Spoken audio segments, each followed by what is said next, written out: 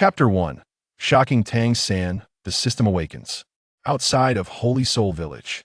In the early morning, amidst a misty sky, two young boys clad in patched garments emerged from the tranquil village, trotting together.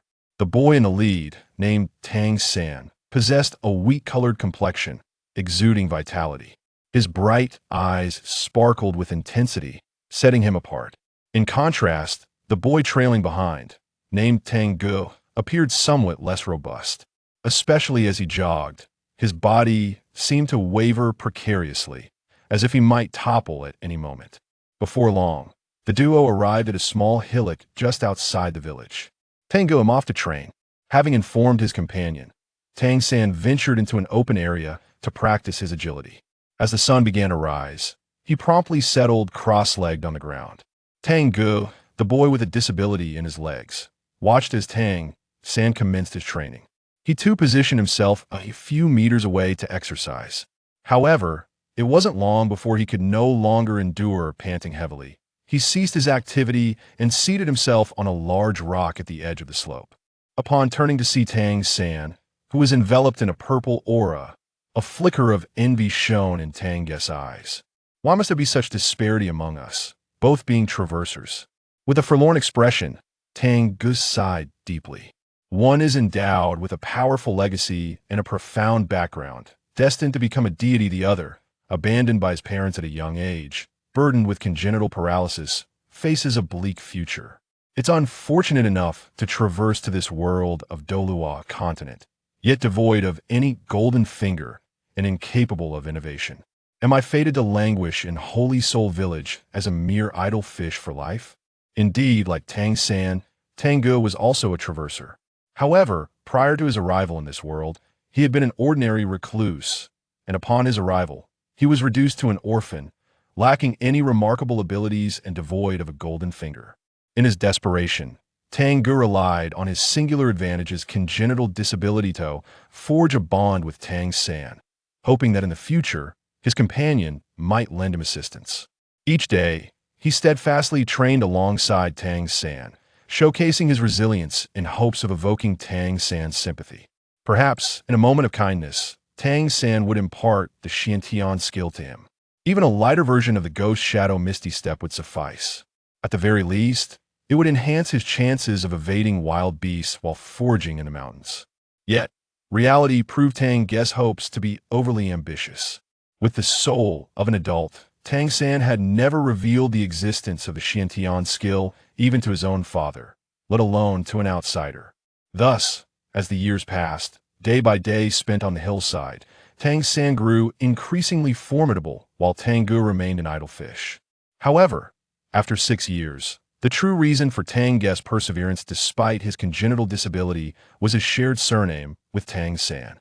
This surname Tang was not bestowed by the village chief who had adopted him, but originated from a jade pendant he wore around his neck. The pendant itself was unremarkable, yet the front bore the character Tang, while the back was adorned with swirling cloud patterns, with a faint hammer-shaped emblem visible at its center. This hammer-shaped emblem was exceedingly obscure, known only to Tang Ge, who had stumbled upon it at the age of 4. In the world of Douluo Continent, if the hammer-shaped emblem represented a martial soul, then there was only one place it could signify. Rubbing the jade pendant concealed beneath his clothing, anticipation gleamed in Tang Ge's eyes. Soon, the plot of Douluo Continent will unfold. If it truly unfolds, as I hope, perhaps this idle fish of mine still has a chance to turn the tide. At that moment, the sun rose fully in the eastern sky, casting golden rays that dispelled the mist atop the hillside. As the dew evaporated, a warm sensation enveloped Tang Ge, prompting him to stretch his waist. Well, 6 years have already passed, there's no need to rush. I should solidify my relationship with Tang San first. Muttering to himself, Tang Ge prepared to descend from the large rock. However, perhaps due to the morning dew or his legs' limitations, the moment he stood up, his foot suddenly slipped and he tumbled down the steep slope. Ah! A heart-wrenching cry startled Tang San, who had just finished his training from 10 meters away. Tang Ge, seeing his friend tumble down the slope, Tang San gasped in shock, his face a mask of disbelief. How could the usually resilient Tang Ge suddenly seek to end his own life? Nevertheless, there was no time for Tang San to ponder. Witnessing Tang Ge's fall, he immediately activated the Ghost Shadow Misty Step and dashed forward. Whoosh! The wind roared past his ears. Below on the slope, Tang Ge, suspended in midair and resembling a large character, was filled with rage, cursing the heavens and earth as he plummeted. As his descent quickened, his face turned pale. Could I be the first traverser to meet my demise upon entering the Douluo Continent? Ding! Congratulations, host. Shocking Tang San. The system has successfully activated. Ding! Congratulations, host. You have completed your first shock, earning a luxurious shock gift package. The package has been automatically stored in the system space. At that moment, a series of notifications echoed in Tang Ge's mind. The shocking system? As this voice resonated, Tang Ge, still in free fall, initially froze, but soon his pallid face lit up with excitement. The system is activated? Hearing the notification in his mind, Tang Ge felt a mix of exhilaration and disbelief. He never anticipated that the system he had yearned for over 6 years would manifest just as he was about to fall. Yet, the next moment, he was on the verge of a fatal impact. In his desperation, Tang Ge couldn't help but shout, "System, save me." Ding! Detection of impending death for the host. According to the first binding rules, the system automatically grants the host one protection from death. Buzz! As the system's voice echoed, a translucent shield abruptly materialized, enveloping Tang Ge in an instant. Then, in the blink of an eye, he plummeted 100 meters. With a heavy thud, Tang Ge finally crashed onto the ground. There was no agonizing pain, no spurting blood. When the shield dissipated and Tang Ge lay flat on the ground, he cautiously opened his eyes, the blinding light causing tears to stream down his face. Ha ha ha! Fortune has finally smiled upon me. 6 years. A full 6 years. From the day he arrived in this world with memories intact, Tang Ge had been tormented by his congenital disability, feeling lost and directionless. Even though the village chief who took him and treated him like his own child, never neglecting him due to his physical limitations, Tang Ge harbored an immense burden in his heart. Especially during outings, when he felt the peculiar gazes of other children his age, the discomfort was unbearable. In those moments, he truly wished to shout, 30 years in the East, 30 years in the West. Do not underestimate the youth in poverty. Yet, Tang Ge understood that complaints would resolve nothing. Self-pity would not evoke sympathy from others. Thus, upon realizing he had entered the world of Douluo Continent, he gritted his teeth and endeavored to overcome his physical shortcomings, training diligently alongside Tang San day after day. He sought to learn from Tang San while using him as a goal to spur himself on. To live is to have purpose. Without purpose, what is the difference between existence and being a mere shell? And now, after falling from the cliff, the system awakened, and the bitter times had finally yielded to sweet rewards. Lying on the slightly cool ground, Tang Ge laughed and cried, appearing almost deranged. So much so that Tang San, who had just slid down the steep slope, halted in his tracks, too astonished to approach. After a considerable pause, he cautiously made his way over. "Tang Ge, are you all right?" "I'm fine, Tang San." Once Tang Ge regained his composure, he shook his head.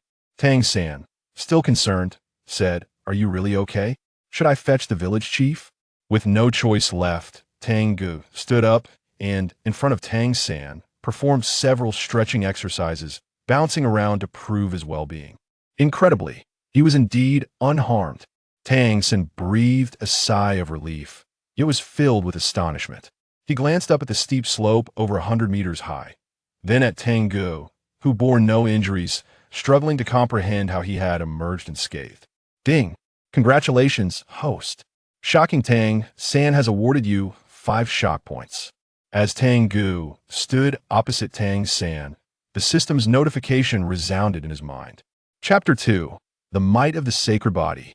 Upon hearing the system notification, Tang Ge recalled the luxurious shock gift package still nestled within the system space.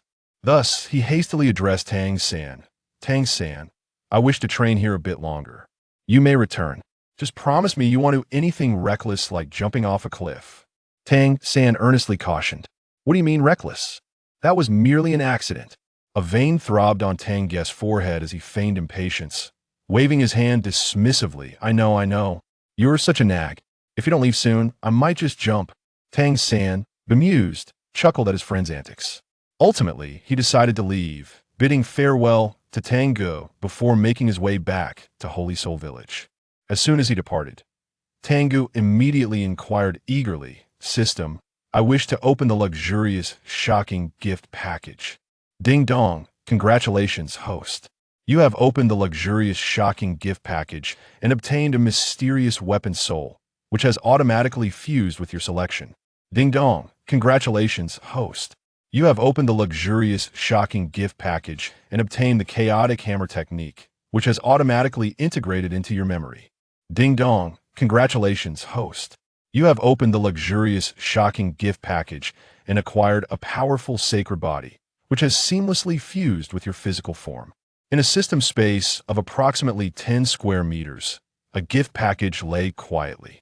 However, at that moment, as the notification sound echoed, the previously still package erupted with blinding brilliance, and 3 beams of light shot forth from within. One beam entwined like a sword, tearing through the heavens and splitting the earth. Another beam resonated with the sound of a hammer, reverberating through the skies.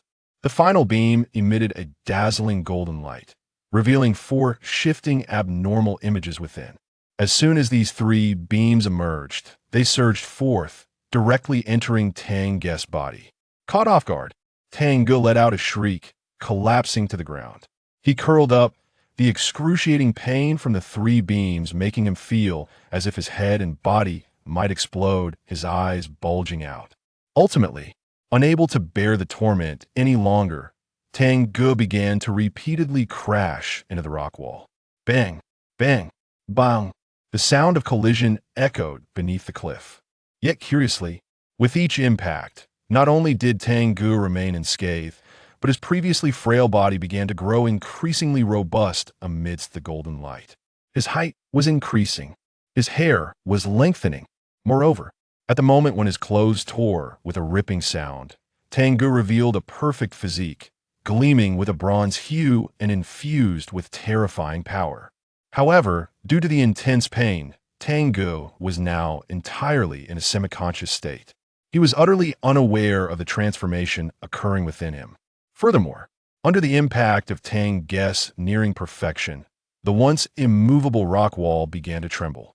Rocks continuously cracked and fell from above. The fissures multiplied. Finally, when the golden light enveloping Tang Ge suddenly surged and then rapidly receded, a deafening roar erupted. Boom! With a violent impact, the rock wall was forcefully dented, creating a massive human-shaped pit. Countless fragments flew in all directions. Startled, distant birds chirped in alarm, flapping their wings in a frantic escape. Dust swirled, accompanied by intense coughing. A figure suddenly emerged from the chaos. It was none other than Tang Ge, who had just created a gaping hole in the rock wall. At this moment, he had awakened from his previous semi-conscious state, appearing not only devoid of weakness, but also remarkably invigorated. Yet, upon witnessing the scene before him, Tang Ge wore an expression of shock and disbelief. Did I really cause all this? Staring at the human-shaped pit he had created, Tang Ge was filled with incredulity. Moments ago, he felt an overwhelming influx of information flooding his mind, as if a volcano had erupted within his body, the searing pain nearly causing him to lose consciousness. He had barely registered the system's notification. Now, having regained his senses, Tang Ge felt a surge of power coursing through him. He suspected that with a single punch, he could fell a bull. More importantly, Tang Ge discovered that the congenital disability in his right leg, which had plagued him for 6 years, had completely reverted to normal. The solid feeling of his feet on the ground filled him with exhilaration. Finally, it's finally over. Ding dong, the luxurious, shocking gift package has been fully distributed, and the host's personal data has been updated. Would you like to view it? At that moment, the system's notification sounded. Upon hearing the notification, Tang Ge suppressed his excitement and softly murmured, "View." Instantly, A virtual panel materialized before his eyes. Shocking system. Host, Tang Ge. Level none. Weapon soul. Unawakened mysterious weapon soul. Martial technique, chaotic hammer technique. Physique, 10 fusion of ancient sacred body. Shock value, 5. As this virtual panel appeared, the information regarding the previously received luxurious, shocking gift package re-emerged in Tang Ge's mind. 3 treasures. One was a mysterious weapon soul, which would only manifest once his own weapon soul awakened. The second was the chaotic hammer technique, a skill created by the Haotian sect of Douluo Continent for the Haotian hammer, if executed continuously for 81 strikes. Even domains could be shattered. Tang Ge had not anticipated receiving this hammer technique. However, without awakening the weapon soul Haotian hammer, he would be unable to fully unleash its true power. Nevertheless, both the mysterious weapon soul and the chaotic hammer technique merely stirred a fleeting excitement within Tang Ge. What truly exhilarated him was the third treasure, the ancient sacred body, a peerless human warrior body from the ancient era. Unparalleled in the world of Zhetian, once perfected, it could rival an emperor. Moreover, the ancient sacred body possessed advantages such as invulnerability to all evils, the ability to counter abnormalities, invincibility among peers, and physical supremacy. Just the thought of the ancient sacred body's prowess in the Zhetian world left Tang Ge utterly convinced. Even if he does not awaken his martial soul, as long as he cultivates the ancient sacred body to perfection, he can still traverse the Douluo world with unparalleled prowess. Unfortunately, the formidable nature of the ancient sacred body also signifies an immense consumption of resources, and the likelihood of achieving enlightenment is nearly non-existent. Of course, the concept of enlightenment is still premature for Tang Ge at this moment. What truly troubles him is the resources required for cultivating the ancient sacred body. After all, he has only reached a fusion level of 10 after his recent experiences. It is only upon complete fusion that the awakening phase can commence. And the resources consumed in this process are virtually incalculable. Fortunately, the system is equipped with a function allowing for lottery draws using shock points. By accumulating 10,000 shock points, he can obtain various treasures from the myriad realms. The sources and holy medicines from the world of the heavens are not entirely out of reach. Nevertheless, even with this in mind, Tang Ge cannot help but chuckle wryly and shake his head. It seems that for the time being, the awakening of his martial soul must take precedence. As he ponders this, a sudden low growl resonates through the air. Tang Ge's attention was captured as he observed 8 gray wolves emerge from the woods about 7 or 8 meters away. Upon their appearance, the fierce glint in their eyes fixated on him. Among them was a formidable wolf king towering at 2 meters. In the past, encountering such a pack of wild wolves would have instilled immediate fear in Tang Ge, prompting thoughts of escape. However, in this moment, he felt no trepidation. Instead, a smile graced his youthful face. A living target had presented itself, providing a perfect opportunity to test the might of his sacred body.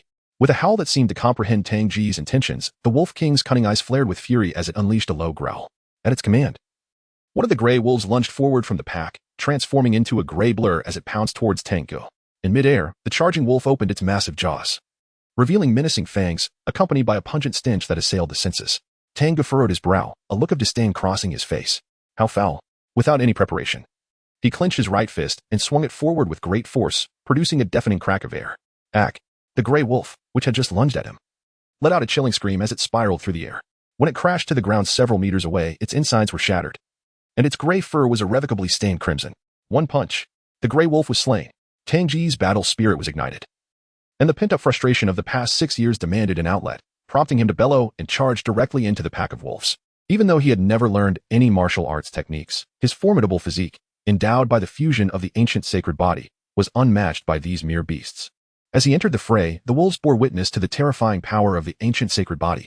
With a single punch, one gray wolf's skull was shattered. Another punch sent another gray wolf's abdomen caving in, its eyes bulging grotesquely from the pressure. As he weaved through the pack, Tang Ge resembled a divine entity, with the air crackling around him and the anguished howls of wolves echoing in the background. In the blink of an eye, the 7 ferocious gray wolves were reduced to lifeless corpses. The Wolf King, who had attempted a sneak attack, was sent flying by a single blow from Tang Ge. Planning to flee? As he observed the Wolf King, which had begun to retreat with its tail tucked, Tang Ge's eyes narrowed. Spotting a fist-sized stone on the ground beside him, he raised his foot and delivered a powerful kick. With a resounding boom, the stone transformed into a blur, hurtling towards the retreating Wolf King. The Wolf King howled, unleashing a burst of white light. Upon collision, the stone disintegrated into fragments. Yet the force imbued with Tang Ge's ancient sacred body struck the Wolf King with tremendous impact. The Wolf King emitted a heart-wrenching, defiant cry as its towering 2-meter frame collapsed to the ground. In an instant, its entire body was drenched in a vivid crimson hue. Simultaneously, a white halo began to materialize from the lifeless Wolf King. Upon seeing this halo, Tang Ge's eyebrows arched in surprise, a look of astonishment gracing his handsome features. A soul ring? He had not anticipated that this Wolf King was a 10-year soul beast. After the initial shock, he was overcome with elation. The ancient sacred body was indeed immensely powerful. He had only just begun to merge with it, yet he could effortlessly slay a 10-year soul beast. If he were to fully awaken, could he not hunt 1,000-year or even 10,000-year soul beasts? And what if he combined this with his martial soul and techniques? A god of killing? Chapter 3. Old Village Chief Jack. After a while, the white soul ring that had emerged from the Wolf King gradually dissipated, stopping his wild musings. Tang Ge observed this scene without a twinge of regret. A mere 10-year soul ring was insignificant in his eyes. Should he choose to fuse with a soul ring? It would have to be of 1,000-year caliber. However, knowing that it would be some time before anyone from the spirit hall arrived, Tang Ge realized that pondering these things was futile. He murmured to himself, "Never mind, I shall return for now. I wonder if Tang San has informed Grandpa Village Chief about my fall." Looking up at the sky, he noticed that the sun had risen high. Did not linger here any longer. After collecting all the wolf carcasses into his system space, he turned and departed. At the entrance of Shenghun Village, as the morning progressed, the awakened villagers began to emerge from their homes. A cart drawn by an ox was approaching the village, laden with goods. Upon returning, did not encounter the village elder, and his worries swiftly dissipated. Upon seeing the middle-aged man driving the ox cart, he couldn't help but smile shyly. "Uncle Li, heading to Nodding City so early," he remarked. "The sooner you go, the sooner you return. The roads can be perilous in the dark." Uncle Li involuntarily replied, but as soon as the words left his mouth, he suddenly realized something. Wait a moment. Who is this sturdy lad, built like an ox yet clad in tattered garments? Do I know him? A look of bewilderment crossed Uncle Li's face as he pondered calling out to ask for the young man's name, but by then, the boy had already vanished into the village. Never mind, perhaps my memory has faltered recently, Uncle Li mused, shaking his head and dismissing the thought. He continued on his way, guiding the cart towards Nodding City. On his journey back to the village, in high spirits, ran joyfully, greeting the villagers he passed. When he encountered an adorable 3-year-old girl, he paused to play with her for a while. As he departed, he found himself holding a skewer of candied hawthorns, of which he had only taken a small bite. Behind him, however, a loud wailing erupted. "Wow, my candied hawthorn!" Upon hearing the cries, a burly man with a bushy beard rushed out from a nearby butcher shop, brandishing a cleaver. "Which little rascal dares to bully my girl? I shall not let him off lightly." Tang Ge, feeling a sense of anxiety, hurriedly quickened his pace as he departed. Before long, he found himself at the doorstep of the village chief's home. "Grandfather, I have returned." Upon reaching the entrance, Tang Ge could not contain his voice and shouted, "Ah, it is you, Tang Ge. I shall open the door for you right away," came the frail voice from within. In a fleeting moment, accompanied by the sound of footsteps, the previously closed door swung open, revealing an elderly man with a white beard, leaning on a cane. It was none other than Jack, the village chief of Shenghun Village. He was about to inquire why Tang Ge had returned so late when he glanced up, and, upon seeing Tang Ge's appearance, his murky eyes suddenly filled with confusion. "Who is this little one?" "Grandfather, it is I, Tang Ge. Have you truly forgotten me?" Tang Ge wore a distressed expression as he spoke. His voice bore a striking resemblance, yet the figure was quite different. Old Jack furrowed his brow and adopted a stern demeanor. "Come, take a few steps so the old man can see." Tang Ge, if it were anyone else, they would have long lost their temper and slapped him. "So it seems that my limp has become my distinctive mark, has it?" Nevertheless, in response to the village chief's request, Tang Ge must obediently comply. Furthermore, he feels compelled to demonstrate that the issue lies solely within himself. Tang Ge not only took a few steps, but also recounted some childhood tales known only to him and the village elder, conveniently attributing his transformation to consuming a mystical elixir. In the end, old Jack was utterly convinced that this robust young man before him was indeed Tang Ge. Tears of joy welled up in his murky eyes as he embraced Tang Ge tightly. "At last, the heavens have opened their eyes. My dear Tang Ge's health has improved," he exclaimed. "Grandfather." Tang Ge felt a pang in his heart, struggling to hold back tears. After a while, the grandfather and grandson reluctantly parted ways. Old Jack gazed at the robust Tang Ge, who towered even above some 13 or 14-year-olds, and his satisfaction grew with every glance, a radiant smile blooming on his wrinkled face. "Come, let us return home. I shall help you tidy up that hair, and you must change into something new as well. And remember, Tang Ge, you must refrain from eating indiscriminately when you are out." "I understand, Grandpa." Tang Ge nodded earnestly. He then supported old Jack and cautiously entered the house. In the afternoon, as the sun shifted westward, golden rays cascaded down, enveloping the entire Shenghun village. The villagers, who had been busy with their own affairs, suddenly began to murmur, as if they had heard a remarkable news. "Have you heard? The village chief's boy, who suffered from a limp, has miraculously recovered. Is it really possible for a limp to heal? Are you pulling our leg? I've heard it too. That little rascal. Tang Ge not only has his limp cured, but he has also transformed into a robust and handsome lad. Could it be that a master soul practitioner intervened to heal his leg? I'm not sure about that. But isn't that little Tang Ge? If you're curious, why not just ask him? Goodness, look at that physique and charm. If I had a daughter, I would surely want to bring him into our home. A little over 10 meters away, Tang Ge, who was carefully making his way forward, suddenly found himself the focus of dozens of curious eyes. The mixture of astonishment, intrigue, and eagerness made his scalp tingle. As the villagers began to converge towards him, he panicked and fled, running until he reached the western edge of the village before halting. Reflecting on the earlier conversations, Tang Ge couldn't help but chuckle ruefully. The village chief truly had a knack for spreading the news. Now, Tang Ge had become a local sensation. Indeed, the entire village was now aware of his recovery. Until then, he had been oblivious to the matter. Upon waking from an afternoon nap, he had seen the village chief returning with a beaming smile, assuming he had encountered some delightful event. Now, he realized that the chief had taken advantage of his slumber to share the good news of his recovery with the villagers. Tang Ge held no resentment regarding this. He understood that the chief's intentions were purely benevolent, aiming to spare him from the odd glances of the villagers that he had previously endured. Yet, the image of the village chief, exhausted to the point of dozing off in his armchair before Tang Ge left home, tugged at his heartstrings. He clenched his fists, silently vowing, "Rest assured, Grandpa, Tang Ge will not let you down." Chapter 4. May I give it a try? After a while, Tang Ge managed to calm his emotions. Remembering the purpose of his outing, a glimmer of anticipation sparkled in his eyes as he continued toward the western part of the village. Soon, 3 exceedingly simple earthen houses came into view. Atop the central dwelling, a wooden sign bearing a rudimentary hammer was affixed. This was none other than Tang San's home. Today, Tang Ge arrives primarily to convey a message from Grandpa Jack. In 3 days, a soul master from the Spirit Hall will come to Holy Soul Village to preside over the awakening ceremony. At that time, both Tang Ge and Tang San, along with any child of appropriate age, will participate in the awakening ceremony. This ceremony will determine the fate of an individual. Tang Ge had originally thought that it would take some time, but unexpectedly, during lunch today, he learned the news from Grandpa Jack. After waiting for 6 long years, the plot was finally about to unfold. The mere thought of the various significant events that were to transpire next filled Tang Ge with immense excitement and anticipation.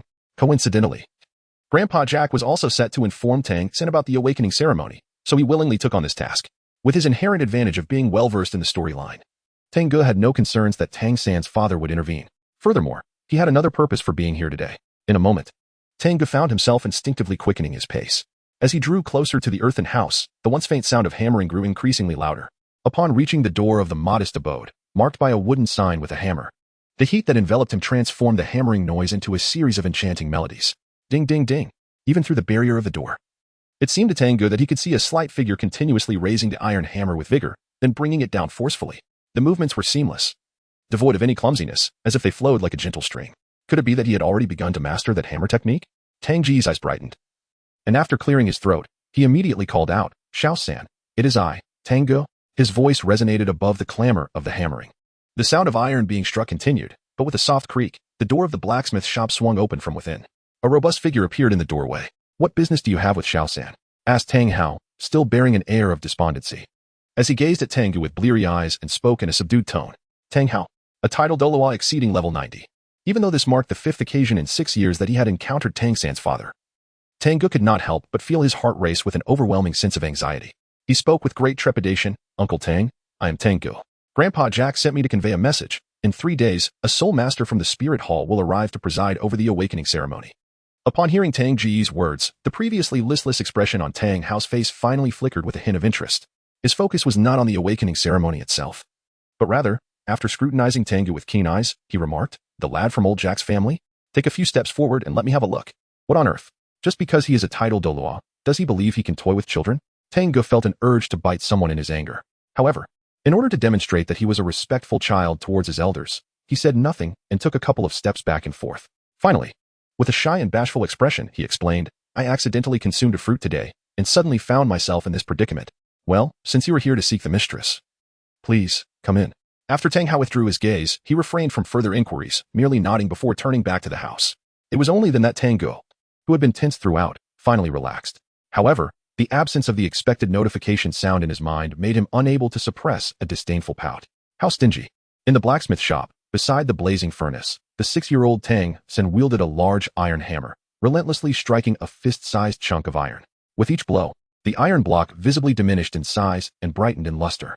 Upon witnessing this scene, Tang Hao, who had just returned, could not help but display a fleeting glimmer of satisfaction in his eyes, only to revert to his usual murky demeanor. He spoke in a calm tone. Cease your work. Your friend Tang Ge has come to see you. Tang Ge? Has he come to find me? Upon hearing his father's words, Tang San immediately recalled the events of the morning. After the iron hammer in his hand fell once more, it gradually came to a halt. He set the hammer down, wiped the sweat from his brow, and turned around. Father, where is Tang Ge? I am here, Shao San.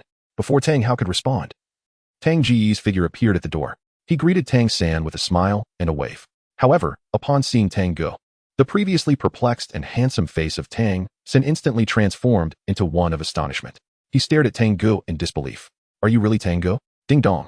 Congratulations to the host. You have shocked Tang San, earning 5 points of astonishment value. The system's prompt suddenly echoed.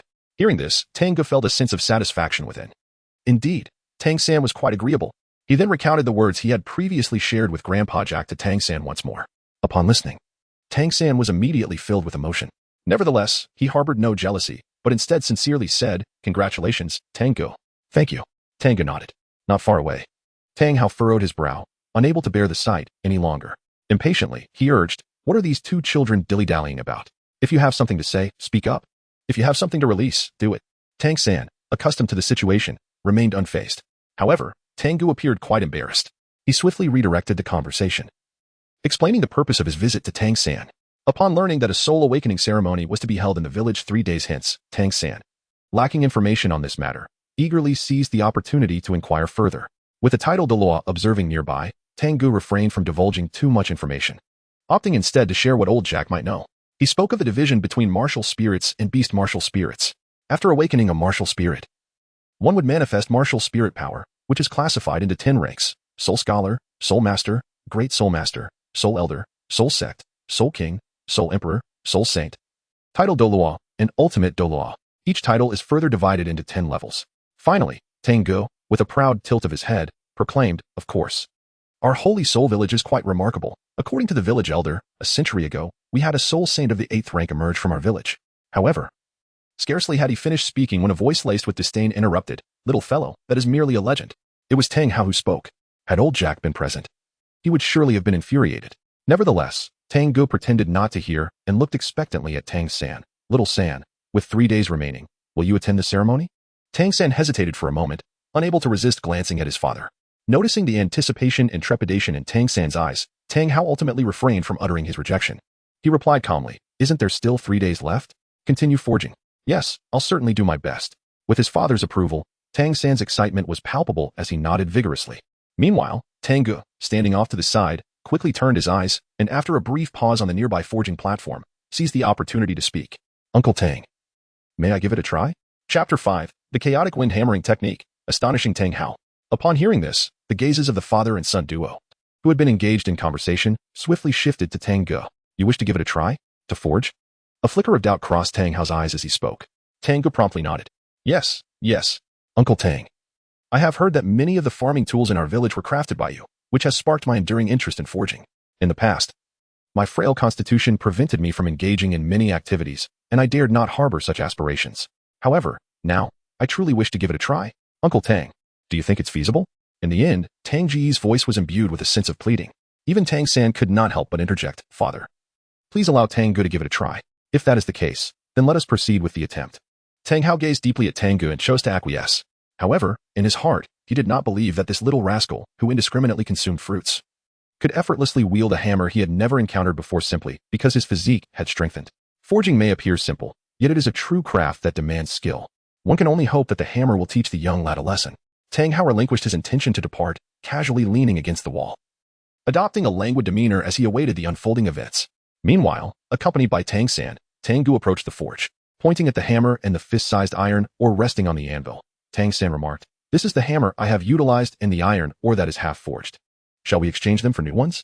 No need, these will suffice, came the reply. Tang Ge was eager to demonstrate his skills, without needing any instruction from Tang San. He grasped the hammer resting on the forging platform. Observing Tang Ge's casual demeanor with the hammer, Tang Hao, who had initially harbored some anticipation while leaning against the wall, shook his head in disappointment and closed his eyes. Even Tang San could not bear to watch, unable to suppress a wry smile as he offered a gentle reminder. Tang Ge, could you please take this seriously? All right, I will. Upon hearing Tang San's admonition, the smile on Tang Ge's face vanished, replaced by a solemn expression. As images of the chaotic wind hammering technique flooded his mind, he gradually began to adjust his stance. It was at that moment, when he felt a profound unity of mind and body, that he truly entered the zone. Tang Ge's legs, positioned askew, suddenly sank with vigor, using his legs as a springboard to generate force that propelled his waist. He then harnessed the strength of his waist to engage his back, leaning backward as he swung the hammer high with his right arm. In that fleeting moment, as his back power drove his arm downward with great speed, the hammer struck the iron or on the anvil with a resounding thud. A deep, resonant impact reverberated through the air. For a novice lacking the requisite experience, wielding such immense force would undoubtedly lead to dire consequences. At best, they would be jolted backward by the recoil of the forging hammer. At worst, they might suffer a serious injury to their lower back. Alas, that was not the case here. Tang Ge was not a true novice. Therefore, when the forging hammer descended and rebounded, he exerted force through his calves once more, swinging the hammer, turning, and striking down, creating a flawless cycle. In an instant, a rhythmic clanging of hammers began to resonate throughout the room. Over the past few days, apart from going out for exercise, Tang San had been diligently studying forging techniques in the smithy. At that moment, his eyes widened in astonishment. He gazed at Tang Ge, who was forging the iron or as if performing a mesmerizing act, his eyes brimming with incredulity. This technique of exertion was astonishing, not only Tang San, but even Tang Hao, who had been lazily leaning against the wall in a doze, stood upright without realizing it. His despondent demeanor vanished, replaced by profound shock. The chaotic wind hammer technique. It was indeed the chaotic wind hammer technique. If not for the fact that the one forging at this moment was merely a 6-year-old child, Tang Hao might have been unable to restrain himself from rushing over to seize the boy. He had never expected that in this remote Holy Soul village, someone would wield the chaotic wind hammer technique, a skill he thought was exclusive to himself. Nonetheless, Tang Hao was not an ordinary person. After a brief moment of astonishment, he quickly regained his composure. He fixed his gaze on the young Tang Ge, who was executing the forging techniques with remarkable finesse. His brow furrowed as he muttered to himself. Could it be that this little fellow was unaware he was employing the chaotic wind hammer technique, possessing a natural talent for forging that allowed him to grasp such techniques intuitively? Moreover, sharing the same surname. Could it truly be mere coincidence that he had acquired such skill without a mentor? Initially, Tang Hao did not pay much mind to the emergence of another child with the surname Tang in Holy Soul Village, for the Tang surname was not exclusive to his lineage. However, now, with the experience of witnessing this scene, he began to ponder Tang Ge's origins.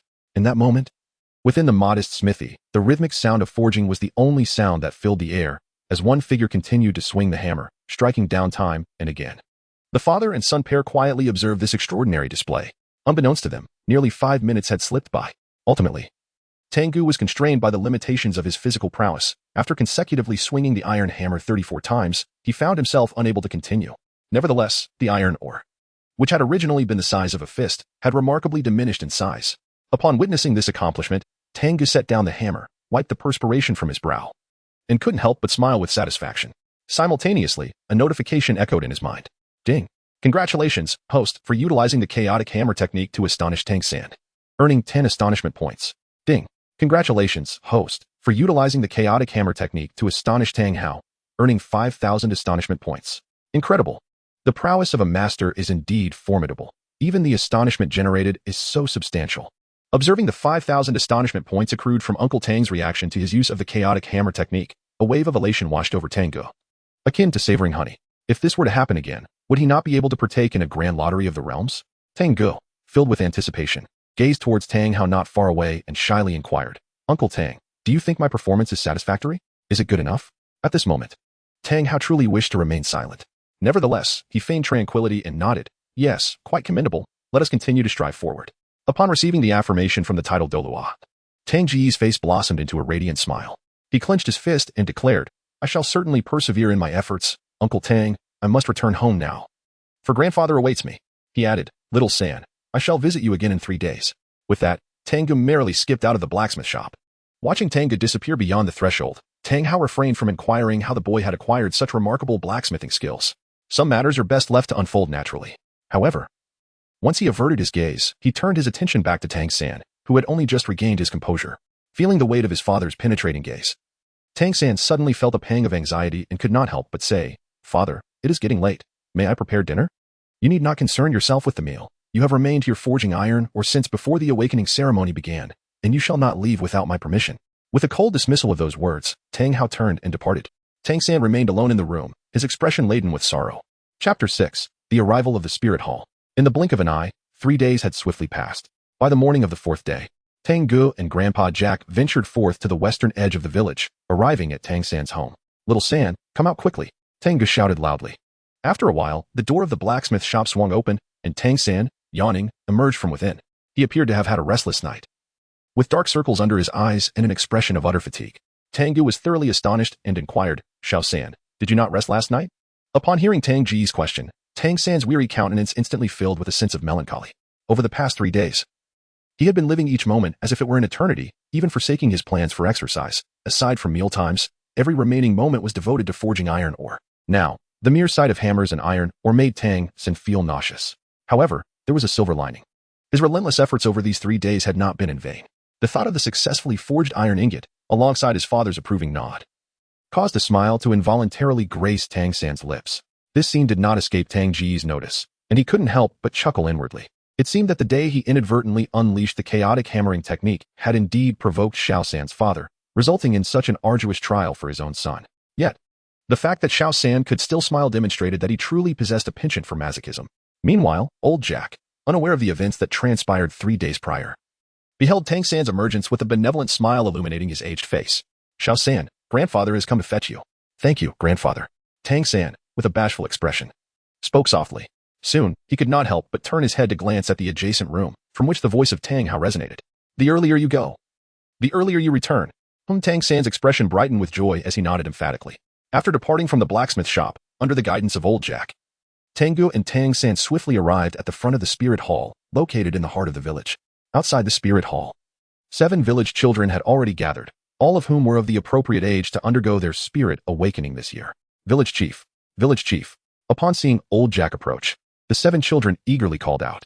However, as their gazes fell upon Tang Ge, who accompanied old Jack, a distinct flicker of fear flashed in their eyes. Upon witnessing this, Tang Ge curled his lip in disdain. Just these few little ones, who had the audacity to label him a monster just a couple of days ago, were now crying out for him like obedient children after a few punches. Suddenly, footsteps echoed from a distance, capturing the attention of everyone present. They turned to see a young man clad in a white athletic outfit, with a black cloak draped over his shoulders, striding towards them. Prominently displayed at the center of his chest was a soul character, roughly the size of a fist. Upon witnessing the scene, Tang Ge's spirit was instantly invigorated. Realizing that the first supporting character of the Douluo Continent's narrative, Su Yuntao, had finally made his entrance. As anticipated, after old Jack had greeted the young man, he promptly addressed the children. "Children, this is the Battle Spirit Master from Notting City, here to facilitate your soul awakening." The mention of a Battle Spirit Master from Notting City sparked excitement among the group of children, who eagerly mimicked old Jack's earlier gesture, bowing to the young man. "We have met the master. We have met the master." Su Yuntao, the young man in question, was taken aback upon hearing the children refer to him as master. Such an esteemed title was not one to be taken lightly. If his colleagues from Notting City were to discover this, he would undoubtedly become the subject of ridicule. Consequently, he hastily waved his hand, impatiently urging, all right, my time is limited. The sooner you awaken, the sooner we can conclude. Follow me inside." With that, he stepped into the spirit hall ahead of them. Encouraged by old Jack, Tang Ge, Tang San, and the other 7 children followed suit. Inside the spirit hall, at Su Yuntao's request, the 9 children lined up in a single file, aware of Tang San's innate full soul power and dual spirit abilities.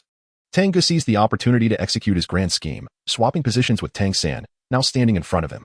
However, there were no other children behind them.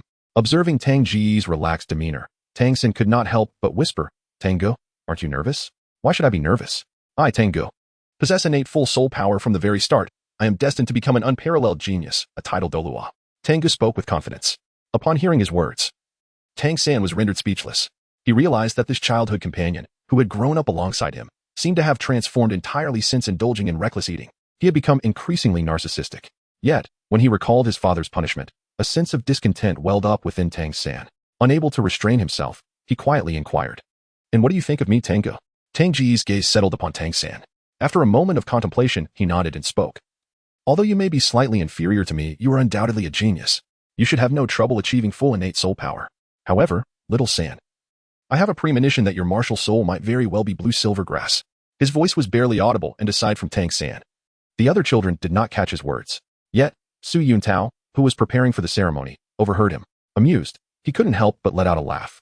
Tang Ge possessed an unyielding disposition, oblivious to any embarrassment, for how could a sparrow comprehend the aspirations of a swan? However, Upon perceiving the mocking gaze of the esteemed soul master directed at him, Tang San's face flushed crimson, wishing fervently for a hole to burrow into. Yet, his heart simmered with indignation at Tang Ge's earlier words, which had audaciously claimed that his martial soul was merely blue-silver grass. Such a betrayal of friendship. At that moment, Su Yuntao had arranged a hexagonal formation with dark stones and held a crystal ball in his hand. He wiped the smile from his face, his gaze sweeping over the 9 children before him, and he gestured towards the hexagonal formation, speaking in a calm tone. From left to right, step into the circle. A gentle glow emanated from the formation as the first child stepped forward. As Tang Ge recalled, the narrative unfolded without deviation. Once Su Yuntao unleashed his martial soul, the lone wolf, the sequence of events proceeded from the first child who entered the hexagonal formation until just before Tang Ge's turn. The martial souls awakened and 7 of the children were either scythes or hoes, while 1 girl was bestowed with blue-silver grass. All these martial souls were deemed useless. Moreover, they possessed no soul power within them, rendering them incapable of cultivation. Su Yuntao, who had initially harbored a glimmer of hope, was now profoundly disheartened. When it was Tang Ge's turn, he impatiently urged, "You, the future titled Douluo genius, hurry up and finish your assessment so you can go home for your milk." This provoked laughter from the group of children, who had been disheartened by their lack of awakened soul power.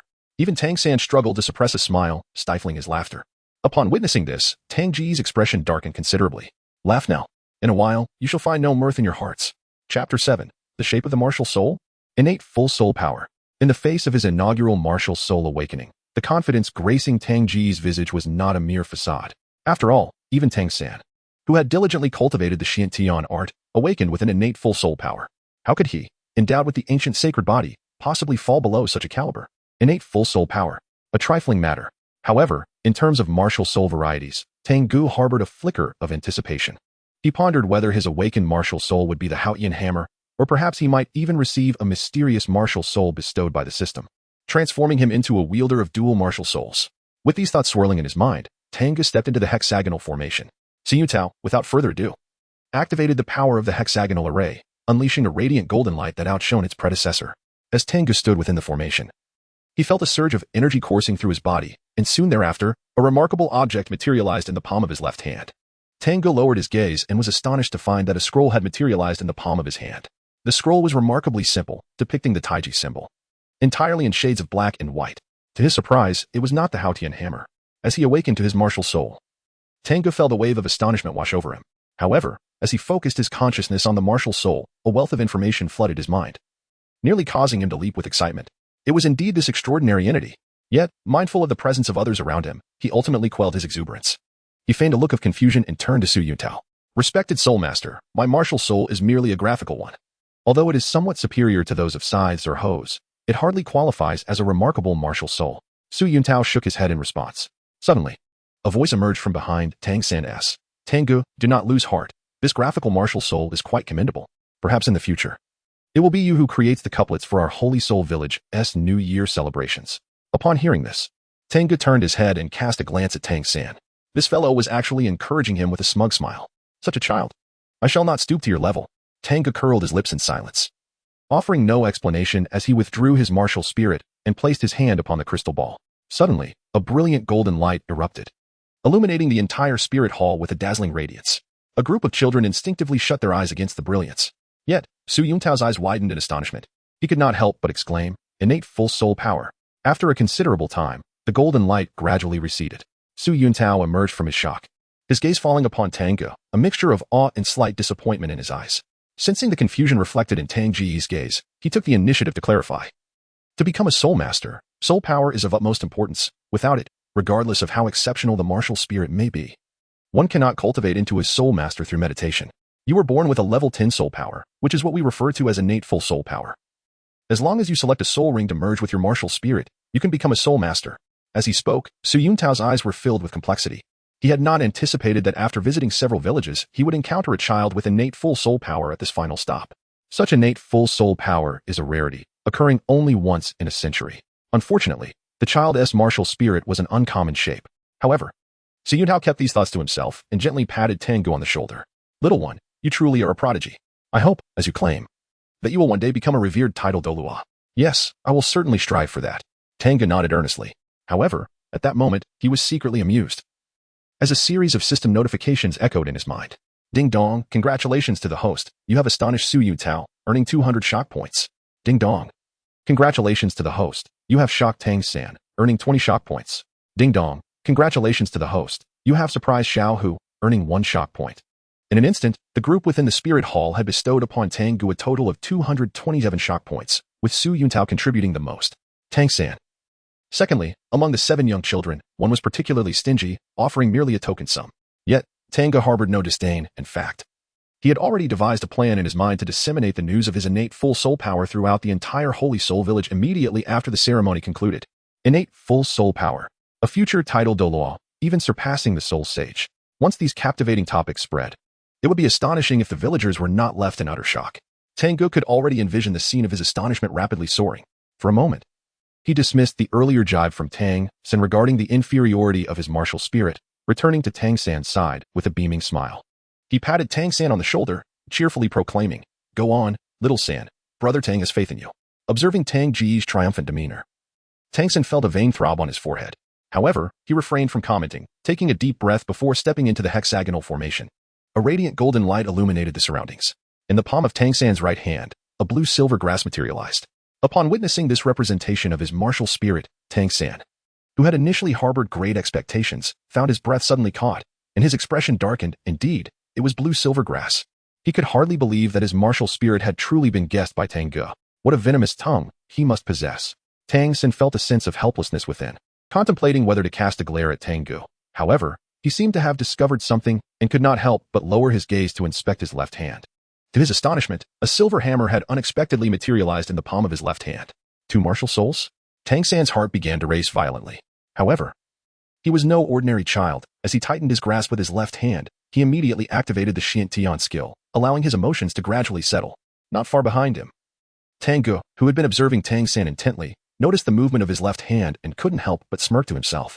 With twin martial souls, should he reveal this secret afterward to astonish little San? Just as he contemplated this, Su Yuntao, wearing an expression of disappointment, pushed the glass orb in front of Tang San.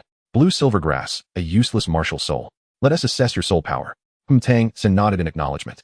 Then, another blinding burst of golden light surged forth, eliciting gasps of astonishment from the children within the spirit hall. Su Yuntao's heart tightened painfully, nearly causing him to disengage from the spirit fusion.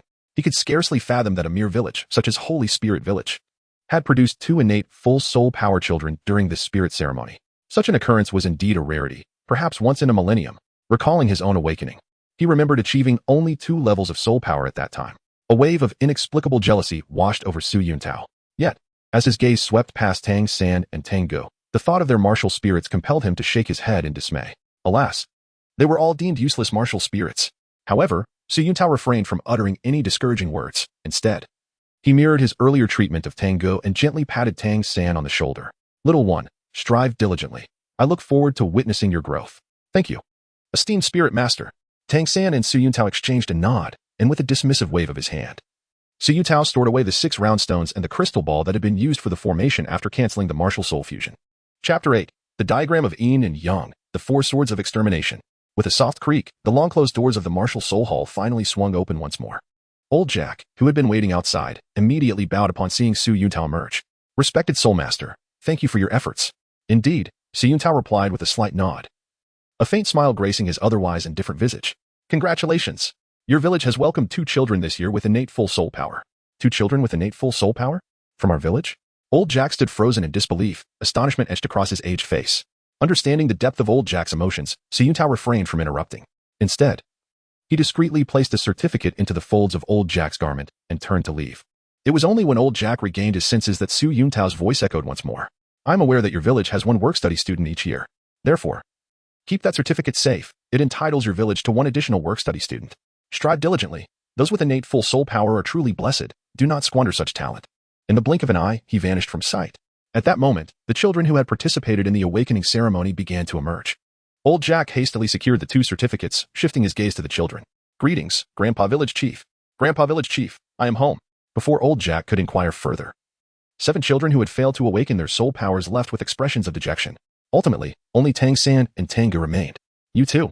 Old Jack's voice trembled with emotion.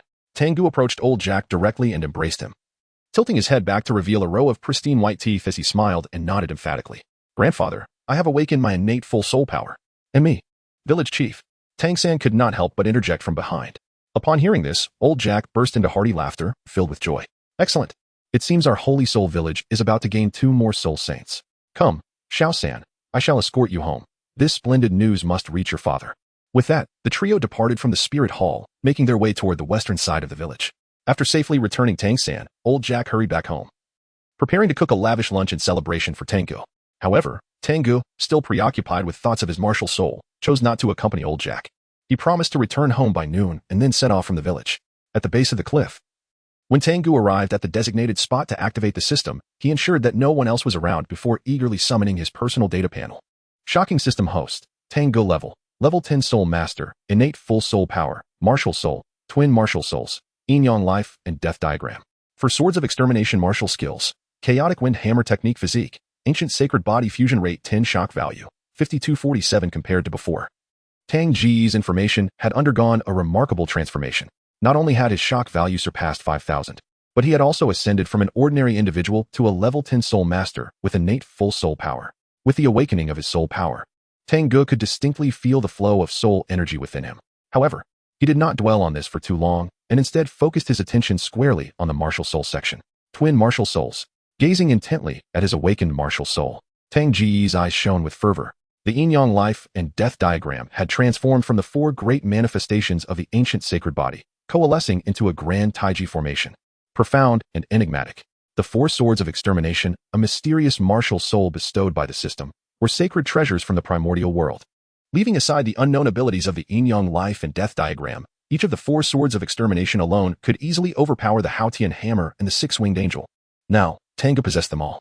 Should the spirit hall become aware of this, coupled with Tang Ge's innate full soul power, they would undoubtedly resort to every means possible to claim him for their own. Alas, the rarity of graphical martial souls, combined with Su Yuntao's lowly status, rendered the profundity of the yin-yang life and death diagram imperceptible to him. In his heart, Tang Ge felt a twinge of regret for yet another missed opportunity to harvest shock values.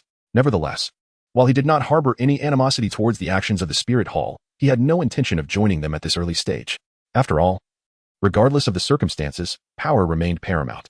With this thought in mind, he retracted his personal information panel and, feeling a surge of inspiration, spread his hands wide, revealing an ethereal glow. In the palm of his left hand, a scroll unfurled, depicting the yin-yang taiji symbol, which slowly rotated, hinting at the continuous flow of 2 energies, one black and one white.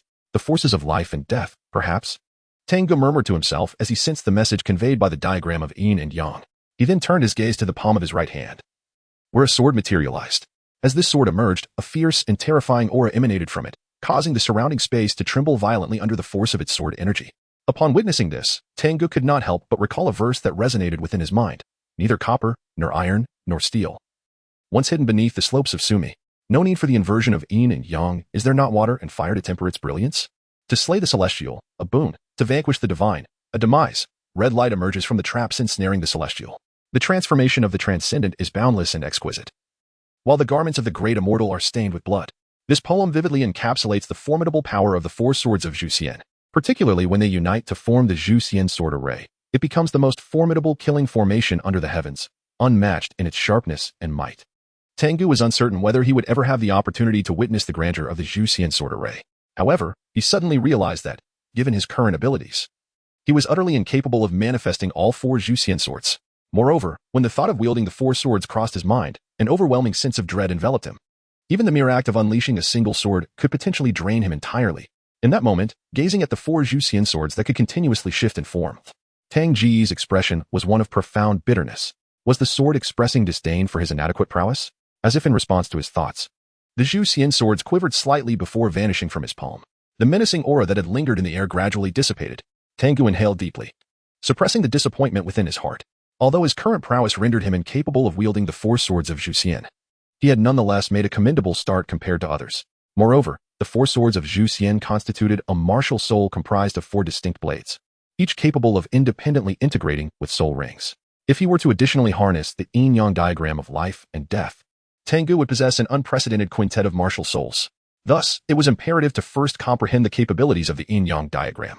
Preparing for the forthcoming selection of his initial soul ring, contemplating the prospect of attending the Junior Soul Master Academy in Notting City 3 months hence, Tang Ge's heart brimmed with anticipation. He dismissed further thoughts and sprinted towards the distant mountains and forests. Chapter 9. The Death of the Yin Master. The birth of the Yang Master. Several miles from Shenghun village lies a forest teeming with wild beasts, attracting hunters from the village for their pursuits. This also accounts for the scarcity of soul beasts in the area. Before long, Tang Ge ventured into the woods.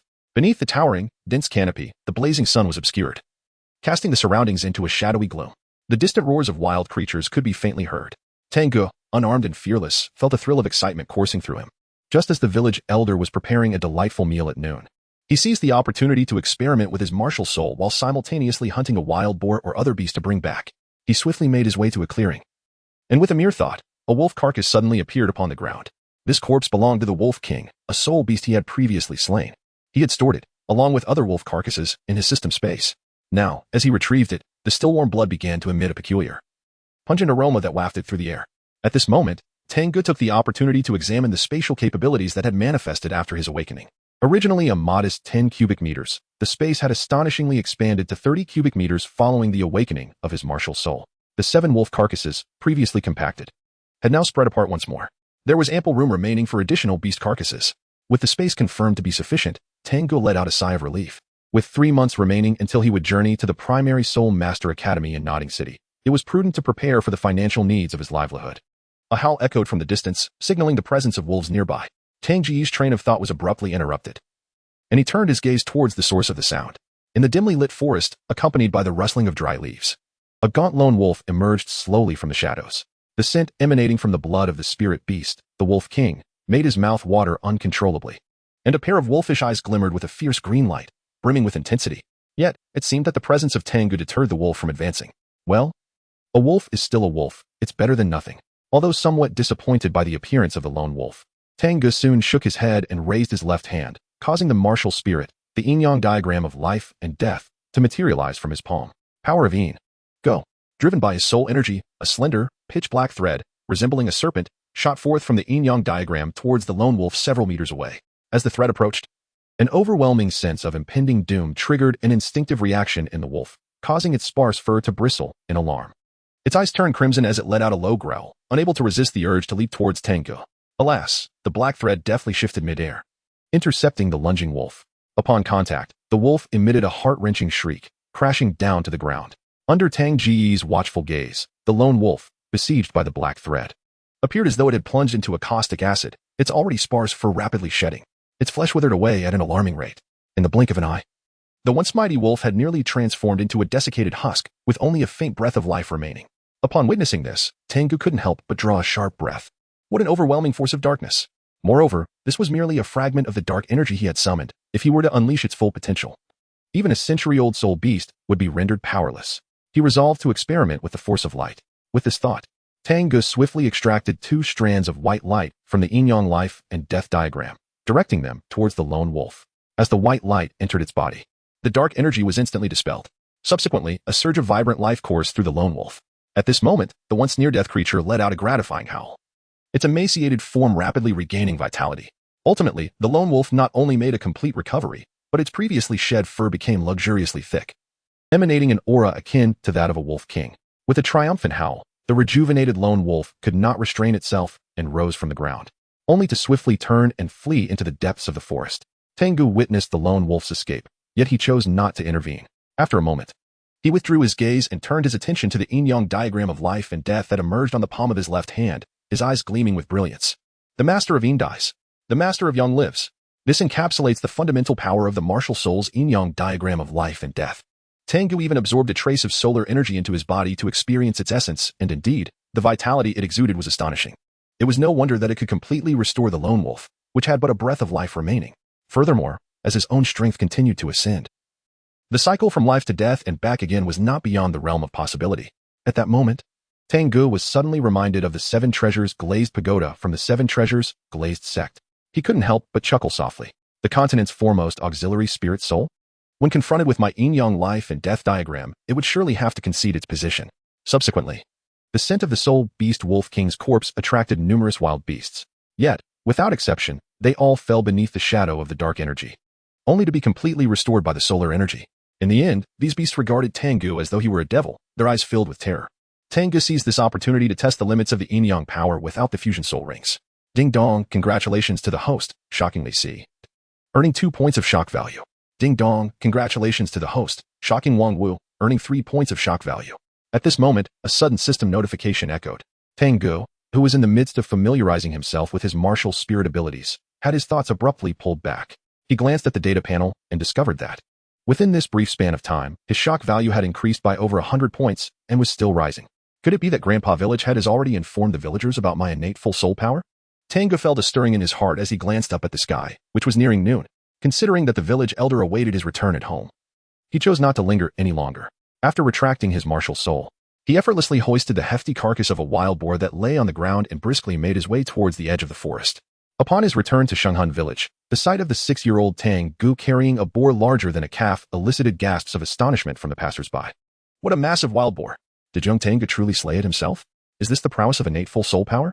At such a tender age, he is remarkably formidable. If only he were to venture to Notting City, old Jack would be incredibly fortunate. Alas, my own child is rather disappointing. The surrounding murmurs, coupled with the persistent notifications resonating in his mind, caused Tang Ge to break into a joyous smile. It seemed he would need to undertake such feats more frequently. With that thought, he quickened his pace, vanishing like the wind from the sight of the villagers. Chapter 10, The Challenge from Tang San. With only 3 months remaining before his journey to Notting City to attend the Notting Junior Soul Master Academy and prepare for the hunt in the soul hunting forest to acquire soul beasts for his martial soul, he busied himself during this period following the awakening of his martial soul. Aside from spending time at home with the village elder, Tang Ge devoted the remainder of his hours to physical training and honing his martial spirit abilities. Regrettably, having reached the pinnacle of innate soul power, he found himself unable to ascend to the next level without assimilating a soul ring. Consequently, during this period, Tang Ge's soul power showed no signs of advancement. However, his ancient sacred body, which initially possessed a mere 10 points of fusion, astonishingly increased by 2 points. This improvement was attributed to his persistent excursions into the surrounding mountains and forests. With the formidable prowess of his ancient sacred body and the abilities granted by the yin-yang diagram of life and death, he nearly decimated the wildlife in the relatively modest woodland. After slaughtering a substantial number of beasts, their flesh provided sustenance, while their pelts were entrusted to Uncle Li in the village to be sold in Notting City, with a portion of the proceeds allocated for household expenses and another reserved for future academic needs. Certainly, Tang Ge did not forget the acquisition of shock value. Thus, each time he hunted large beasts in the mountains, he would carry their carcasses back to the village single-handedly. The villagers, true to their nature, generously provided him with a substantial amount of shock value. However, it was unfortunate that as the frequency of these occurrences increased, the villagers, having become accustomed to the sight, displayed no reaction whatsoever upon seeing Tang Ge return with the carcasses of the beasts. Tang Ge was filled with disappointment and found himself turning his attention towards Tang San's father. Faced with the Hao Douluo, who had generously bestowed upon him 5,000 shock points in a single instance, Tang Ge seized every opportunity to showcase his chaotic wind hammer technique before him. Yet, to no avail. The once magnanimous Hao Douluo had transformed into a miserly figure, offering not a single shock point. Instead, it was Tang San who provided Tang Ge with several points of shock value. However, if Tang Ge had been more observant, he would have noticed that each time he executed the chaotic wind hammer technique, Tang Hao, watching from a distance, would twitch with barely suppressed irritation, as if he were on the verge of delivering a beating. Thus, time slipped away unnoticed, and in the blink of an eye, only 10 days remained until their journey to Notting City. On a slope outside Shenghan village, Tang Ge paused, having exercised for nearly an hour, breathing slightly heavily. He opened his personal panel, murmuring softly, and a virtual frame materialized before him. Shock System Host, Tang Ge Level 10 Soul Master, Innate Full Soul Power, Martial Soul, Twin Martial Souls, Yin-Yang Life and Death Diagram. For Swords of Extermination Martial Arts, Chaotic Wind Hammer Technique Physique, Primordial Sacred Body Fusion Degree 12 Shock Points, 6884. Gazing at his current status, Tang Ge felt a sense of satisfaction. The only regret he harbored was the sluggish growth of his shock points. He was uncertain when he would accumulate the requisite 10,000 for the lottery draw. It appeared that he could only continue to accumulate them gradually. Tang Ge pondered. At that moment, Tang San, who was cultivating not far away, also ceased his practice. Upon noticing Tang Ge, he approached directly. Little San, shall we return to the village? Tang Ge retracted his personal panel and inquired. Tang San shook his head. Then, with a focused gaze, he earnestly said to Tang Ge, if you do not mind, shall we practice here together? As he spoke these words, it seemed as though Tang San had cast off an immense burden, and he felt an unexpected sense of relief throughout his entire being. 3 months had passed. Tang San witnessed the gradual emergence of Tang Ge's strength, as he transformed from nothing into a formidable force capable of effortlessly vanquishing the beasts lurking in the woods beyond the village. Were it anyone else, Tang San would remain indifferent. However, Tang Ge was a childhood companion with whom he had shared countless memories. Observing his friend not only grow powerful but also seemingly surpass him, Tang San, despite having lived 2 lives, began to feel an overwhelming sense of pressure. This was particularly exacerbated by the daily praises sung by the village elders about Tang Ge, as well as his father's frequent admonishments following Tang Ge's demonstrations of hammer techniques. Tang San felt an increasing sense of imbalance within himself. Likewise, this gradually ignited the fighting spirit that had long been suppressed. Today, the two once again concluded their morning training here. With the time left in the village dwindling, Tang San finally resolved to no longer hold back. Preparing to engage Tang Ge in a fair battle, he did not seek to defeat Tang Ge. He merely wished to prove that he was not inferior. The wind whispered past his ears, and apart from its sound, all other noises seemed to vanish. At this moment, the only figure in Tang San's gaze was Tang Ge. He stepped forward, bending slightly at the knees, unconsciously adopting a stance, and with a solemn expression, he spoke once more, "Tang Ge, I humbly seek your guidance." At this moment, Tang Ge finally regained his senses. He gazed at Tang San, who had already assumed a combat stance, and was genuinely taken aback by the unexpected challenge. Could it be that my exceptional prowess has caused the young lady next door to develop feelings elsewhere? Despite being somewhat caught off guard by Tang San's challenge, Tang Ge did not refuse. In fact, he had long wished for an opportunity to gauge the power of his opponent's Xiantian Kung Fu.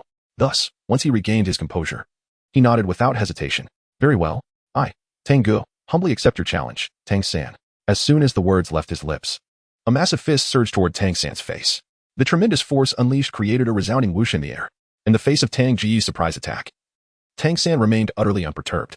With Xiantian Kung Fu spinning rapidly, the power of his martial spirit swiftly gathered in his legs. He stomped the ground and leaped into the air. In the instant of his aerial rotation, his outstretched right foot collided fiercely with Tang Ge's approaching fist. Bang! A dull thud reverberated through the air. Tang San, propelled by the recoil from his foot, executed several flips before landing several meters away. Upon touching down and witnessing Tang Ge remain steadfast in his position after the impact, Tang San, although mentally prepared for this outcome, could not suppress his astonishment. Such formidable strength. However, rather than feeling fear, it ignited his fighting spirit. "Tang Ge, it's my turn." Tang San let out a low shout, simultaneously bending his body slightly, as he suddenly accelerated, charging fiercely towards Tang Ge. With the aid of the Xiantian skill, Tang San's speed reached its zenith. In the blink of an eye, he had already closed the distance, standing right before Tang Ge. Without hesitation, Tang Ge unleashed a powerful punch, sending ripples through the air. However, as the blow was struck, a sense of despair engulfed his heart. It was a miss. Simultaneously, laughter echoed around him, belonging to Tang San. "Tang Ge, I am aware that you possess greater strength than I, but alas, you cannot reach me." Tang Ge's gaze shifted. The originally charging Tang San had completely transformed into a series of fleeting shadows, rapidly revolving around him, moving with astonishing speed and leaving ambiguity between reality and illusion. Suddenly, one of the shadows appeared behind Tang Ge. Tang Ge turned abruptly and unleashed a punch. Yet, the phantom seemed to possess an uncanny foresight, effortlessly evading his strike and countering with a fist that emerged from the illusion, landing a blow beneath his armpit. Chapter 11. The Divine Body's Overwhelming Force. The assassins prove ineffectual. The armpit is a human's Achilles heel, and an attack to this area inflicts greater impact than elsewhere. However, Tang Ge bore the bloodline of the ancient holy body, rendering his physique extraordinarily robust. Thus, Tang San's strike failed to inflict any harm upon him. Just as Tang Ge prepared to retaliate, Tang San had already retracted his fist, transforming back into a phantom and swiftly retreating beyond the reach of his attack. This left Tang Ge quite vexed. What an impressive manifestation of the Xiantian skill. Tang Ge understood that at this moment. Tang San was employing the ethereal techniques of the Tang sect Xiantian skill, the ghostly shadow technique and the violet extreme demon eye. The former allowed Tang San's figure to become elusive and indistinct, while the latter endowed him with unparalleled observational prowess. The combination of these two formidable skills rendered him immensely powerful. It is worth noting that in the narrative familiar to Tang Ge, Tang San had once vanquished a soul beast, the mandala snake, which had been a menacing presence for nearly 5 centuries, using only these Tang sect secrets and a dagger. However, despite Tang San's formidable abilities, Tang Ge possessed his own advantages. Prior to unleashing his martial soul, the ancient sacred body stood as his greatest asset. Thus, while fending off Tang San's relentless assaults, Tang Ge pondered. Tang San's speed allowed him to preemptively discern the trajectory of my attacks, a skill in which I fall short. Yet, he too refrained from engaging me in a direct contest of strength. Therefore, rather than exerting excessive effort to locate him, it would be wiser to adopt the defensive stance and await the opportune moment to strike when he reveals a weakness through fatigue, ultimately seizing his defeat in one fell swoop. With this strategy firmly in place, Tang Ge's previously furrowed brow gradually relaxed, and a smile graced his face. He chose to remain stationary, allowing the fleeting shadow of Tang San to intermittently strike at him. However, for Tang Ge, who possessed the strongest battle physique among humanity, these successive attacks felt merely like a gentle tickle, having no effect whatsoever. In fact, as Tang San continued to expend energy with each strike, His evasion speed noticeably waned. Observing this, Tang Ge seized the opportunity. He could not afford to allow Tang San a moment to retreat. With a swift motion, his right arm darted forth like a striking serpent, and the residual shadows dissipated. Tang San's right wrist, still unretracted, was firmly grasped by Tang Ge. "Xiao San, after having struck me so many times, it's now your turn to experience the taste of being beaten." With that, before Tang San could react, Tang Ge delivered a powerful headbutt, crashing into him with force. The tremors from the impact caused Tang San's expression to change drastically. He attempted to withdraw his hand, but the overwhelming strength emanating from his wrist nearly subdued his own soul power. In desperation, he found himself at a loss. Tang San could only summon his soul power to protect his body. Bang! Just as he completed this, Tang Ge, who was charging in from the side, crashed heavily into his chest, sending him flying through the air. Tang San distinctly felt a sweetness in his mouth, nearly succumbing to the urge to spit out a mouthful of fresh blood, yet he managed to suppress it. Upon landing, he stumbled back 5 or 6 steps before finally stabilizing his body, as he endured the excruciating pain coursing through his body, which felt as if it were on the verge of collapse. A hint of bitterness surfaced on his slightly pale face. Indeed, was it still not enough? More than 10 meters away, Tang Ge did not pursue further. Instead, he paused alongside Tang San, a smile gracing his lips as he spoke. "Little San, if you possess any other skills, now is the time to unveil them, for otherwise, this contest will surely end in your defeat." This statement was deliberately intended to provoke Tang San. Tang Ge was well aware that within the Tang sect Xiantian treasure record, the most formidable aspect lay in the art of hidden weapons, with the most elite of these capable of slaying deities. Thus, Tang Ge sought to test whether his formidable physique, granted by the ancient sacred body, could withstand Tang San's concealed weaponry. With the yin-yang life and death diagram in his possession, he felt no apprehension regarding potential injuries. Indeed, upon hearing Tang Ge's taunt, Tang San could no longer restrain himself. He furrowed his brow, lifted his gaze to meet Tang Ge's, and with utmost seriousness declared, "Tang Ge, I do possess other means. But are you certain you wish to test them? If I make a move, you will indeed be harmed." Tang Ge did not respond. Instead, he summoned the yin-yang life and death diagram and extracted a thread of yang energy, which he directly infused into Tang San's body. Tang San initially felt nothing unusual, but soon his small face displayed a look of astonishment. "My injuries have completely healed?" He couldn't help but gaze at the vivid imagery unfolding in his mind. Conjured by Tang Ge. "Tang Ge, is this the power of your martial soul? Now you should be at ease, shouldn't you?" Tang Ge retracted his martial spirit while smiling and nodding. In his mind, the system notification sound indicating a shocking value had just been received echoed once more. With Tang Ge's confirmation, Tang San finally set aside his lingering worries. He flicked his right hand, and a 4-inch small arrow materialized in his grasp. The arrow bore distinct blood grooves, glinting with a chilling light that sent shivers down one's spine. This was the concealed arrow crafted by Tang San, and there were 2 others identical to it, currently secured within the sleeve tubes on his wrist. In the Tangmen Xiantian treasure record, under the second principle, what constitutes a concealed weapon? It is a special armament employed in secrecy to vanquish foes. If the adversary is aware of its impending use, it ceases to be a concealed weapon and transforms into an overt one. In confronting an enemy, Tang San would certainly refrain from revealing his hidden darts. However, he now stands before Tang Ge. Thus, gazing intently at Tang Ge, Tang San earnestly declares, "Tang Ge, I shall unleash but this single strike. Should you successfully block it, I shall concede defeat." "Very well, let it commence." Upon hearing Tang San's words, Tang Ge's smile faded from his visage. Tang San refrained from any unnecessary words. With a swift motion, he stepped forward, his body slightly turning. At the moment when the Xiantian skill was executed to its fullest potential, the 4-inch sleeve arrow, imbued with a sanguine aura, shot forth violently from his jade-like hand. Whoosh! The arrow spun rapidly through the air, producing a series of piercing sounds. In the blink of an eye, it traversed the several meters that lay between them. Upon witnessing the sleeve arrow hurtling directly toward him, Tang Ge did not dare to take it lightly. He immediately activated the ancient sacred body. A bronze radiance erupted within the flow of soul power. The muscles across Tang Ge's body twitched rapidly, becoming increasingly dense, while the blood within him surged with a roaring sound. Then, a resounding echo, reminiscent of a bell tolling, reverberated as the swiftly launched sleeve arrow finally struck fiercely against Tang Ge's abdomen. Yet, amidst the brilliance of the bronze light, Tang Ge's abdomen resonated like an ancient bell, producing invisible ripples that swiftly dissipated the force of the released hidden projectile. The dart fell to the ground, rendered ineffective. Remarkably, while the fabric of his garment was pierced, his 8 sculpted abdominal muscles bore not a single mark of injury. Had he successfully deflected it? Tang Ge lowered his head to examine himself. Upon confirming that he had sustained no injuries, he could not help but let out a sigh of relief, which was soon followed by a radiant smile. Chapter 12. Do you desire it? The sleeve arrow had been deflected, leaving Tang Ge unscathed. The system notification chimed in succession. Ding dong, congratulations to the host. You have astonished Tang San, earning 50 shock points. Ding dong, congratulations to the host. You have astonished Tang Hao, earning 1,000 shock points. A total of 1,050 shock points were instantly credited to his account. However, Tang Ge's expression momentarily faltered, filled with confusion. Aside from Tang San's points, why were there points attributed to his father as well? Could it be that the Haotian Douluo had secretly followed? In an instant, Tang Ge could not resist turning his head to glance into the distance. Yet, apart from the indistinct silhouettes of the trees, he saw nothing more. Perhaps the other party preferred to keep their presence concealed from the two of them. Tang Ge pondered to himself.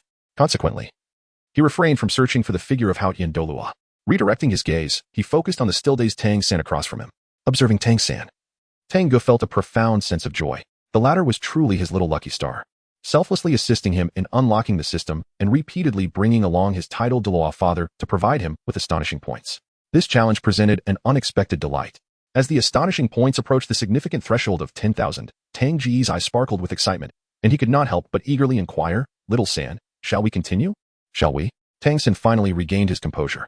He glanced at the 4-inch needle that had fallen to the ground, then looked at Tang Ge, whose skin remained unscathed. A bitter smile suddenly appeared on his youthful face. A single needle contained nearly 70% of his strength, yet it was effortlessly blocked. Furthermore, the opponent did not even attempt to evade. He simply received it with his body. Such terrifying physical power left Tang San feeling utterly devoid of confidence, even with 3 more needles at his disposal, in breaching Tang Ge's defenses. Moreover, they were not adversaries. Thus, upon hearing Tang Ge's words, Tang San simply shook his head. "Never mind, I concede." Disappointed at not being able to continue his advantage, Tang Ge felt a twinge of regret. Yet, just as Tang San had admitted defeat, he turned his words around, gazing at him earnestly and declared, "But this is only the beginning. I shall surely defeat you in the future, Tang Ge." "Very well. I await your challenge." Tang Ge repressed the smile on his face and nodded. Subsequently, the two engaged in mutual sparring for a while before departing together to return to Holy Soul Village. Just as they left, with a flicker of residual shadows, a figure suddenly materialized in the vicinity. It was none other than Tang San's father, Tang Hao. Due to Tang Ge employing the chaotic wind hammer technique, he had been discreetly observing the situation for several months, hoping to uncover some clues. Unfortunately, both Tang Hao's findings and the information received from Old Jack confirmed that Tang Ge was indeed merely an orphan adopted by the village.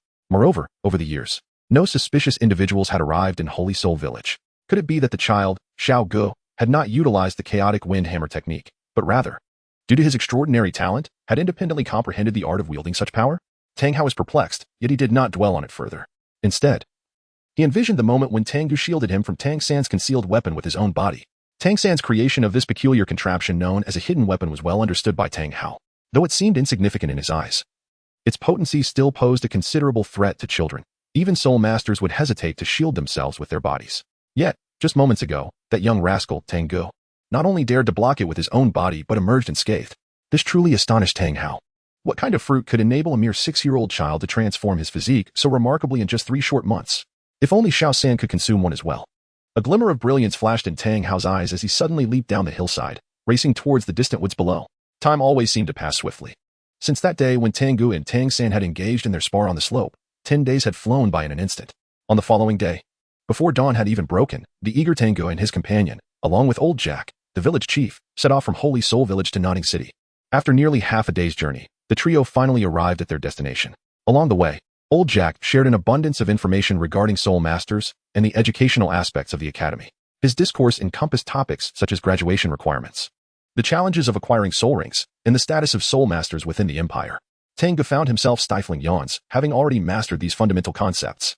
In contrast, Tang San became the epitome of curiosity, listening attentively and occasionally posing questions. It was not until they entered Nodding City that Old Jack, who had been chattering throughout the journey, finally fell silent. Upon entering the city, they were greeted by a lively atmosphere that was absent in Holy Soul Village. The streets, paved with blue stones, were lined with shops in an orderly fashion. The cacophony of vendors calling out their wares captivated the trio's attention, showcasing a myriad of enticing products. Old Jack could not help but express his longing. If only Holy Soul Village could flourish like Nodding City, even 100 years from now. I could hold my head high as a village chief. His voice was low, as if he feared being overheard by those around him. Yet, Tang Ge caught his words. He immediately patted Tang San on the shoulder and declared, "Grandfather, rest assured, this task will be entrusted to Little San. Once he becomes a title Douluo, he will buy Nodding City and present it to you.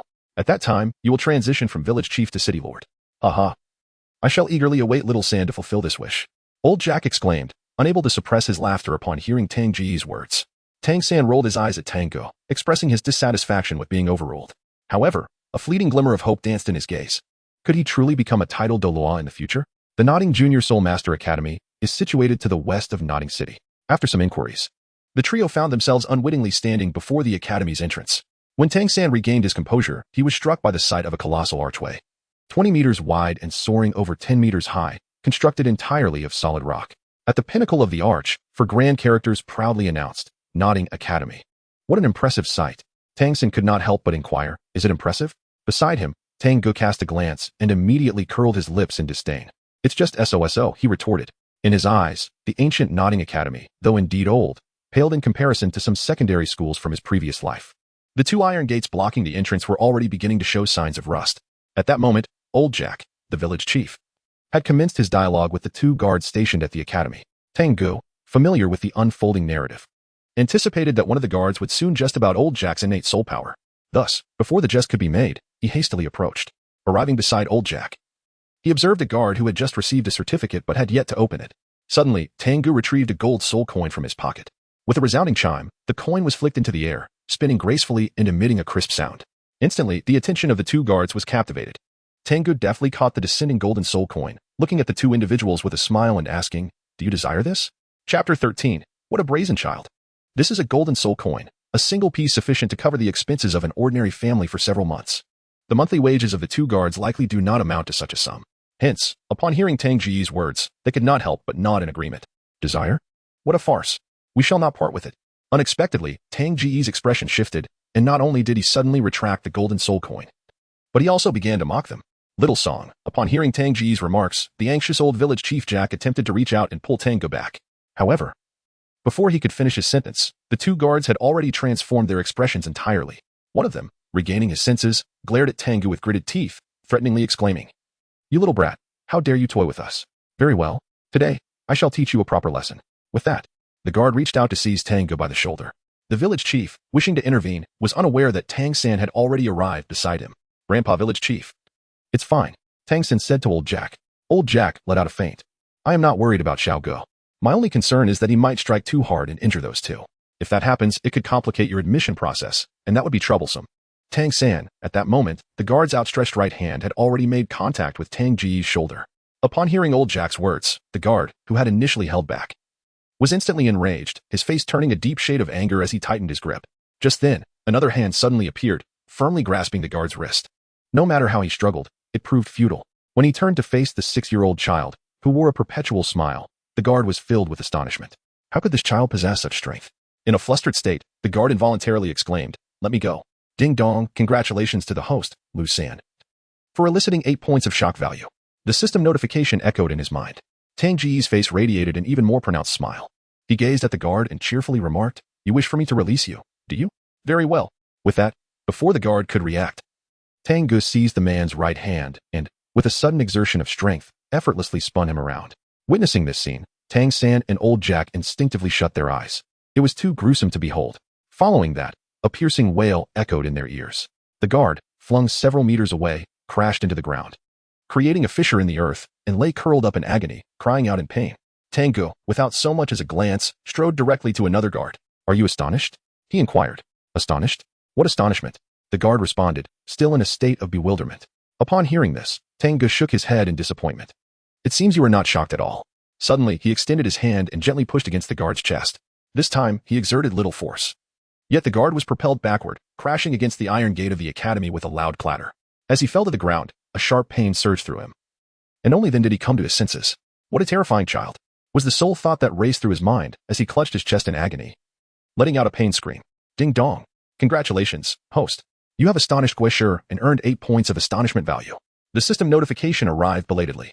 Upon hearing this, Tang Ge finally revealed a satisfied smile. "It appears I had misunderstood. Tang Ge, were you merely putting on a fade just now?" Suddenly, a voice came from behind. "Tang San." Tang Ge's expression momentarily faltered, and the smile on his face vanished without a trace. As he turned around, he fixed Tang San with a gaze laden with peril, and said, "Xiao San, could you kindly repeat what you just said?" Upon hearing this, Tang San's heart suddenly sank. Could it be that this fellow intends to strike at me as well? He quickly altered his tone and exclaimed, "Tang Ge. Although I am aware that you were merely putting on a fade earlier, I must admit, your display was quite impressive." Once these words escaped his lips, Tang San felt an overwhelming sense of embarrassment, wishing to vanish into the earth. However, Tang Ge found great delight in the compliment. He laughed and approached Tang San, affectionately placing an arm around his shoulder, saying, "Truly, you are a remarkable brother of mine, and I relish hearing such words." Not far behind, village chief Old Jack listened to the exchange between Tang Ge and Tang San, both amused and exasperated. These two youngsters, even in such dire circumstances, still found the time for jest. Leaning on his cane, he ambled over to their side. Observing the two guards still sprawled on the ground, lamenting their plight, Old Jack wore a frown of concern. Though these individuals were not on par with the Soul Masters, they were nonetheless guardians of the academy. It remained uncertain whether this incident would affect your enrollment applications. Upon hearing this, Tang Ge was about to offer words of comfort. However, as he slightly moved his ears, it seemed he caught a hint of something, and his youthful face instantly transformed with righteous indignation. He pointed at the two guards sprawled on the ground, wailing in distress, and spoke with palpable anger. "Grandfather, these two have abused their authority as academy guards, committing countless misdeeds. I cannot fathom how many work-study students like us have had their admission qualifications revoked by their actions. Just now, they not only attempted to seize the gold spirit coins from my hands, but also sought to strike me. I am but a mere 6-year-old child. How could they be so heartless?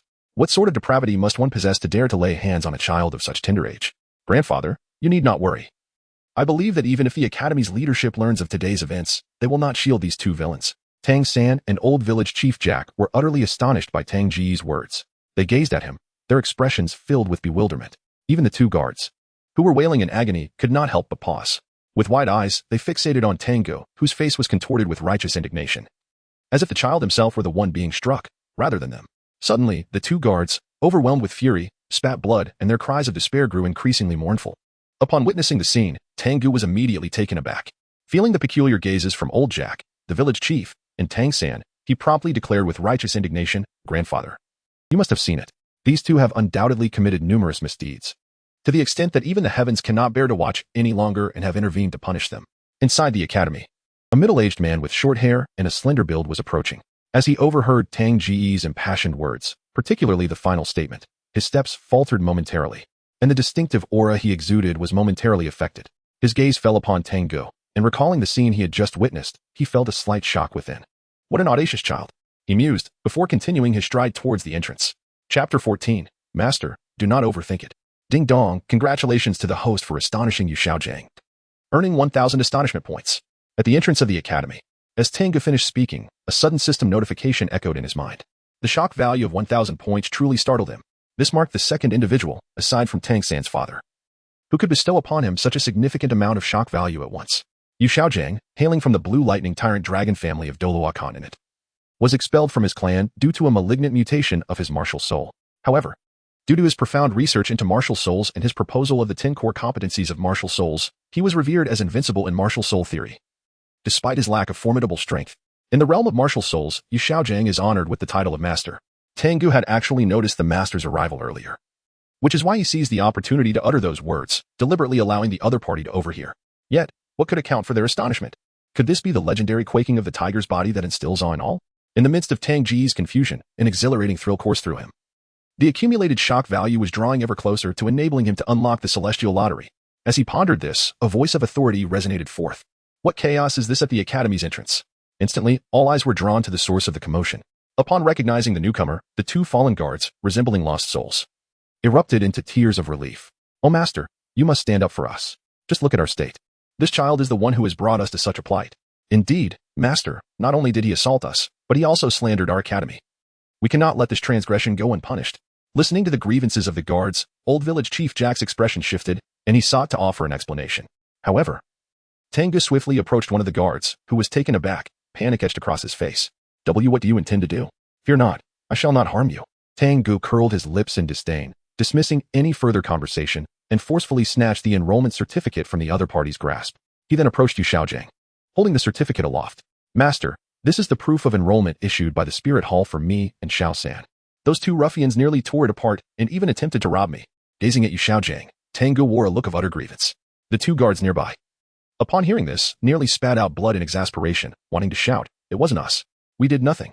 Yet, under the imposing gaze of Yu Xiaojiang, they dared not utter a sound. As Yu Xiaojiang took the certificate from Tang Ge, he struggled to suppress the urge to give the young lad a thorough thrashing and slowly unfolded the document. Suddenly, a blinding light erupted from his once tranquil eyes. How is this possible? Two individuals with innate full spirit power, Yu Xiaojiang's heart was filled with astonishment. Meanwhile, the system prompt echoed once more in Tang Ge's mind. Ding. Congratulations, host. You have astonished Yu Xiaojiang and received 500 astonishment points. Upon hearing the notification, Tang Ge's heart blossomed with joy. However, his face betrayed a deep sense of unease as he whispered, Master, does this proof indicate any issues? Yu Xiaojiang took a deep breath, and his tumultuous emotions gradually settled. He closed the certificate and shook his head, assuring him that there were no problems with it. Then, turning his attention to the village elder, Old Jack, he stated, Sir, I apologize on behalf of the academy for the earlier incident. I shall take responsibility for these 2 children. Old Jack, a figure of considerable wisdom, quickly waved his hands in protest. There is no need for apologies. They did not commit any egregious acts. Master, I entrust these children to you. Shao San, Shao Ge, please follow the master inside and be sure to behave. Understood. They replied. Tang Ge and Tang San exchanged nods. Soon after, Old Jack imparted a few words of instruction to the 2 before turning to leave. Master. One of the guards could no longer contain himself and began to speak. However, before he could finish, Yu Xiaojiang shot a cold glare at him and another guard. Speaking in a low voice, do not presume that I am unaware of your previous misdeeds. The beating you received today is entirely self-inflicted. So refrain from crying injustice in my presence. Furthermore, should I discover any further bullying from you, you shall no longer hold this position. The 2 guards, drenched in cold sweat, hastily assured him that they would not dare to offend again. Yu Xiaojiang withdrew his gaze, choosing to ignore the 2. He forced a smile and said to Tang San and Tang Ge, let us proceed inside. Consequently, the trio entered the nodding academy together. The ensuing events unfolded much as Tang Ge had anticipated, with little deviation, save for the presence of one additional individual. As the master, Yu Xiaojiang, with his profound understanding of martial soul theory, directly unveiled the secret of Tang San and Tang Ge's twin martial souls. Tang Ge feigned ignorance, refusing to acknowledge the situation. However, Tang San was momentarily taken aback. Initially, he believed that the esteemed master before him was merely guessing. But as the master meticulously articulated the 10 core competencies of martial souls, Tang San was utterly captivated. Although this master was only the second soul master Tang San had encountered, aside from those from the spirit hall, he was struck by a sudden resolution. Without hesitation, he halted and took a step back, kneeling on both knees before the master, bowing 3 times in reverence. Master, please accept me as your disciple. Yu Xiaojiang was momentarily stunned, but then a satisfied smile graced his face as he bent down to assist Tang San to his feet. Foolish boy. There is no need to bow your head to become a disciple. A simple bow will suffice. Bowing is reserved for monarchs and parents. Yet, Tang San shook his head solemnly and replied, once a teacher, always a father. You deserve my respect. Yu Xiaojiang felt a surge of emotion. Despite it being their first encounter, through this brief interaction, he had fully recognized Tang San as a worthy child deserving of his utmost dedication. In an instant, Yu Xiaojiang could not help but laugh heartily. Well, it seems I have indeed made the right choice. Come, little San. I shall take you to the academic office to register. With that, Yu Xiaojiang took Tang San's hand once more. Meanwhile, Tang Ge, who had been overlooked like air, could no longer hold his tongue as he watched the 2 prepare to leave. Excuse me, master, but before he could finish, Yu Xiaojiang waved his hand dismissively. You should come along too, but with little San here, I have enough disciples and shall not be accepting any more. Tang San opened his mouth, intending to speak on behalf of Tang Ge. However, Tang Ge had already anticipated his move and interjected. He regarded the aloof figure of Yu Xiaojiang and helplessly stated, Master, please do not overthink it. I never intended to become your disciple. I merely wish to inquire if the matter reported can be resolved on my behalf. Chapter 15. The leader is meant to be beaten. Upon hearing Tang Ge's words, Yu Xiaojiang's composed demeanor faltered, and he glared in exasperation. You little rascal. Do you truly believe I am unaware of your antics at the academy gate? Do you dare to challenge my authority? Shall I revoke your admission? This was the first instance someone had the audacity to confront him so brazenly. Were it not for the need to maintain his image before his newly acquired students, he would have surely seized Tang Ge by the ear and delivered a proper reprimand. His frustration was overwhelming. Did he think that the title of master was bestowed without merit? Under Yu Xiaojiang's piercing gaze, Tang Ge couldn't help but chuckle awkwardly. Master, please do not be upset. I merely sensed that you already have a protege. So I did not wish to distract you from nurturing a student who is, dare I say, even more gifted than your current one. Yu Xiaojiang felt a throbbing headache at this remark. Choosing to ignore Tang Ge, he turned his attention to the side, addressing Tang San with a question. Tang San, how well do you get along with this rascal? We grew up together. Our bond is quite strong, Tang San replied. Tang San was perplexed by the master's inquiry. Yet he responded truthfully. Upon hearing this, Yu Xiaojiang's expression turned grave. Regardless of our good relationship, my disciple, I strongly advise you to keep your distance from him. This fellow is quite mischievous. If you were to be influenced by him, my dear disciple, you might find yourself unable to venture outside in the future. Although Tang Ge typically had a rather thick skin, he was not inherently a bad person, was he? Tang San believed that master was genuinely upset with Tang Ge, and hurriedly sought to intercede.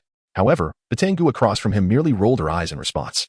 Little San, could you please be a bit more confident and remove the BA from should and not bad? Yu Xiaojing caught sight of Tang Ge's eye roll and let out a scoff. Little rascal, considering your relationship with Little San, I shall let this slide this time. However, are you certain you do not wish to accompany us to register? Although I will not take you as my disciple, there are other instructors at the academy whose guidance would greatly benefit your future cultivation. Indeed, Tang Ge, come join us. Tang San is indeed a path. Yet, Tang Ge shook his head. Thank you, master, but I have decided against going. I will wait here for Xiao San to return. In that case, I shall not insist. I merely hope you will not regret your decision in the future. Xiao San, let us depart. Yu Xiaojing cast a lingering gaze at Tang Ge before grasping Tang San's hand and turning to leave. Once they were gone, Tang Ge felt an immediate sense of ease enveloping him. He could not help but stretch, a smile blooming on his face. It would be preferable if it were Shrek Academy, but here, why would one need a teacher? Isn't solitude delightful? Moreover, if it weren't for the demands of the narrative and the pursuit of greater shock value, Tang Ge would have scarcely wished to attend the academy. Indeed, had he displayed the formidable prowess of his martial soul, the Spirit Hall would likely have sought to recruit him, and it would not be far-fetched to imagine him as a titled Douluo teaching there. Alas, Tang Ge's current interest lies solely with Bibi Dong, the Pope of the Spirit Hall, her daughter, Qian Renxue, and her disciple, Hu Laina. Joining the Spirit Hall? Perhaps not, at least for now. Tang Ge has not given it a second thought. Nevertheless, it is best to leave this place for the time being. As she observed the increasing number of students from the academy passing by, Tang Ge retracted her thoughts and made her way directly into the academy.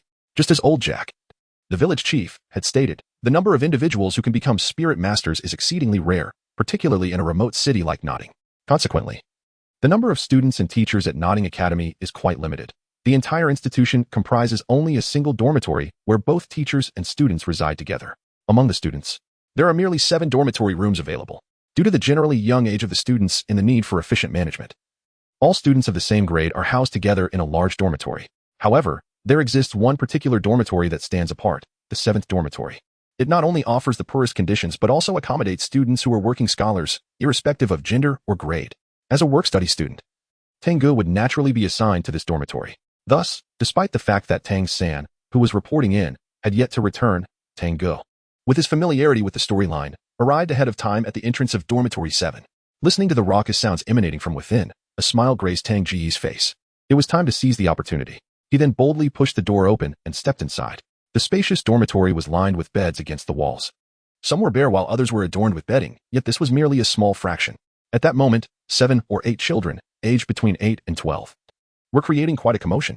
When Tang Ge entered through the door, their attention was immediately captured, due to the unique nature of his ancient sacred body. Tang Ge's height far surpassed that of his peers, even outmatching some who were 2 or 3 years his senior. As soon as he stepped in, the dormitory fell momentarily silent, and one of the older boys, who was almost as tall as Tang Ge, approached him, with a hint of wariness in his eyes. The boy spoke, "My name is Wang Sheng. Are you the new work-study student? Are you the leader here?" Tang Ge did not respond, but instead posed a counter-question. Upon realizing that the other party could discern his status as the leader of the dormitory at a glance, Wang Sheng could not help but puff out his chest, wearing an expression of pride. "Of course I am," he began, but before he could finish his statement, Tang Ge abruptly interrupted, declaring, "Enough. Regardless of who you are, from this moment forth, I shall be the leader of your dormitory." Such audacity. At this proclamation, not only did Wang Sheng's expression change, but the 7 other children who had gathered to spectate could not contain their anger either. In an instant, the group erupted into shouts. "Leader, he underestimates you. Teach him a lesson. Who is this newcomer, thinking he can claim the title of leader in our dormitory right upon arrival? How arrogant. Humph. Just wait until the leader gives him a good thrashing. He'll know his place." Listening to the chorus of support from his subordinates, Wang Sheng felt his authority as the leader being challenged. He fixed his gaze firmly on Tang Ge, gritting his teeth as he declared, "You wish to be the leader of the dormitory? Let us see if you possess the ability to defeat me." "Very well." Tang Ge broke into a grin and gently thrust a palm towards Wang Sheng. This seemingly feeble strike appeared as if it had been delivered by one who had not eaten, prompting Wang Sheng to nearly burst into laughter. Was the other party attempting to amuse him? Consequently, he refrained from utilizing his soul power, casually extending his right hand to grasp Tang Ge's wrist, intending to fling him away effortlessly. However, in that instant, Tang Ge suddenly accelerated, evading Wang Sheng's grasp. As his palm made contact with Wang Sheng's chest, a surge of overwhelming power was unleashed, propelling Wang Sheng across the room. With a thud, he crashed onto a bed against the wall. Thankfully, the thick bedding cushioned his fall, sparing him from significant injury, though he grimaced in pain. Boss! Boss! The other 6 children, previously in a daze, regained their senses and rushed over in astonishment. Supported by two younger companions, Wang Sheng gritted his teeth and awkwardly descended from the bed. He cast a glance at Tang Ge, who remained standing at the doorway, a smile on his face that felt like a dagger piercing his heart. How dare he humiliate me in front of my dormitory subordinates? In a moment of fury, Wang Sheng could not help but roar, "You little rascal. How dare you ambush me?" He lunged forward towards Tang Ge. As Wang Sheng barreled towards him, delivering a punch aimed at his heart, Tang Ge did not flinch, wanting the system's alert in his mind to resonate more intensely. With the ancient sacred body activated, golden light flickered beneath his skin as he boldly met the attack head-on. Bang!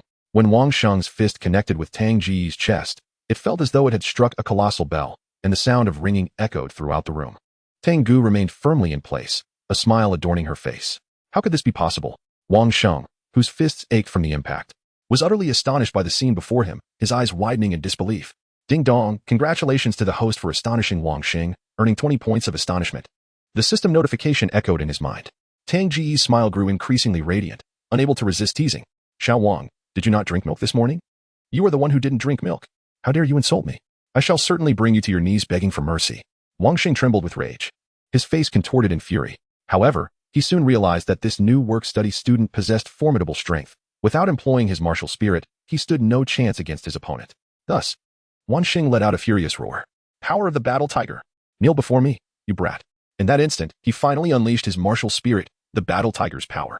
Accompanied by a flickering golden light, his unrestrained fist transformed into a tiger's claw, lunging directly towards Tang Ge's collar. He intended to hurl his adversary onto the very bed he had previously smashed. So close. Sensing the surge of energy emanating from Wang Sheng, Tang Ge did not flinch. Instead, anticipation gleamed in his eyes. So he has activated his martial spirit? This should yield even more impressive results. With that thought, a peculiar smile graced Tang Ge's lips as he channeled all his strength into his feet. In that moment, he became entirely anchored to the ground. Simultaneously, Wang Sheng's tiger claw seized Tang Ge's collar. A flicker of excitement crossed his face as he thought, now you shall witness the might of Wang Sheng. He eagerly exerted upward force. Yet, Tang Ge remained utterly unmoved. Wang Sheng paused in disbelief, intensifying his effort. Still no movement? The exhilaration on Wang Sheng's face abruptly turned to shock. His arm gripping Tang Ge's collar began to tremble. However, he refused to succumb, gritting his teeth as he summoned every ounce of strength he had left. With a ripping sound, a piece of tattered cloth was finally torn away and lifted. In that moment, Wang Sheng's expression froze completely. Tang Ge lowered his gaze to the tattered remnants of his clothing, and in that moment, an innate surge of soul power erupted from within him. With a cold stare fixed upon Wang Sheng, Tang Ge slowly raised his right hand. In an astonishing turn of events, Wang Sheng suddenly knelt upon one knee with a thud, clasping his fists and exclaiming, "Greetings, boss." This unexpected development nearly took Tang Ge's breath away, leaving the other 7 children in the dormitory utterly dumbfounded. Had the boss surrendered so swiftly? For a fleeting moment, they thought they could hear something shatter in the air. However, Wang Sheng was unconcerned with their bewilderment. Noticing that Tang Ge's raised hand had not descended, he breathed a sigh of relief and immediately shouted to his 7 former subordinates, "What are you all dawdling for? Can't you see the boss's clothes are ruined? Hurry up and bring me my new outfit." Upon hearing Wang Sheng's call, the 7 roommates finally snapped back to reality. When they turned their gaze back to the newly arrived Tang Ge, the initial disdain in their eyes was replaced by profound astonishment and respect. One of them promptly fetched a brand new outfit that Wang Sheng had yet to wear. Ding. Congratulations to the host for astonishing Wang Sheng, earning 30 shock points. Ding. Congratulations to the host for astonishing Li Shi, earning 7 shock points. Ding. Congratulations to the host for astonishing Ho Sai, earning 6 shock points. As the system notifications echoed in his mind, Tang Ge's earlier frustration over his torn clothing dissipated, replaced by a sense of comfort. With shock points in hand, everything seemed manageable. Thus, he easily forgave Wang Sheng and, upon successfully ascending to the position of the dormitory leader, finally reveled in the privileges typically reserved for nobility. Once he had changed into fresh attire and made his bed with a pristine quilt, Tang Ge found himself surrounded by Wang Sheng and the others, who eagerly bombarded him with questions about his martial soul and soul power. Upon discovering that their new leader possessed innate full soul power, the group erupted in a chorus of exclamations, their gazes toward Tang Ge growing increasingly fervent. Simultaneously, Tang Ge seized the opportunity to accumulate a significant amount of shock points. Taking advantage of this moment, he summoned his personal profile panel. Shock System Host. Tang Ge Level 10 Soul Master, Innate Full Soul Power, Martial Soul, Twin Martial Souls, Yin-Yang Life and Death Chart. 4 Swords of Extermination Martial Skills, Chaotic Wind Hammer Technique Physique, Ancient Sacred Body Fusion Rate 12 Shock Points, 95 It seems only a little over 400 shock points remain to unlock the first Celestial Lottery. Upon seeing his current shock point tally, Tang Ge was momentarily taken aback, quickly followed by a surge of excitement. According to the unfolding narrative, Tomorrow would mark the time when Tang San and the master ventured into the soul hunting forest. At that moment, Tang San would not be the only one hunting soul beasts to obtain soul rings. Tang Ge too would seek to select a suitable soul ring to merge with his martial soul, the yin-yang life and death chart. As for entering the soul-splitting forest, aside from obtaining a token from the martial soul hall, his only remaining option was through the master. Naturally, Tang Ge intended to accompany them.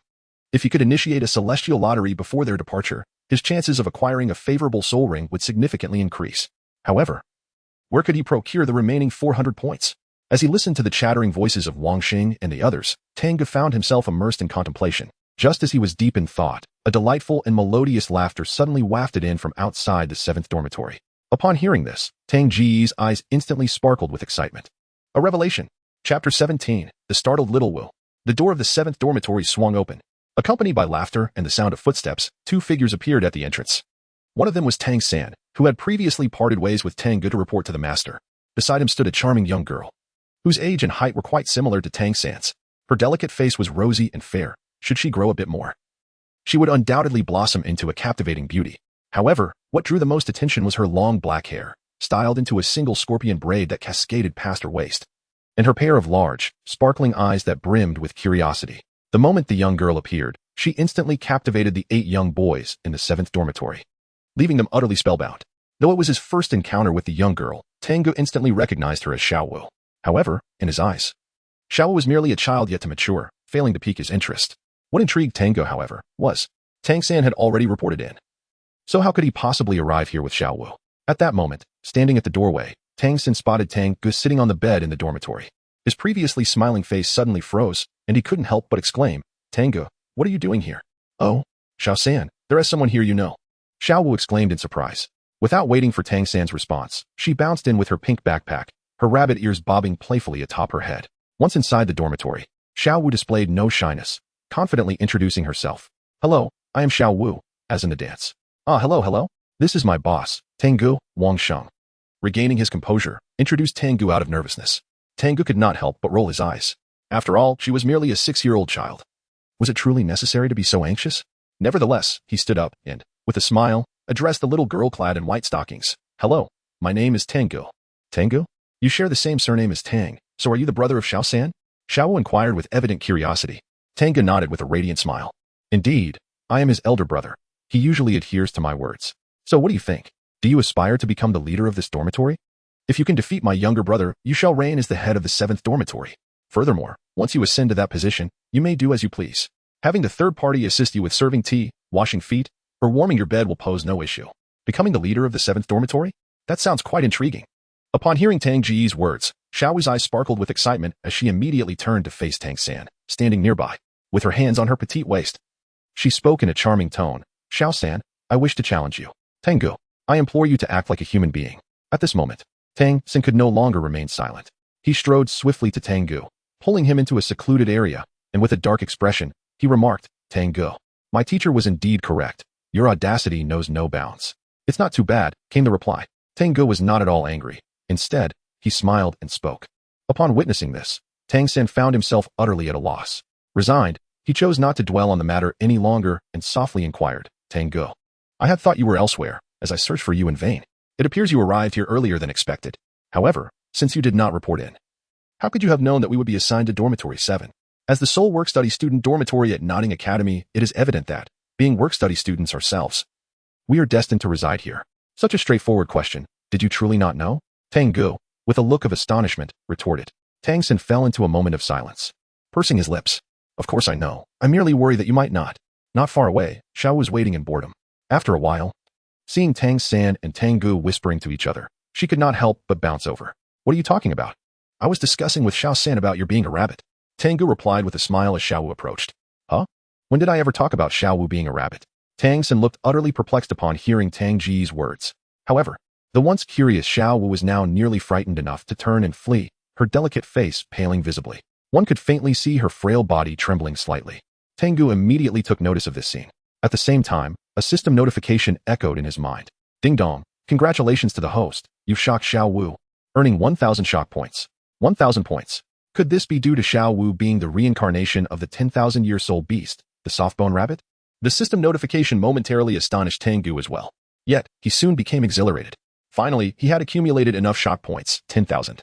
At that moment, when Tang Ge looked at Xiaowu, it was as though he beheld a treasure trove of precious wool, eager to seize it all. His terrifying gaze rendered Xiaowu's complexion even more ashen. Meanwhile, Tang San finally sensed something amiss and could not help but express his concern. Xiaowu, are you all right? I am fine, Xiaowu murmured, biting her thin lip. Seeing Xiaowu so startled by his words, Tang Ge ultimately suppressed his thoughts and could not help but burst into laughter. Ha ha ha, I was just joking. I was actually talking to Xiao San about the 7th dormitory. Yes, Tang Ge was discussing the 7th dormitory with me. Tang San felt an inexplicable sense of unease, yet he could not quite pinpoint the source of his discomfort. So he merely nodded in agreement. Observing Tang San's earnest expression, which seemed devoid of deceit, Xiaowu finally relaxed her tense posture. A faint smile struggled to grace her pale face as she remarked, Little Tang, you are truly remarkable to have guessed that my martial soul is a rabbit.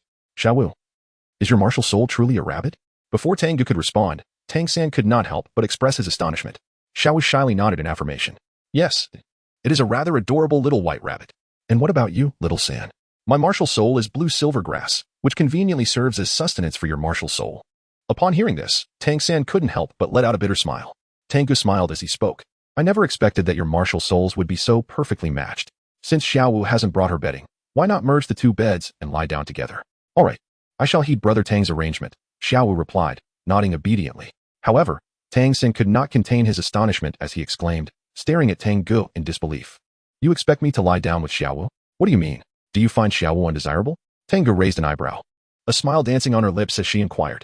Xiaowu followed suit, her tiny hands pinching her slender waist, puffing her cheeks in indignation as she glared at Tang San. Tang San, do you dare to disdain me? Chapter 18, The Celestial Lottery. The 9 Orifices Golden Elixir. Faced with the inquiries of Tang Ge and Xiaowu, even the seasoned Tang San, who had lived 2 lives, found himself flustered. His face flushed crimson as he hurriedly waved his hands in protest. No, no. How could I ever disdain you, Xiaowu? Just being able to share a bed with you brings me immense joy. Really? Upon hearing this, Xiaowu's captivating eyes sparkled with delight, and a joyful smile illuminated her delicate face. The shadow left by Tang Ge in her heart instantly dissipated by more than half. Upon witnessing Xiaowu's exuberance, Tang San eagerly nodded in agreement. Indeed, beside him, Tang Ge could not resist teasing. Little San, I never imagined that upon our first meeting, you would already be preoccupied with that young lady. How extraordinary. He added, I must share this amusing tidbit with the master. Are you a devil? Tang San exclaimed, his eyes wide with disbelief at Tang Ge's words. In that moment, he finally comprehended why the master had been so resolute in his refusal to accept Tang Ge as a disciple. With such brazen audacity, did he truly require a mentor? Taking a deep breath, Tang San suppressed the urge to retaliate, glaring at Tang Ge as he retorted, I do not possess any bedding. Are you going to procure some for me? Rest assured, it will be available shortly. For now, you two should combine the 2 beds. Tang Ge smiled as he made arrangements. Will it be ready soon?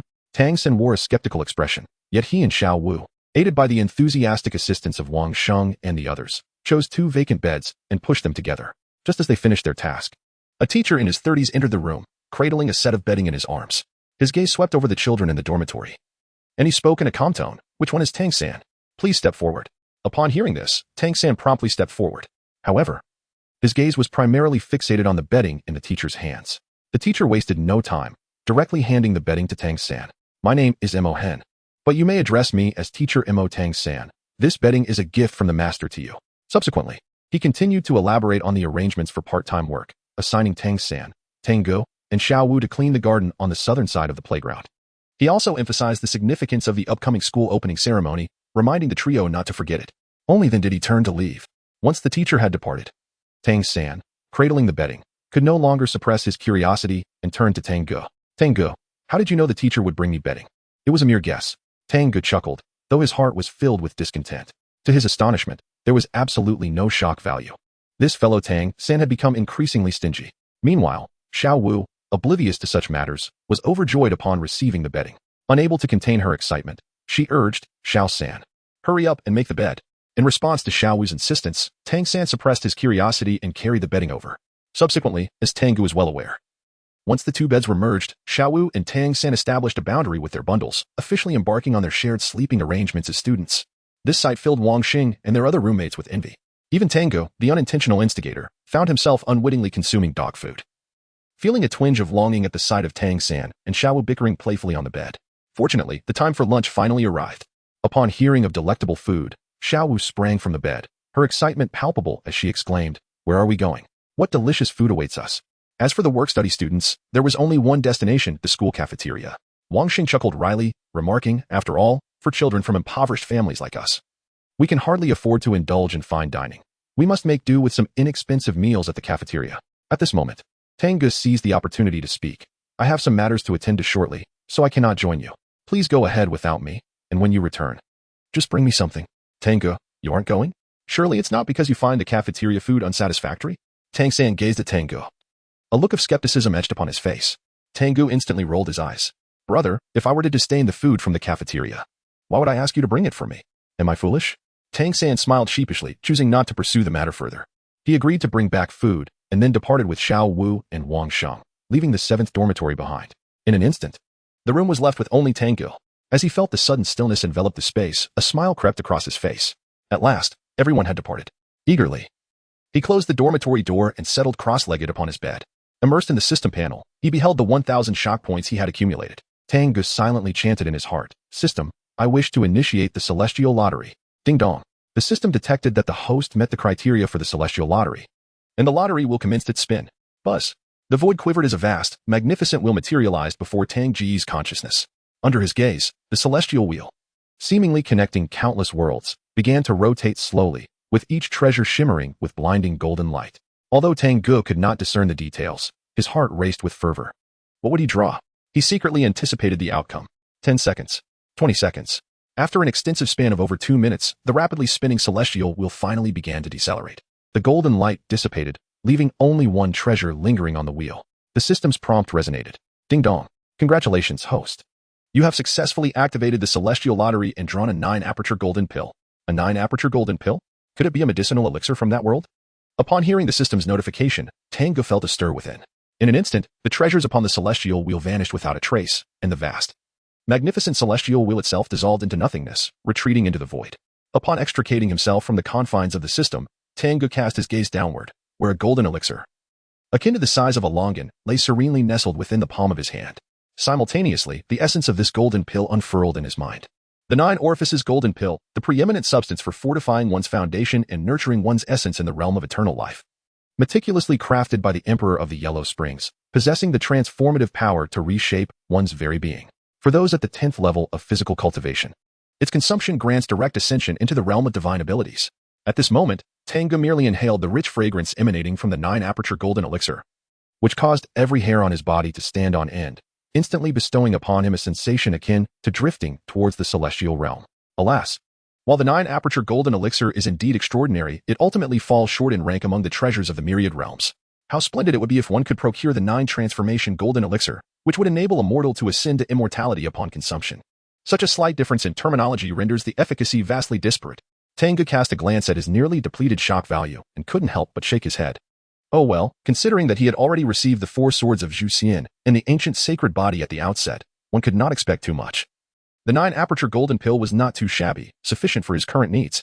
Without hesitation, he pressed the 9-aperture golden pill against his heart. Chapter 19. Healing System? Control System? The 9-aperture golden pill was not to be ingested nor applied externally. Rather, it was to be integrated directly into the heart through a small incision. This was the method employed by Feng Han in the eternal life world. However, Tang Ge was not Feng Han, so he need not follow that approach. With the assistance of the system, as soon as the 9-aperture golden pill made contact with his heart, a sudden force of attraction emerged, drawing the pill into his body. In an instant, Tang Ge felt his heart begin to throb violently, as if struck by a sudden realization. He quickly rose and stripped off all his clothing, leaving himself clad only in a pair of shorts as he sat cross-legged on the ground. The vigorous beating of his heart spurred his blood to flow rapidly, each circulation through the heart continuously washing the 9-aperture golden pill that had been absorbed. The surging potency of the pill gradually melded into his bloodstream, coursing through his limbs and bones. A powerful sensation of coolness enveloped his entire being, causing even his lips to secrete a sweet nectar that he involuntarily swallowed. However, from every pore of Tang Ge's body, a foul stench began to emanate. In a matter of moments, his bronze-hued, healthy skin became coated with a layer of dark impurities. This was the transformative effect of the 9-aperture golden pill on Tang Ge's body. Moreover, with the assistance of the pill's overwhelming medicinal power, even the long-dormant ancient sacred body began to strengthen alongside him. His blood was boiling. His strength was amplifying. Tang Ge, enveloped in a wave of comfort, instinctively closed his eyes, surrendering to the transformative power of the 9-aperture golden elixir. Thus, time gradually slipped away. After nearly half an hour had passed, The surging medicinal potency emanating from the elixir began to recede gently. Tang Ge also opened his eyes, immediately accessing his personal profile panel. Shock System Host, Tang Ge Level 10 Soul Master, Innate Full Soul Power, Martial Soul, Twin Martial Souls, Yin-Yang Life, and Death Diagram. 4 Swords of Extermination Martial Skills, Chaotic Gale Hammer Technique Physique, Ancestral Holy Body Fusion Degree, 30 Shock Value, 590. His gaze fell upon the fusion degree of the Ancestral Holy Body, and Tang Ge was momentarily taken aback. Had it only increased by 18 points? He could distinctly feel that, with the aid of the 9 Aperture's golden core, his power had nearly multiplied several times. He initially believed that the Ancestral Holy Body had surpassed the fusion stage and entered the awakening phase. Yet, it turned out to still be in the fusion period. This revelation filled Tang Ge with astonishment and elation. The medicinal potency of the 9 Aperture's golden core still had much to offer, allowing for further absorption to enhance the Ancestral Holy Body, perhaps in no time. His strength would advance further. Moreover, his chances of hunting high-age soul beasts in the soul hunting forest had significantly increased.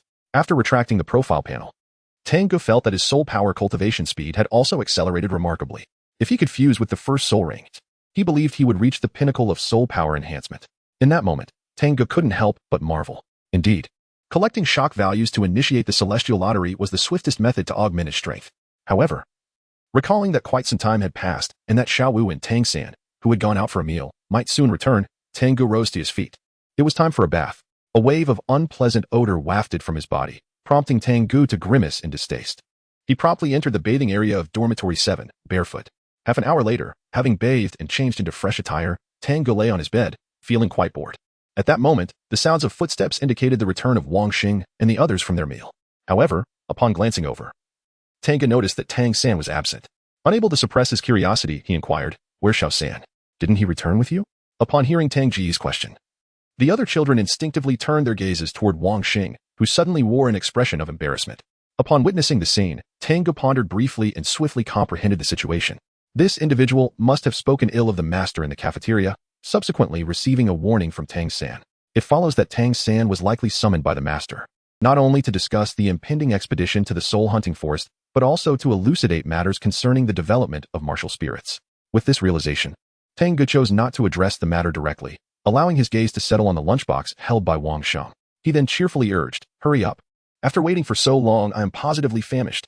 Wang Sheng, reassured by Tang Ge's enthusiasm, quickly presented the lunchbox.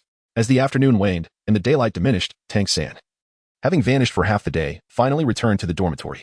A cursory glance around revealed that, astonishingly, he was the sole occupant. With a look of confusion, he inquired, "Tang Ge, why are you alone? Where are the others?" "They've gone out to have some fun," came the reply. Tang Ge sat up in bed, gazing at the returning Tang San. "As for me, I have undoubtedly been waiting here for your return. So, have you confirmed with the master about going to the soul hunting forest tomorrow? How did you know again? Were you eavesdropping outside?" Upon hearing Tang Ge's words, Tang San's expression turned to one of astonishment. Tang Ge rolled his eyes in disdain. "What does eavesdropping mean? I am merely exercising my prescience." However, the system prompt echoing in his mind filled him with immense satisfaction. Once again, he had successfully reaped the benefits. How delightful. Tang Ge couldn't help but chuckle and said, "Don't just stand there in a daze. Speak up. What are the plans for tomorrow? Aren't you supposed to know everything? Why should I be the one to explain?" As Tang San regained his senses, he gazed at Tang Ge with a look of intricate emotion. This was not the first time he had felt this way. Were it not for their shared upbringing, Tang San might have doubted whether Tang Ge was merely a manifestation of the parasitic worm within him. After all, how else could the other party know all of his affairs so intimately? Tang San truly wished to inquire about what was happening. Yet having known Tang Ge for such an extended period, he understood that his companion had already expressed what he intended to convey. Perhaps this was akin to a secret of his own, one that could not be divulged to others. In the depths of his thoughts, Tang San ultimately dismissed the urge to inquire further. Taking a deep breath to calm his emotions, he recounted to Tang Ge the words previously imparted to him by his master. He placed particular emphasis on the various developmental paths of martial spirits, such as the food system, reconnaissance system, combat system, healing system, and control system. In conclusion, Tang San gazed at Tang Ge, his curiosity piqued as he asked, "Tang Ge, since your martial spirit possesses the ability to heal injuries, are you inclined towards the healing system?" Having witnessed Tang Ge's martial spirit prowess, Tang San posed the question. However, Tang Ge responded with a smile and a shake of his head. "No, I have chosen the control system." "The control system?" Tang San was momentarily taken aback, as a vivid scene flashed through his mind. Tang Ge ensnaring a person with an enlarged martial soul scroll. This could indeed be considered a form of control. Observing Tang San's bewilderment, Tang Ge couldn't help but smirk inwardly. The healing capability of his martial soul, the yin-yang life and death diagram, was merely a fraction of its potential. To classify it solely as a healing martial soul would be a gross underutilization. However, the yin-yang life and death diagram was distinct from those aggressive martial souls. While it possessed formidable offensive power, it was not particularly suited for direct combat. Thus, Tang Ge chose to pursue the path of control. Furthermore, taking into account the abilities of the yin-yang life and death diagram, he had roughly determined the direction for his first soul ring selection. If chosen wisely, the healing capabilities of his martial soul could not only serve as a lifeline for his allies but also transform into a harbinger of doom for his enemies. Additionally, aside from the yin-yang life and death diagram, Tang Ge possessed the ancient sacred body and the currently untapped, formidable 4 swords of extermination, leaving him with no shortage of offensive options. Control? It was merely a guise to conceal his true strength, as if recalling a delightful scenario. A sly smile crept onto Tang Ge's face. Tang San, noticing this, involuntarily shuddered and took 2 steps back. He fixed his gaze on Tang Ge and remarked, "Tang Ge, what are you thinking? Your smile is rather frightening." "Well, since I'm not thinking about you, could you refrain from looking so terrified? Now that you're back, I shall take my leave." Tang Ge rose from his seat and made his way outside the dormitory. Having spent nearly a day at the academy, he had yet to familiarize himself with the surroundings. Once he departed, a wave of exhaustion washed over Tang San, prompting him to lie down on his bed and succumb to slumber. Before long, he drifted into the realm of dreams. The following morning, while the students of the 7th dormitory were still ensconced in sleep, Tang Ge and Tang San had already vacated their lodgings and arrived at the entrance of Nodding Academy. A figure awaited them there. It was the esteemed Master Yu Xiaojiang. Upon seeing Tang Ge accompany them, Yu Xiaojiang appeared to have anticipated this, revealing no surprise. He gestured for the two to follow and began to speak as they walked. "Our destination today is the Soul Hunting Forest, a sanctuary where soul beasts are bred by the Empire. You are sure to find soul rings that are suitable for you." Clad in a striking outfit, Master Yu exuded an air of confidence. However, his rigid face still bore an incongruous expression. Before Tang San could utter a word, Tang Ge eagerly interjected, "Master, please enlighten us about soul beasts. You need not prompt me. I shall impart this knowledge regardless. Moreover, it is imperative that you commit it to memory, as it will greatly assist you in your future selection of soul rings." Yu Xiaojiang cast a glance at Tang Ge and nodded. He then began to elucidate various aspects of soul beasts, including their age, the colors of soul rings, and the prerequisites for hunting soul beasts to acquire their rings. Drawing from his extensive knowledge and the 10 core competencies of martial spirits, as this was Tang San's first encounter with such intriguing information, he listened intently. Regrettably, he had no means to take notes. Otherwise, he would have meticulously recorded every detail to ponder later. In contrast, Tang Ge appeared rather at ease, possessing the innate advantage of being well-versed in the narrative. For him, this was merely a reinforcement of his memory. However, upon noticing this, disappointment flickered in Yu Xiaojiang's eyes. What use is genius if it leads to complacency? How many prodigies have descended into mediocrity, or even worse? He hoped that Tang Ge would awaken to this truth before suffering the consequences. Shifting his gaze from Tang Ge to his own diligent disciple, Yu Xiaojiang felt a profound sense of satisfaction. "Ah, but little San is truly commendable." Subsequently, as the distance from Nodding City to the soul-splitting forest spanned a daunting 400 miles, walking was out of the question. Thus, Yu Xiaojiang led Tang Ge and Tang San not directly out of Nodding City, but rather to the commercial street to hire a carriage. He also procured a substantial array of supplies essential for their adventure, including water, cured meat, flatbread, and fruit. Notably, he acquired an impressive 20 pounds of white radishes. However, Tang San found himself puzzled when, despite these provisions being loaded onto the carriage, they mysteriously vanished once he boarded. Sensing Tang San's confusion, Yu Xiaojiang, seated opposite him, broke into a knowing smile. "Are you pondering the disappearance of our supplies?" Upon hearing his master's words, Tang San nodded eagerly, his eyes brimming with curiosity. Just as Yu Xiaojiang was about to speak, Tang Ge interjected, "Master, I know. That belt around your waist is a legendary soul guide artifact, used for storage. Therefore, all the items we just purchased must be contained within your belt. Am I correct, Master?" Initially indifferent, Yu Xiaojiang was taken aback, his body stiffening at the insight displayed by the mere 6-year-old boy before him. Unable to contain his surprise, he asked, "How did you know my belt is a storage soul guide?" I heard it from my grandfather." A triumphant expression graced Tang Ge's face. Moments ago, the system's notification echoed in his mind, bestowing upon him an astonishing 500 points of shock value. Sitting across from him, Yu Xiaojiang remained oblivious to Tang Ge's thoughts. He could only surmise that someone possessing a storage-type soul-guiding device was undoubtedly no ordinary individual. Consequently, Yu Xiaojiang's demeanor shifted to one of solemnity. And with a tone imbued with respect, he inquired, "Who is your grandfather? Could it be that he is a titled Douluo?" To which Tang Ge replied, "Actually, the grandfather I mentioned is the village chief of our Holy Soul Village. Moreover, he is merely an ordinary man. You encountered him yesterday when he escorted us to the academy." Upon hearing this, Tang San could no longer contain himself and spoke up directly. As he did, Yu Xiaojing's mind involuntarily conjured the image of the elderly man leaning on a cane, seemingly on the brink of death. In that moment, his face twitched violently, and he finally comprehended the situation. The little rascal before him, who had so blatantly revealed his soul guide, was once again attempting to deceive him. Thus, when he glanced back at Tang Ge, his eyes brimmed with discontent. He resolved to seize this opportunity to thoroughly educate the young one on the importance of respecting one's teachers and elders. Within the carriage, the atmosphere grew subtly oppressive. Yet, Tang Ge appeared oblivious. Upon hearing Tang San's remarks, he merely curled his lip and retorted, "What's wrong with my grandfather being an ordinary person? Can't he know a little more? Besides, it's just a soul guide that can store items. I have one too." As he spoke, he extended his left hand, and the yin-yang life and death diagram materialized in his palm. With a clang, a copper basin fell into the carriage. Ding. Congratulations, host. You have shocked Yu Xiaojing, earning 800 shock points. Ding. Congratulations, host. You have shocked Tang San, earning 70 shock points. The system's notification chimed in. Unbeknownst to them, Yu Xiaojing and Tang San had already widened their eyes, fixated on the yin-yang life and death diagram in Tang Ge's hand. Chapter 21. The earth-shattering three cannons. The copper basin had been summoned directly from the system's space. The manifestation of his martial spirit served merely as a superficial disguise. However, Yu Xiaojing and Tang San were unaware that what they witnessed was merely a copper basin materializing as a result of Tang Ge's martial spirit. In an instant, both were filled with astonishment. A martial spirit possessing storage capabilities. Listening to the system's notifications, Tang Ge nearly burst into laughter but managed to suppress it. Restoring a fa-ade of innocence as he exclaimed, "Master, look, my martial spirit can store items just like your soul guide. Moreover, I sense that it can hold up to 30 cubic meters. 30 cubic meters. Yu Xiaojing's face twitched. That was even larger than the space of his jade belt. No, he could not afford to continue this line of conversation, lest he be driven to the brink of exasperation. Thus, Yu Xiaojing forced a smile and complimented the martial spirit before swiftly changing the topic.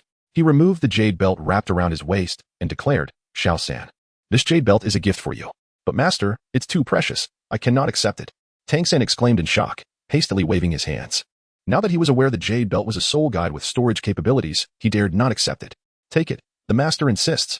Yu Xiaojing disregarded Tang San's refusal, directly thrusting the jade belt into his embrace. Tang San felt a surge of emotion and could not help but express his gratitude, saying, "Thank you, teacher." He then began to examine the jade belt in his hands. The belt was a deep black, adorned with subtle dark stripes, and evenly embedded with 24 pieces of milky white jade. Moreover, there were faint currents of energy swirling about, seamlessly connecting the 24 jade stones. As he was engrossed in his observation, he heard the voice of Yu Xiaojing beside him. "This is a storage soul guide. By channeling your soul power into it, each jade stone can provide 1 cubic meter of storage space. Little San, give it a try, input your soul power and experience the function of the belt." Tang San nodded slightly, immediately channeling a trace of soul power into the belt he held. He then truly sensed the existence of the space within each jade stone. And some of these spaces contained a considerable amount of supplies. With a mere thought, a carrot swiftly fell out. He repeated this several times. Tang San had initially grasped the usage of the belt, and his gaze upon it had transformed into an intense fervor. With this belt capable of storing items, he would no longer need to worry about the storage of concealed weapons, and his yearning for the enhancement of the Xiantian art had reached an unparalleled height. Sensing Tang San's emotions, Yu Xiaojing mistakenly believed it was merely an affection for the belt and could not help but smile as he suggested, "Let us bestow a name upon it. We shall call it the Night of the Bright Moon over the 24 bridges." Tang San suppressed the excitement within him, pondering for a moment before making his decision. The Night of the Bright Moon over the 24 bridges? Yu Xiaojing was momentarily taken aback. Although he did not comprehend its meaning, he nodded in agreement. It is a beautifully melodious name, albeit somewhat lengthy. Upon hearing this, Tang Ge felt a profound resonance. Subsequently, as the journey continued, Yu Xiaojing imparted a wealth of knowledge regarding soul beasts to the two, emphasizing the significance and direction of soul ring selection. During this discourse, he also inquired about Tang Ge's martial soul abilities and suggested corresponding developmental pathways based on those abilities. Tang Ge expressed gratitude, yet in her heart, she had already made her own choice. Thus, time gradually passed. By noon the following day, Yu Xiaojing had led Tang Ge and Tang San on a journey of 400 miles, finally arriving at their destination, the soul hunting forest. Due to the preciousness of time, they did not linger in the bustling marketplace outside, instead using their token to pass directly through the gate into the soul hunting forest. Within the forest, in stark contrast to the lively atmosphere outside, an enveloping tranquility prevailed. The air was refreshingly crisp. However, having received prior warnings from their master, Tang San and Tang Ge understood that upon entering the soul hunting forest, danger lurked at every turn, leaving no room for negligence. Consequently, their expressions grew vigilant. At that moment, Yu Xiaojing, who was walking ahead, suddenly halted, his previously despondent gaze illuminating with newfound brightness. He clasped his hands before his chest and swiftly spread them apart, uttering a command. "Come forth, Luo Sanpao," accompanied by a surge of soul power. A creature materialized before the trio. It resembled a dog in appearance but was the size of a pig, measuring over 1.5 meters in length. With soft lavender fur and petite ears, its pale blue eyes blinked adorably, exuding both gentleness and charm. Upon its emergence, the creature bounded to Yu Xiaojiang's feet, nuzzling against his leg with its head. "Teacher, is this your mutated martial soul, Luo Sanpao? It appears quite endearing." Upon encountering Tang San, he could not restrain himself from speaking. During his journey, Tang Ge had inquired about the Master's beast martial soul, revealing that it was a mutated soul capable of being summoned. However, this mutation was of an unfavorable nature. Tang San, hesitant to inquire further for fear of touching upon Master's sorrowful memories, gazed at the creature before him, finding it seemingly devoid of any negative attributes. Yet, upon hearing Tang San's words, Yu Xiaojiang's expression twitched slightly. It was the first time someone had deemed his martial spirit adorable.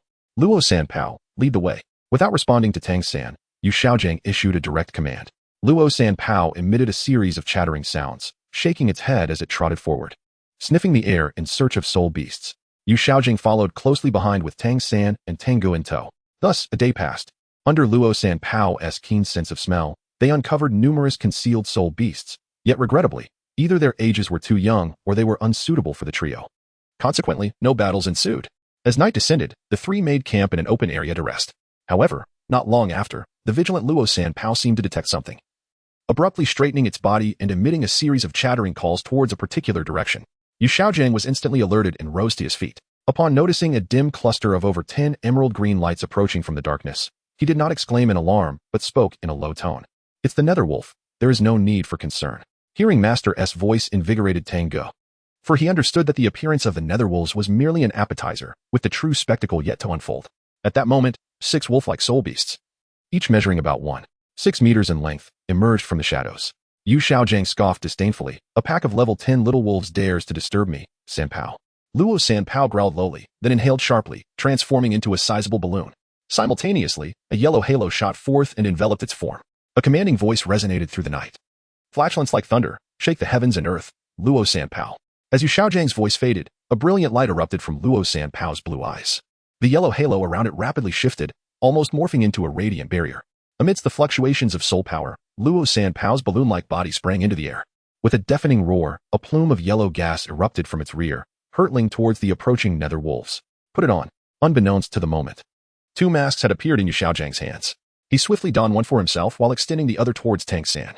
As Tang San was engulfed in confusion, a hand unexpectedly reached out, promptly seizing the mask. When he finally regained his composure, he was astonished to see that the mask, originally intended for him by the master, was now adorning Tang Ge's face. Noticing Tang San's gaze, Tang Ge swiftly turned his head and let out a cheeky chuckle. Tang San gritted his teeth in anger. However, before he could speak, the earlier mass of yellow gas, upon reaching the pack of ghostly wolves, erupted with a thunderous explosion. Boom! Accompanied by a sound akin to rolling thunder, 6 ferocious ghostly wolves were hurled into the air as if they were mere sacks. Instantly, 2 of the wolves collided violently with a tree, crashing to the ground with mournful cries, unable to rise again. The remaining 4, though they managed to shakily regain their feet, were left with a considerable amount of blood streaming from their mouths and noses. Casting fearful glances in this direction, they let out a howl and swiftly retreated. Luo Sanpao descended from the air. In Tang San's eyes, a sense of astonishment was evident. He had not anticipated the formidable power of that recent strike. Unable to restrain himself, he exclaimed, "Teacher, Sanpao, ugh." Yet, as soon as the words escaped his lips, a gust of wind swept through, and the distinctive aroma in the air immediately provoked him to double over in retching. Luo Sanpao joyfully approached, only to witness Tang San's reaction, which left him looking utterly aggrieved. Yu Xiaojiang wore an expression of profound embarrassment, unable to suppress a fierce glare directed at Tang Ge. After a considerable while, Tang San had regained some strength, yet his complexion appeared somewhat pallid. The mere thought of the mask that had been snatched away filled him with ire as he glared at Tang Ge. "Tang Ge," he exclaimed, "the teacher was absolutely right. You are truly wicked." The scent from earlier was simply too extraordinary. Tang San still harbored shadows in his heart, instinctively desiring to distance himself from his teacher's soul beast. Upon hearing Tang San's complaints, Tang Ge merely shrugged, feigning innocence. The master then produced 2 masks, and I felt it would be impolite to decline his kind gesture. Besides, what harm could there be in smelling Sanpao's flatulence? Did he truly find Sanpao's emissions distasteful? As he spoke, Tang Ge bent down to affectionately pat Luo Sanpao's head. In response, Luo Sanpao emitted a series of chirps, his face radiating pleasure. And he seized the opportunity to glance at Tang San, his little eyes brimming with discontent, as if reproaching Tang San for his disdain towards his flatulence. Noticing this, Tang San was momentarily at a loss for words. He could hardly blame Sanpao for having an unpleasant odor, especially considering that just moments ago, it had been Sanpao's explosive flatulence that had sent 6 ghostly wolves flying. Meanwhile, Yu Xiaojiang could no longer bear to watch. He felt that if this continued, his Navi disciple would surely be mercilessly bullied by the audacious little creature. Armed with a dagger, he approached the 2 immobilized ghostly wolves and swiftly slashed across their necks, sprinkling some yellow powder over them to mask the sin of blood. Observing closely, the soul rings were about to manifest. At the master's cue, Tang San and Tang Ge ceased their banter and focused their attention. Sure enough, mere moments after the 2 ghostly wolves perished, 2 ethereal white circles began to rise from their bodies, appearing almost ephemeral, as if they could vanish at any moment. From the time Tang Ge was in the Holy Soul Village, he had already slain wolf-type soul beasts and thus was not astonished by the sight of the soul rings. However, for Tang San, it was a first encounter, and his eyes instantly sparkled with curiosity. Seizing the moment, Master Yu Xiaojiang demonstrated the method of absorbing soul rings. The rings circled around him yet did not penetrate his body. After listening to the Master's explanation, Tang San understood that this was due to the Master's insufficient soul power to advance, preventing him from absorbing the soul rings. An hour passed, and the 2 white soul rings dissipated. Yu Xiaojiang instructed Tang San to feed Luo Sanpao 2 white radishes to replenish the soul power expended earlier. Observing the look of sheer comfort and enjoyment on Luo Sanpao's face as he devoured the radishes, Tang San's expression twitched. He finally comprehended the source of the foul odor from earlier. Just then, however, Luo Sanpao, having just finished the radishes, suddenly emitted a series of urgent calls. Caution, caution, caution. The soul beast approaching us is formidable. Upon hearing Sanpao's cries, Yu Xiaojiang's expression changed dramatically. He grasped the hands of Tang San and Tang Ge while offering a warning. At the same time, Tang San also heard the rustling sounds emanating from the darkness ahead. Additionally, he detected a pungent scent in the air, accompanied by a faint sweetness and a hint of tea fragrance. This was toxic. Tang San's expression subtly shifted as he immediately activated the Xiantian skill and summoned the purple extreme demon eye, directing his gaze towards the source of the sound. There it is. Upon catching a fleeting glimpse of a serpentine shadow in the darkness, he promptly pointed towards it. Hearing Tang San's warning, Yu Xiaojiang set aside thoughts regarding how the opponent had detected them in advance and swiftly ignited a firecracker, tossing it into the night. In the flickering light, a colossal serpent, nearly 4 meters in length, was revealed. Even Yu Xiaojiang, with his 29th level spirit power, could not help but gasp in astonishment. Little San, little Ge, allow me to impart a principle. Where there are numerous spirits, there are abundant bones. With a surge of skill, one should fight. Where spirits are few, bones are scant. And the only recourse is to flee. So, what shall we do now? Tang San could not help but inquire. In truth, he felt no fear towards the venomous giant serpent that had appeared. Instead, he was filled with eager anticipation to engage it. However, Yu Xiaojiang's expression grew grave as he swiftly donned his 2 soul rings upon Luo Sanpao, urgently exclaiming, "This is a nearly 400-year-old mandragora serpent. Let Sanpao hold it off. We must escape." Just as he spoke, a sudden force left his hand, and a figure abruptly darted forward, charging towards the distant mandragora serpent. Upon realizing that it was Tang Ge who had dashed out, he was taken aback and could not help but shout, "Tang Ge, what are you doing? Come back at once." Upon witnessing the scene, Tang San's expression altered dramatically, and a sharp dagger instinctively materialized in his grasp. A mere 5 to 6 meters away, Tang Ge, who had just emerged, heard Yu Xiaojiang's voice filled with concern, yet he did not falter. As he gazed upon the approaching mandala snake, rather than feeling a hint of fear, he was instead filled with exhilaration. After all, it was merely a soul beast less than 400 years old. Today, Tang Ge was determined to demonstrate his prowess by tearing the snake apart with his bare hands. Chapter 23, The Master's Doubt. Tang Ge is not a reckless individual. He would never foolishly charge into danger without thought. However, when the mandala serpent appeared, he felt no threat emanating from it.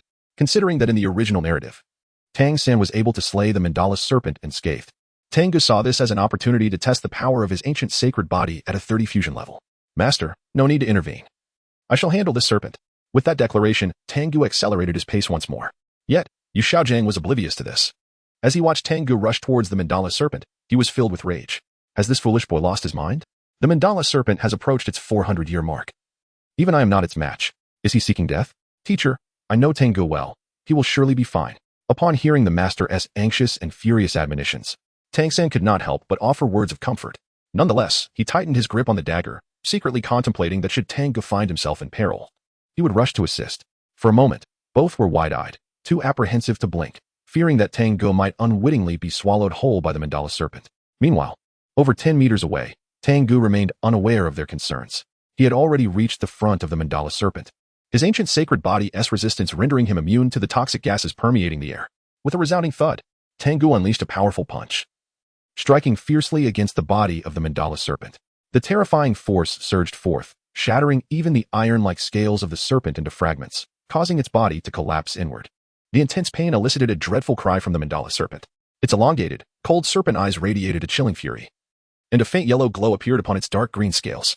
In an instant, the serpent's thick tail transformed into a blur, whipping violently towards Tang Ge, the air crackling with the impact. Simultaneously, the serpent, nearly 4 meters in length, coiled into a circular form, its triangular head pivoting to reveal its massive jaws aimed at Tang Ge. The sharp fangs glimmered ominously in the firelight, with venom visibly dripping from them. In the face of the mandala serpent's furious counterattack, Tang Ge remained utterly unperturbed. As he observed the enormous jaws descending towards him, he nonchalantly waved his hand, and a massive stone suddenly materialized in midair. This stone had originally been the one he rested upon before slipping down the steep slope, the very moment that allowed him to activate the system. To commemorate that event, he had stored the stone within the system's space. Now, as he summoned it once more, it appeared precisely in the path of the serpent's bite. With a crunch, the stone lodged itself within the mandala serpent's mouth. The stone did not shatter, but the serpent's gaping jaws were effectively trapped, unable to close or expel it. Tang Ge could not help but let out a hearty laugh as he swung his fist back, striking the descending serpent's tail. With a resounding thud, the dull sound of impact echoed as shattered dark green scales scattered in all directions. Moreover, this was not the end. Seizing this opportunity, Tang Ge deftly grasped the tail of the mandala serpent, which attempted to retreat, with both hands. With a surge of strength from his formidable ancient sacred body, he effortlessly lifted the serpent, nearly 4 meters in length, as if it were weightless. The creature was then mercilessly slammed against the ground in a furious onslaught. Thud, thud, thud, thud. The earth trembled, and leaves cascaded down around them. The once ferocious mandala serpent, now bereft of its former menace, emitted mournful cries, transforming into a dark green whip that repeatedly soared into the air before crashing down. Blood-stained emerald scales flew in all directions, and the previously even ground began to fracture, creating deep ravines. From a distance, Yu Xiaojing and Tang San stood in astonishment, their eyes wide in disbelief as they beheld the mandala serpent, utterly powerless in Tang Ge's grasp. Tang San was well aware of Tang Ge's formidable physique and immense strength. At this moment, he was merely taken aback by the unfolding scene. However, Yu Xiaojing's heart was tumultuous, akin to a raging sea, with his heart racing as if it were about to leap into his throat. The creature before them was a soul beast nearing 4 centuries in age, yet it was being tormented by a mere 6-year-old child. Was he perhaps dreaming? Yet, with the resounding sounds of impact echoing in the air, Yu Xiaojing understood that all he witnessed was indeed reality. In that instant, he could not help but swallow hard, his gaze shifting to Tang San beside him. Little San, are you certain that this young fellow you grew up with is human and not a soul beast transformed from the Stardow forest? It should be human, I suppose. Tang San spoke uncertainly. Over 10 meters away, after relentless and frenzied impacts against the ground, the mandala snake finally ceased its struggles, its mouth stained with blood as it gnawed on the large stone. Tang Ge, unbeknownst to him, had already released the serpent's tail and approached the head of the mandala serpent, grasping its upper and lower jaws with both hands. With a fierce tug, the serpent's mouth was instantaneously torn apart by Tang Ge. However, just as he was poised to split the mandala serpent in two, a system notification resonated in his mind. Ding. Congratulations, host, you have shocked Yu Xiaojing, earning 1,000 shock points. Ding. Congratulations, host, you have shocked Tang San, earning 100 shock points. The system notifications jolted Tang Ge back to reality. He promptly ceased his assault on the serpent and called out to Tang San in the distance. Xiao San, come quickly and slay this serpent. You want me to kill the serpent? Upon hearing Tang Ge's call, Tang San was momentarily taken aback, his expression one of bewilderment. However, beside him, Yu Xiaojing displayed a glimmer of joy and urged, Xiao San, your first spirit ring has arrived. This mandala snake is perfectly suited for you. Moreover, with your innate full soul power, absorbing the spirit ring from this nearly 400-year-old mandala snake will pose no challenge whatsoever. Yet, Tang San hesitated. But my martial spirit is the plant blue silvergrass. Can it truly absorb a beast-type spirit ring? Tang San expressed his concerns. At that moment, Yu Xiaojing had completely relaxed, his eyes shimmering with confidence as he elaborated on the theory of martial spirit mimicry, one of the 10 core competencies in the realm of martial spirits. Due to Tang Ge waiting nearby, he spoke with remarkable speed. Upon absorbing the master's insights, Tang San, who had been anxious, felt a wave of reassurance wash over him. No longer hesitating, he swiftly approached Tang Ge and plunged the sharp dagger he held directly through the head of the mandala snake. Tang Ge released his grip, and the immense body of the mandala serpent crashed to the ground. Shortly thereafter, faint yellow specks of light emerged from the serpent's form, coalescing into a halo of yellow radiance above its body. Little 3, the serpent has aided you. Now the process of absorbing the soul ring rests solely upon your shoulders. Tang Ge's gaze fell upon Tang San, and he smiled. After all, the latter had provided him with 100 points of astonishment, making his earlier actions worthwhile. Chapter 24. Encountering adventurers. Upon hearing Tang Ge's words, Tang San was immediately filled with emotion. He had not anticipated that Tang Ge had risked so much, engaging in fierce combat with the mandala snake solely to assist him in acquiring his first spirit ring. Although the battle was brief, the mandala snake was a formidable spirit beast nearing 400 years of age, known for its potent venom. A single misstep from Tang Ge could have placed him in mortal peril. Perhaps this was what Master referred to as a trustworthy teammate and friend. Tang San pondered within himself. He then nodded emphatically, assuring, Tang Ge, rest assured, I shall not let you down. At that moment, Yu Xiaojiang approached as well. Observing the soul ring that had already taken form, he, fearing that delay might bring unforeseen changes, urged, Xiao San, let us begin. Indeed, Tang San no longer hesitated. Following the method imparted by his master, he first summoned his martial soul, Blue Silver Grass. He then continued to channel his soul power. And under the influence of an irresistible force, the soul ring hovering above the mandala snake swiftly descended, encircling his form. In an instant, an overwhelming pressure surged towards him. Tang San furrowed his brows, suppressing the discomfort that coursed through his entire skeleton, and seated himself cross-legged upon the ground. The soul ring began to diminish in size, gradually merging into the blue-silver grass. After a while, as Tang San's tightly knitted brows unfurled, Yu Xiaojiang, who had been anxiously watching, finally breathed a sigh of relief. He understood that from this moment on, everything would depend solely on Tang San's own resolution, and his only role was to remain here, quietly awaiting the outcome. Thus, shifting his gaze away from Tang San, Yu Xiaojiang turned his attention to Tang Ge. The events that had just transpired had altered his perception of Tang Ge, who was no longer the shameless, unreliable young lad he had once known. Tang Ge's display of bravery and responsibility greatly pleased Yu Xiaojiang. However, he maintained a stern expression and admonished, this time was merely a stroke of luck. Do not act so recklessly in the future, do you understand? Master, I shall remember it well, came the reply. Tang Ge did not refute and humbly accepted the criticism. Only then did a smile grace Yu Xiaojiang's face. He nodded and said, once the third soul ring successfully fuses, it will be time to find a suitable soul beast for you, young one. Your martial spirit. However, before Yu Xiaojiang could finish speaking, Tang Ge interjected earnestly, Master, I have already determined a clear direction for my soul ring.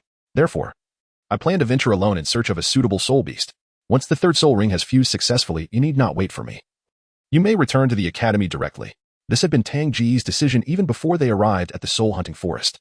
With Tang San having already located his first soul ring and the master's crisis resolved, it was time for him to separate from the two and seek his own martial spirit.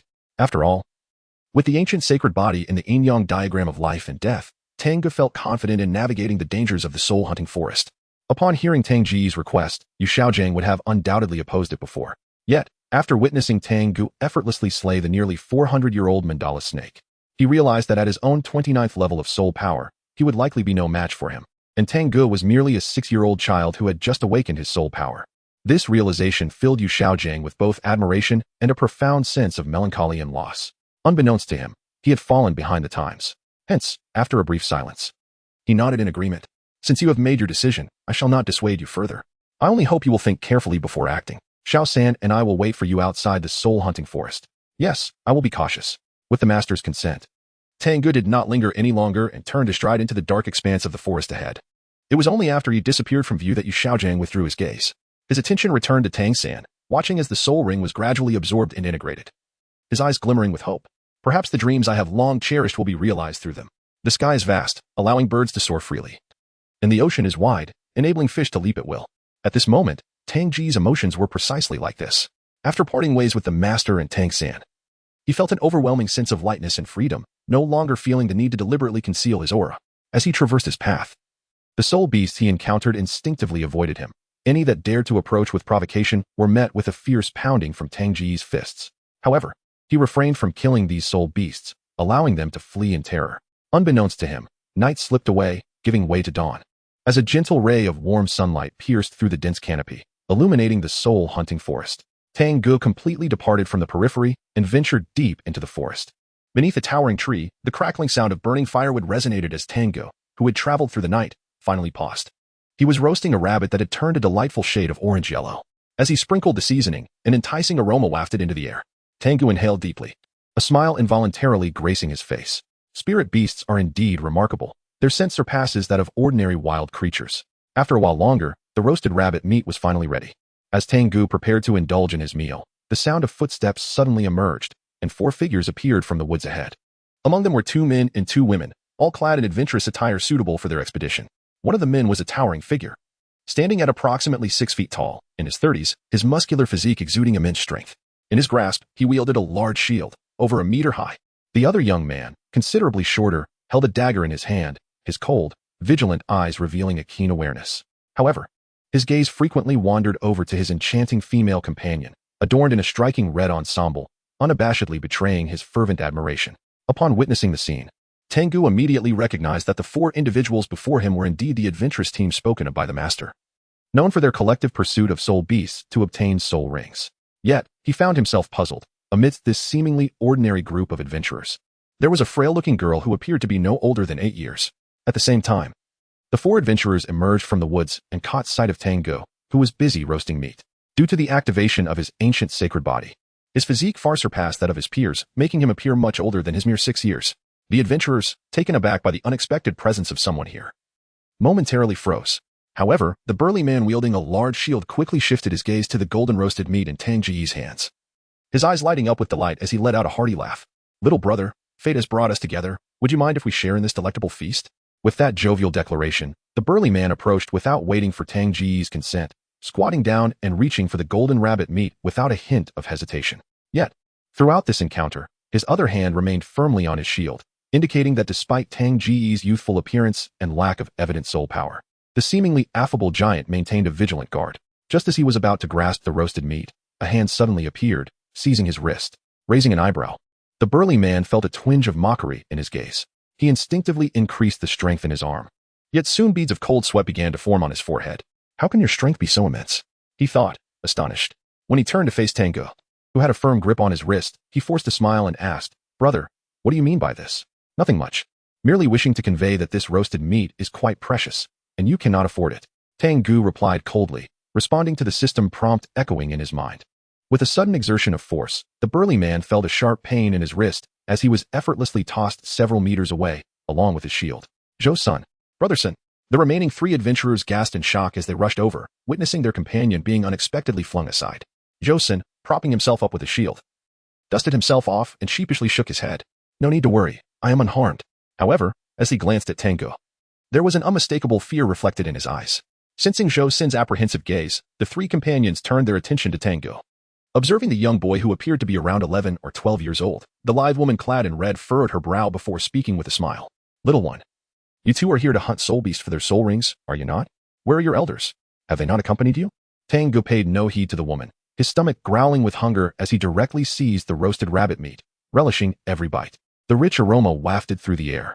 A young girl standing beside the elegant woman in a striking red outfit could not help but swallow hard, her bright, sparkling eyes fixed intently on the roasted meat in Tang Ge's hands. The other 3 individuals, left in this awkward situation, exhibited expressions that fluctuated between uncertainty and displeasure. However, upon discerning the formidable nature of the youth from his companion Zhou-san's gaze, they begrudgingly stifled their dissatisfaction. After a brief interval, Tang Ge finally finished the roasted rabbit meat in his hands, and, upon lifting his gaze, noticed Zhou-san and the 3 others still standing nearby. A look of bewilderment crossed his face as he inquired, "Why are you still standing here? Are you waiting to feast on the bones I have left behind?" Upon hearing Tang Ge's words, the young man wielding the dagger was unable to suppress his indignation and was about to retort. However, before he could voice his frustration, a young girl standing beside the enchanting woman suddenly exclaimed, "Oh, little Tuan Tuan has reacted.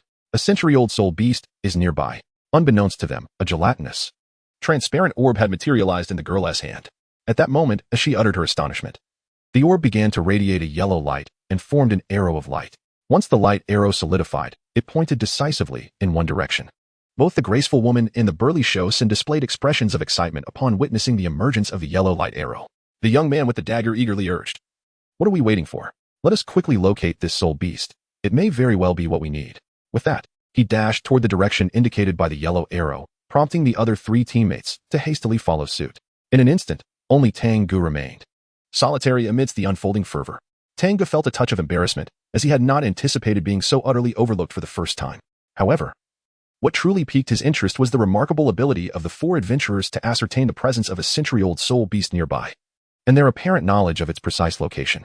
The translucent jelly-like entity that had materialized in the little girl's hands sparked a glimmer of intrigue in Tang Ge's eyes. Such a peculiar martial soul, capable of sensing the age and position of soul beasts in advance. Could it be a mutated beast martial soul akin to that of Luo Sanpao? Without hesitation, he pursued the direction in which the four adventurers had departed. 100 meters away lay an open expanse. As a colossal iron net, adorned with menacing hooks, descended from the heavens, a rampaging hedgehog martial soul was instantly ensnared within its confines, curling into a ball. Every one of its sharp quills pierced through the fine mesh of the net, effectively trapping it. Not far off, the once formidable figure of Shou Sin lay on the ground, groaning in agony. At least 3 elongated quills protruded from his body, blood incessantly oozing from the wounds, while a massive shield, also riddled with quills, lay discarded beside him. Upon witnessing the hedgehog ensnared in the iron net, Shou Sin could not contain his outburst. Quickly, kill that iron-spiked hedgehog. It's driving me to the brink of death. The iron net had been thrown by a young man wielding a dagger. In his endeavor to capture the century-old iron-spiked hedgehog, he too had been struck by a quill, pressing his hand against the wound as he leaned against a large tree. At that moment, the only unscathed individual was the graceful woman. As for the pale-faced little girl beside her, aside from the jelly-like martial soul in her hands, she possessed no combat prowess whatsoever. Hearing Shou Sin's urgent plea, the elegant woman glanced at the hedgehog ensnared in the net. Her expression immediately clouded with concern.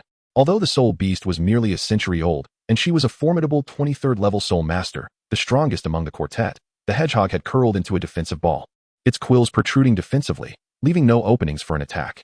Only a direct and forceful strike with a shield-like weapon could possibly vanquish it. Yet Shou Sin, wielding the great shield, was injured and incapable of action. The other companion, possessing an agile martial soul, was equally incapacitated. The graceful woman held a long whip, which could strike the iron-spiked hedgehog from a distance, but how long would that take? After all, this was the soul-hunting forest, fraught with hidden dangers, and no one could guarantee that the attempt to slay the iron-spiked hedgehog would not attract other soul beasts. In that moment, uncertainty gripped the woman's heart. Was she to abandon their endeavor? Just as she pondered this, a familiar sound of footsteps echoed behind her, followed by a voice that called out, "Do you require my assistance?" Who? Startled, the graceful woman instinctively activated her 2 soul rings, one white and one yellow, before turning to face the source of the voice. To her surprise, Tang Ge had appeared a mere 7 or 8 meters away. Observing the woman activate her 2 soul rings, Tang Ge was inwardly astonished. A great soul master. Yet, he felt no fear. He smiled and spoke again. "I possess a healing martial soul. If you would permit, I could assist in healing your companion." Chapter 26, Objective, Millennium Soul Beast. The arrival of Tang Ge slightly surprised the enchanting woman, for she had not anticipated his following her. Nevertheless, she did not let her guard down. Her gaze fixed upon Tang Ge, she skeptically inquired, "Are you truly a healing-type martial soul?"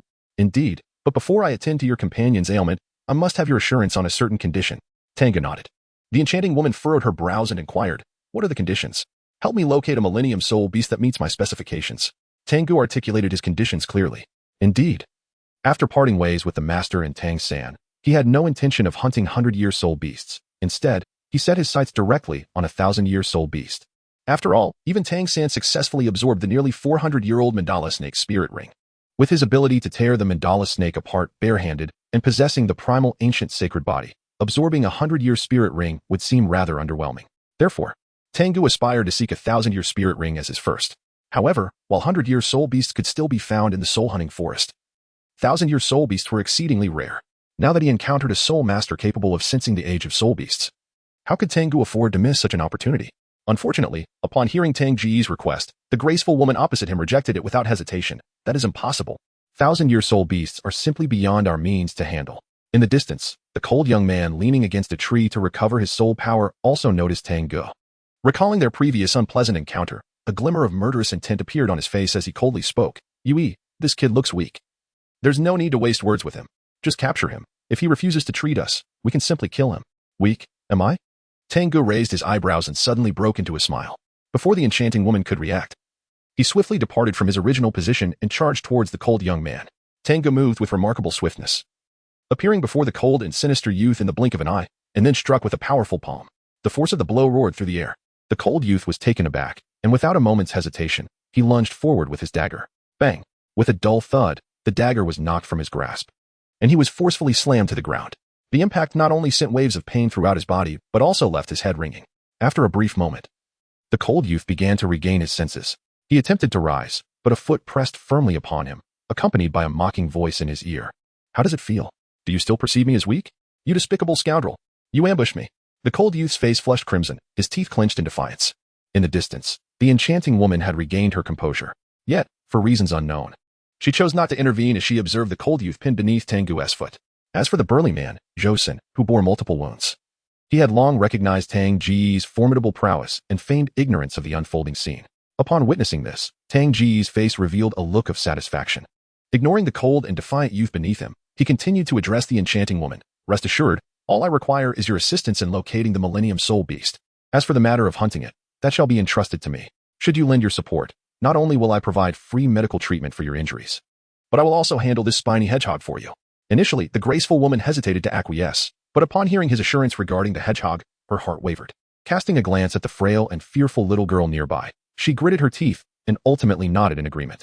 I cannot guarantee their compliance, but if you allow me to deliver the final blow to the iron-spiked hedgehog, I shall gladly assist you in your search for the Millennium Soul Beast. It appeared that the little girl's name was Xiaochan. Tang Ge discerned that the peculiar young girl with the extraordinary martial spirit shared a remarkable bond with the enchanting woman before him. Thus, upon hearing her request, he promptly nodded in agreement. As for the cold-eyed youth and the towering figure, Zhou San, they ultimately had no choice but to acquiesce and accept Tang Ge's healing. When they truly realized that their injuries had completely healed, both the cold-eyed youth and Zhou San were left in profound astonishment. They had never anticipated that this youthful boy actually possessed a healing martial spirit. Yet, they pondered the source of his formidable strength. Could it also be an anomalous martial spirit? At that moment, Tang Ge had already struck down the iron-spined hedgehog, ensnared in barbed wire, leaving it with but a flicker of life, which was then swiftly extinguished by the young girl with her eyes closed. Upon witnessing the yellow halo emanating from the iron-spined hedgehog, the enchanting woman's expression brightened as she urged, Xiaochan, quickly absorb this soul ring. The young girl nodded, bravely summoning the soul ring to herself, commencing the process of absorption and integration.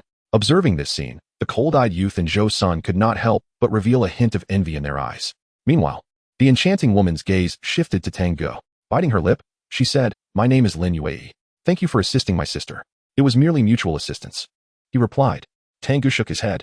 Subsequently, the group fell into silence, patiently awaiting the outcome. After approximately half an hour, the young girl successfully absorbed the spirit ring. As soon as she finished, she joyfully leaped off the ground and rushed to Lin Yue. Sister, look, I have acquired a spirit ability, she exclaimed. Summoning her translucent jelly spirit, a nearly transparent slender arrow materialized from her spirit power and, with a swift whoosh, shot forth. It struck a distant tree, piercing its thick trunk effortlessly. Witnessing this spectacle, the cold young man and the burly Zhou San were filled with envy. Meanwhile, the graceful Lin Yue breathed a sigh of relief and smiled as she affectionately ruffled the girl's hair. Xiaochan, you are truly remarkable. Hee. The young girl couldn't help but laugh joyously. At that moment, Tang Ge suddenly spoke. Now that the spirit ring has been absorbed, should we not set out to assist me in searching for the 1,000-year spirit beast? Upon hearing Tang Ge's words, the smiling girl recalled the earlier events and quickly hid behind Lin Yue in fright. Seeing this, Tang Ge couldn't help but roll her eyes. Am I truly that terrifying? Lin Yue gently patted the little girl's head, reassuring her not to be afraid. Then, she turned to Tang Ge, nodding as she spoke. With Xiaochan's current soul power level, locating a Millennium Soul Beast should pose no difficulty. However, once we find the Millennium Soul Beast you require, I will take Xiaochan and depart. Yes, as soon as we locate the Millennium Soul Beast I need, you are free to leave at any time. Tang Ge did not refuse. Without further ado, they chose not to linger and squander time here. As the little girl summoned her jelly spirit, they were once again drawn into the dimly lit woods by the resonance of the jelly spirit. Chapter 27. The 1,000-Year Soul Beast, the Dream Fox. Although Tang Ge had previously witnessed the little girl's jelly spirit's ability to sense soul beasts, he was still utterly astonished upon seeing it again. The master's words proved true. There are no completely useless spirits, only spirits that are not utilized to their full potential. Throughout this journey, Tang Ge observed as the originally transparent jelly-like spirit transitioned incessantly from white to yellow, and then back to white, in an endless cycle. These ever-changing hues signified the presence of 10-year and 100-year soul beasts surrounding the 5 individuals. Moreover, at the apex of its form, a radiant arrow pointed towards the concealed location of the soul beasts. It is undeniable that with such a jelly-like spirit, one need not worry about finding a suitable soul beast in the vast soul-hunting forest. Tang Ge felt exceedingly fortunate to have encountered this adventurous team. Otherwise, he could only imagine the prolonged time it would take to locate a Millennium Soul Beast. During this journey, the brooding youth and the towering figure, Zhou San, also expressed their desire to slay a century-old soul beast to obtain a soul ring, as both had attained a soul power level of 20. Their venture into the soul-hunting forest was specifically aimed at acquiring their second soul ring to ascend to the rank of Great Soul Master. Thus, upon witnessing the emergence of the century-old soul ring from the slain iron-spiked hedgehog, a glimmer of envy flickered in their eyes. Regrettably, Tang Ge disregarded their requests entirely and forbade them from departing. As time gradually passed, an entire day and night slipped by unnoticed. Despite the assistance of the little girl with her jelly-like martial soul, they encountered several commendable century-old soul beasts, yet the elusive Millennium Soul Beast remained absent. Tang Ge even began to doubt the existence of Millennium Soul Beasts within the soul-hunting forest. As a result, he nearly reconsidered his choice to pursue a century-old soul beast instead. Fortunately, by the following morning, a turning point finally emerged. In a shadowy grove, the towering figure of Shou-Sun led the way, brandishing a large shield, while the dagger-wielding youth moved stealthily around, ever vigilant for any sudden attacks. Tang Ge, Lin Yue, and the young girl Lin Wuchan walked in the middle. At that moment, the jelly spirit, cradled gently in the arms of the young girl Lin Wuchan, began to quiver softly, its originally white radiance undergoing a dramatic transformation. Faintly, purple specks of light began to emerge amidst the white glow. Upon witnessing this spectacle, Tang Ge was momentarily taken aback, only to be swiftly overcome with joy. He immediately exclaimed, "Let us halt." Hearing Tang Ge's command, everyone promptly ceased their advance, directing their full attention to the jelly spirit nestled in Lin Yue's embrace. The emergence of the purple specks signified the presence of a 1,000-year spirit beast nearby. In that instant, an air of tension enveloped the group, as they closely monitored the jelly spirit's transformation while remaining vigilant of their surroundings.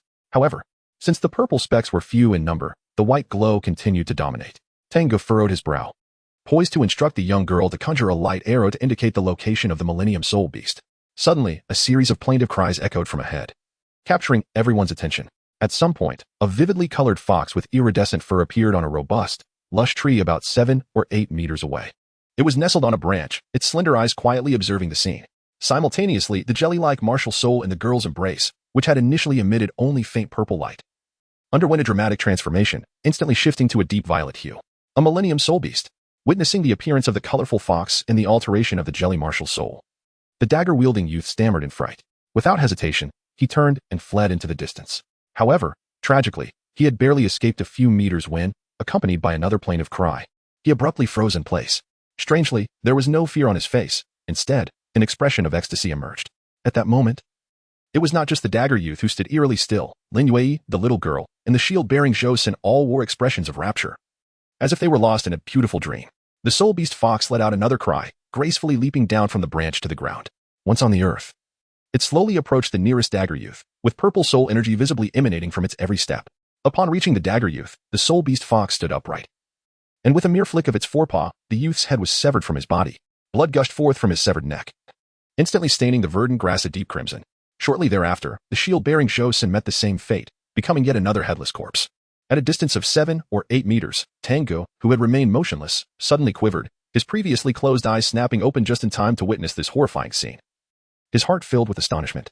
How could 2 soul masters, each possessing level 19 soul power, be so effortlessly slain? Yet, his attention swiftly shifted to the soul beast fox, his gaze igniting with fervor. In that moment, Tang Ge recognized the fox's identity as a Millennium Soul Beast known as the Dream Fox, capable of bewildering its adversaries with its soul energy. Once ensnared, the victim would find themselves immersed in a delightful illusion, allowing the Dream Fox to effortlessly reap its prey. In the preceding moment, Tang Ge had unwittingly fallen victim to its enchantment.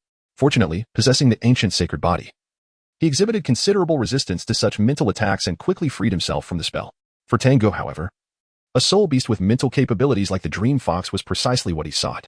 Should he absorb its soul ring and acquire a similar soul skill, it would greatly enhance the efficacy of his martial soul, the yin-yang life and death diagram. Tang Ge was taken aback by his extraordinary fortune, for the very first Millennium Soul Beast he encountered was perfectly suited to him.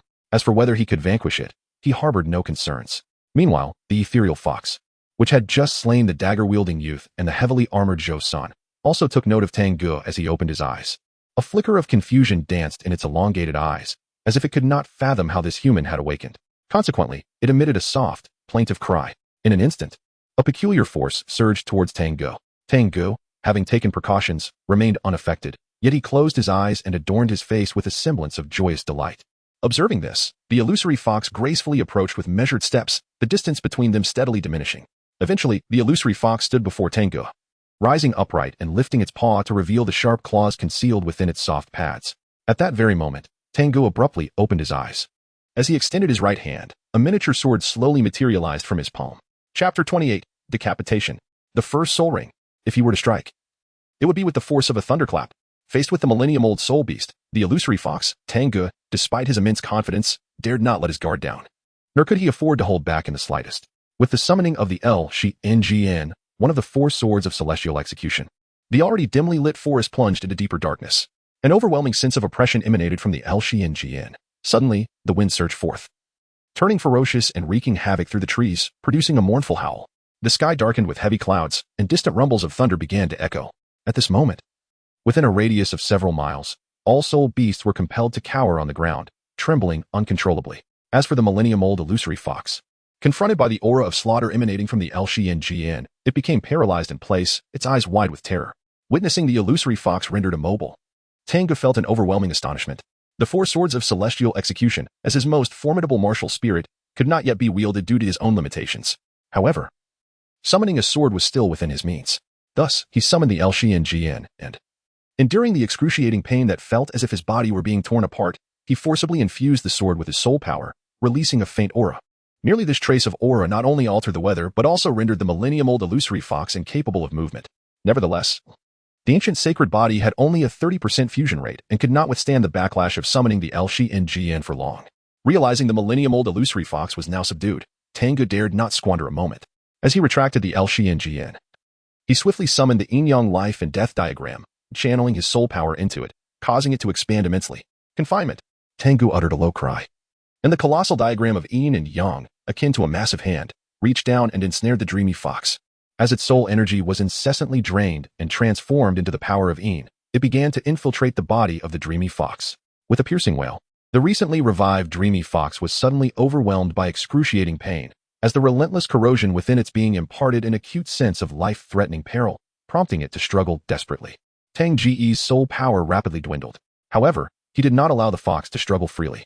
Seizing the opportunity while the creature was ensnared, he unleashed the might of the ancient sacred body and charged forward. Bang, bang, bang, bang, with a layer of martial soul separating them. Tang Ge relentlessly struck the dream fox's body with punch after punch. With each blow, a terrifying force combined with the power of darkness invaded the dream fox's interior, wreaking havoc upon its organs. Vivid crimson blood gushed forth from the fox's mouth and nose, instantly staining its multicolored fur a deep red. The piercing cries of anguish grew increasingly unbearable. Ultimately, as the soul power within him nearly depleted and the martial soul of yin-yang life and death chart became unstable, the heavily injured dream fox attempted to break free. After unleashing an unknown number of punches, Tang Ge suddenly let out a fierce shout. Chaotic Gale Hammer Technique. In that moment, he harnessed the formidable physique of the ancient sacred body, substituting his fist for hammers, channeling all his strength into his right fist, and instantaneously executed the Chaotic Gale Hammer Technique. Boom. Accompanied by a thunderous impact, Tang Ge's fist struck the dream fox's head with tremendous force. The dream fox emitted a desperate, heartrending cry, which abruptly ceased. As the martial soul of the yin-yang life and death chart dissipated, a headless corpse collapsed to the ground, its scorching blood staining the surrounding earth. With his soul power nearly exhausted, Tang Ge was left utterly fatigued, collapsing onto the ground. However, upon witnessing a violet halo gradually coalescing above the dream fox's lifeless body, a faint smile graced his pallid face. At last, he could take a moment to rest. He then closed his eyes and began the process of replenishing his drained soul power. During this time, the lingering aura from the previous attack of the Lu Xian sword had deterred any nearby soul beasts, leaving the area devoid of their presence. Lin Yue and the young girl, having narrowly escaped peril, remained unconscious and did not awaken. Thus, Tang Ge was untroubled by the prospect of interruptions, allowing him to focus solely on restoring his soul power while maintaining a sliver of awareness to monitor the external environment. Half an hour passed. Tang Ge reopened his eyes, his previously pallid complexion now restored to a rosy hue, as he sensed the complete restoration of his soul power within. He glanced at his personal data panel and couldn't help but murmur in admiration. The 9 orifices golden core truly lived up to its name. Not only had his soul power replenished at an astonishing rate, but even the fusion degree of his ancient holy body had increased by 2 points due to this battle. Indeed, with sufficient resources, combat serves as the most effective means to enhance the ancient holy body. In that moment, Tang Ge was tempted to remain in the soul-hunting forest, seeking out millennium soul beasts for combat. Naturally, this was merely a fleeting thought. Not only was the medicinal potency of the 9 orifices golden core uncertain, but the mere chance of encountering a millennium soul beast was a stroke of immense luck. Take, for example, the recently slain dreaming fox. The mere thought of the dreaming fox caused Tang Ge to rein in his mind and focus his attention on the purple millennium soul ring before him. Gazing at the soul ring, Tang Ge's eyes sparkled with excitement. This soul ring was perfectly compatible with his martial soul. He decided to absorb the soul ring first. Feeling the peak state of his body and spirit, Tang Ge sat cross-legged on the ground, channeling his soul power with a gentle flick of his hand. The Millennium Soul Ring, which had been hovering above the corpse of the dreaming fox, immediately soared towards him. As soon as the soul ring encircled him, Tang Ge heard a mournful wail echoing in his mind, followed by the apparition of a spectral dreaming fox lunging menacingly at him. Humph, even in death, it dares to cause trouble. Submit and be absorbed. Tang Ge let out a soft hum, releasing a faint trace of the aura of the exquisite sword of immortality once more. It was instantaneous. Not even a second of lingering time was afforded, yet the ephemeral, dreamlike fox that had just emerged was instantly torn asunder, vanishing completely. The soul ring, which had previously resisted vehemently, gradually returned to tranquility, merging slowly with the manifest yin-yang diagram of life and death. On the surface of the diagram, which appeared solely in shades of black and white, other hues unexpectedly began to emerge. However, Tang Ge remained oblivious to this phenomenon. His consciousness was wholly concentrated within, rapidly channeling soul power that surged through his body. The previously maximized reservoir of soul power began to expand at an astonishing pace. Time passed, though its length was indeterminate. At the moment when a crackling sound of shattering echoed within him, Tang Ge, who had kept his eyes tightly shut, suddenly experienced an epiphany and opened his left hand. The yin-yang diagram of life and death manifested from his palm.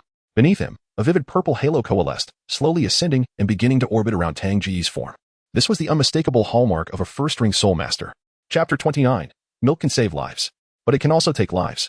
Tang Ge opened his eyes to behold the swirling purple soul rings encircling him. His gaze was fervent, suppressing the urge to burst into laughter as he summoned his personal data panel. Shock System Host. Tang Ge Level. 13th Rank Soul Master Martial Soul. Twin Martial Souls. Yin-Yang Life and Death Diagram. For Swords of Extermination Soul Rings. Yin-Yang Life and Death Diagram. Purple Soul Skill. Joy Martial Technique. Chaotic Cloak Hammer Method Physique. Primal Sacred Body Fusion Degree. 32 Shock Value. 3120 in comparison to before. The personal data panel had undergone a considerable transformation, now boasting an additional soul ring and soul skill option. More importantly, Tang Ge, who had long remained at the 10th level of Soul Master, finally made a breakthrough, leaping 2 levels to become a 13th level Soul Master. Furthermore, his first soul ring exceeded the theoretical research of his master, attaining the illustrious purple hue of a millennium level. As he felt the surge of soul power growing without restraint and the overwhelming force coursing through his body, Tang Ge could not help but chuckle to himself. He yearned to find his master immediately and witness the astonishment upon his face. His attention then shifted to the soul skills section. In an instant, information regarding soul skills flooded Tang Ge's mind. Soul skill, joy, an active skill. When utilizing the power of yin or yang while deploying the martial spirit. The yin-yang life and death diagram. Incorporating joy can render the opponent in a state of euphoria, thus relaxing their vigilance. Perhaps due to the fusion of the martial spirit. The ability originally belonging to the Millennium Dream Fox underwent certain alterations. Yet, these changes pleased Tang Ge immensely. This was precisely the skill he envisioned for his first soul ring, allowing for a perfect amalgamation of both yin and yang powers. The only point of confusion for Tang Ge was the additional colors he observed in the yin-yang life and death diagram after the fusion of the soul ring. Could it be a result of the soul ring's influence? However, recalling how Tang San's blue silvergrass also transformed after merging with the mandala snake soul ring, he set aside his concerns for the moment, gazing at the headless corpse of the Millennium Dream Fox on the ground. Tang Ge did not squander the opportunity and promptly stored the body in the system space. He also reabsorbed his martial spirit and soul rings. Just after completing this task, with a soft moan, Lin Yuer, who had been rendered unconscious by the aura of the exquisite sword, slowly began to awaken. Simultaneously, a bewildered voice echoed in her ear. "Sister, what just happened?" Upon hearing the inquiry from the little girl who had also awakened, Lin Yuer remained silent. Her astonished gaze fixed upon the 2 headless corpses not far away. She recognized them as her companions who had accompanied her. Yet now, both lay lifeless before her. Could it have been that Millennium Soul Beast? Recalling the fox soul beast she had seen before losing consciousness, Lin Yuer shuddered violently and instinctively pulled the little girl into her embrace. She immediately began scanning the surroundings in search of the Millennium Soul Beast. However, Lin Yuer did not spot the soul beast. Instead, she caught sight of the young man who had hired them to track the Millennium Soul Beast. How could he still be alive? Overwhelmed with shock, Lin Yuer blurted out, "What about the Millennium Soul Beast? Did it not kill you?" With a self-assured grin, he replied, "I'm too handsome. Even the Millennium Soul Beast couldn't bear to slay me, so after eliminating those 2 ugly ones, it simply departed." Tang Ge's expression darkened. If a man dared to speak to him in such a manner, he would undoubtedly slap him into silence. Realizing she had perhaps misspoken, Lin Yuer's delicate face flushed slightly, prompting her to hastily change the subject. She inquired, "Shall we continue the search for the Millennium Soul Beast? My matters have been resolved." and there is no need for further pursuit. Thus, you and your sister can safely depart from the soul-hunting forest. Tang Ge shook his head.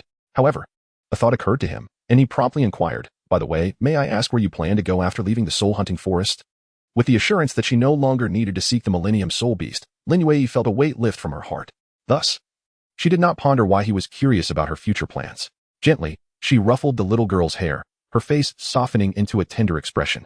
The primary purpose of this journey was to assist Xiaochan in finding her soul ring, and now that she had successfully integrated it, I intend to take her to live in Soto City.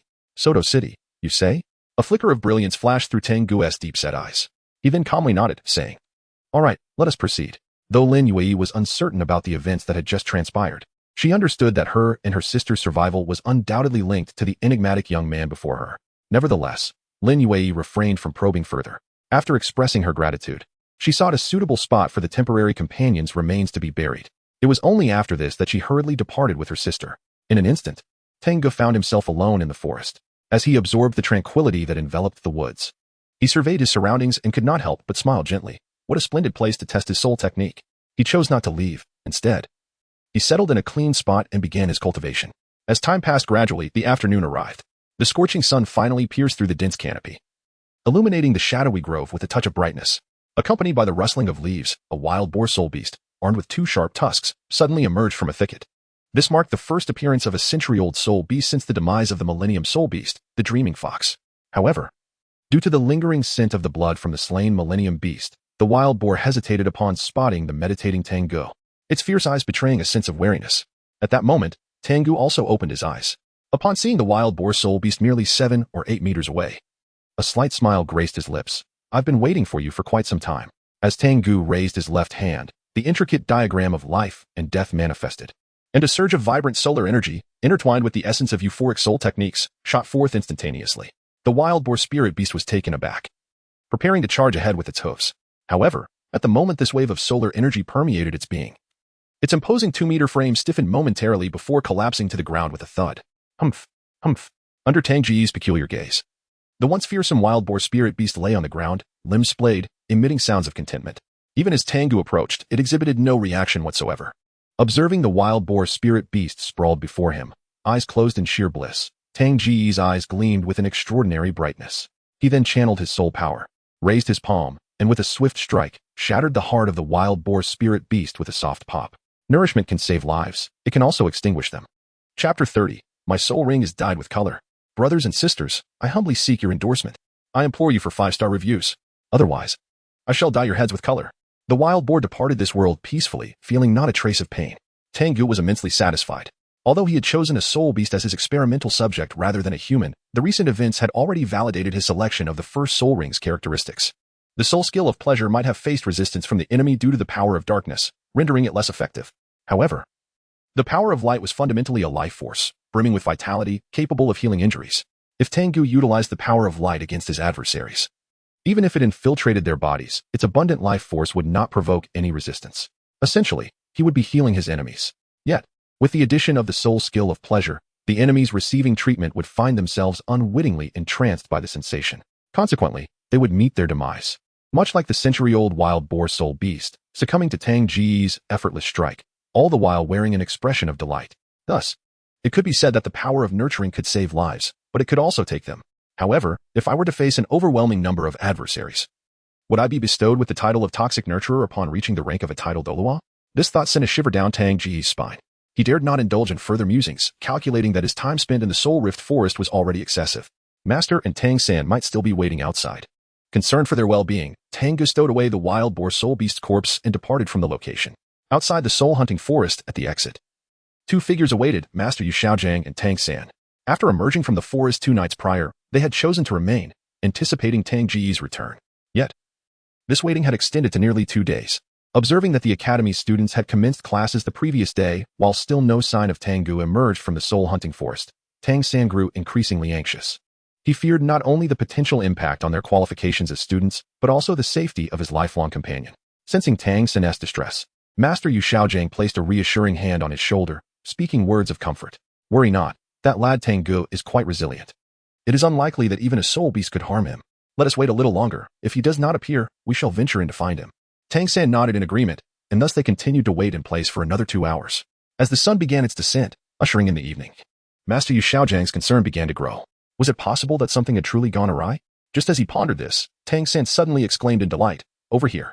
Against the backdrop of the golden sunset, a figure sped forth from the shadowy depths of the soul-hunting forest. In the blink of an eye, he stood before them. It was none other than Tang Ge. Upon seeing Tang San and Master Yu Xiaojing waiting, Tang Ge could not help but smile broadly. "Xiao San, Master. I apologize for keeping you waiting." The tension in Master Yu Xiaojang's heart finally eased. He stepped forward, playfully pinching Tang Ge's arm and patting his shoulder. Nodding in satisfaction. "Ah, you appear just as robust as before. It seems you have not been bullied by any soul beast during your absence. So, have you found a suitable soul ring? Why would I be bullied by soul beasts? I simply don't bully them." Tang Ge silently retorted in his mind. However, he had no intention of concealing the matter regarding the soul ring. Ensuring there were no others around, he promptly revealed his soul ring. With a hum, the ethereal waves rippled, and the yin-yang life and death diagram manifested from the palm of Tang Ge's left hand. Subsequently, an abundance of purple light points erupted from beneath his feet, rapidly coalescing into a swirling purple ring that gracefully ascended around his body. Bathed in the setting sun, the purple radiance illuminated the surroundings, plunging them into an eerie silence. Master Yu Xiaojang and Tang San gaped in astonishment, their eyes wide as they beheld the swirling purple ring encircling Tang Ge, as though witnessing a ghostly apparition. "What is this? A 1,000-year soul ring? Ding dong. Congratulations to the host, you have shocked Yu Xiaojang, earning 1,000 shock points. Ding dong. Congratulations to the host, you have shocked Tang San, earning 150 shock points." At the moment of revealing his soul ring, a series of system notifications echoed in his mind. The sudden surge of over 1,000 shock points filled Tang Ge with immense satisfaction. Observing the astonishment etched on Master Yu Xiaojang and Tang San's faces, he chuckled. "It seems fortune smiled upon me. I inadvertently fused with a 1,000-year soul ring and even acquired a soul skill." Tang San regained his composure and glanced once more at the purple soul ring adorning Tang Ge, his brow furrowing slightly. He turned to his teacher, Yu Xiaojang, and inquired, "Teacher, did you not mention that the maximum capacity for a first soul ring is 423 years? Goodness, that was merely a theoretical conclusion. 99% of soul masters adhere to that norm. Who could have anticipated encountering such an anomaly today?" Yu Xiaojang retorted, his expression tightening as he shot a sharp glare at Tang San. He then shifted his gaze to Tang Ge, his countenance darkening as he admonished, "At such a tender age, you have already begun to stray from the path, dyeing your soul ring no less. Why not simply turn it red? However, let this instance pass. Refrain from using dyed soul rings to instill fear in others in the future. Let us proceed. I recall having unfinished research at the academy. We shall return there first." With that, Yu Xiaojang turned on his heel, hands clasped behind his back, and strode towards the marketplace ahead. Meanwhile, Tang Ge stood in stunned silence, bewildered that such a renowned master of soul theory would assert that his 1,000-year soul ring was merely a product of dyeing. "Can we not maintain some dignity?" he thought, wishing to shout, "Master, stop. Create a red soul ring for me." Beside him, Tang San wore a wry smile upon hearing his teacher's earlier remarks. He realized he should have remained silent. Nevertheless, as his gaze fell upon Tang Ge's purple soul ring, he was certain it was not a mere dye job. Filled with astonishment and curiosity, he asked, "Tang Ge, would you be willing to share the story of how you acquired this soul ring?" "Of course." Tang Ge smiled and nodded. He then embellished his experiences, sharing everything with Tang San except for what should not be disclosed. The peculiar martial soul that allows one to perceive soul beasts in the appearance of the Millennium Soul Beast, the Dreaming Fox, captivated Tang San, leaving him in rapt fascination and lamenting that he had not been with Tang Ge at that time. Reflecting on Tang Ge's formidable physical prowess, capable of tearing apart a mandala snake, it seemed quite reasonable for him to integrate a Millennium Soul Ring. However, what astonished Tang San was that Tang Ge, after merging with the Millennium Soul Ring, had only reached the 13th level of soul power. This revelation made Tang San breathe a sigh of relief. He had previously learned from his teacher that while his soul power needed to be assessed at the Martial Soul Hall, it was speculated to be at least at the 12th level. Therefore, it appeared that there was not much of a gap between him and Tang Ge. Tang San could not help but ponder silently. Chapter 31. Big Brother, Avenge Us. That evening, Master Yu Xiaojing did not linger at the market outside the soul-hunting forest, opting instead to hire a carriage to take Tang Ge and Tang San away. The carriage traveled at a swift pace, and even after stopping for a meal midway, the three of them returned to Notting Academy by 1 o'clock the following day. Upon their arrival at the academy, Yu Xiaojing had to leave for an urgent matter. So Tang Ge and Tang San proceeded directly to the 7th dormitory. However, to their surprise, the 7th dormitory was eerily quiet, devoid of any presence. Upon entering, Tang Ge observed the stillness and exclaimed in astonishment, "Where is everyone? Wang Xing and the others should still be dining, right?" Tang San yawned indifferently, feeling rather uncomfortable after a long day of traveling by carriage. All he wished for was to lie down and enjoy a good rest. Noticing Tang San's weary expression, Tang Ge decided to seize the opportunity to catch some sleep as well. However, before either of them could act on their intentions, a cacophony of hurried footsteps outside the 7th dormitory abruptly shattered the tranquility, accompanied by furious shouts of indignation. How despicable! Truly infuriating. That Lu Long lost the duel due to his own carelessness, yet he blames Saint for a sneak attack and even calls upon the 6th-year elder, Xiao, to seek vengeance. My face is throbbing. Xiao hits too hard. My face is still swollen. Saint, Sister Xiao Wu, when will Brother Tang San and the others return? If they were here, we surely wouldn't have suffered such a beating. Indeed, when will they come back? They don't even inform us when they go out. As Tang Ge and Tang San stepped out of the 7th dormitory upon hearing the commotion, they were met with the sight of the original members of the 7th dormitory, who were supporting each other while making their way toward them. Each one bore bruised faces, looking quite pitiful. Among them, Wang Sheng appeared particularly battered. His face so swollen it was nearly unrecognizable, and his academy uniform was tattered and torn. Taken aback by this scene, Tang Ge paused momentarily before comprehending the situation. Before he could voice his thoughts, Tang San furrowed his brow and inquired, "What happened? Who attacked you?" At this moment, the 8 returning members of the 7th dormitory spotted Tang Ge and Tang San standing at the entrance.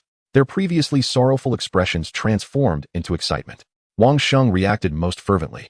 He wailed loudly and broke free from the support of his companions, stumbling toward Tang San. As Wang Sheng charged toward him, sears flying in every direction, Tang San instinctively stepped back.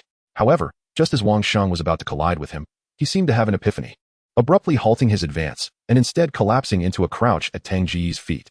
He clutched Tang Ge's legs, weeping profusely. "Boss, woo, I was beaten so badly. Look at my face. Look at my stomach. It was all that Xiao fellow's doing. Boss, you must avenge me." Woo. Tang San, observing this spectacle, felt a twitch in his facial muscles. At that moment, he too was overwhelmed by the impulse to give Wang Sheng a good thrashing. Tang Ge was oblivious to Tang San's thoughts. He gazed at Wang Sheng, who was crouched on the ground, clutching his legs and weeping, and couldn't help but feel a mix of amusement and exasperation. "Why are you crying? Get up at once." "Wah, boss, it hurts. If you don't promise to take revenge for us, I won't get up." Wang Sheng was undeterred, his tears continuing to soak into Tang Ge's trousers. As he felt the growing dampness, Tang Ge could no longer tolerate it and relented. "Fine, I promise. Now get up quickly. If you don't, I might just hit you myself." Upon hearing this, Wang Sheng, who had been wailing moments before, swiftly sprang to his feet, showing no signs of having been beaten. He looked at Tang Ge, hesitatingly asking, "So, should we head over now? Are the ones who hurt you still around?" Tang Ge furrowed his brow. Wang Sheng promptly nodded. Yes. The one with the surname Xiao and Lu Long are in the woods behind the academy. I shall take you there at once, my leader. Would you like to accompany us, third brother?" Tang Ge disregarded Wang Sheng and turned to Tang San beside him, smiling as he spoke. Tang San could only nod helplessly upon hearing this. "You have gone, so how could I not follow? In that case, let us depart. Wang Sheng, lead the way." "Certainly." Immediately, the group of 7 set forth under Wang Sheng's guidance, marching vigorously towards the woods at the back of the academy. Particularly, upon learning that Tang Ge and Tang San had both fused with spirit rings to become spirit masters, the confidence of the 8 individuals who had been beaten grew immensely, as if they wished to sprout wings and soar. In a grove behind the nodding academy, the work-study students from the 7th dormitory had just endured a lopsided battle, having been thoroughly defeated and left in tears. The onlooking students, seeing that the spectacle had concluded, gradually dispersed, leaving only a handful of upperclassmen who were lavishing praise upon one student, who bore a proud and self-satisfied expression. Xiao Kelong truly lives up to his title. He effortlessly made those work-study students weep uncontrollably. Let us see if they dare oppose us again. Yet Wang Sheng, despite being beaten, had the audacity to claim that Xiao Kelong was no match for his so-called Tang Laodao, asserting that how strong could a first-year student possibly be? Indeed, our Xiao Kelong is a spirit master who has fused with a spirit ring. Even if this Tang Laodao were to arrive, he would likely be so frightened that he would soil himself. Soil himself? Haha. The student being praised, Xiao Kelong, could not help but puff out his chest in response to the flattery. However, at that moment, one of the upperclassmen inadvertently glanced into the distance and could not suppress a gasp of surprise. "Hey, aren't those the work-study students from the 7th dormitory who just got beaten? Why are they coming back?" Upon hearing this, the other students, who had been conversing, turned their gazes to follow. Sure enough, 10 figures appeared a mere dozen meters away, striding directly towards them. Among them, in addition to the 7 who had just been defeated, there were 2 others who seemed to be reinforcements summoned by Wang Sheng's group. Xiao Laodao. It appears these work-study students still crave more punishment. Lu Long, who had suffered at Wang Sheng's hands previously, could not help but sneer.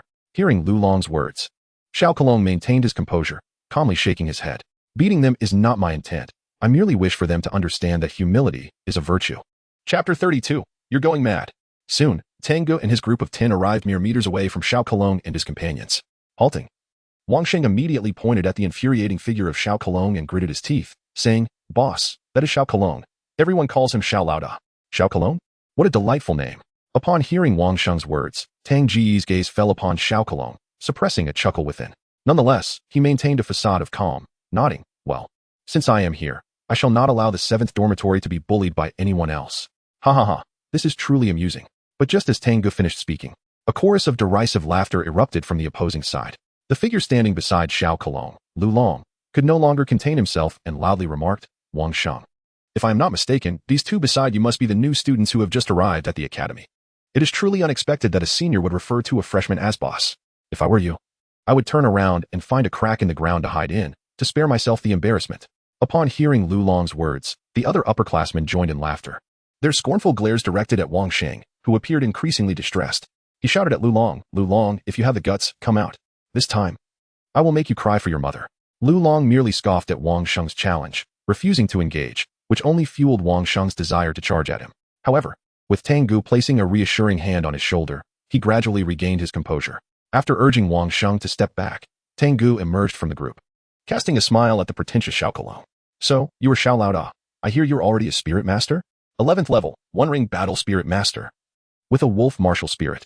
Thus, as a newly admitted freshman, you should understand that you and your companions stand no chance against me." Xiao Kelong did not conceal his pride, responding with arrogance. Beside him, Lu Long chimed in, "Did you hear that? Our Xiao Laoda is an 11th level one-ring battle spirit master. If you do not wish to end up like that Wang Xing, you should skedaddle." His words dripped with arrogance. A flicker of cold light flashed in Tang Ge's eyes as he cast a glance at Tang San beside him. "Xiao San, teach him a lesson." "Why me?" Tang San could not help but inquire. Tang Ge shrugged. "I am the leader of the 7th dormitory. Have you ever witnessed a leader stepping into the fray at the very onset of a duel? Moreover, this is a matter of avenging our brothers in the dormitory. Are you, Xiao San, unwilling to partake?" Upon hearing this, Wang Sheng and the other 7 shifted their gazes towards Tang San, as if silently inquiring, "Are you reluctant?" Tang San felt an overwhelming sense of frustration and could only nod in resignation. "Fine, I shall go." He then picked up a handful of stones from the ground. Stepping out of the line to face Lu Long and spoke calmly, "I intend to strike your left arm. Do you believe me?"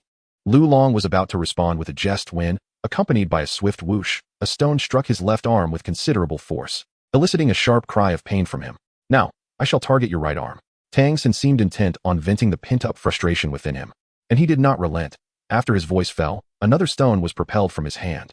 Startled by the recent blow, Lu Long hastily concealed his right arm. Yet, the incoming stone appeared to possess a will of its own, twisting midair and suddenly reappearing behind him, striking his right arm once more. "Wah wah wah. If you possess such prowess, then stand there motionless. I shall shatter your legs with my staff." Lu Long's face contorted in pain. He then summoned his martial spirit staff and charged towards Tang San. Tang San continued to launch stones with precision. "Strike your right leg. Strike your left leg."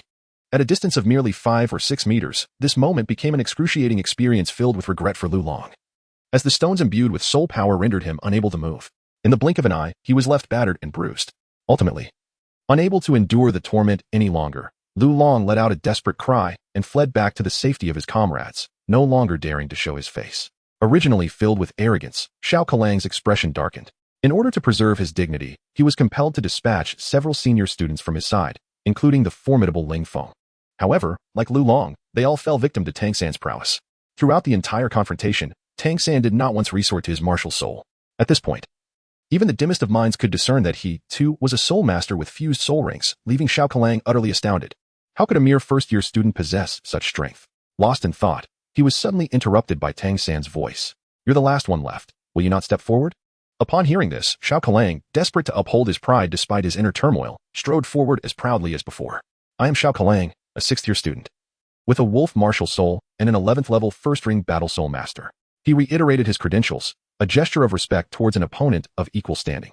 A few meters away, Tang San acknowledged this customary introduction with a nod, responding, "I am Tang San, a first-year student." Just as he began to speak, a familiar voice suddenly rang out from behind. "Xiao San, come back. I shall take it from here. Did you not say I should take action?" Tang San turned his head to gaze at Tang Ge, displaying a hint of displeasure. Tang Ge rolled her eyes. "King against king. General against general. Since you have already dealt with that group of minor characters, the final task of confronting Boss Xiao naturally falls to me. What is the matter? Judging by your expression, do you doubt my words?" "No. You are absolutely right. I, Tang San, have nothing to argue." Faced with Tang Ge's explanation, Tang San felt a surge of indignation welling up in his chest, gnashing his teeth in frustration. Yet, in the end, he turned and rejoined the team. "Now, Only Tang Ge and Xiao Kelang remained in the vacant area, observing Tang Ge's nonchalant and unserious demeanor. Xiao Kelang couldn't help but furrow his brows in irritation and exclaimed, "Reveal your martial soul." "Reveal my martial soul?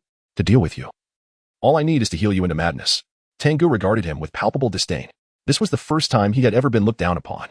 Upon hearing Tang Ge's words, Xiao Kelang, the son of the Lord of Nodding City, could no longer contain his fury and retorted sharply, "Are you seeking death?" In an instant, a blinding flash of light surged forth, penetrating his very being. Suddenly, Xiao Kelang, who had intended to charge at Tang Ge, found himself frozen in place, a look of unexpected ecstasy replacing his previously furious expression. Chapter 33.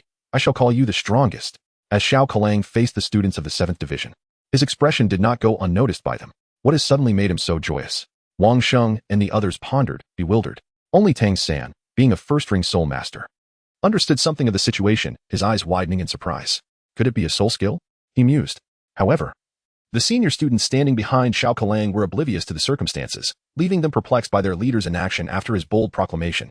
One could not help but murmur, "Lu Long, look at Xiao Kelang, what is happening?" Reluctantly, Lu Long approached, feeling the fierce glares of his upperclassmen bearing down upon him. He hesitated briefly before reaching out and gently poking Xiao Kelang's back with a finger. "Xiao Gu?" Receiving no response, Lu Long poked again, but still, there was no reaction. Gritting his teeth, he boldly pressed his finger down with force. Ha ha ha! A sound of uncontrollable laughter erupted as the once motionless Xiao Kelang suddenly turned, delivering a swift slap that sent Lu Long sprawling to the ground, his face swelling instantly. At that moment, Xiao Kelang's bewilderment began to dissipate. As his focus returned, he beheld Lu Long, whose face was now grotesquely swollen. Frowning, he inquired with displeasure, "Who struck him?" "It's you, boss," Lu Long replied, momentarily stunned before tears of grievance welled in his eyes. "I did." Xiao Kelang's expression turned quizzical. Then, as if a revelation struck him, his confusion transformed into alarm as he spun around to face Tang Ge. "What did you do to me?" he exclaimed, a mix of fear and rage evident in his voice. All he could recall was a flash of light entering his body, after which he felt as though he had descended into an endless realm of bliss, leaving him utterly unaware of his surroundings. 5 or 6 meters away, in Tang Ge's mind, the system notification echoed. "Ding dong, congratulations to the host. You have shocked Xiao Kelang and earned 120 shock points. Perfect. Yet again, I have reaped the rewards." To express his gratitude towards Xiao Kelang, he waved his hand, unleashing a surge of radiant energy infused with the essence of joy, which surged into the latter's body. The previously furious Xiao Kelang now wore a look of sheer enjoyment on his face. At this moment, the dozen or so senior students, no matter how dim-witted, finally understood why their leader had suddenly become immobile. That brilliant white light was peculiar. Their gazes converged once more upon Lu Long, who had just risen from the ground. However, Lu Long was no fool. Upon witnessing the unfolding scene, he rolled his eyes and collapsed back to the ground. The group of students exchanged glances, each reluctant to approach and rouse Xiao Kelang. Thus, the atmosphere in the small grove became palpably tense. Fortunately, as a first-ring battle soul master, Xiao Kelang had developed some resistance after experiencing such a gentle embrace. Before long, he regained consciousness. Upon awakening, without uttering a word, he charged directly at Tang Ge. Midway, another beam of white light shot forth. Xiao Kelang bellowed, "Battle spirit manifest." In an instant, a spectral battle wolf howled, enveloping him entirely. The claw shadows danced in the air as the wolf's paws swept through. Regrettably, the incoming white light seemed as insubstantial as mere luminescence. Even with the aid of his battle spirit, Xiao Kelang could not fend it off. Consequently, as the light entered his body, the once formidable Xiao Kelang once again froze in place, his face awash with pleasure. Then, Xiao Kelang awoke once more, his expression shifting to one of fury as he glared at Tang Ge, shouting, "What on earth have you done to me?" "Ding dong, congratulations to the host. You have shocked Xiao Kelang and earned 180 shock points." Hearing the system notification resonate in his mind again, Tang Ge chuckled and released another beam of white light. Finally, under the incredulous gazes of the surrounding students, Xiao Kelang, tormented by the white light 6 or 7 times, reached his breaking point. As he regained consciousness this time, he knelt upon the ground before Tang Ge, who was still 4 meters away, tears streaming down his face as he cried out, "I, Xiao Kelang, shall call you the strongest. Do as you will, I beg you, please cease this torment." At these words, Wang Xing and the others from Dormitory 7 were momentarily stunned before erupting into jubilant cheers. "Ha ha ha, our leader is indeed the leader. I knew that Xiao was no match for him. Did you see that? Even Xiao Kelang is begging for mercy now. Who would dare to bully anyone from our dormitory in the future? Leader, I adore you." Ultimately, spurred on by Wang Xing's excitement, the 8 of them rushed over and, without a second thought, hoisted Tang Ge aloft above their heads. Tang San refrained from joining the fray, yet his eyes brimmed with envy. He had exerted himself earlier. Why could he not be lifted alongside them? As for the dozen or so senior students across from him, They were astounded to witness the usually formidable Xiao Lao kneeling in abject submission. In an instant, the towering image they had constructed of him crumbled. Nevertheless, their greater apprehension was directed towards Tang Ge's inexplicable prowess. They had witnessed firsthand the harrowing spectacle of a first-ring battle soul master being driven to utter despair without a single drop of bloodshed. The experience was nothing short of terrifying. No, this individual must not be provoked. After silently committing Tang Ge's visage to memory, the senior students, filled with shame, hastily departed. The exhausted Xiao Kelang was assisted by the bruised Lu Long as they exited. Under the glaring sun, Tang Ge, hoisted aloft by the students of the 7th dormitory in celebration of their victory, narrowed his eyes. As the system notifications echoed in his mind, a radiant smile blossomed on his face. How delightful! Another day of abundant rewards. Subsequently, as the excitement waned, upon learning that Tang Ge and Tang San had just returned with their first soul ring, the usually frugal Wang Xing unexpectedly displayed generosity. To celebrate their successful revenge, he took out his savings and treated everyone from the 7th dormitory to a lavish meal at a fine restaurant in Notting City. It was not until nearly 3 in the afternoon that the group of 10 returned to the academy. Chapter 34. A sudden inspiration. Good news seldom travels far, while bad news spreads like wildfire. The duel that had just concluded in the small forest behind the academy quickly became the talk of the institution. In no time, the entire academy was abuzz with the tale of 6th-year student Xiao Kelang being defeated by a newly enrolled freshman. Moreover, it was said to have been a rather humiliating defeat. Allegedly, the freshman had not even activated a soul ring, merely waving his hand, causing the first-ring battle soul master Xiao Kelang to plead for mercy. While this sounded fantastical, there were witnesses present to attest to the veracity of the account. Curiosity piqued. Many senior students sought out Xiao Kelang to glean further details. However, Xiao Kelang was not inclined to divulge such an embarrassing incident. After hastily dismissing those inquisitive classmates, he left the academy with a grim expression. In fact, he did not reappear for several months thereafter. Nevertheless, the gossiping students managed to extract a wealth of information from the lower years student Lu Long regarding the events that transpired. As word spread, the tale grew increasingly sensational. When the academy's instructors were eventually drawn into the fray and confirmed that the lower year student who had vanquished Xiao Kelang possessed a soul skill, shock rippled through the student body. A soul skill.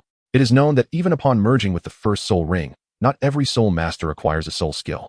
This phenomenon hinges not only on the quality of the soul ring but also on the innate talent of the soul master. And now, a mere freshman was discovered to possess a soul ring, truly astonishing. Could he perhaps hail from a prestigious family? In Notting City, the group from the 7th dormitory, having just concluded their meal, exited the restaurant, engaged in lively conversation as they strolled towards the academy. Suddenly, Tang Ge halted, an unusual expression gracing his features. Upon witnessing this, Tang San could not help but inquire, "What is the matter, Tang Ge?"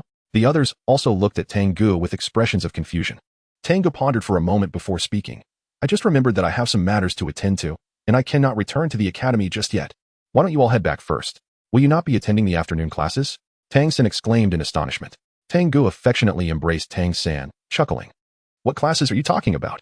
Can those instructors in the academy truly rival the teaching prowess of a master? So, once you acquire the insights of cultivation from the master, come back and share your thoughts with me." Upon hearing Tang Ge's words, Tang San couldn't help but roll his eyes. Nevertheless, he did not refuse. After extricating himself from Tang Ge's embrace, he nodded. Regardless, having just enrolled, it's best not to skip too many classes. "Understood, let's hurry back." Tang Ge urged him on. Thus, Tang San ceased to speak further and departed from the place alongside Wang Xing and the others. Meanwhile, Tang Ge turned back and swiftly retraced his steps, locating an affordable inn, where he exchanged a few copper soul coins for a temporary room.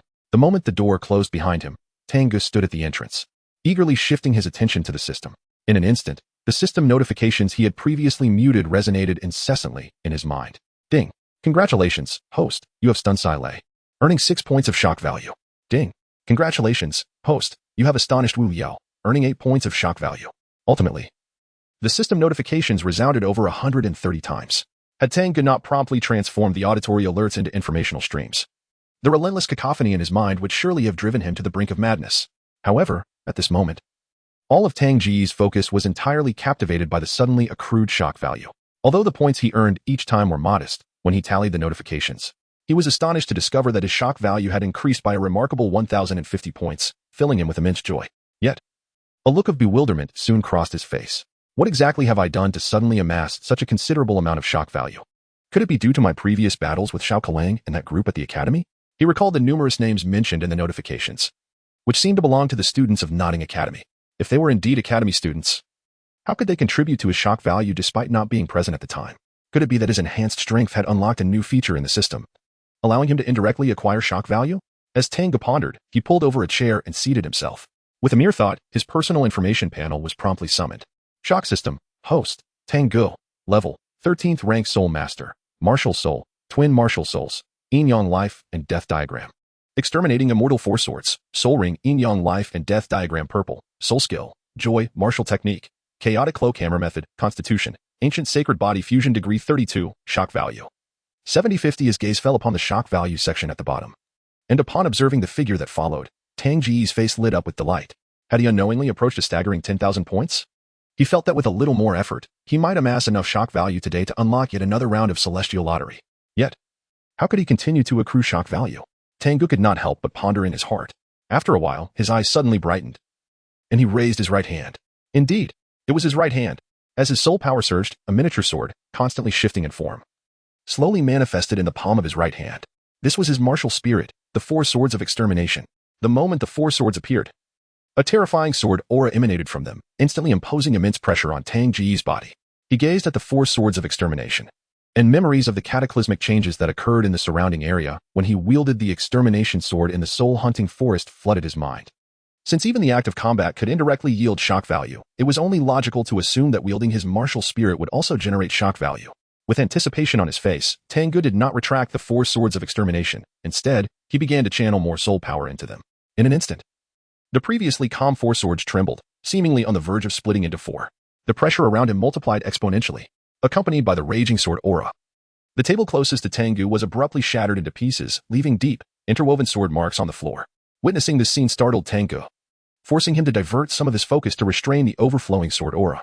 If he continued like this, the inn would surely be demolished before he could achieve the results he desired. Fortunately, the Four Swords of Extermination were his own martial spirit, and despite the terrifying sword aura, they posed no harm to him. Gritting his teeth, Tang Ge endured the overwhelming pressure enveloping him and continued to amplify the soul power he was inputting into the Four Swords of Extermination. Then, the heavens finally transformed. At this moment, it was originally afternoon, and the weather was clear. The scorching sun hung high in the sky, casting blinding light, causing the residents of Nordine City to feel lethargic and unwilling to move. Suddenly, as if an invisible hand had summoned all the dark clouds from afar, the sky above Nordine City was soon shrouded in ominous clouds. A fierce wind arose, and the sky darkened in an instant. The city's inhabitants, witnessing this spectacle, could not help but reveal expressions of delight on their flushed faces. It was about to rain. Instantly, many vendors began to pack their goods, seeking shelter from the impending downpour while hoping to enjoy a refreshing respite from the heat. However, as time passed, not a single drop of rain fell, and instead, the clouds that had merely obscured Nordine City began to spread rapidly in all directions. By the time the residents realized something was amiss, the sky had completely darkened, with not a trace of sunlight remaining. Suddenly, a sound akin to the ringing of a sword echoed in their ears. Following that, an indescribably terrifying aura swept through like a tempest. Thud, thud. The citizens of Nordine City felt as if an invisible giant hand had descended upon them, knocking them to the ground. The chilling and terrifying sensation that felt like a sword was poised at their throats filled them with dread. What was happening? Were they to perish?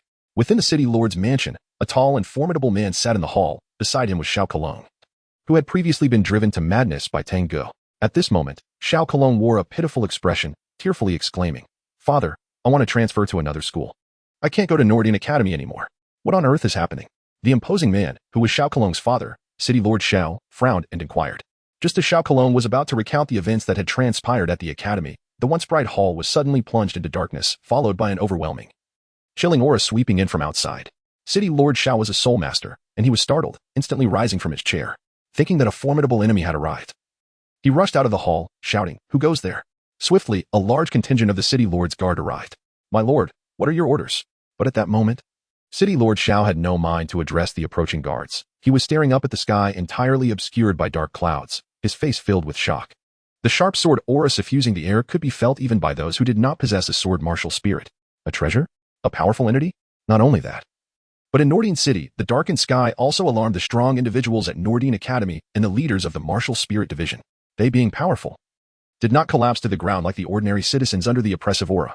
However, even so, the potent sword aura that seemed to tear through the fabric of reality left the Grand Soul Masters, Soul Venerables, and Soul Masters in a state of shock.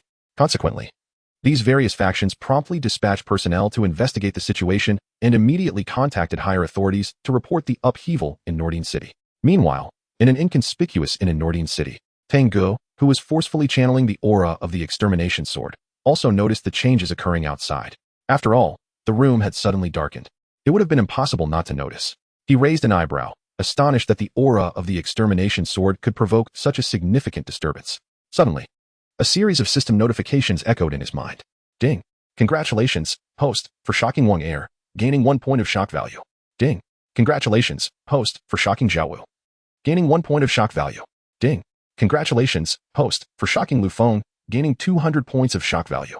Within a short span, the system notifications appeared over a dozen times, continuing to resonate incessantly. Tang Ge had never before experienced the system's notification sound as irritating as it was this time, akin to the incessant buzzing of a mosquito, which caused him immense discomfort.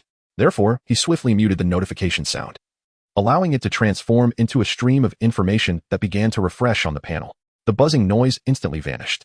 Tang Ge could not help but exhale a sigh of relief. However, upon witnessing the incessantly refreshing information on the system panel, his face flushed with excitement, a sensation more exhilarating than he had ever experienced. In mere moments, his shock value astonishingly surged by over 1,000 points. Furthermore, the shock value showed no signs of abating, continuing to ascend. Among the incessantly updating system notifications, Tang Ge noticed several names contributing hundreds or even thousands of shock points directly to him. Notably, there appeared to be an individual with the surname Xiao. Glancing through the window at the darkened world outside, Tang Ge immediately comprehended that the disturbance he had caused by unleashing the aura of the Zhu Xian sword was indeed considerable. Otherwise, such a plethora of shock points would not have materialized. Another glance at the system panel revealed that his shock value, previously over 7,000, had now escalated to over 40,000. Gritting his teeth, Tang Ge steeled himself, disregarding the immense strain on his body, and commanded the mini Zhu Xian sword to grow slightly larger. Yet, this mere increment seemed to provoke the heavens. The once overcast sky erupted with a resounding crack, as a bolt of lightning, as thick as a barrel, suddenly manifested in the void, compelling all of Notting City's inhabitants to shut their eyes against its blinding glare. Even some soul masters, who had initially intended to investigate the situation, recoiled in fear, trembling at the sight. The thunderous roars that ensued resonated continuously, as if the very city of Notting were on the brink of being engulfed. The residual force of the lightning bore down towards the inn where Tang Ge resided. In his grasp, the Zhu Xian sword, which had merely exuded an aura, sensed the formidable presence of the lightning, and, as if provoked, began to tremble violently. A slender thread of sword energy was unexpectedly generated, slicing through the window, and aimed directly at the sky beyond. With a thunderous explosion, boundless sword light erupted forth, not only cleaving through the lightning but also tearing apart the shrouding clouds. As the clouds dispersed, a gaping hole appeared in the sky, which took a considerable time to mend before vanishing entirely.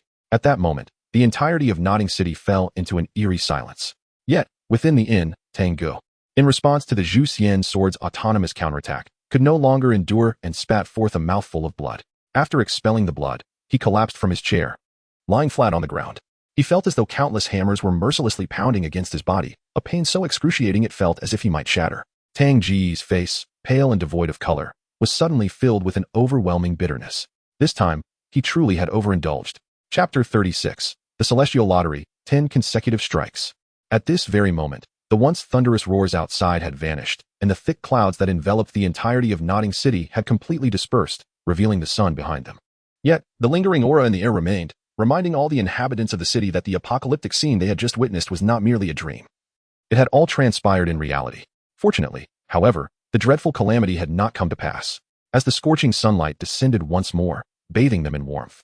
The residents of Notting City had never felt the sun's rays so comforting. Little did they know, the terrifying sword energy that had shattered the thunder not only frightened them but also stirred the attention of some of the most formidable beings on the continent. In a distant, mysterious palace, a woman clad in an opulent black robe adorned with golden patterns, wearing a 9-curved purple-gold crown, lounged lazily in a chair. She possessed an almost flawless visage, exuding an air of nobility and divinity that compelled one to worship her. Suddenly, the woman opened her eyes, her brows slightly furrowed, and her delicate red lips parted to emit an almost inaudible sound. Is this energy coming from the north? Immediately, orders were dispatched from the palace, heading towards the northern direction. In another city, a middle-aged man with a sharp aura was practicing his swordsmanship. The long sword in his hand was a manifestation of his martial spirit, splitting into 12 sword shadows, each striking down and lowering the mountain peak before him. Finally, with a deafening roar, the towering hill, several dozen meters high, collapsed entirely, flattening into the ground. The middle-aged man took a deep breath, preparing to retract his martial spirit. Unexpectedly, the sword spirit in his hand emitted a low hum, attempting to break free and soar into the distance. His expression shifted dramatically as he quickly bound the martial spirit with his soul power. Yet even so, he could distinctly feel a sense of submission emanating from the martial spirit. What a formidable sword intent! The middle-aged man couldn't help but draw in a sharp breath. His gaze fixated on the distance as if witnessing the scene of a sword energy forming a vibrant rainbow, his eyes filled with both shock and martial fervor. Deep within an expansive, boundless forest, the adorable figure of Xiao Wu, clad in her signature pink attire, appeared unexpectedly, though she should have been attending Nodding Academy.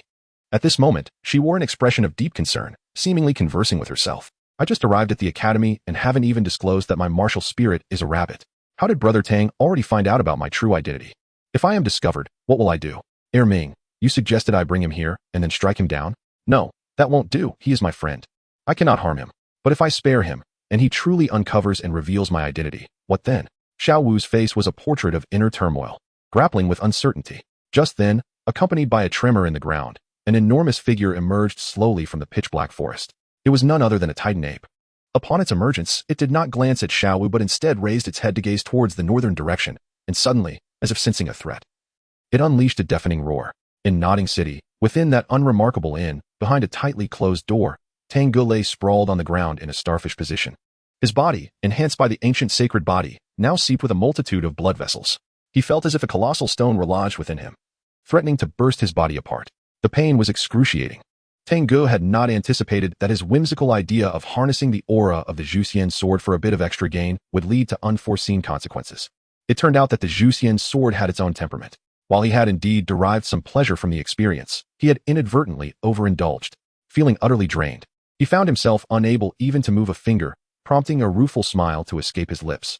He vowed never again to act so recklessly. Ding dong. Congratulations, host. You have astonished the sword Douluo Continent, earning 5,000 astonishment points. As soon as he deactivated the system's sound suppression, a notification chimed in. Such a commotion. And even the sword Douluo of the Seven Treasures glazed sect was taken aback. A flicker of surprise crossed Tang Ge's pale visage upon hearing the notification. However, he was puzzled. If even the sword Douluo could be astonished, it seemed illogical that beings of similar caliber would be oblivious to the sword aura released by the Zhuxian sword. Why then? Did only the sword Douluo trigger the system's notification? Could it be due to his possession of a sword martial spirit? Tang Ge was utterly perplexed. However, as waves of excruciating pain coursed through his body, he quickly set aside any thoughts regarding his astonishment value and hastily harnessed his soul power to activate the still dormant 9-aperture golden pill within his heart. With the medicinal properties of the golden pill ignited, it began to synergize with his soul power, gradually mending Tang Ge's body. He slowly closed his eyes. Time passed, though he could not discern how long. When Tang Ge finally regained consciousness, the 9-aperture golden pill, having been depleted of its potency through repeated use, had entirely vanished. In its stead, Tang Ge's injuries had healed significantly, and his ancient sacred body had gained a slight increase in integration. Despite this, he still felt a profound weariness. He understood that a complete recovery would require some time. Recalling the 4 swords of Zhuxian, Tang Ge felt a stir within his heart and summoned his personal information panel. Astonishment System Host. Tang Ge Level. 13th Rank Soul Master Martial Soul. Twin Martial Souls of Yin Yang Life and Death Chart. For Swords of Zhuxian Soul Ring, Yin Yang Life and Death Chart Purple Soul Skill. Joy Martial Skill. Chaotic Cloak Hammer Technique Physique. Ancient Sacred Body Integration 33 Astonishment Value. 103500. The 6-digit figure in the Astonishment Value section nearly blinded Tang Ge. He had anticipated a considerable amount, yet he had not expected it to be this staggering. An astonishing total of 103,500 points of astonishment value. In an instant, Tang Ge was filled with excitement. Ignoring his recently regained strength, he swiftly rose from the ground. Once seated on the bed, he silently uttered a thought. System. Activate the heavenly roulette. I wish to perform 10 consecutive draws. Upon detecting that the host's astonishment value met the requirements, the heavenly roulette initiated successfully. Commencing the 10 consecutive draws. Please be patient, host. The system's prompt resonated. Soon, akin to the first lottery, an indescribably vast wheel materialized and began to spin slowly.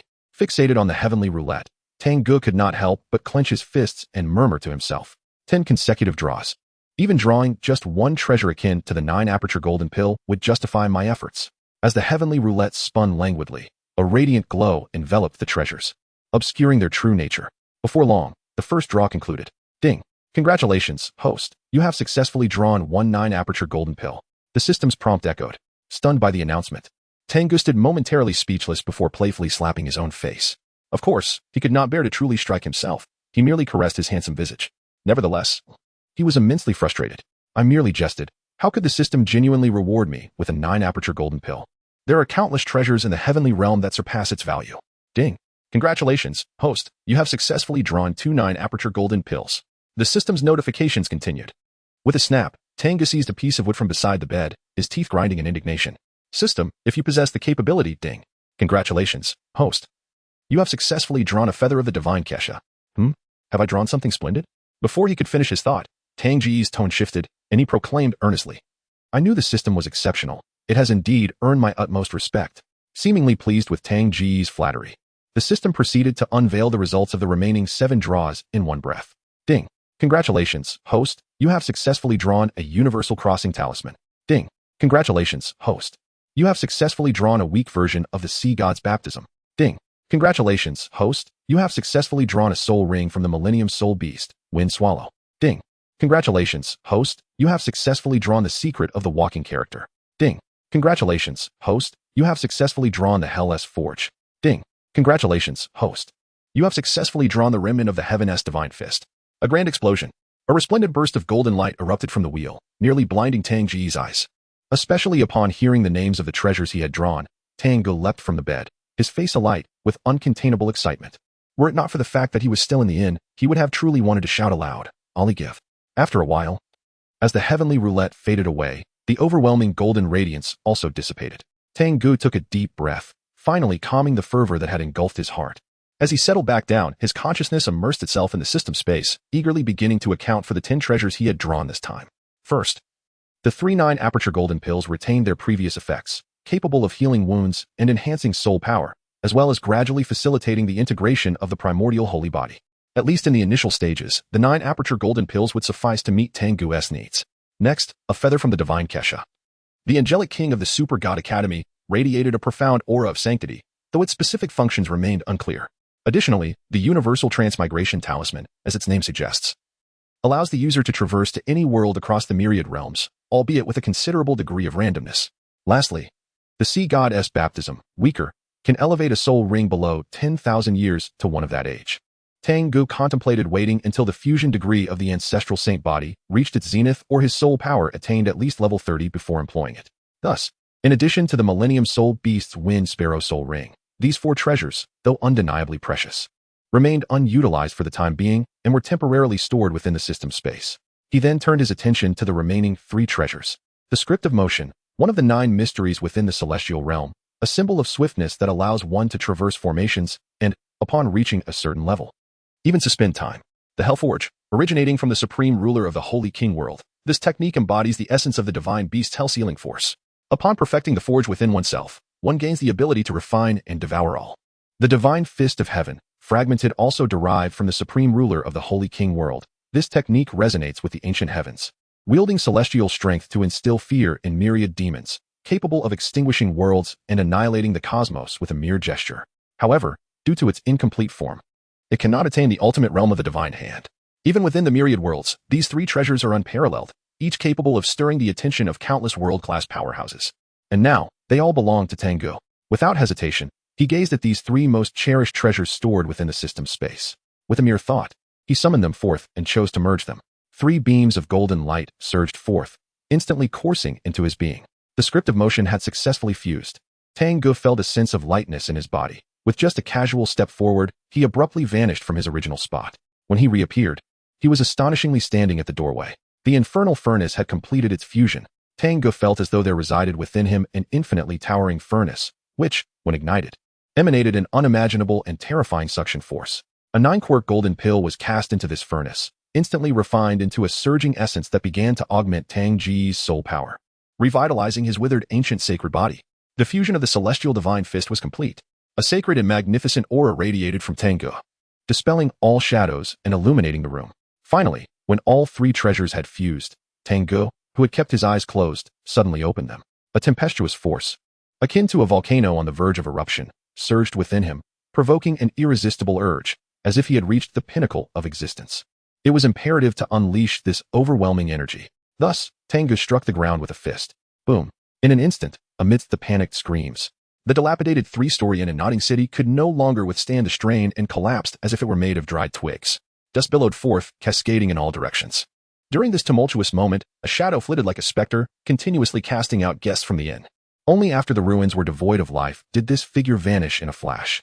In the glaring sunlight, a few coins glimmering with a silvery sheen could still be seen spiraling through the air, zipping into the debris. At the entrance of an alley, A figure abruptly halted 100 meters away from the collapsed inn. It was Tang Ge, who had employed the art of movement to escape the ruins.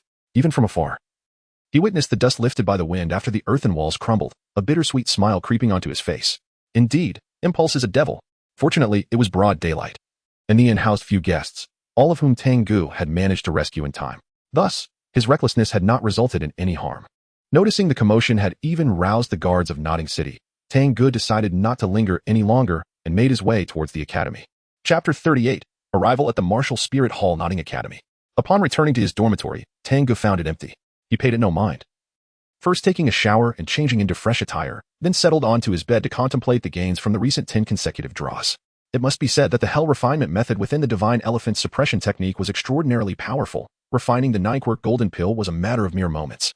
There was no longer any need for Tang Ge to integrate it into his heart for gradual absorption of its potent essence. The previously refined 9-quirk golden pill had not only aided Tang Ge in recovering from the physical injuries caused by the backlash of the exquisite sword, but had also propelled his recently attained 13th level soul power to unprecedented heights, allowing him to leap 3 levels directly to 17th. Furthermore, there remained 2 more 9-quirk golden pills. Tang Ge found himself contemplating whether, should he absorb the 2 9-aperture golden pills in one breath, he might directly ascend to the level of a Grand Soul Master. After all, within the confines of the system space lay a Millennium Soul Ring. However, he ultimately restrained this impulsive urge. With the hell refinement technique at his disposal, he was confident that even without relying on elixirs for cultivation, no one could rival the speed at which he could enhance his soul power. It would be prudent to reserve these 2 9-aperture golden pills for any unforeseen circumstances. Moreover, the fusion of the secret character technique and the divine fist of heaven had bestowed upon Tang Ge a formidable new offensive capability, one that was exceptionally potent. When combined with the ancient sacred body, he would be an unstoppable force. Thus, Tang Ge resolved to treat these 2 secret techniques as his trump cards. He would not employ them lightly unless his martial soul abilities failed to subdue his adversaries. Upon reflection, considering the minor injuries inflicted by the backlash of the exquisite sword and the substantial treasures he had acquired in a single instance, Tang Ge felt that this endeavor had been entirely worthwhile. His eyes sparkled with brilliance as he murmured to himself. As the saying goes, fortune favors the bold while the timid suffer. Just then, the previously closed door swung open abruptly, and a figure stepped into the room. Tang Ge's attention was drawn, and he immediately spotted Tang San returning. He tucked away his chaotic thoughts and smiled as he spoke. How has your time studying with the master been? Upon hearing Tang Ge's voice, Tang San was momentarily taken aback. It wasn't long before he regained his composure, his face filled with astonishment. Tang Ge, when did you come back? You haven't been back for long. Is there something you need from me? Tang Ge replied with a smile. His question was initially posed casually. Yet to his surprise, Tang San nodded in response. The teacher mentioned that we have already integrated our soul rings and become soul masters, which allows for a more detailed assessment of our soul power levels at the Spirit Hall. Furthermore, upon registering as soul masters, we are entitled to receive a monthly subsidy of 1 gold soul coin from the Spirit Hall. Tang Ge, I am preparing to go. Will you accompany me? Please do. Tang Ge pondered for a moment before agreeing. For him, assessing the level of soul power was of little significance, as the system had already displayed it directly. The crux of the matter lay in the monthly stipend of a gold soul coin. Why not seize the opportunity for something free, especially when it could yield an additional harvest of shock value? The thought alone brought him immense delight. Just then, with the weather still early, Tang Ge and Tang San, having reached a consensus, wasted no further time. They departed from their dormitory and made their way straight to the Spirit Hall in Nodding City after exiting the academy. The Spirit Hall, as a superpower in the Douluo Continent, boasted an overwhelming number of registered soul masters, instilling profound apprehension even among the 2 great empires and prominent sects and families. The Spirit Hall is divided into several tiers: the Spirit Subhalls, the Spirit Branch Halls, the Spirit Main Hall, the Spirit Sacred Hall, and the Pope Hall. Above the Pope Hall lies the legendary Doa Worship Hall, accessible solely to those of Douluo rank or higher, an esteemed privilege indeed. The Spirit Subhalls represent the lowest level, scattered throughout various cities across the continent, with the Spirit Hall in Nodding City belonging to this tier. Nevertheless, upon arriving at the exterior of the Spirit Subhall in Nodding City, Tang Ge and Tang San were nonetheless captivated by its grand and solemn aura. They quickly composed themselves and, upon stating their purpose of seeking a soul assessment, were granted passage by the guards, who advised them to locate Master Mesi Nua. Unfortunately, perhaps due to the timing, they did not encounter Su Yuntao along the way. Thus, Tang Ge and Tang San proceeded directly to the reception area on the first floor of the Spirit Subhall, where they found the steward, Mesi Nua. As per the narrative Tang Ge had come to understand, Steward Mesi Nua began by elucidating the hierarchical structure of the Spirit Hall across the continent before assessing Tang San's soul power. Not only was he astonished by Tang San's 13th rank, but he was also taken aback by the latter's integration of the Mandala Snake Spirit Ring. In particular, Upon discovering that Tang San's teacher was the illustrious master, he enthusiastically invited him to join the spirit hall. However, Tang San declined the offer outright. This left steward Su Yuntao quite regretful. Temporarily abandoning his invitation, he turned his attention to the young lad still standing nearby. "Little fellow, it is now your turn." Tang Ge nodded and stepped forward. However, unlike Tang San, he did not summon his martial soul immediately. Instead, he channeled his soul power into the soul-testing stone held by Steward Matthew. With a resonating hum, a golden light surged, and a rune representing the level 17 materialized within. This was astonishing, level 17 soul power. How could this be? As he observed the reaction of the soul-testing stone, Steward Matthew's eyes widened in disbelief. If Tang San's 13th level soul power had surprised him, then the revelation of Tang Ge's 17 level soul power left him utterly astounded. How could a mere 6-year-old child, who had just absorbed a soul ring and advanced to a soul master, leap 7 levels? Was it due to the soul ring? With this thought, Matthew turned his gaze to Tang San, eager to urge him on.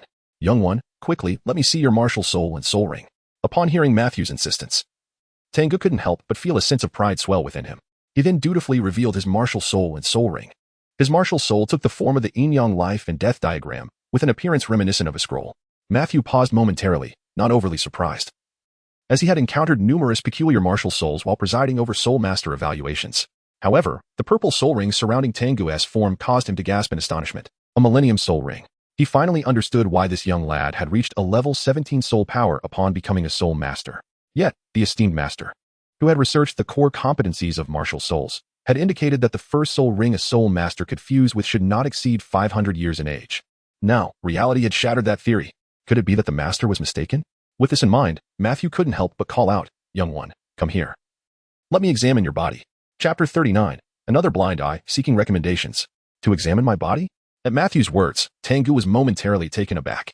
However, he quickly grasped the intent behind the inquiry and did not refuse. After retracting his martial soul and soul ring, he approached directly. With the system's assistance, Tang Ge was unconcerned about his secrets being revealed. Unbeknownst to Matthew, as he watched Tang Ge approach, he reached out and placed his hand on the boy's shoulder. Tang Ge then felt a surge of soul power enter his body, flowing through his limbs and bones. Once this energy dissipated, a voice filled with disappointment echoed, "Incessantly pursuing the age of your soul ring without regard for your body's limits. Young one, hasn't your teacher warned you of the consequences of such actions? And do you not feel an overwhelming pain throughout your body, as if it might shatter?" Matthew uttered these words. Meanwhile, Tang San, still in shock over Tang Ge's 17-level soul power, turned to look at Tang Ge in confusion. Tang Ge felt an urge to roll his eyes as he addressed Deacon Matthew.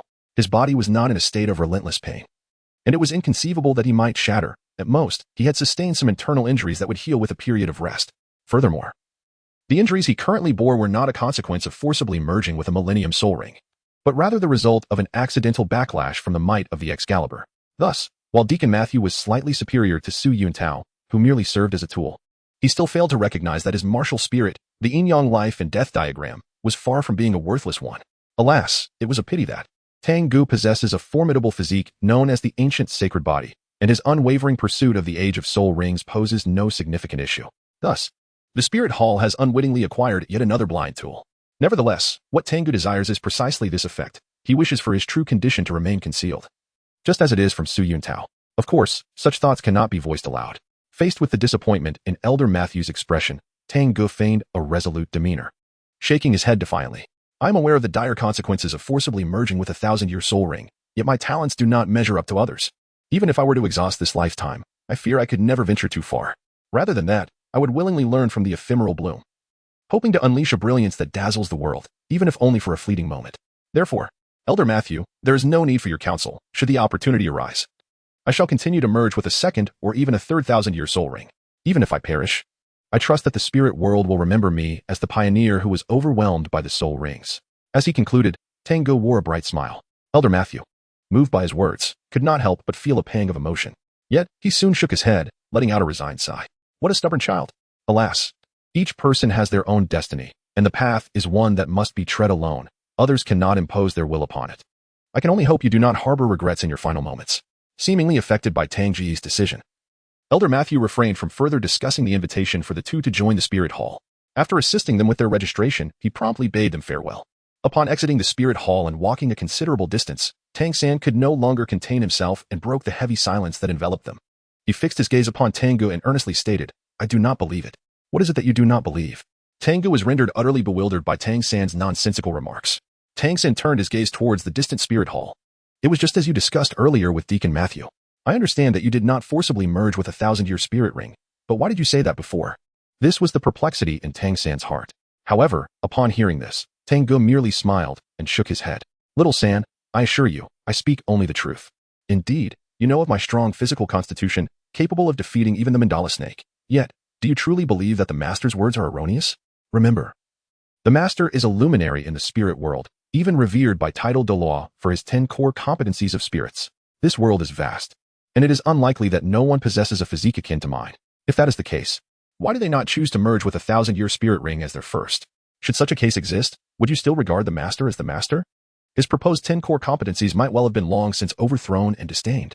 Indeed, if there truly existed an individual who could merge a 1,000-year spirit ring as their first, how could the Master still be esteemed by the spirit masters of the world? If it were possible to merge a 1,000-year spirit ring, why did the Master only allow me to choose a ring of over 400 years? Was it intentional on his part? No, the Master would never act in such a manner.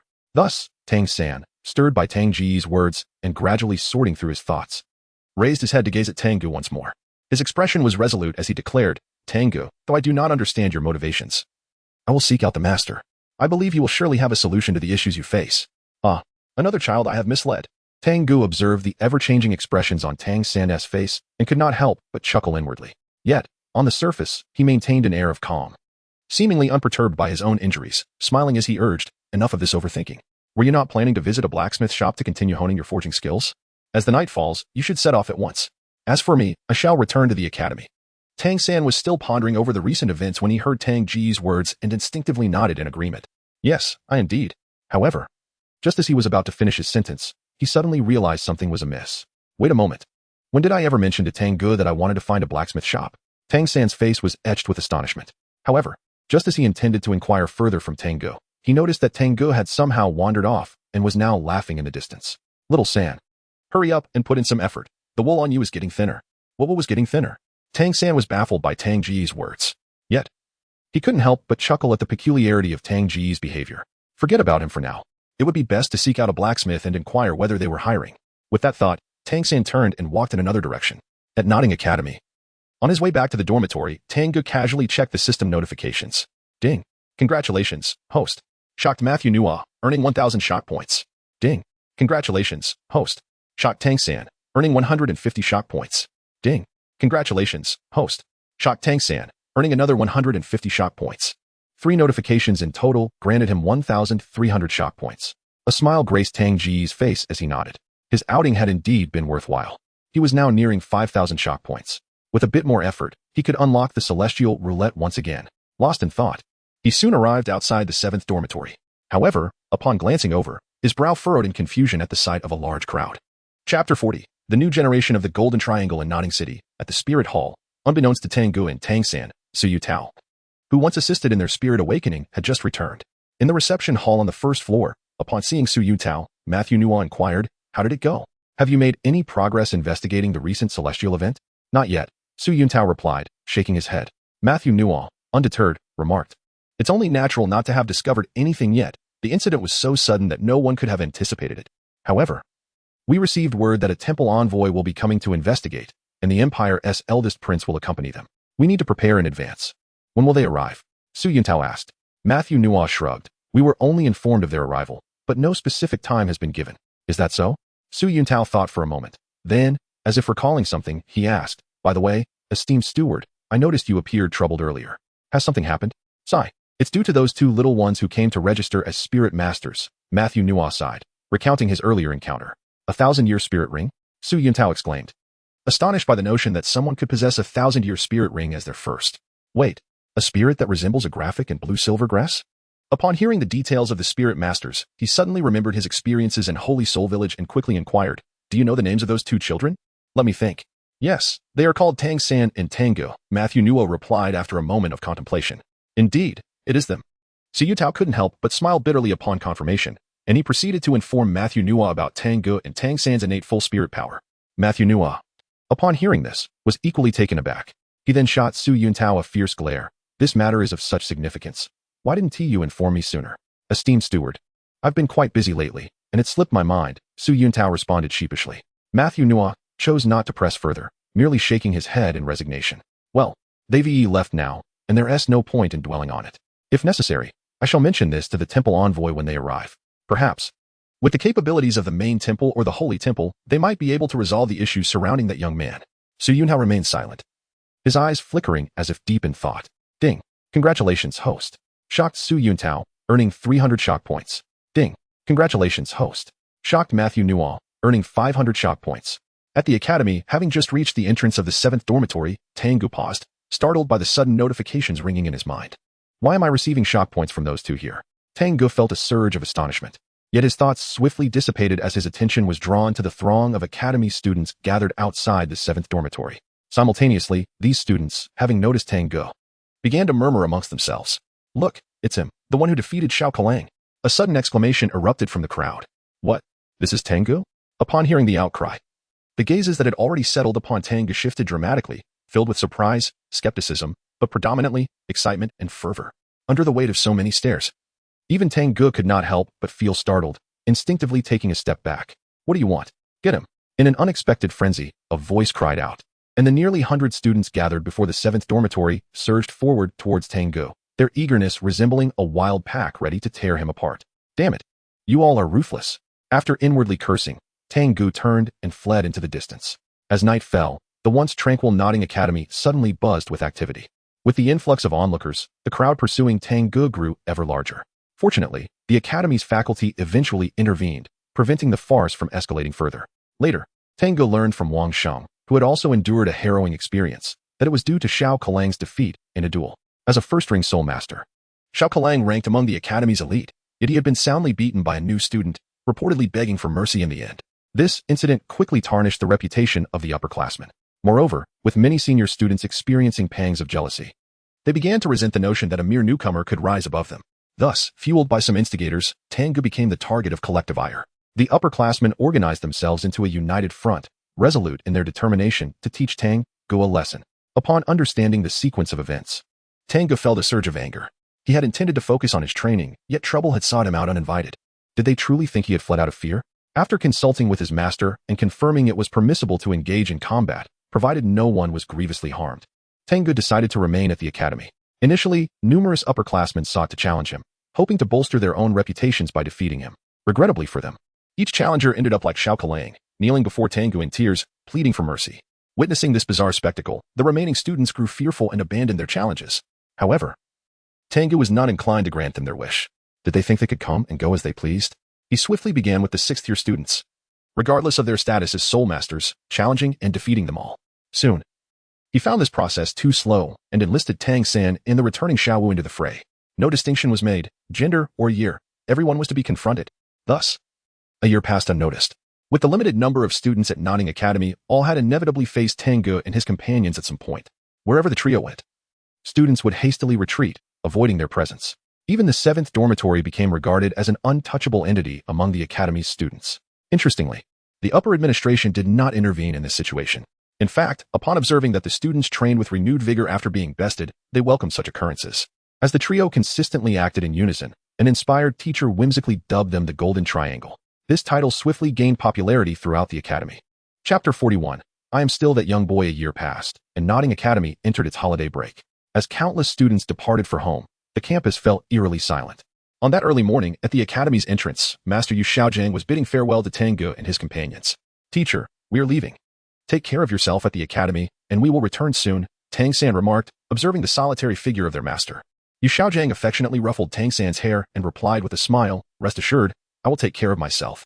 However, you have not been home in a year. It is time to visit your families. Moreover, although the academy is on break, do not neglect your training. Keep striving. Now, off you go. And make the most of the early day to return home. Yes, teacher, we are off. Tang San nodded heavily. Soon after, when Tang Ge and Xiao Wu bid farewell to the master, the three of them boarded the carriage that the master had arranged for them. Setting off towards the outskirts of Nodding City, Yu Xiaojiang stood at the entrance of the academy, watching as the carriage gradually disappeared from view. Only when the figures of the three were no longer visible did he retract his gaze, his eyes reflecting a mix of reluctance and an unprecedented sense of anticipation. The Golden Iron Triangle truly hoped that they could continue this way, rather than following my path. Finally, Yu Xiaojiang turned and walked back into the academy. As the morning sun rose, its soft rays illuminated the scene, casting a solitary figure that gradually faded into the distance. Creak, creak. Accompanied by the sound of the wheels grinding against the road, Tang Ge and the others inside the carriage felt the atmosphere become remarkably lively. Likely due to their return to Holy Soul Village after a year, the three of them chattered incessantly. To be precise, it was Tang Ge and Tang San listening, while Xiao was the one doing all the talking. The title Golden Iron Triangle, I wonder who bestowed it upon us. It truly sounds rather unappealing. Evoking the image of a muscle-bound trio, it's unfortunate that the academy is on break. All the classmates and seniors have returned home. Otherwise, as their Xiao's sister, I would certainly have insisted on giving us a more charming name. Oh dear, this carriage is so uncomfortable. Xiao San, Tang Ge, where exactly is Holy Soul Village? And how much longer until we arrive? The Golden Iron Triangle is a title earned by Tang Ge and his companions after defeating the students of Nodding Academy. However, like Xiao, Tang Ge also disliked this moniker. Not only does it indeed sound reminiscent of a muscle-bound group, but it was initially a title belonging to Masters Yu Xiaojiang, Lu Long, and Flinder. Yu Xiaojiang, the Wisdom Triangle. Flinder, the Soaring Triangle. Lu Long, the Killing Triangle. Such beautiful names. Moreover, the three of them possess a powerful fusion technique, the Golden Sacred Dragon, which sounds grand and possesses tremendous might. Reflecting on the martial spirits of himself, Tang San, and Xiao Wu, Tang Ge couldn't help but envision a ludicrous scene of a little white rabbit dancing on a grass-covered yin-yang diagram. This image was far too ridiculous. Upon this thought, Tang Ge could not suppress a shiver and quickly halted his fanciful musings. Tang Ge, what's the matter with you? Tang San, noticing Tang Ge's reaction, couldn't help but inquire. Tang Ge shook his head. It's nothing. Then, with a smile, he turned to Xiao Wu and asked, once we arrive at Holy Spirit Village, do you intend to stay at my house or at Xiao San's? I would never stay at your house. I want to reside at Xiao San's. Upon hearing Tang Ge's words, Xiao Wu couldn't help but lift her chin, displaying a proud demeanor. Tang San paused for a moment and honestly replied, but Xiao Wu, my family is quite poor and I have little to offer you. Moreover, my father's temper isn't very pleasant. It's all right. I will be very well behaved. Xiao Wu said with a cheerful smile. Tang San shook his head helplessly. Let us hope so. What is the matter? Xiao San, are you unwilling for me to stay at your home? Regardless, I am determined to reside at your house. If you disagree, I shall bite you. With that, Xiao Wu lunged directly at Tang San. Tang Ge, who had already settled at the back of the carriage, observed the playful scuffle between the two and couldn't help but chuckle to himself.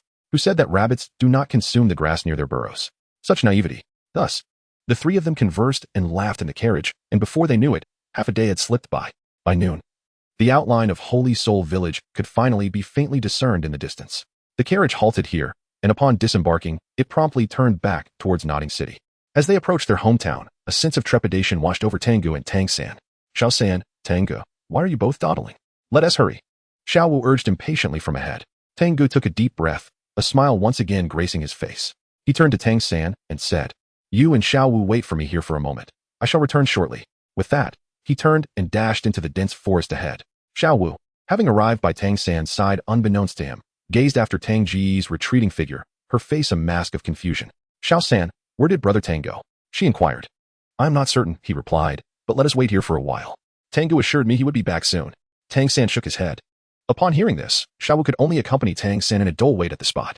Time gradually passed. After approximately a quarter of an hour, the bored and restless Xiao Wu suddenly exclaimed in astonishment, pointing towards the woods ahead. Xiao San, look quickly. It seems that brother Tang is returning with 2 large items. Carrying large items? Tang San, bewildered, followed the direction pointed out by Xiao Wu, and a dark line appeared on his forehead. Soon, a figure emerged before them. It was none other than Tang Ge, who had departed earlier. However, at this moment, he returned with a wild boar carcass slung over each shoulder. The size of a calf, with fresh blood oozing from them, clearly indicating they had been slain not long ago. Observing Tang San and Xiao Wu still waiting there, Tang Ge chuckled. I apologize for the delay. Let us return to the village. Don't you possess a storage space? Why are you still carrying them? Tang San could not help but exclaim. Tang Ge shook the 2 massive wild boar carcasses resting on his shoulders, offering a mysterious smile without uttering a word, and strode purposefully toward the direction of Sacred Soul Village. Shortly thereafter, an odd humming sound emerged from ahead. I remain the same youth as before, unchanged in the slightest. Brother Tang, what exactly is he saying? I can't comprehend it all, Xiao Wu inquired of Tang San, tilting her head in confusion. Tang San withdrew his gaze from Tang Ge. Reflecting on the experiences from a year ago when he was still in the village, he shook his head helplessly. One might consider that this fellow sought praise and recognition from the village's aunts and uncles for some unspoken reasons. Oh dear, it turns out brother Tang is so pitiable. We should offer him more compliments from now on, little Wu remarked, her face expressing sympathy upon hearing Tang San's words. Chapter 42, The Old Village Chief's Hidden Treasures. Meanwhile, Tang Ge remained oblivious to the conversation between Tang San and Little Wu. Had he overheard? He would have been infuriated enough to discard the corpses and return to deliver a sound thrashing to Tang San, who was gradually falling into bad habits. Before long, Tang Ge arrived back at St. Soul Village ahead of the others. Upon his return, the sight of him carrying 2 large wild boar carcasses caught the attention of the villagers. After a year's absence, the villagers quickly recognized Tang Ge. A wave of astonished exclamations erupted. Isn't that the little fellow from Village Jackass family? I recall he went to study in Notting City. Why has he suddenly returned? With a year gone by, the unexpected return of little Tang Ge indicated that the academy must be on break. However, one wondered whether he had become a soul master. How could he not? To bear such hefty wild boar carcasses, he must indeed be a soul master. My heavens! Little Tang Ge has become a soul master at such a young age? Meanwhile, my child is still out in the fields, using his awakened scythe to cut grass. It truly vexes me. Should I go out and give my child a sound beating? I feel the same. How about we team up? Amidst the villagers' animated discussions and the continuous notifications echoing in his mind, Tang Ge couldn't help but smile inwardly. Indeed, there was nothing quite as gratifying as the unpretentious villagers' reactions. To celebrate his return from studies, he boldly showcased his skills before the villagers, slicing the 2 wild boar carcasses into countless pieces with his hands. The blood flowed freely, collected in an empty wooden barrel retrieved from his system space. The villagers, having never witnessed such a spectacle, erupted into further astonished cries. Tang Ge glanced at his hands, untouched by a single drop of blood, and felt a profound satisfaction. With a broad smile, he called out loudly, "As you pass by, do not miss this opportunity. Wild boar meat is available for free. Each household is limited to 1 piece." The rotund butcher, directly addressed by Tang Ge, stood there in astonishment, accompanied by a little girl who was nibbling on her fingers. Upon noticing Tang Ge, she tilted her head in contemplation before suddenly bursting into tears. "Daddy, he stole my candied hawthorn." "What? How dare he snatch my daughter's candied hawthorn?" The butcher's expression shifted dramatically, and his right hand instinctively lifted the slaughtering knife. Tang Ge's expression slightly twitched, feeling somewhat awkward. He had not anticipated that the young girl, despite her tender age, possessed such a remarkable memory. However, was it really such a significant matter to have snatched a skewer of candied hawthorn? Was wild boar meat truly more valuable? Seizing the opportunity while the surrounding villagers had yet to grasp the situation, Tang Ge discreetly signaled with 2 fingers towards the butcher uncle across the way.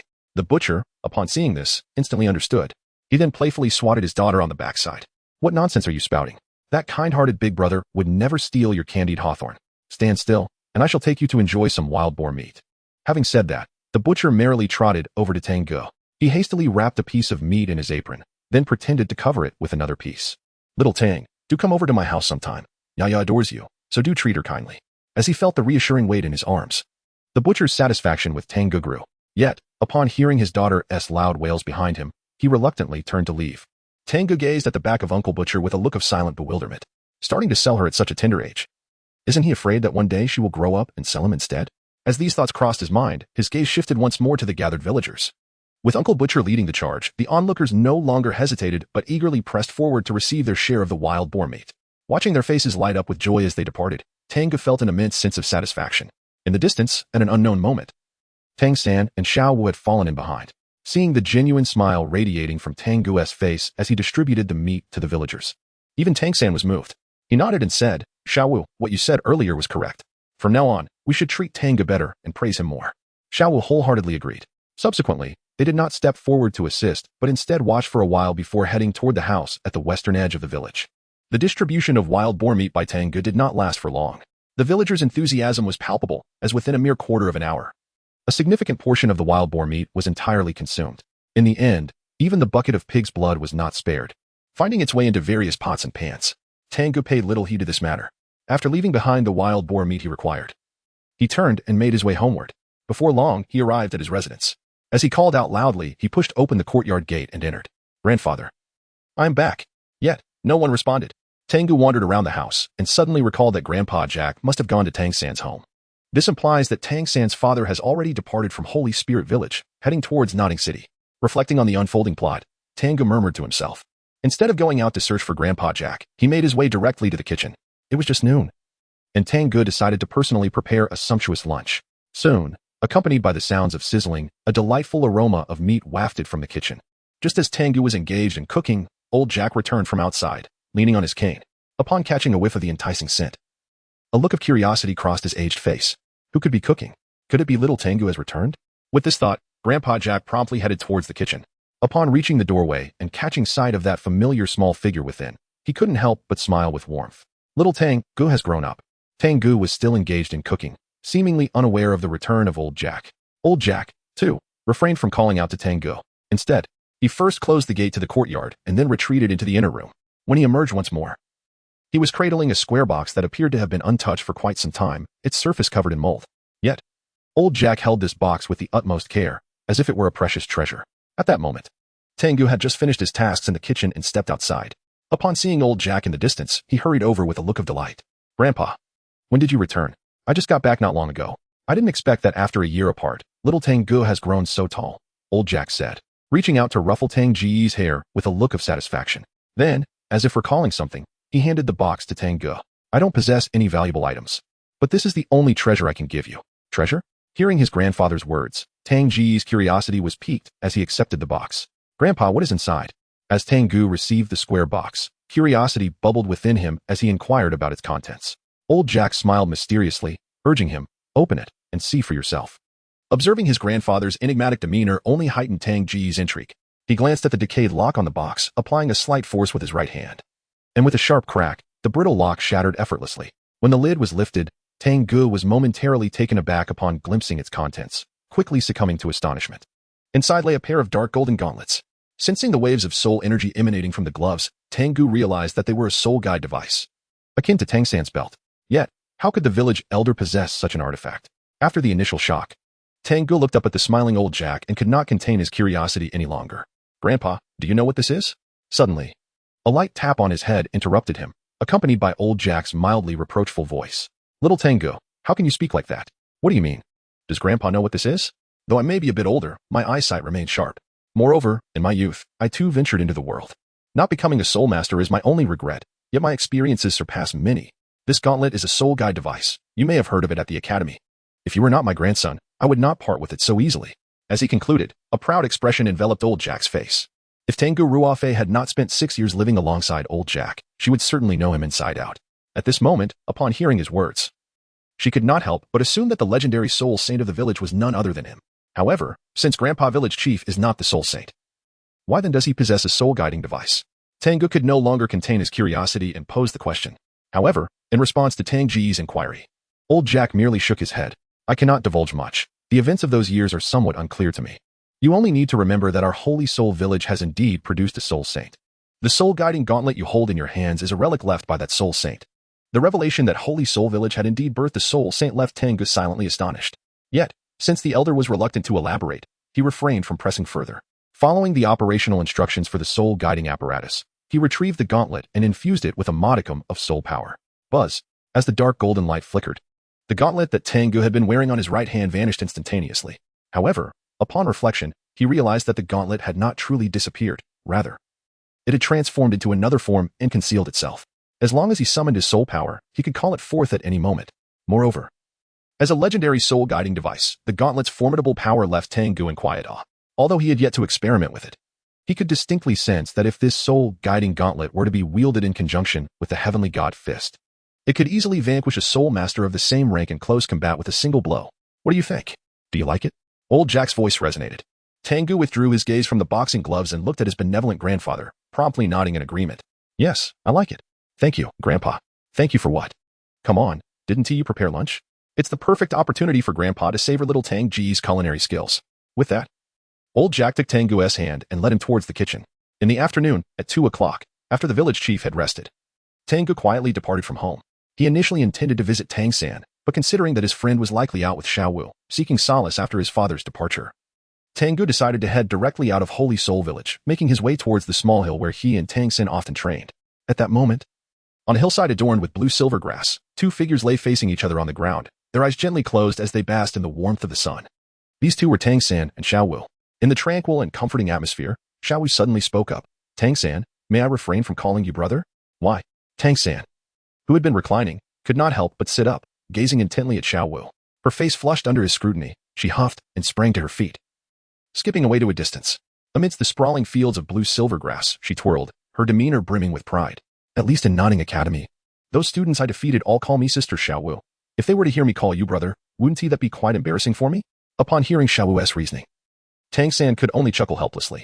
"All right, you may continue to call me Tang San, As long as I know in my heart that you're my sister. That is sufficient. He then caught up with Xiao Wu, removing an unusual gadget from his right arm and presenting it to her. Here, Xiao Wu. This is a gift for you. What is this? Xiao Wu inquired curiously as she accepted the peculiar device. Tang San smiled and explained, this is a sleeve arrow, which can also be referred to as a silent arrow. Come, Xiao Wu, allow me to assist you in putting it on. And then I shall teach you how to wield it. As he spoke, he moved behind Xiao Wu, gently lifted her arm, and adorned her with the sleeve arrow. However, just as Tang San was about to instruct Xiao Wu on its use, a sudden fit of coughing echoed through the air, accompanied by teasing remarks. I wonder where you two had disappeared to. It seems you were hiding here. But what is this? You both appear to be nearly embracing. The voice startled Tang San and Xiao Wu, prompting a flush to rise on Xiao Wu's cheeks as she quickly freed her arm and retreated several meters away. Tang San felt exceedingly awkward. However, upon catching sight of Tang Ge approaching from a distance, he immediately composed himself and said, I was merely instructing Xiao Wu in some techniques. Do not speak indiscriminately. Indeed, Xiao Wu chimed in, her hands firmly placed on her slender waist, visibly irked. Tang Ge smiled and nodded. Yes, I am aware that you are teaching Xiao Wu a rather peculiar technique. No need for explanations. Having spent considerable time with Tang Ge, Tang San was well aware of his penchant for uttering odd remarks. Although he found this particular comment somewhat perplexing, he instinctively sensed it was not a flattering compliment, which ignited a sudden impulse within him to engage in another duel with Tang Ge. However, before Tang San could voice his thoughts, Xiao Wu could no longer contain herself and immediately unleashed her beast martial soul, enveloping herself in its energy. With wide eyes and a huff, she exclaimed, Tang Ge, I challenge you.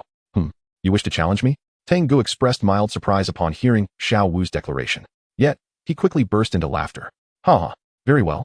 You and Xiao San may join forces. I, Tang Ge, will take on both of you without hesitation.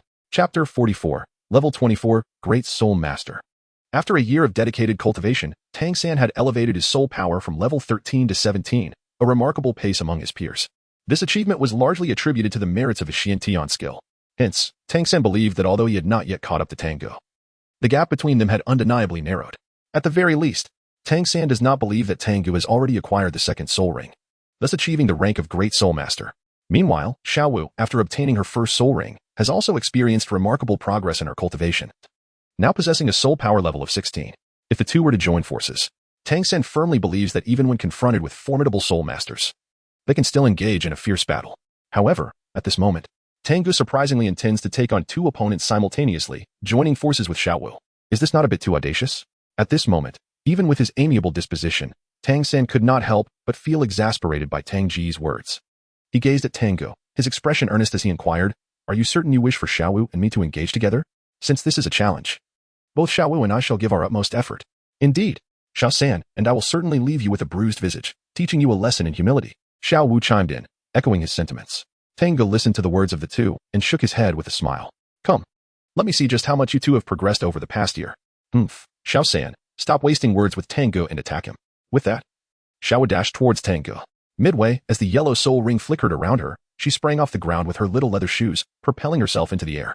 In a graceful arc, she flipped several times before landing precisely behind Tang Ge, delivering a fierce kick aimed at his head.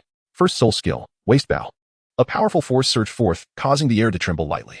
Yet, in the face of this, Tang Ge maintained his smile, extending his hand to unleash an immense force. Gripping Xiao Wu's ankle with ease, pain shot through her, and her delicate face shifted slightly. She was compelled to harness the power of her soul skill, transforming her body into a boneless serpent, swiftly escaping Tang Ge's grasp, and with a forceful push, she retreated 5 or 6 meters away. At that moment, Tang San's voice echoed from not far off. Soul skill, bind. Swish, swish, swish. Yellow light shimmered as countless blue-silver grasses mutated rapidly under the surge of soul power, slithering across the ground like serpents, racing towards Tang Ge. Behind Tang San, the faint silhouette of a mandala snake emerged, emitting a series of hissing sounds. Clearly, many students from Notting Academy had previously succumbed to despair and knelt in surrender, having been caught off guard by the peculiarities of Tang Ge's first soul skill. Tang San was unwilling to endure such treatment. In order to prevent Tang Ge from unleashing his soul skills, he seized the opportunity during Xiao Wu's attack on Tang Ge and promptly activated his own martial soul abilities. The blue-silver grass, rendered exceptionally resilient by the mandala snake's soul ring, exhibited remarkable speed, swiftly ascending to Tang Ge's feet in the blink of an eye. Tang Ge appeared oblivious, allowing the resilient blue-silver grass to entwine itself around him relentlessly. In the blink of an eye, he found himself ensnared, bound tightly like a zongzi, rendering him immobile. Only at this moment did Tang San breathe a sigh of relief. He gazed at the trapped Tang Ge, a smile gracing his face as he remarked, Tang Ge, now that you are ensnared by my martial spirit, escape is beyond your reach. Furthermore, the blue-silver grass possesses a sedative effect.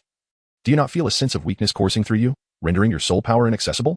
In response to Tang San's words, Tang Ge raised an eyebrow, an expression of peculiar intrigue crossing his face. He could distinctly sense the soul power within him, and summoning it posed no challenge whatsoever. As for the sedative effect that Tang San spoke of, he indeed felt the numerous fine thorns attempting to penetrate his body while entangled in the blue-silver grass. However, despite not having fully awakened his ancient sacred body, its formidable defensive capabilities were beyond the grasp of this mere grass. Therefore, could a mere cluster of foliage truly confine me? Tang Ge began to exert himself gradually, his surging power converging rapidly like a awakened beast. Coupled with the operation of his soul force, it erupted in a resounding explosion. With a series of cracking sounds, Tang San's seemingly indestructible blue-silver grass was, at that moment, as fragile as parchment, swiftly torn and shattered one after another. In the blink of an eye, all the blue-silver grass entangling Tang Ge was utterly obliterated. Tang Ge emerged from the scene with an expression of serene composure. Tang Ge, how could you witness such an event? Tang San exclaimed, utterly astonished, unable to contain his surprise. Yet, before he could finish his sentence, a beam of white light suddenly descended, enveloping him and inducing a wave of comfort that compelled him to close his eyes. A fierce gust of wind rushed from behind. Without even glancing back at the source of the delightful radiance, Tang Ge chuckled and flicked his hand backwards, releasing another burst of white light. Plop! Little Wu, who had been preparing to ambush Tang Ge from behind, fell to the ground just like Tang San, lost in a blissful slumber, a rosy hue gracing her delicate visage. Ding dong! Congratulations to the host for astonishing Tang San, earning a staggering 150 points of astonishment. Ding dong! Congratulations to the host for astonishing Little Wu, earning 140 points of astonishment. The echoes of the system notifications resonated in his mind. Tang Ge gazed at Tang San and Xiao Wu, whom he had effortlessly subdued with his two joyful techniques, and couldn't help but clasp his hands behind his back, tilting his head to the heavens with a soft sigh. The heights are unbearably cold. Loneliness is indeed a torment. Suddenly, a virtual panel materialized before his eyes. Shock system host. Tang Ge level, 24th rank Great Soul Master Martial Soul, Twin Martial Souls, Yin-Yang Life and Death Diagram. 4 Swords of Extermination Soul Rings, Yin-Yang Life and Death Diagram Purple, Purple Soul Skills, Joy, Flight Martial Skills, Chaotic Cloak Hammer Technique, Walking Character Secret, Hell's Melting, Heaven's Divine Fist Physique, Ancient Sacred Body Fusion Degree 65 Shock Value, 6,120 as he surveyed the personal information panel that belonged to him. A broad smile adorned Tang Ge's face. Indeed, with the assistance of the 9 Orifices Golden Core and the devouring power from the Hell's Melting cultivation method, the speed of Tang Ge's soul power cultivation was extraordinarily rapid. In merely a year, he had transformed from a 17th rank Soul Master, when he registered at the Martial Soul Hall, into a 24th rank Great Soul Master. Moreover, with the Millennium Soul Ring of the wind-swallowing swallow he had drawn from a lottery, his breakthroughs remained a secret to all. Additionally, his Ancient Sacred Body Fusion Degree had directly reached 65, leaving only 35 to successfully enter the awakening phase. Thus, when faced with the joint assault of Tang Ge and Xiao Wu, it was akin to an adult bullying a child. He won without breaking a sweat. However, the sole source of Tang Ge's frustration stemmed from the fact that perhaps due to the luck expended in the previous 10 consecutive draws, the subsequent 2 lottery attempts yielded nothing but worthless trash that no one would bother to pick up. As for what those items were, it is better left unmentioned. Chapter 45. The overbearing Hell's Melting. Although Tang Ge's first soul skill, Joy, proved to be remarkably effective, its duration was not everlasting. In merely a fleeting moment, Tang San and Xiao Wu managed to extricate themselves from its grasp. Upon realizing she was lying on the ground, Xiao Wu's cheeks flushed crimson as she swiftly rose to her feet. Instead of retaliating, she shot a fierce glare at Tang Ge. How could you, Brother Tang, treat a girl in such a manner? It was you who challenged me. Now you dare to blame me? Tang Ge wore a bemused expression. He then turned to Tang San and inquired, So, what do you think? Shall we continue? Never mind, you have emerged victorious. Upon hearing Tang Ge's words, Tang San shook his head and offered a wry smile. Initially, Tang San had believed that with himself and Xiao Wu joining forces, they would at least achieve a fair contest against Tang Ge, if not defeat him outright. However, the outcome was entirely unforeseen.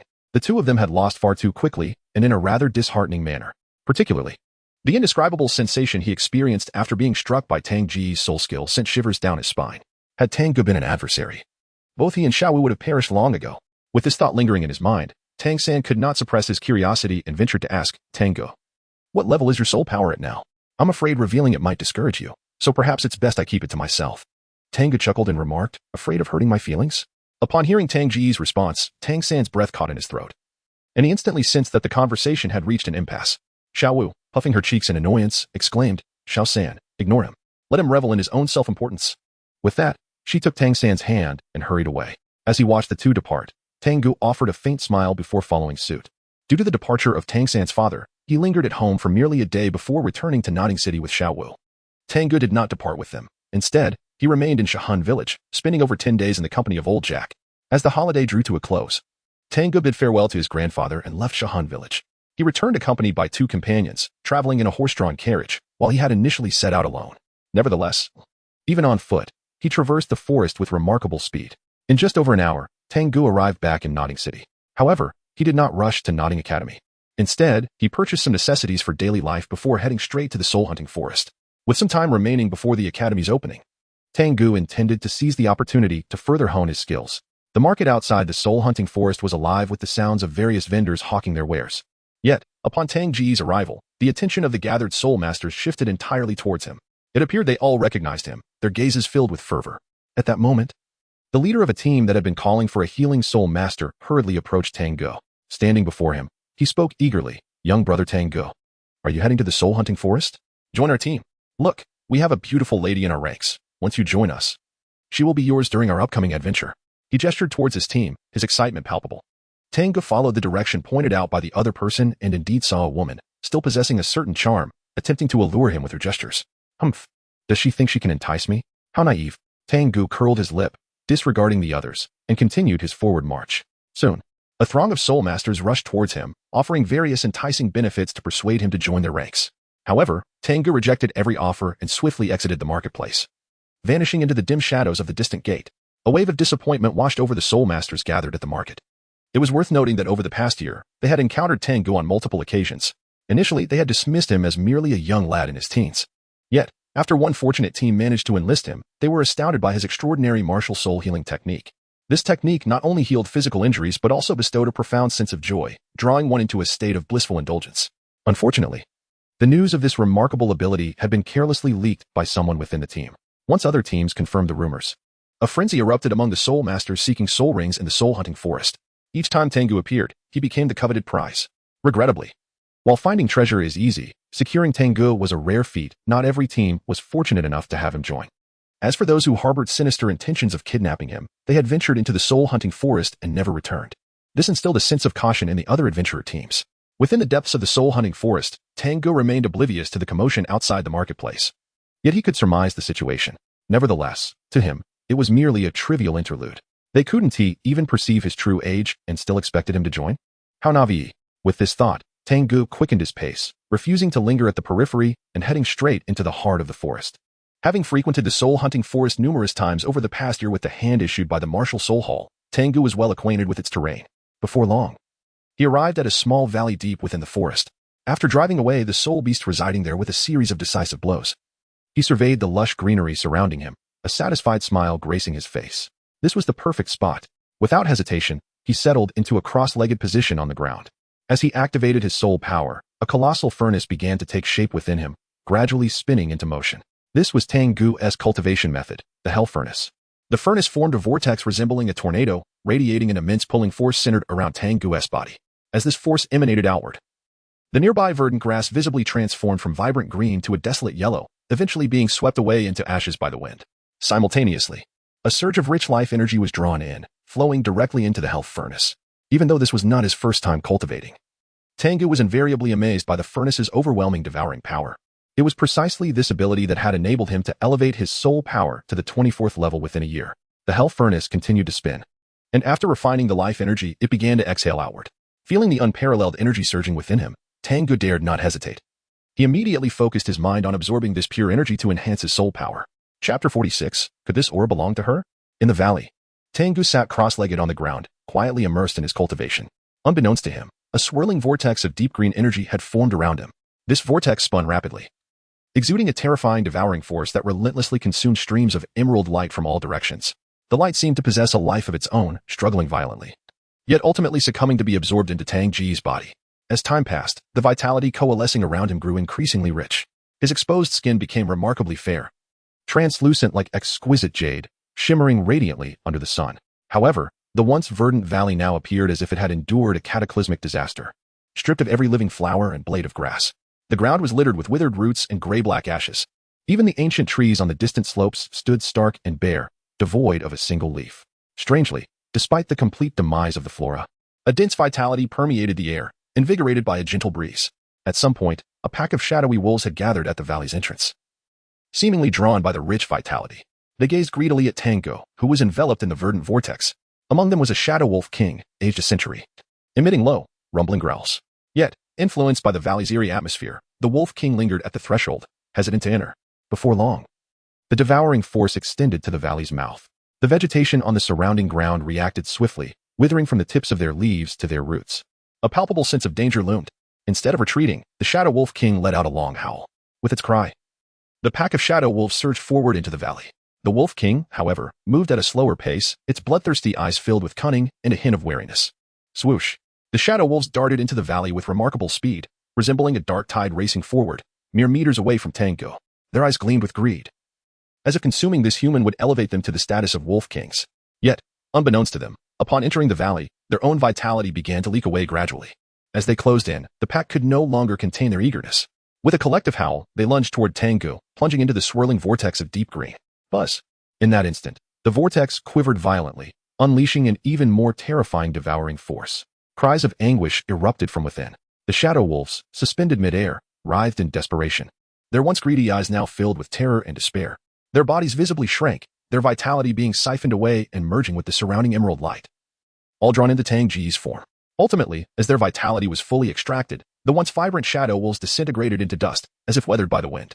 Not far off, the shadow wolf king, attempting to seize the moment to charge in, was halted in its tracks, claws digging into the ground, desperately trying to halt its massive frame. In a panic, it retreated, tail tucked, fleeing from the valley. At that moment, Tang Ge, who had been absorbed in his cultivation, suddenly opened his eyes. Upon spotting the fleeing wolf king, a faint smile graced his lips as the yin-yang life and death diagram materialized from his left hand, hurtling toward the wolf king. Whoosh! With the impetus of his soul power, the diagram soared forth with the swiftness of a flying sword, swiftly catching up to the fleeing wolf king. It unfurled and enveloped it, ascending like a rocket into the sky. Time passed, and eventually, a dark shadow plummeted from the heavens, crashing heavily to the ground. Boom! The once flat terrain was transformed into a deep crater. With the vortex dissipated, Tang Ge utilized the hell furnace to absorb the last remnants of vitality, concluding his cultivation. He rose and approached the deep pit, peering down at the shadow wolf king, nearly reduced to a mushy pulp, and couldn't he help but express his admiration. To have experienced the sensation of flight, you, wolf king, have met your end fittingly. What Tang Ge had just employed was his second soul skill, flight, which granted him the ability to soar through the sky using the yin-yang life and death diagram. While its name might suggest a supportive role akin to his first soul skill, its true potential lay in its transformative capability in the hands of an adversary who dared to underestimate it, as demonstrated just moments ago. With his mind collected, Tang Ge chose not to dwell on the lifeless wolf king in the pit. Observing the desolation he had wrought upon the valley, he shook his head in resignation. Though the hell furnace was formidable, its overwhelming nature left nothing in its wake. This place is no longer suitable. I shall seek another. With that, Tang Ge summoned the yin-yang life and death diagram once more, preparing to depart. Yet, at that moment, a whistling sound erupted from behind him, followed by a piercing cold sensation that struck the back of his head, causing a sharp pain to surge through him. Tang Ge's complexion changed abruptly. Without a moment's hesitation, he enveloped himself in the yin-yang life and death diagram and soared over 10 meters away, in the spot where he had stood moments before. A blinding golden fist of light materialized, crashing violently into his afterimage. Boom! As the golden fist exploded, the space resonated with a thunderous sound. Then, a slender figure emerged from behind the golden light shield. This was a remarkably handsome youth with tousled golden hair, appearing to be around 16 years old, exuding an air of nobility. More importantly, upon seeing this mysterious boy who had suddenly appeared and attacked him, Tang Ge felt a familiar aura emanating from him. Sacred. Radiant. This aura was strikingly similar to that of the feather he had drawn from the sacred Kesha. In the Douluo Continent, aside from a certain lineage, there was no one else who possessed such a divine aura. Realizing this, Tang Ge was momentarily taken aback, wondering if it could be her. Chapter 47. A fierce beating. As soon as the mysterious youth appeared, his icy gaze fell directly upon Tang Ge, who was still several meters away. What a wicked soul master, daring to openly appear in the soul-hunting forest. Do you not fear for your life? His voice was laced with a murderous intent. However, upon hearing the mysterious boy's words, Tang Ge, who had been contemplating the situation, was momentarily stunned. When did I become a wicked soul master? But as he surveyed the state of the valley, realization dawned upon him. It was all due to his recent practice. Tang Ge was well aware of what a wicked soul master entailed, understanding that it was a being that practiced through the devouring of soul power, soul rings, spiritual energy, flesh, souls, and martial souls. In the Douluo Continent, wicked soul masters were universally reviled. If that were the case, then his method of directly consuming the life force of plants and soul beasts to cultivate was indeed not much different from that of a wicked soul master. Thus, it was no wonder that the mysterious youth had immediately sought to strike him down. Nonetheless, Tang Ge would not concede to being labeled a wicked soul master. He would only admit that his cultivation method was somewhat domineering. Thus, he looked squarely at the mysterious youth and proclaimed with righteous indignation, "One may eat indiscriminately, but one should not speak slanderously. Have I committed murder or arson that you dare to call me a wicked soul master? I assure you, I am an upright person and never tell lies. So do not wrongfully accuse me, or I shall be quite vexed." Humph, nonsensical excuses. I will subdue you and extract the forces behind you. The mysterious youth's expression turned frigid. He dismissed Tang Ge's words with a disdainful grunt and charged toward him. The distance of several meters was traversed in the blink of an eye. As the mysterious youth appeared before Tang Ge, a yellow halo suddenly emerged from him. Brilliant golden light radiated forth, and with a powerful punch, the youth unleashed a golden fist imprint aimed straight at Tang Ge's heart. At that moment, Tang Ge distinctly felt his soul power being suppressed, with a tendency to dissipate. He was secretly astonished but felt no fear. As the golden fist imprint approached, a purple halo manifested beneath his feet. The yin-yang life and death diagram resonated, and the yin power transformed into a black light pillar descending from above. When it collided with the golden fist imprint, it was akin to water meeting fire, producing a sizzling sound. In the blink of an eye, the golden fist imprint was corroded and vanished. The remaining yin power surged toward the mysterious youth, but alas, as a golden light shield appeared before him, it effectively blocked the oncoming force. Standing behind the light shield, the mysterious youth's gaze fixated on the purple halo swirling around Tang Ge. He was inwardly astonished, though his expression remained increasingly frigid. "I never expected your first soul ring to be a millennium soul ring. You cannot be spared now. Ding dong. Congratulations, host." 4 shocking Shuiqingha, Qianrenxue, earning 500 shock points. The system prompt suddenly echoed. Indeed, it was her. Upon hearing the name that appeared in the system prompt, Tang Ge's eyes brightened.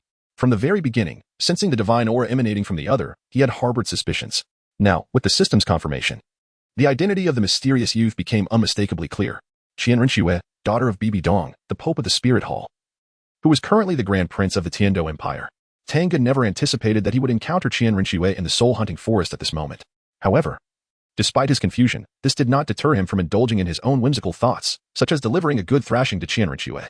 Opposite him, the mysterious youth, who was in fact disguised as Shuiqingha, remained oblivious to the fact that her identity had been uncovered. She merely sensed that the boy across from her was looking at her with an intensity that made her feel as if she had been stripped bare, rendering her utterly uncomfortable. Qianrenxue's expression darkened instantly, and she let out a sharp rebuke. Seeking death. In that moment, a yellow halo emanated from her being. Yet, before she could make a move, Tang Ge swiftly executed the secret art of movement. With unparalleled speed, he vanished from his original position, only to reappear behind Qianrenxue. Heavenly Divine Fist.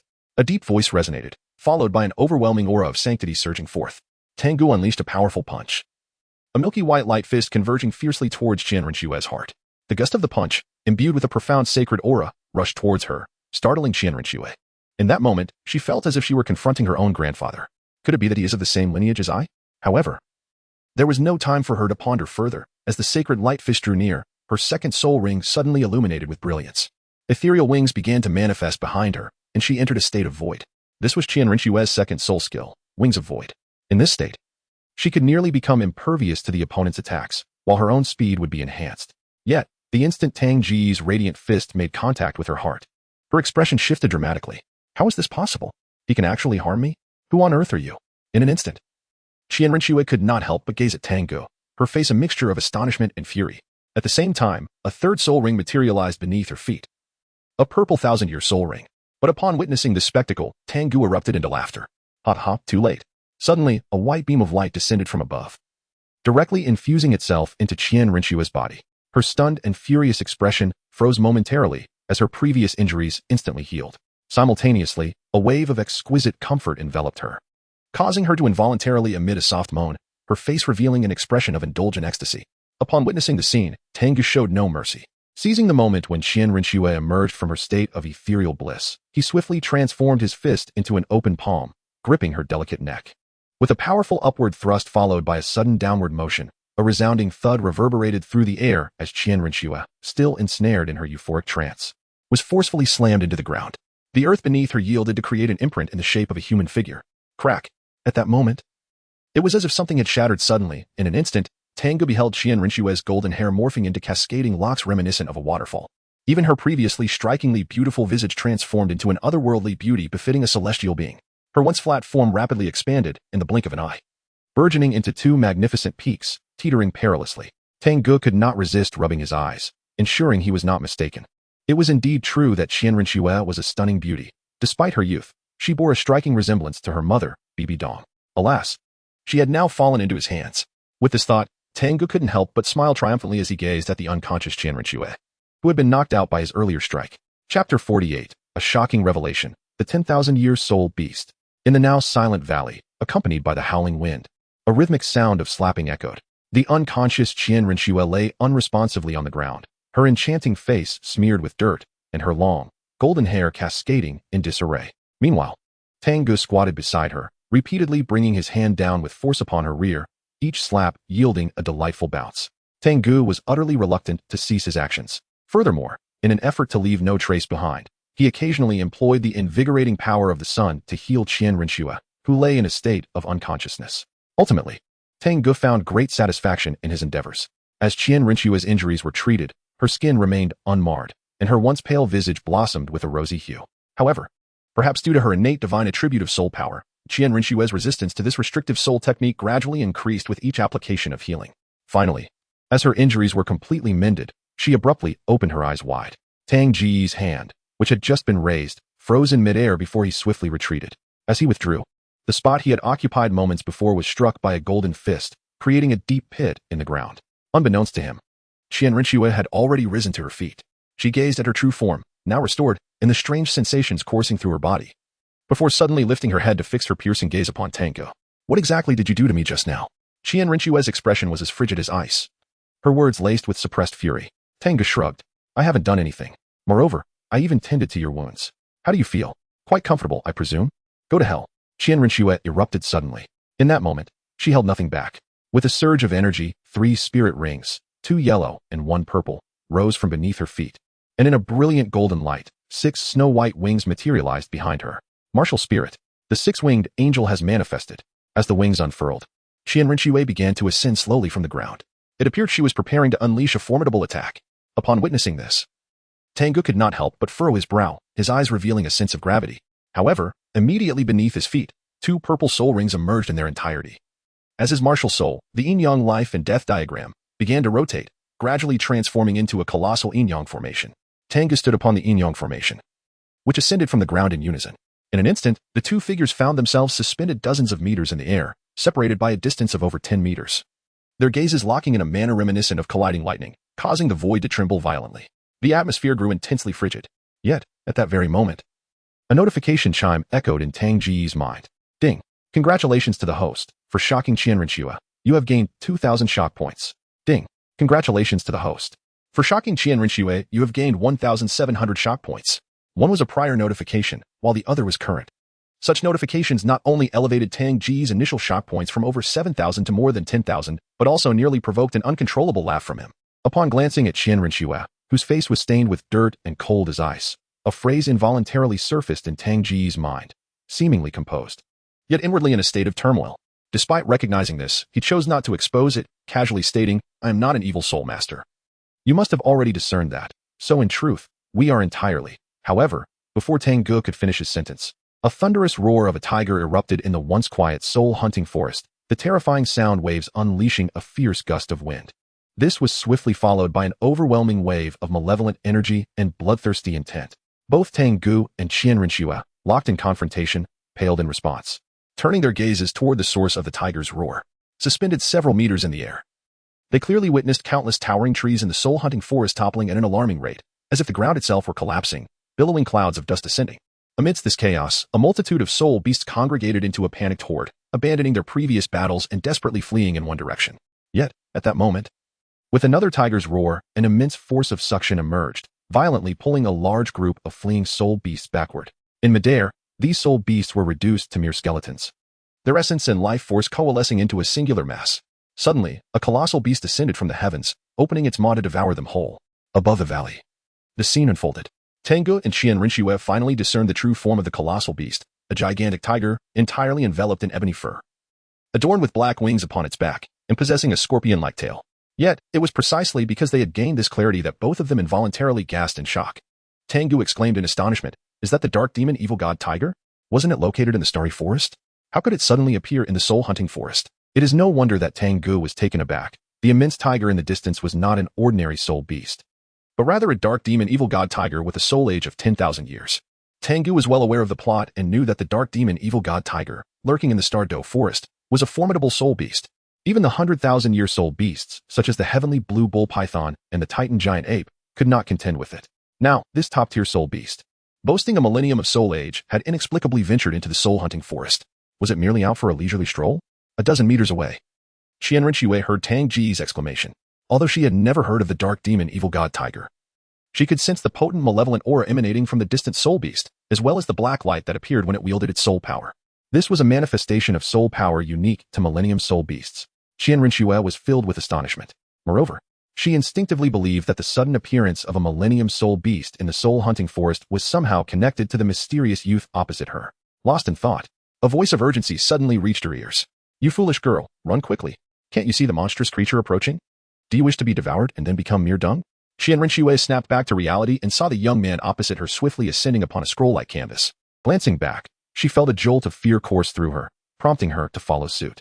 Deep within the soul-hunting forest, the dark demon evil god tiger continued to consume one soul beast after another, using the absorbed soul energy and life force to heal its internal wounds. Suddenly, the beast seemed to sense something, its wicked eyes locking onto a distant point. In its perception, there was a weak yet exceedingly detestable aura, accompanied by another that radiated abundant life force. The dark demon evil god tiger felt that by devouring this life force, not only would its injuries heal, but its power would also surge. It could then return to the Stardow forest and exact vengeance upon those two wretched individuals. With a thunderous roar, the dark demon evil god tiger could not suppress its excitement.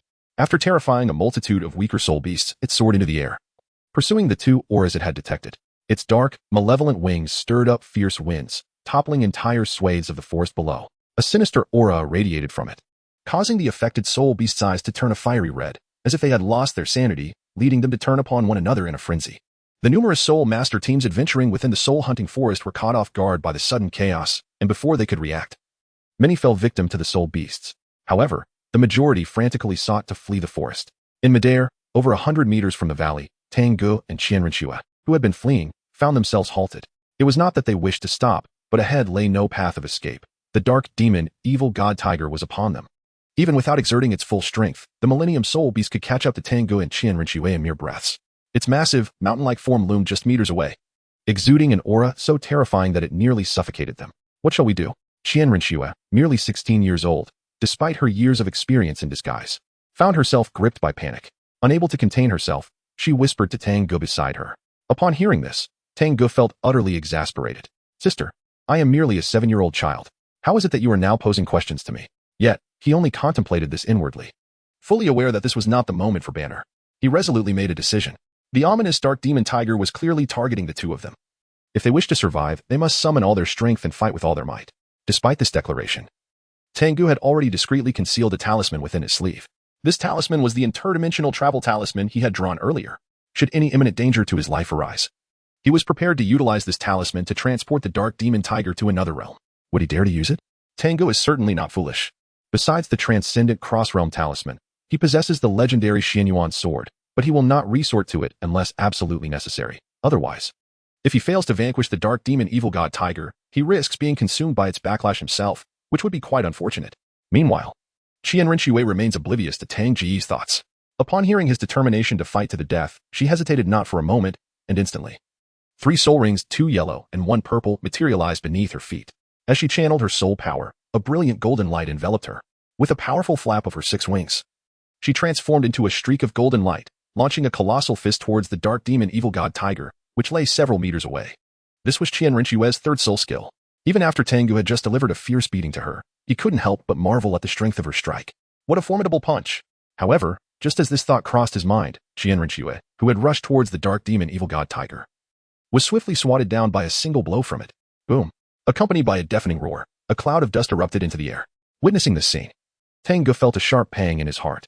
Nevertheless, gritting his teeth, he charged towards the dark demon evil god tiger, eager to test just how powerful his ancient sacred body, combined with the secret of the word and the divine fist of heaven, could truly be.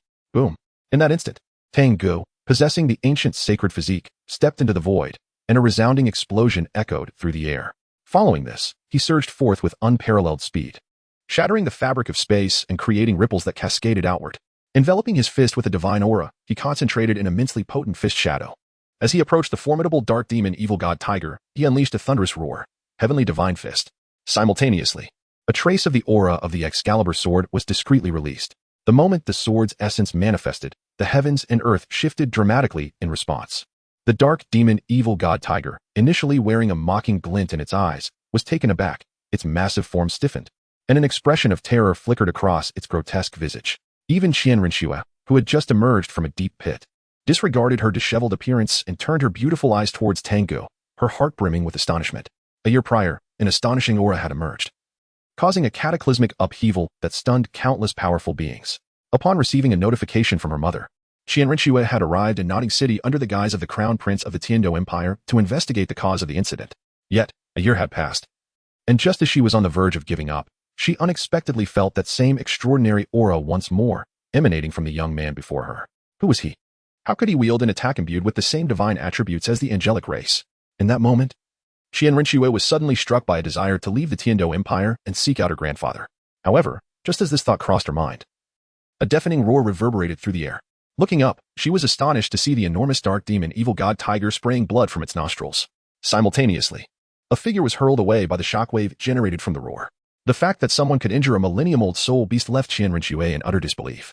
Yet, as she watched the figure careening towards the distant mountain peak, she gritted her teeth and unfurled her 6 wings, swiftly pursuing it. In midair, the earlier roar sent Tang Ge tumbling in rapid succession, unable to come to a halt.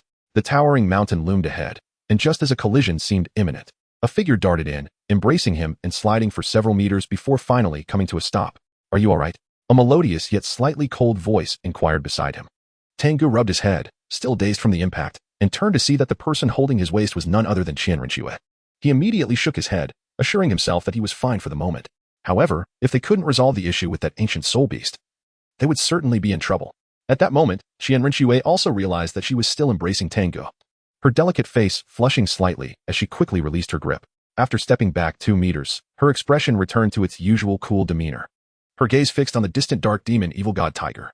Perhaps stirred by Tang Ge's earlier punch, the dark demon evil god tiger was now thoroughly enraged. With thunderous roars, waves of malevolent energy continuously erupted from its body. Witnessing this scene, Qian Rinxue's expression grew grave as she stated, "It emanates an intensely wicked aura. Only the sacred energy can restrain it. Unfortunately, my strength is insufficient. If my grandfather were here, he might not be able to defeat this ancient soul beast, but he could certainly repel it." Sacred energy? Hearing Qian Rinxue's words sparked a thought in Tang Ge's mind, suddenly reminding him of the feather from the divine Kesha that he had kept in his system space. Chapter 50, Divine Kesha, Heaven's Blade Judgment. Tang Ge had long been uncertain about how to utilize the feather belonging to the Angel King from the Super God Academy. Though he had attempted to activate it with his soul power, it had yielded no response. Now, prompted by Qian Rinxue's mention of sacred attribute soul power, he recalled the heavenly divine fist he had previously unleashed. The two energies bore a striking resemblance. Perhaps it could be of use. Thus, Tang Ge, with a surge of determination, summoned the feather from its resting place in the system space directly into his right hand. Instantly, an overwhelming sacred aura radiated from the feather, cleansing the surrounding malevolent energy in an instant. Not far away, upon sensing the emergence of this sacred energy, Qian Rinxue's eyes widened in disbelief. She fixated on the feather in Tang Ge's hand, as though confronting a deity revered by her kind, her body trembling uncontrollably. "How could you possess such a thing? This is impossible." As the system notification echoed in his mind, Tang Ge was too preoccupied to register it, ignoring Qian Rinxue's astonishment. Upon retrieving the feather, he invoked the heavenly divine fist, channeling the power of heaven into the feather in a continuous flow. Finally, it seemed that the feather from divine Kesha had absorbed enough energy, its golden light intensifying dramatically. It soared from Tang Ge's palm into the sky. Under the watchful eyes of Tang Ge and Qian Rinxue, the feather erupted in a dazzling display of golden light, compelling them to shut their eyes against its brilliance. However, this resplendent light did not last long. When Tang Ge and Qian Rinxue reopened their eyes, they beheld a figure entirely forged from sacred power. Coalescing from the retreating golden glow, before them stood a woman with cascading golden hair, embodying an ethereal beauty unlike any other. Unlike Qian Rinxue, this woman's presence radiated an air of noble sanctity. Simply standing there, she seemed to represent the very center of the world, both captivating and divinely untouchable. Behind her, a pair of snow-white wings gently fluttered, stirring waves of sacred wind. She was none other than Divine Kesha. Revered as the Angel King and the King of Gods within the Super God Academy, he had summoned Divine Kesha? Although Tang Ge understood through the system that the Divine Kesha before him was merely a manifestation of that single feather, he was still astounded. So this was how the feather was meant to be used. Yet, a pang of regret struck him as he realized he had expended a valuable trump card. Meanwhile, Qian Rinxue stood utterly spellbound at the sight of Divine Kesha's appearance. The arrival of a true angelic deity sent shockwaves through her heart. In the distance, the dark demon evil god tiger's bleeding had ceased, its crimson eyes fixated on the figure in the sky that exuded an aura it found utterly repulsive. With a millennium of soul age, it sensed a profound danger emanating from that figure. Without hesitation, the dark demon evil god tiger let out a roar. Unfurling its pitch-black wings as it charged forward, dense evil energy rapidly coalesced around it, forming a swirling cloud of malevolence. Simultaneously, bolts of thunder descended, enveloping the area within 100 meters. Upon witnessing this scene, Tang Ge was immediately frightened and hurriedly pulled the still-dazed Qian Rinxue to retreat swiftly, finding themselves several miles away in the blink of an eye. The place they had just occupied was now left with only the serene figure of the sacred Kesha standing alone. She slowly turned around, her indifferent gaze falling upon the rapidly approaching dark demon evil god tiger. All evil must be purified, she murmured softly. With that, she gently raised her palm and then brought it down with a light yet decisive motion. Boom! A surge of divine power erupted forth, coalescing into an immense hand that enveloped the dark demon evil god tiger. In an instant, the malevolent clouds surrounding the beast were dispersed and purified. The sacred giant hand pressed down further, striking forcefully upon the dark demon evil god tiger. A howl erupted from the creature as the searing pain from the divine energy coursed through its body, causing it to emit a mournful roar. Its massive form fell like a collapsing mountain into the forest below. Meanwhile, countless bolts of lightning, approaching the sacred Kesha, were intercepted by a golden barrier. The air was filled with the thunderous sounds of the lightning, adding an air of majesty to the sacred Kesha.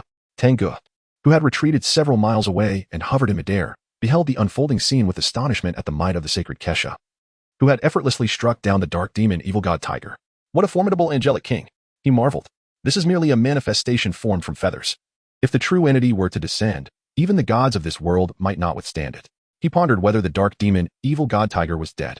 Just as this thought crossed his mind, he spotted a shadow suddenly shooting up from the cloud of dust stirred by the dark demon evil god tiger's fall. Instantly, he felt as if the entire world had fallen silent, a momentary stillness enveloping his consciousness. When he finally emerged from this disconcerting state, he realized that the golden barrier surrounding the once dominant sacred Kesha had shattered. She had fallen into the clutches of the dark demon evil god tiger's claws. With a thunderous roar, the dark demon evil god tiger opened its jaws wide, aiming to bite down fiercely upon the sacred Kesha ensnared within its grasp. At that moment, a surge of alarm coursed through Tang Ge's heart as he pondered, could it be that disaster was imminent? Just as these thoughts crossed his mind, a figure suddenly darted past him, hastening toward the distant dark demon evil god tiger. Tang Ge regained his senses, only to be astonished to discover that the figure before him was none other than Qian Rinxue. Unable to contain himself, he shouted, "What are you doing?" "Save her," Qian Rinxue replied with merely 2 words before resolutely quickening her pace once more. Bam! As expected, Qian Rinxue, who had not even brushed against the dark demonic god tiger's fur, transformed into a falling light, struck down by the dark demonic god tiger with a single swipe. Tang Ge, coming back to his senses, felt a twitch in his facial muscles as he prepared to chase after her to provide aid. However, he suddenly sensed something amiss. Halting his steps and redirecting his gaze towards the distant figure of the divine Kaisa, who was being seized by the dark demonic god tiger. Unbeknownst to him, a blinding golden light erupted once more from the divine Kaisa. This golden light ascended into the heavens, gradually coalescing into a towering sword engulfed in fervent holy flames. Buzz! Accompanied by the tremors of the void, another faceless knight, also formed from golden light, appeared behind the celestial sword. As it extended its arms to grasp the hilt of the sword, a soul-stirring whisper resonated through the cosmos. Heaven's Blade Judgment. Chapter 51, Profit or Loss? Heaven's Blade Judgment. As the soul-stirring whisper echoed throughout the universe, the faceless knight of golden light began to slowly lift the celestial sword. Though its movements were deliberate, the dark demonic god tiger felt an overwhelming sense of impending doom.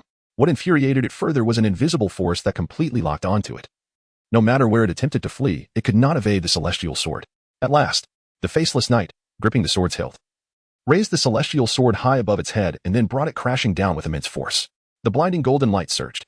The celestial sword tore through space, instantaneously appearing above the dark demonic god tiger, its divine radiance purging all evil in an instant. Cracks appeared across the body of the dark demonic god tiger, and as crimson blood erupted forth, it transformed into swirling snow mist. A piercing roar erupted from the mouth of the dark demonic god tiger. Yet, Perhaps spurred by the excruciating pain that penetrated to the depths of its soul, the inherent ferocity of the dark, demonic god tiger was fully awakened. Faced with death, it did not retreat. Instead, it opened its jaws and swallowed the divine Kaisa, ensnared within its claws. Immediately, the dark demonic god tiger unleashed its full might, flapping its obsidian wings and colliding fiercely with the descending celestial sword. Boom! In that instant, a cataclysmic explosion reverberated through the realms. The entire world was engulfed by the intertwining essences of the divine and the wicked, gradually dissolving and disintegrating. Several miles away, Tang Ge, with great effort, opened his eyes against the blinding light. He gazed at the distant sky still shrouded in hues of gold and black, his mind replaying the scene of the faceless knight raising his long sword for the decisive strike. Having watched Super God Academy, Tang Ge understood that the Blade of Judgment was a powerful attack launched by the Divine Kaiser, based on the advanced technology of the angelic race. However, he was astonished to realize that, in this world devoid of angelic civilization support, a mere avatar of the Divine Kaiser had once again unleashed the Blade of Judgment. The terrifying force that seemed capable of cleaving the heavens left Tang Ge utterly shaken. He pondered whether the dark demon evil god had truly perished. Yet, even if it had not, that strike from the Divine Kaiser would undoubtedly inflict severe damage. Thus, as he observed the battlefield still cloaked in gold and black from a distance, Tang Ge felt a mix of anticipation and apprehension swelling within him. Time passed slowly. After approximately 15 minutes, the lingering black malevolent energy was finally purified, leaving only a fading golden light. Then, a familiar silhouette reemerged. It was none other than the angelic king, the Divine Kaiser. However, compared to her earlier form, her once solid body appeared ethereal, as if it might dissipate with a mere breath of wind. Realizing her condition, the Divine Kaiser glanced down with her radiant eyes, a slight smile gracing her lips. With a wave of her hand, a sphere of divine light detached from her, transforming into a golden beam that soared downward. After completing this act, the Divine Kaiser herself transformed into golden light, vanishing completely. In the place where she had stood, only a dimly glowing feather remained. Before this feather could fall to the ground, Tang Ge, who had just flown over, swiftly reached out to catch it, and information about the feather flooded his mind. Sublime feather, a fragment of divine power left by the King of Gods, the Divine Kaiser of Super God Academy. Absorbing it can enhance the quality of soul rings. Enhancing the quality of soul rings? Upon reading the information about the feather, Tang Ge was taken aback by this unexpected outcome. However, this was not the opportune moment for meticulous examination. He temporarily stored the sublime feather in his system space and flew directly downward. Soon, Tang Ge discovered Qian Rinxue lying flat at the bottom of a deep pit. At that moment, her garments were tattered and disheveled, exposing large swathes of her fair skin, which was marred by dirt mixed with blood. Her hair was disarrayed, rendering her appearance even more disheveled. Initially, Tang Ge had worried that the dark demon evil god might have crushed Qian Rinxue with a single swipe, but upon witnessing the slight rise and fall of her chest, he felt a wave of relief wash over him. Not only that, Tang Ge could sense a divine aura suffusing within Qian Rinxue, continuously healing her bodily injuries. It was likely the result of the sacred orb of light cast by the holy Kesha before its dissolution. Thus, if this continued, not only would Qian Rinxue's wounds be healed, but her bloodline and martial soul would likely experience an extraordinary elevation. After all, it was a gift from the King of Angels. However, a tinge of bitterness gnawed at Tang Ge's heart. The holy Kesha was formed from a feather he had extracted, which could have served as a trump card, only to be consumed by a suddenly appearing ancient soul beast. It was one thing to be consumed, but the dark demon evil god tiger had left no trace behind, and yet, the soul ring never materialized. The only reward Tang Ge could claim was the feather that could enhance the quality of a soul ring. In comparison to the holy Kesha's feather, was this truly a gain or a loss? Tang Ge was uncertain for the moment. He only knew that, compared to himself, the true beneficiary at this moment was Qian Rinxue, who lay in the pit. A myriad of emotions surged within him, ultimately manifesting as a bitter smile on his face. He couldn't help but shake his head. Forget it. Being alive was already a stroke of good fortune. Why ponder further? As for the dark demon, evil god tiger, perhaps it chose to perish alongside him. After a moment of self-consolation, Tang Ge, fearing that the earlier commotion might attract powerful beings, dared not linger any longer. He swiftly carried the unconscious Qian Rinxue from the deep pit, summoning his martial spirit to soar into the sky, departing at an astonishing speed. Not long after Tang Ge had left with Qian Rinxue, two figures rushed from a distance, observing the manifestation of their soul rings. It was evident they were two soul emperors. Yet, despite their status, upon witnessing the apocalyptic scene before them, the two soul emperors couldn't help but gasp in shock. Could it be that a tidal Douluo and a 10,000-year soul beast truly clashed here? They decided to locate the crown prince first. Other matters would be handled by more formidable soul masters. One soul emperor, regaining his composure, wore a grave expression and spoke. The other, unable to suppress a bitter smile, revealed a hint of sorrow in his eyes. However, he said nothing further and nodded before they separated to search the area. Chapter 52. The Second Soul Ring. Ascending to 10,000 years. After the two Imperial Soul Emperors parted ways, they began their search in the ravaged area. They were naturally looking for Qian Rinxue, who had disguised herself as the Crown Prince, Shui Qinghe. However, Qian Rinxue had long been taken away by Tang Ge, making their search futile. Moreover, the two Imperial Soul Emperors did not believe that if the Crown Prince had indeed been here, he would have survived in such a devastated site. They were merely making one final effort. During their search, one of the Imperial Soul Emperors remained unaware that a shadow was slowly approaching him. It wasn't until the eerie shadow crawled up his leg that he sensed something was amiss. What is this? He attempted to shout, but before he could finish his thought, the shadow swiftly dove into his mind. The terror on the face of this Imperial Soul Emperor froze momentarily before being replaced by a strange smile. Yet, within his eyes flickered a chilling murderous intent. Humanity shall perish. From a distance, the other Soul Emperor seemed to hear the commotion and couldn't help but call out loudly. Xiaoming, what has happened? Nothing. I merely encountered something intriguing, but it has already been resolved. The Soul Emperor, named Xiaoming, concealed the murderous intent in his gaze, restoring calm to his expression. After responding to his companion, he resumed his search.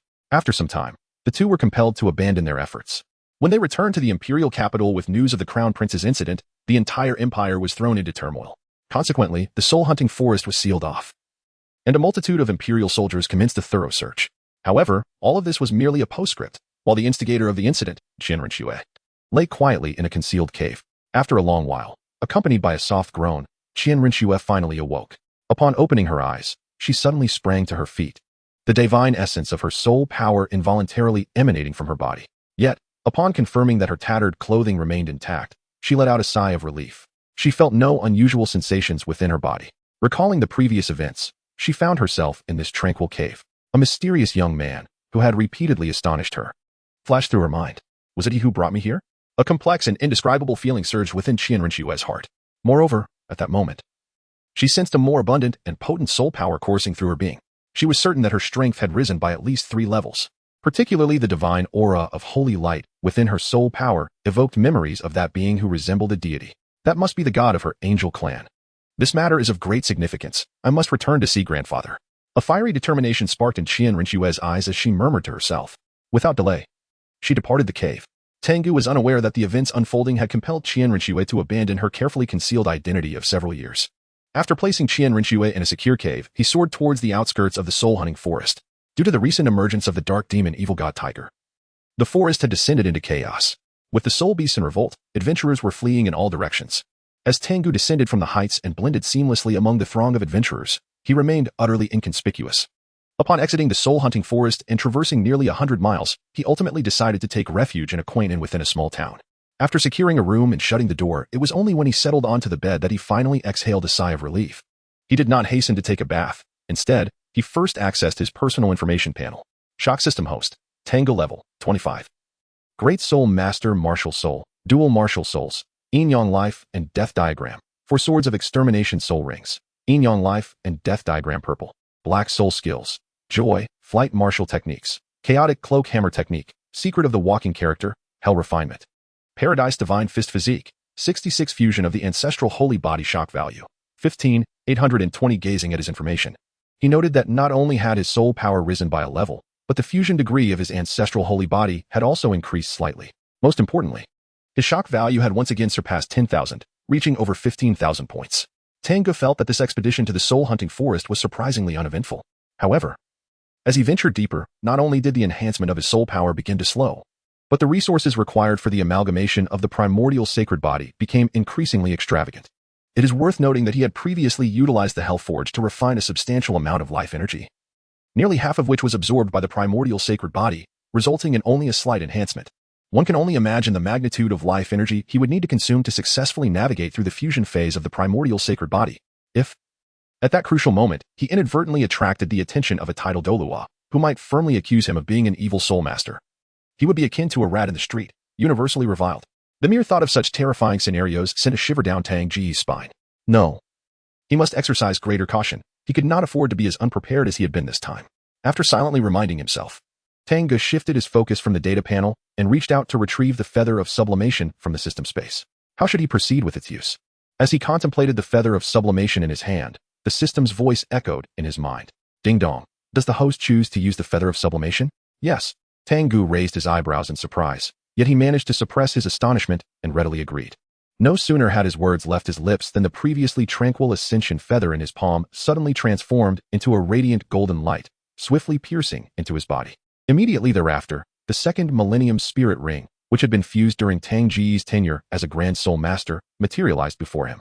This Millennium Spirit Ring emanated a brilliant purple glow, gradually beginning to absorb the golden light that had emanated from the ascension feather. At the moment when the golden light was completely consumed, the purple glow surged dramatically, revealing flecks of black. This was, as Tang Ge witnessed this scene, his heart suddenly trembled, and he could not help but widen his eyes in disbelief. Before his incredulous gaze, the previously sparse black spots swiftly spread, enveloping the purple Millennium Soul Ring in the blink of an eye. Boom! In the quivering void, the purple hue instantaneously faded, replaced by a rich black light.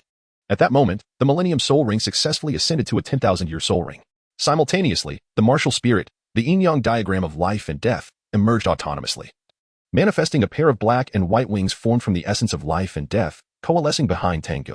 Chapter 53. 5 years later. Regarding the Feather of Ascension. Tang Ge did not harbor overly high expectations. He would have been content if any of his soul rings could gain a few hundred years in age. Yet now, he was a witness to his second Millennium Soul Ring transforming directly from purple to black. Tang Ge was truly astonished. If the shock system were to have any effect on him, it would surely manifest as 100 shock values continuously emerging above his head. Moreover, he discovered two soul power wings, one black and one white, sprouting from his back. With a mere thought, the wings began to flap, lifting him off the bed and into the air. Ultimately, as his second soul ring successfully ascended to the rank of a 10,000-year soul ring, the black light settled, revealing the soul skill information of this ring in Tang Ge's mind. The second soul ring, soul skill, yin-yang wings. Upon activating the soul skill, two luminous wings appeared behind him, one black and one white, allowing for flight and the ability to unleash a life and death array that could be transformed at will. Standing within the life array, allies would receive continuous healing. Conversely, standing within the death array, every attack against the enemy would inflict persistent corrosion, affecting their soul power, body, and spirit. Powerful. Unprecedentedly powerful. As he absorbed this information, Tang Ge understood that his second soul ring had undergone a profound transformation from within. A 10,000-year soul ring. Two formidable soul skills. If it weren't for the dark halo emanating from the soul ring, one might easily mistake it for a 100,000-year soul ring. In that moment, overwhelmed with excitement, Tang Ge fell from the air. With a resounding crash, the already frail bed collapsed beneath him. Yet, Tang Ge paid little heed to it. For what was it but a minor loss? At this moment, he even entertained the thought of demolishing the entire hotel. However, he continually reminded himself to remain calm. Gradually, his heart found tranquility.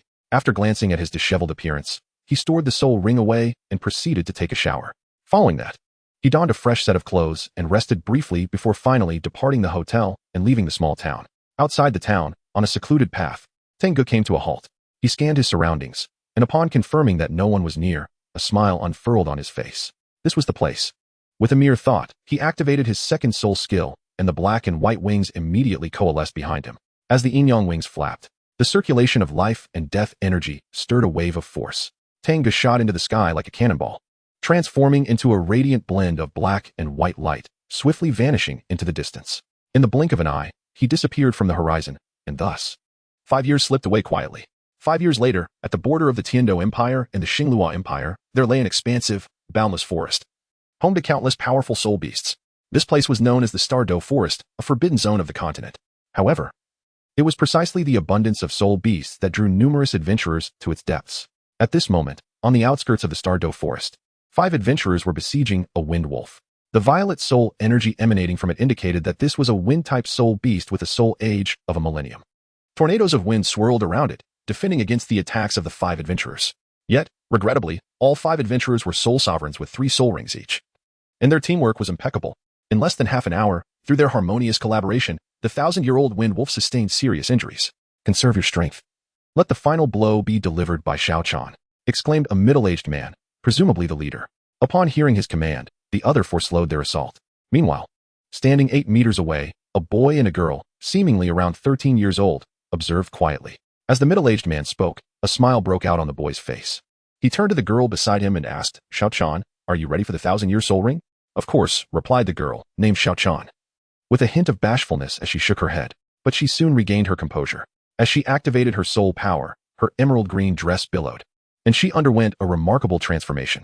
Eventually, she fully morphed into an elf with long, flowing black hair and pointed ears. 2 yellow soul rings appeared beneath her feet. and a vibrant green longbow materialized in her hands.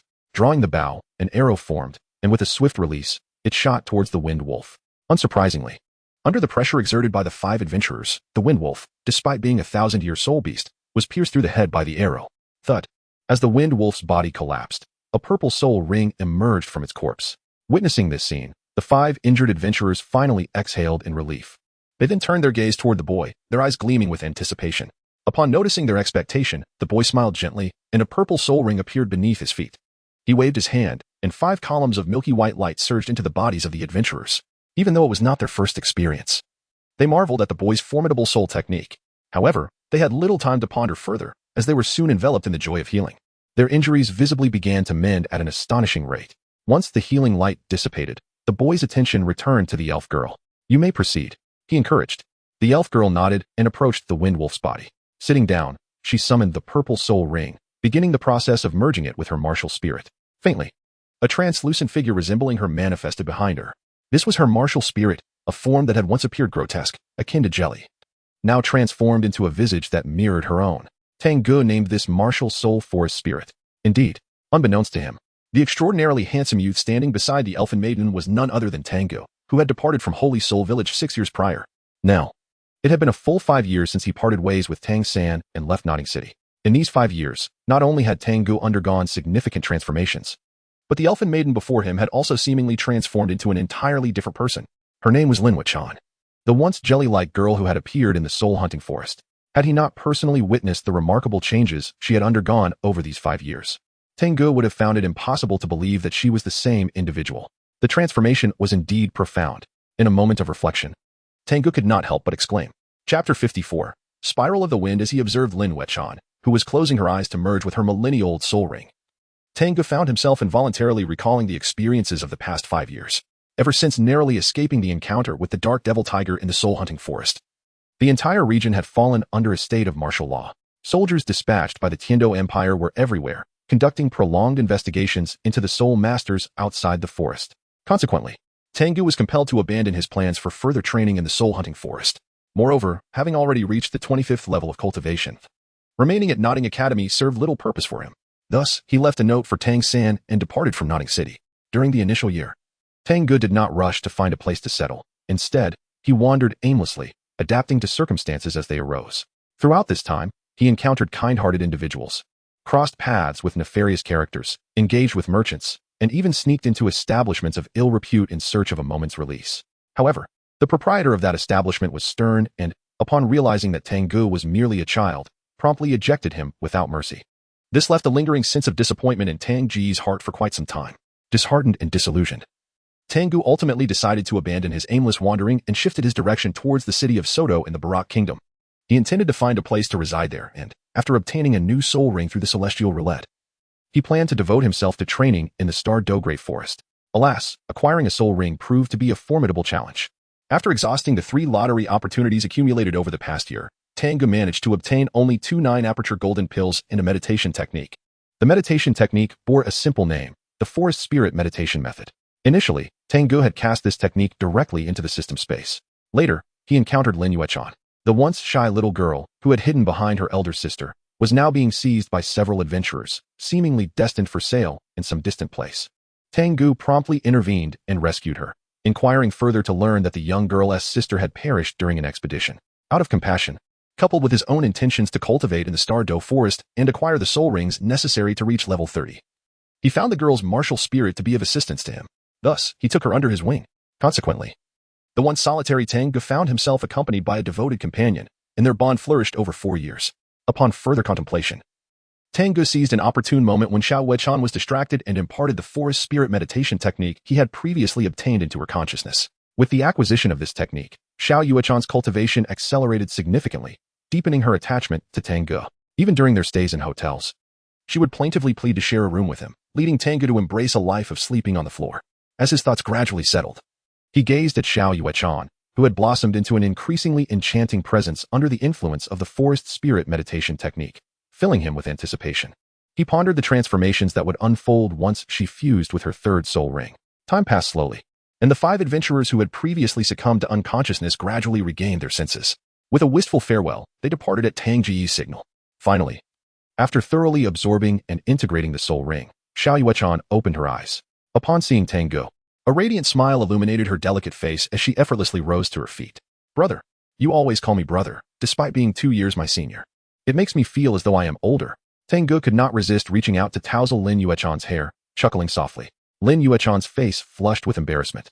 Yet she resolutely called out once more, brother. All right, brother it shall be, she conceded.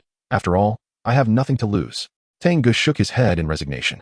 He quickly diverted the conversation, saying, since your third soul ring has successfully fused, why not demonstrate your third soul skill for me? Without a hint of hesitation towards her most trusted brother, Lin Yuechan revealed her abilities. As Tang Ge requested to witness her soul skill, 3 soul rings, 2 yellow and 1 purple, materialized beneath her feet, and a vibrant green longbow appeared in her hands. At the moment a gust of wind arose. Lin Yuechan astonishingly levitated off the ground. Although her feet were barely a meter above the earth, it left Tang Ge utterly astounded. Could this be her third soul skill? Lost in thought, he was suddenly jolted back to reality as Lin Yuechan, surrounded by a gentle breeze, let out a delicate shout. An arrow, forged from her concentrated energy, was swiftly loosed from her bow. Compared to before, this arrow soared with greater velocity, subtly enveloped by a miniature tornado, spinning rapidly as it flew. In the blink of an eye, the arrow struck fiercely against a distant hillock. With a thunderous roar, the hill was penetrated, swiftly collapsing into a chaotic heap of rubble. Behind it lay a deep chasm, spiraled and extending several dozen meters outward. Tang Ge witnessed this scene, momentarily taken aback. He then turned his gaze towards Lin Yuechan, his eyes sparkling with admiration. What an impressive soul skill. What is its name? Wind Spiral. Lin Yuechan, having retracted her soul ring and landed gracefully, felt the intensity of Tang Ge's gaze and blushed as she replied. Seemingly concerned that he might not comprehend, she hastily elaborated. The wind spiral allows me to briefly lift off the ground for limited mobility. Moreover, when combined with my first soul skill, it transforms into the wind spiral arrow, exhibiting power akin to what you just witnessed. Wind spiral, you say?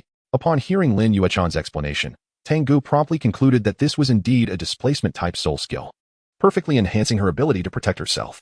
Furthermore, the fact that her third soul skill could synergize with her first to amplify its potency was remarkable. One could not help but acknowledge Lin Yuechan's fortuitousness. Noticing the glimmer of anticipation in her eyes after she finished speaking, Tang Ge smiled and nodded affirmatively. Indeed, a truly formidable soul skill. At Tang Ge's praise, Lin Yuechan shyly lowered her head, yet within her heart, she felt as joyous as if she had indulged in honey. Observing the scene, Tang Ge found it somewhat amusing. Yet, contemplating the significant events soon to unfold, he resolved not to linger any longer. He reached out to gently stroke Lin Yuechan's silky long hair. Let us depart. We shall return to Soda City. Very well, she replied softly. As the ebony soul ring materialized behind Tang Ge, the wings of Yin and Yang swiftly emerged. Embracing Lin Yuechan, he ascended into the air, swiftly flying beyond the starry forest. Chapter 55, Long Time No See. Barak Kingdom, Soda City. Upon returning from the starry forest hundreds of miles away, Tang Ge and Lin Yuechan promptly left their former abode and sought a new lodging. This establishment was named the Rose Hotel, rising 3 stories high. The Rose Hotel boasted exquisite decor, its exterior painted a vivid rose red, resembling an enormous blooming rose. Initially, Lin Yuechan was puzzled by Tang Ge's sudden decision to relocate to this hotel. However, upon settling the payment and entering their room on the 3rd floor, she beheld a colossal heart-shaped bed adorned with crimson rose petals, exuding an intoxicating floral fragrance. Her expression momentarily froze as a realization dawned upon her, causing her cheeks to flush a deep crimson. She timidly murmured, Brother Tang, perhaps we should consider changing rooms? No need, he assured her. All the rooms in this hotel are decorated thus. Tang Ge turned to glance at Lin Yuechan, a teasing smile gracing his lips. He then proceeded directly toward the heart-shaped bed ahead. Observing Tang Ge's retreating figure, Lin Yuechan wrestled with her thoughts for a considerable time. Ultimately, she felt unprepared and, unable to suppress her blush, murmured, Brother, I'm going out to buy something. With that, she swiftly turned and fled the room. The door slammed shut with a resounding clap. Tang Ge, who had just reached the bedside, turned back with a bemused shake of his head. This girl is simply lost in her fantasies. He then removed his shoes and sat cross-legged upon the bed. As the intoxicating scent of roses enveloped him, a surge of inspiration struck, and a personal profile panel materialized before his eyes. Shock System Host, Tang Ge Level, 39 Soul Master Martial Soul, Twin Martial Souls, Yin-Yang Life and Death Diagram. For Swords of Extermination Soul Rings, Yin-Yang Life and Death Diagram Purple. Black Soul Skills, Joy, Wings of Yin-Yang, Life and Death Formation, Life and Death Great Seal Martial Techniques, Chaotic Wind Hammer Technique, Secret of the Walking Character, Hell Forging, Heaven's Divine Fist Physique, Ancient Sacred Body Fusion Rate 99 Shock Value, 3250 compared to 5 years ago, Tang Ge's strength had undergone a remarkable transformation. Not only had his soul power level ascended to the esteemed rank of 39 Soul Master, but the fusion rate of his ancient sacred body had also reached an impressive 99. This remarkable progress was largely due to his dedication of resources toward the ancient sacred body. Had he solely pursued the enhancement of his soul power level without regard for the longevity of his soul rings, he might have already attained the strength of a soul sect master. However, Tang Ge was confident that, with his current prowess, even a soul sect master would likely find themselves outmatched if he unleashed his full strength. Such is the advantage of profound foundations. Regrettably, while enhancing soul power is a relatively straightforward endeavor, the elevation of the ancient sacred body proves exceedingly arduous. Even with a mere one progress remaining, Tang Ge sensed that considerable resources would be required to successfully awaken the ancient sacred body. Thus, he had already devised a plan in his mind. Upon reaching level 40, he would venture forth to hunt thousand-year soul beasts. At that juncture, he would harness the energy released during the fusion of the thousand-year soul rings, attempting to break through to the awakening stage of the ancient sacred body in one fell swoop. He could only hope for success. Yet, a sense of uncertainty lingered in his heart, prompting a low sigh to escape his lips. Immediately, his attention shifted to the soul skill section. 1 purple and 2 black rings, a truly luxurious configuration. However, Tang Ge had not hunted thousand-year soul beasts. Instead, he had elevated the latter 2,000-year soul rings to 10,000-year status through the sublimation feather and the blessing of the sea god. This endeavor granted him a third soul skill, Life and Death Great Seal. Life and Death Great Seal. The power of yin and yang converges to form a life and death seal, manifesting as a colossal palm that can both harm foes and absorb their vitality to replenish oneself. This third soul skill could be considered Tang Ge's first powerful offensive skill, and he was quite satisfied with it. As for the remaining thousand-year soul ring, though it may lack prestige, he would have to devise a solution for it in the future. Tang Ge shook his head, dismissing further thoughts. After stowing away the information panel, he rose from the bed and made his way towards the door. He could not shake off his concern for Xiao Changjian, who was alone outside. Additionally, it was time to begin preparations for the upcoming school enrollment. As a thought crossed his mind, a smile involuntarily graced Tang Ge's face, and his figure gradually faded from sight. Before long, 3 days had elapsed. During this period, Tang Ge spent the majority of his time in his room, immersing himself in cultivation. As for Lin Wuchan, Tang Ge could hardly withstand her excessive modesty, prompting him to secure another room for her. Although the layout remained unchanged, at least she could attend to her private matters at night without the fear of being observed. By the morning of the 4th day, as Tang Ge was engrossed in his cultivation within the confines of his room, Lin Wuchan hurriedly burst in, her face etched with concern. "Brother, a fight has broken out downstairs," she exclaimed. "What are you so anxious about? Speak slowly and tell me, what exactly has transpired?" Tang Ge opened her eyes and gazed at Lin Wuchan, who was panting heavily, a hint of gentle reproach flickering in her expression. Lin Wuchan's delicate face flushed with embarrassment as she endeavored to steady her rapidly pounding heart before recounting the scene she had just witnessed. Upon hearing Tang Ge's words, a flicker of realization ignited within him. He understood that the person he had been waiting for had finally arrived. Unable to suppress a smile, he descended from the bed with eagerness. "Come on, let us join the excitement." Lin Wuchan, taken aback by Tang Ge's enthusiasm, displayed a moment of confusion. Yet, regaining her composure, she hurriedly followed him as he made his way out. At the Rose Hotel, in the grand lobby, surrounded by numerous onlookers, 2 figures were engaged in a fierce battle. As one of them manifested a third purple thousand-year soul ring, a commanding shout erupted from his lips. White Tiger Diamond Transformation. Boom. A dazzling golden light burst forth, unleashing a terrifying force. The youth, with a white tiger phantom looming behind him, exerted a mere fraction of his strength, shattering the resilient black vines that ensnared him. He then surged forward with incredible speed, his sharp claws descending upon his opponent, a boy adorned with only 2 yellow soul rings, sending him hurtling away. Crash! The boy with 2 soul rings finally came to a halt upon colliding with the platform behind him.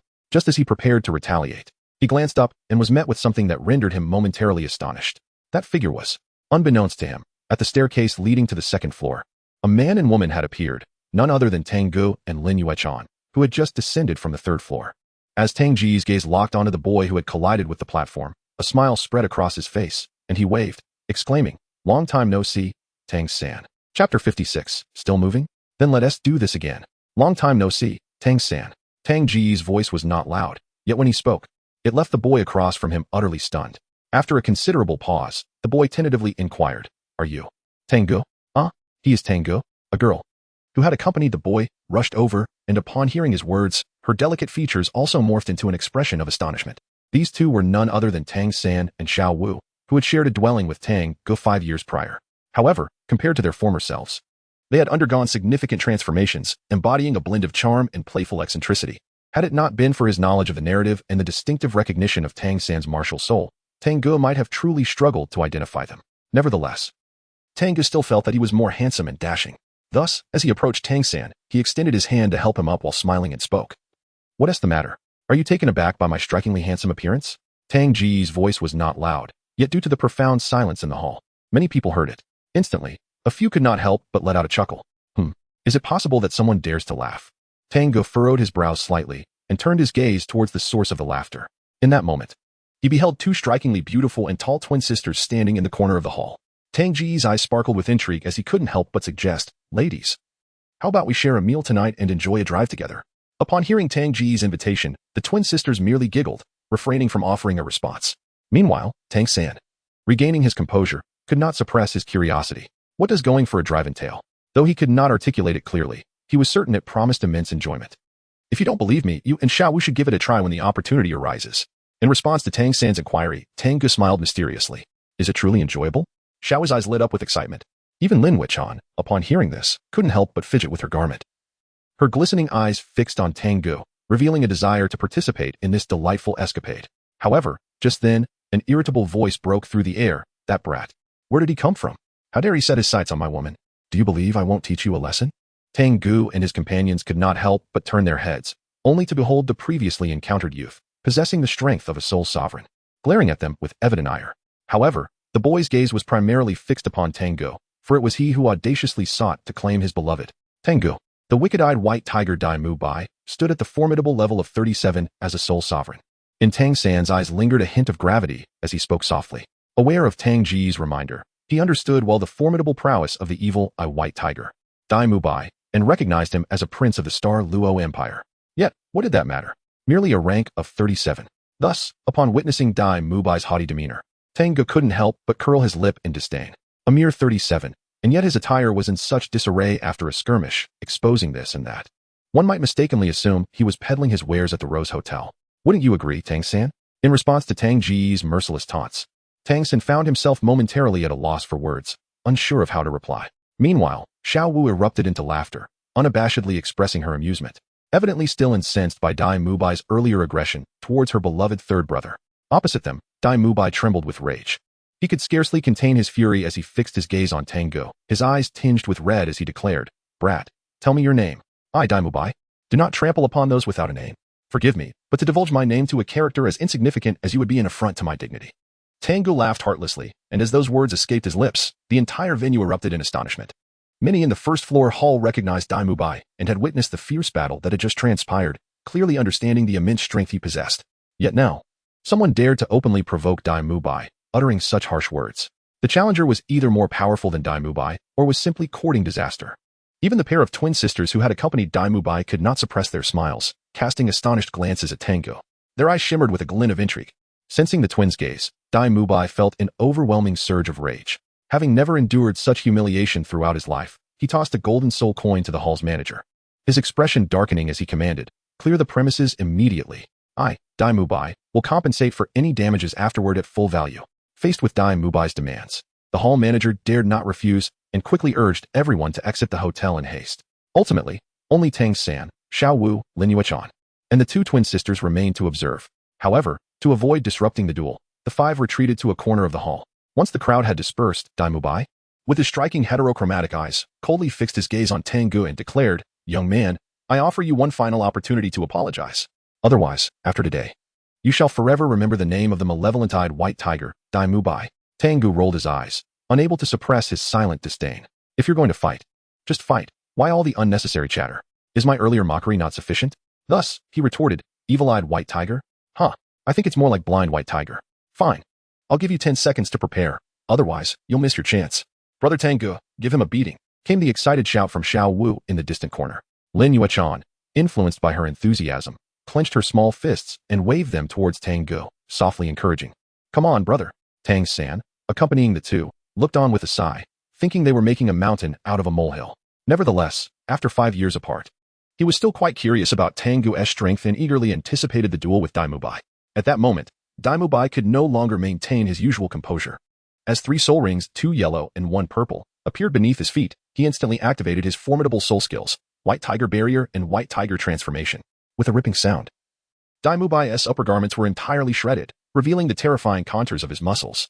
As the concentration of soul power reached its zenith, he faced Tang Ge and suddenly roared, White Tiger's fierce light. In an instant, a creamy white beam of light descended from above, pouring directly into Dai Mubai's body. The roar abruptly ceased. Dai Mubai involuntarily closed his eyes in bliss, a look of delight spreading across his face. However, this state of euphoria did not last long. When he regained his senses, he was met with Tang Ge's peculiar gaze, causing a jolt of alarm within him, and he attempted to strike first. Yet, as he raised his hand, another creamy white beam appeared, leaving him no chance to react as it surged into his being. Simultaneously, Tang Ge's light-hearted laughter echoed, hee hee. There's nothing a beam of light can't resolve. If one doesn't suffice, I shall summon another. Chapter 57. Flandra, the eavesdropper. It has appeared. Once again, it has manifested. Upon witnessing the purple halo beneath Tang Ge's feet and the two beams of light immobilizing Dai Mubai, Tang San and Xiao Wu felt a shiver run through them. Having experienced the unique effects of such light, they understood the extraordinary sensation of being ensnared. However, if they were to face Tang Ge, they would rather concede than endure that feeling once more. Thus, their gazes towards Dai Mubai brimmed with sympathy. Another youth was about to fall victim to Tang Ge's antics. Lin Yuechan, having witnessed Tang Ge employ this trick against soul beasts, was not surprised. However, the two twin sisters were oblivious. They watched, astonished, as the usually formidable Dai Mubai was so easily subdued, stirring doubts in their minds. Could it be that this fellow was all show and no substance? Simultaneously, the appearance of the Millennium Soul Ring beneath Tang Ge caused the twin sisters to be utterly astounded. Ding. Congratulations to the host, Shocking by Shuel. Earning 50 points of shock value. Ding. Congratulations to the host, Shocking by Nian, earning 50 points of shock value. The system notifications echoed in Tang Ge's mind. After having used two soul skills to render Dai Mubai comfortably entranced, he couldn't help but curl his lip. A mere 100 points? Indeed, mere appearances are of no practical use. As for Tang San and Xiao Wu, after 5 years apart, they had become rather stingy. Oh well, I'll let them slide this time. There will be plenty of opportunities later. With this thought, Tang Ge redirected his attention to Dai Mubai. He slightly raised his hand, seemingly ready to unleash his previous soul skill once more. Just as Dai Mubai emerged from his peculiar state, he caught sight of this and felt a shudder of panic. Unable to refrain from shouting, if you have the capability, face me, Dai Mubai, in a fair fight. Don't stoop to underhanded tactics. Tang Ge was startled by the shout, nearly unleashing a radiant strike in retaliation. However, upon witnessing the almost tearful expression of the formidable white tiger, Dai Mubai, he managed to suppress his impulsive urge. Under the pleading gaze of Dai Mubai, Tang Ge eventually nodded in acquiescence. Very well, as you wish. Upon hearing this, Dai Mubai was instantly filled with exuberance, and he bellowed out the words he had previously withheld. White Tiger Radiant Wave. Yet, before the final syllable could resonate, a fist abruptly materialized, crashing forcefully against his face. As blood gushed forth from his nose, Dai Mubai was sent reeling backward, his head tilting back from the impact. A wave of excruciating pain washed over him, and in the fleeting moment before consciousness slipped into darkness, he glimpsed Tang Ge, who had just retracted his fist. What the hell? Wasn't it supposed to be a fair fight? Why did you ambush me? Dai Mubai's heart brimmed with indignation. Thud. After crashing to the ground. Perhaps realizing the humiliation he had suffered, he succumbed to unconsciousness without hesitation. Tang Ge approached Dai Mubai, observing the latter's bloodied visage, and could not help but shake his head. Ah, still too young. Indeed, children who have not endured the harshness of society are incomplete. He then turned his attention to the two dazed twin sisters. Xiaoshui, Xiaoyan, why don't you take your brother Dai Mubai to tend to his wounds? And do not forget to check on his mind as well. Upon hearing Tang Ge's words, a noticeable twitch appeared on Dai Mubai's face. Yet he remained quietly lying down, not rising from the ground.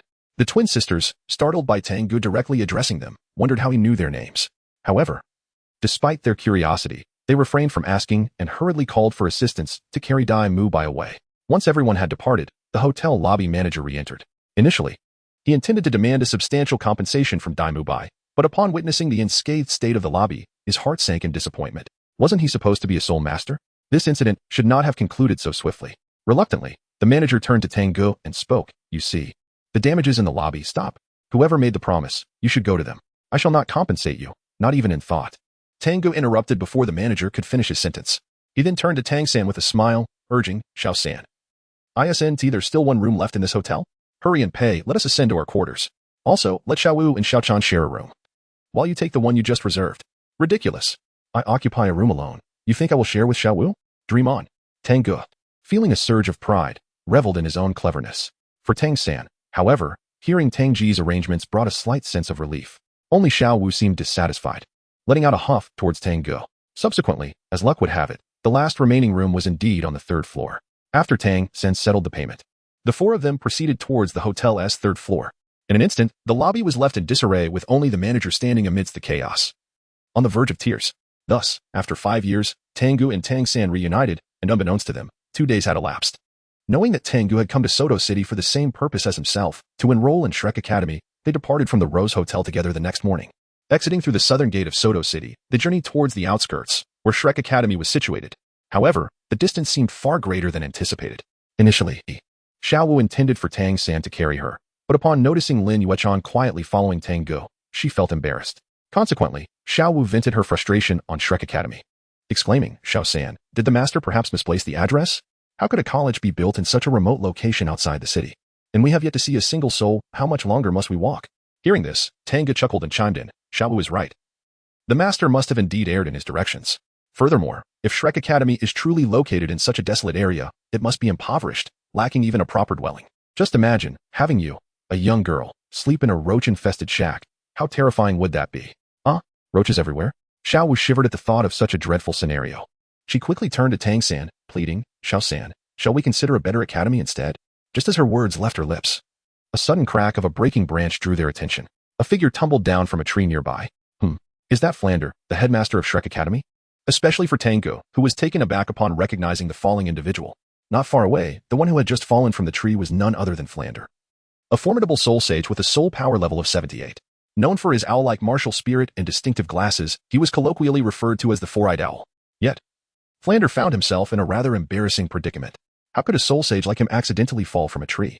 If word of this spread, where would he hide his face? This misfortune stemmed from that wretched boy, Tang Ge, who had the audacity to slander his academy, claiming it was infested with roaches. Flander, enraged, had momentarily lost his composure, leading to this humiliating incident. He vowed that if Tang Ge were to enter his academy, he would ensure the boy understood that some words should not be carelessly spoken. Tang Ge was taken aback to discover that the esteemed dean of the academy had an inclination for eavesdropping. One could only wonder how gossipy one must be to engage in such behavior. As for whether the individual would harbor any resentment after overhearing his earlier remarks, he felt no apprehension whatsoever. Once they entered the academy, Tang Ge would ensure that this eavesdropping soul sage would grasp the essence of the truth is fragrant principle. Lost in thought, a voice of surprise suddenly interrupted him. "Oh, Xiao San, isn't that the gentleman who previously sold you the ore? What is he doing here?" It was then that Xiao Wu recognized the bespectacled Flinder. However, she remained oblivious to his true identity, perceiving him merely as the shopkeeper. Upon hearing Xiao Wu's words, Tang San nodded in acknowledgement. He then turned his gaze towards Flinder, who was not far away, and furrowed his brow as he spoke. "Sir, may I inquire why you are following us? Do you regret selling me the metal ingots?" "Following you? Wait a moment, I am indeed following you. But do you think I, a dignified soul sage, am so petty? It is merely a worthless piece of ore. How could I possibly regret it?" Flinder was nearly provoked to reveal his true identity by Tang San's words, yet he restrained himself, maintaining a stoic expression as he snorted in response. "You little rascals. I have no leisure to follow you." With that, disregarding whether the youngsters believed him or not, Flinder turned and walked away, gradually fading from view. Observing the peculiar elder's retreating figure, Tang San and his companions exchanged glances. Ultimately, it was Lin Yuechon who quietly inquired, "Brother Tang, shall we still proceed to Shrek Academy?" Upon hearing this, Tang Ge was about to speak. However, Tang San, seemingly apprehensive that this fellow might entice his Xiao Wu away, hastily interjected. "Since Shrek Academy comes highly recommended by our teachers, it surely cannot be as unfavorable as Tang Ge suggests. Why don't we visit it first before making a decision?" If Xiao San says we should go, then I am in favor." Xiao Wu, having changed her earlier reluctance, raised both hands in support. Upon witnessing this, Tang Ge could only shake his head in resignation. Is it not better for individuals to harbor a modicum of trust in one another? Consequently, despite the outcome of 2 votes in favor and 1 abstention, Tang Ge and his party of 4 pressed onward. Fortunately, their journey was not prolonged this time. Soon, a quaint village, home to approximately 100 households and encircled by a wooden fence, came into view. At the entrance of the village, a considerable number of people had gathered, seemingly engaged in some activity. However, beyond this throng, a wooden archway adorned with an aged plaque inscribed with the 5 characters of Shrek Academy caught their attention. Above these characters, a green visage resembling a humanoid creature hung prominently. Could this truly be Shrek Academy? Upon seeing the plaque, Xiao Wu's face lit up with astonishment, and she could not help but exclaim, "Xiao San, how is it possible for an academy to be nestled within a village? It can't possibly be. As Brother Tang Ge suggested, infested with cockroaches, can it?" At this moment, Tang San was somewhat taken aback. However, Upon hearing Xiao Wu's words, he feigned anger and exclaimed, "Don't listen to Tang Ge's nonsense. There won't be any cockroaches." "Higi, just kidding." Xiao Wu stuck out her tongue at Tang San. Then, she leaped joyfully towards the village entrance where people had gathered. After Xiao Wu departed, Tang Ge turned to Tang San, a teasing smile suddenly gracing his face. "Little San, if there really are cockroaches, you might as well prepare for sleepless nights, as you'll be busy catching them for Xiao Wu all evening." "How pitiful." "Xiao Chan, let him stew in regret here. We shall join Xiao Wu for a look." Lin Yuechan suppressed her laughter and nodded in agreement. Tang San remained in place, watching the retreating figures of Tang Ge and the others. A disconcerting image suddenly flashed through his mind, causing him to shiver involuntarily. He quickly shook his head, dispelling the troubling thought and attempting to reassure himself. It was merely a matter of catching cockroaches. How could it possibly take an entire night? With that, Tang San hurriedly set off in pursuit. At the village entrance, as Tang Ge and his companions approached, they found a long queue formed, predominantly consisting of young children accompanied by their parents. At the front, an elderly man sat behind a table, collecting registration fees while examining the hands of the applicants, clearly the person in charge. However, at that moment, a father and son were embroiled in a heated argument with the old man over the refusal to refund registration fees after the child had not been accepted. The father, unable to contain his anger, exclaimed, "Since my child was not chosen, why should you not refund the registration fee? This is nothing but a scam. If you do not return our money today, we shall not leave. I will ensure everyone knows that your so-called Shrek Academy is merely a deception." His voice boomed, instantly capturing the attention of those waiting in line. Hesitation swept through the parents who had brought their children to register, with some even turning to leave. Observing this, the elderly man furrowed his brow and calmly instructed, "Move by, someone wants a refund. Please handle it." Not far from a large tree, a figure was feigning sleep. Upon hearing the elder's words, the figure swiftly descended, appearing before the crowd of applicants. It was Dai Mu Bai, his injuries now healed, wearing an expression of resignation. Just as he was about to follow the elder's command and use his spirit rings to intimidate the unruly father and son, his gaze inadvertently met that of Tang Ge and his companions, who were smiling back at him. Their eyes locked. Dai Mu Bai's previously resigned expression froze in place. Then, under the astonished gaze of the elder, he suddenly turned and fled in haste. It was not until he had vanished from sight that his somewhat panicked voice drifted back on the wind. "Teacher, my stomach hurts. I need to leave for a while." Chapter 59. I feel I can be more ostentatious now at the back of the line. When Dai Mu Bai made his appearance, not only did Tang Ge notice him, but so did Tang San and Xiao Wu. However, before they could greet him, he unexpectedly took off again. Nevertheless, they heard his last words quite clearly. Xiao Wu immediately scoffed. "What stomach pain?" He was clearly scared off the moment he saw us. Tang San nodded in agreement upon hearing this. However, considering that the other party was likely a student from Shrek Academy as well, he shook his head and said, "Xiao Wu, perhaps they are genuinely experiencing stomach pain. So let us refrain from making such remarks." Although Xiao Wu appeared somewhat headstrong, she was quite obedient to Tang San's words, promptly nodding in acknowledgement and ceasing further comments. At that moment, Lin Yuechan, who had been remarkably quiet, suddenly exclaimed as if she had spotted something. "Brother Tang, look over there. What is happening?" The four of them were startled by Lin Yuechan's sudden exclamation, their faces reflecting confusion. However, as their attention shifted back to the front, astonishment graced their features. It turned out that the elderly man seated behind the table had initially intended for Dai Mu Bai to handle the unruly father and son duo. But Dai Mu Bai had abruptly declined the task. This left the old man with no choice but to intervene himself, as he stood and stepped out from behind the table. Casting a calm glance at the father and son, an overwhelming aura emanated from him. The moment this presence manifested, an eerie silence enveloped the crowd. Even the four of them felt an immense pressure bearing down upon them. What truly left them in shock was the rich crimson glow that radiated from the old man as a long staff adorned with intricate patterns materialized in his grasp. Simultaneously, 6 soul rings ascended from beneath him, their dazzling brilliance instantly becoming the focal point of the gathering. 1 white, 1 yellow, 3 purple, and 1 black. This elder was indeed a formidable soul emperor, exceeding the 60th level. Upon witnessing the 6 soul rings, Xiao Wu couldn't suppress a gasp of astonishment. Beside her, Tang San inhaled sharply, realizing that even within the entire Ballot Kingdom, soul emperors of such caliber were exceedingly rare. And here, at the entrance of Shrek Academy, a 60th level soul emperor presided. It was clear that the teacher's recommendation was well-founded. Shrek Academy was not to be underestimated. Lost in thought, the old man's staff struck the ground with a heavy thud, causing a fissure to form beneath it. A resonant, muffled sound reverberated through the air. The elder's gaze settled upon the father and son before him as he calmly inquired, "Do you still wish to pay the registration fee?" No, we don't want it." The man, pale with fright, fervently shook his head. He quickly hurried away with his child, as if fleeing. In an instant, the atmosphere turned silent. Once the elder retracted his staff, the 6 soul rings gradually dissipated as his soul power withdrew. His authoritative gaze swept across the assembly, and he spoke in a measured tone, Do not blame me for taking advantage of the weak. Prior to recruiting students, Shrek Academy has already disclosed its registration regulations. If you do not understand them and come here, you merely waste your registration fee. However, I am not unreasonable. I shall reiterate, since our academy is named after monsters. It signifies that we only accept those who are extraordinary, not ordinary individuals. Therefore, if any of you are over the age of 12 or possess a soul power below level 21, do not waste your time here. With that, the old man turned and resumed his seat behind the table.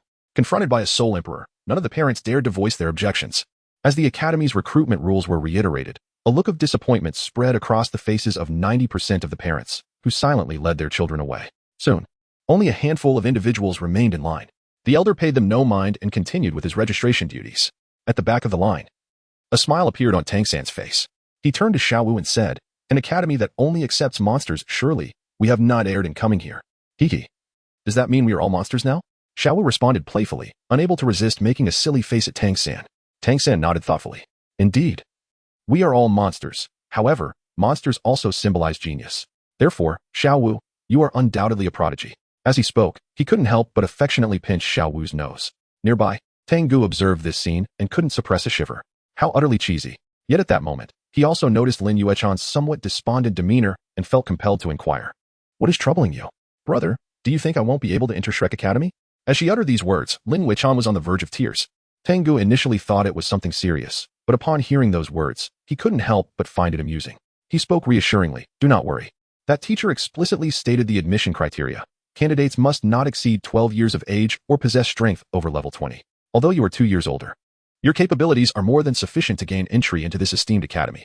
If they ultimately refuse you, I shall accompany you in leaving, after all. There are other institutions available." Upon hearing this, Lin Yuechan's bright eyes sparkled with delight. She couldn't resist exclaiming, "Really? Of course it is true. Why would I deceive you?" He replied, "Now, stop overthinking. Our turn will be up shortly." Tang Ge chuckled as he gently tousled Lin Yuechan's hair. Lin Yuechan bit her lip and silently murmured a thank you to her brother, then patiently awaited in silence. Tang Ge, having momentarily diverted his gaze from Lin Yuechan, began to observe the remaining candidates who had registered. He recalled from the narrative that Ning Rongrong, hailing from the Seven Treasures Glazed Tile School, was among this group. As anticipated, after the elder examined a few more children, a girl adorned in a flowing white dress with golden hair appeared before him. This young lady was unaccompanied by any guardians. The elder merely glanced at her wrist and furrowed his brow. "Are your family aware that you are here?" he inquired. In response, the girl did not answer directly but smiled and remarked, "It is said that education knows no boundaries. Since I meet the academy's criteria, you have no reason to refuse my admission, do you? Very well, you have passed, but please wait over there for now," the elder conceded with a sigh. Nodding in resignation, Tang Ge naturally absorbed the exchange between the two. Coupled with the exquisite visage that the girl revealed upon turning around, he immediately understood. This girl must be Ning Rongrong. With this realization, he anticipated the imminent arrival of Zhu Yuqing. The thought of future prodigies gathering in this place made Tang Ge unable to suppress a smile as he mused to himself. "I feel it is time for me to be a bit more ostentatious." Chapter 60. 1 purple, 2 blacks, the brightest star in the arena. The elder worked swiftly. In no time, all the candidates ahead had undergone their assessments. Regrettably, only a few remained, standing alongside the girl in the white dress. Observing this, the elder frowned, his irritation palpable. What is taking Mu by so long? Has he not yet returned? He then turned his attention to the last 4 unexamined candidates, preparing to urge them onwards when suddenly, a figure approached from a distance. Soon, this figure came into view. It was a girl, approximately 11 years of age. She boasted a cascade of black hair, which flowed like a waterfall, with 2 cat ears tied at the sides, the rest cascading over her shoulders. Although still young, her figure was remarkably alluring. Clad in a form-fitting black leather outfit, her physique was accentuated, making her appear exceptionally enticing. The moment she appeared, she captivated the attention of everyone present. However, despite the fervent gazes directed her way, the girl exhibited no reaction whatsoever. On the contrary, her expression remained cold and detached, an intrinsic chill emanating from her. Her ebony eyes bore no hint of warmth. This icy demeanor, juxtaposed with her strikingly beautiful face, created an intriguing dissonance that was impossible to resist, prompting an irresistible desire to draw closer and uncover the enigma that lay within. Tang Ge found himself closest to the girl, as she had come to a halt directly behind him. Thus, he was most acutely aware of the serene aura that surrounded her. As for the girl's identity, the only one present with such a petite figure and strikingly impressive stature, aside from Zhu Yuqing, was none other than her. Just as he was observing, a delicate huff suddenly echoed in his ear. "Xiao San, why don't you just stand here while I enter the academy alone?" It turned out that Xiao was displeased because Tang San had stolen a few glances at Zhu Yuqing. At that moment, she was glaring fiercely at Tang San and pinched the back of his hand. Tang San winced in discomfort, particularly when he caught sight of Tang Ge's teasing smile directed at him, which rendered him utterly embarrassed. Fortunately, at that moment, the elder seated at the table urged them on. What are you dawdling for? Both of you, come over and proceed with the examination. Upon hearing this, Tang San exhaled deeply and quickly took Xiao Wu's hand, stepping forward. Subsequently, as Tang Ge had learned from the unfolding narrative, both Tang San and Xiao Wu effortlessly passed the preliminary examination.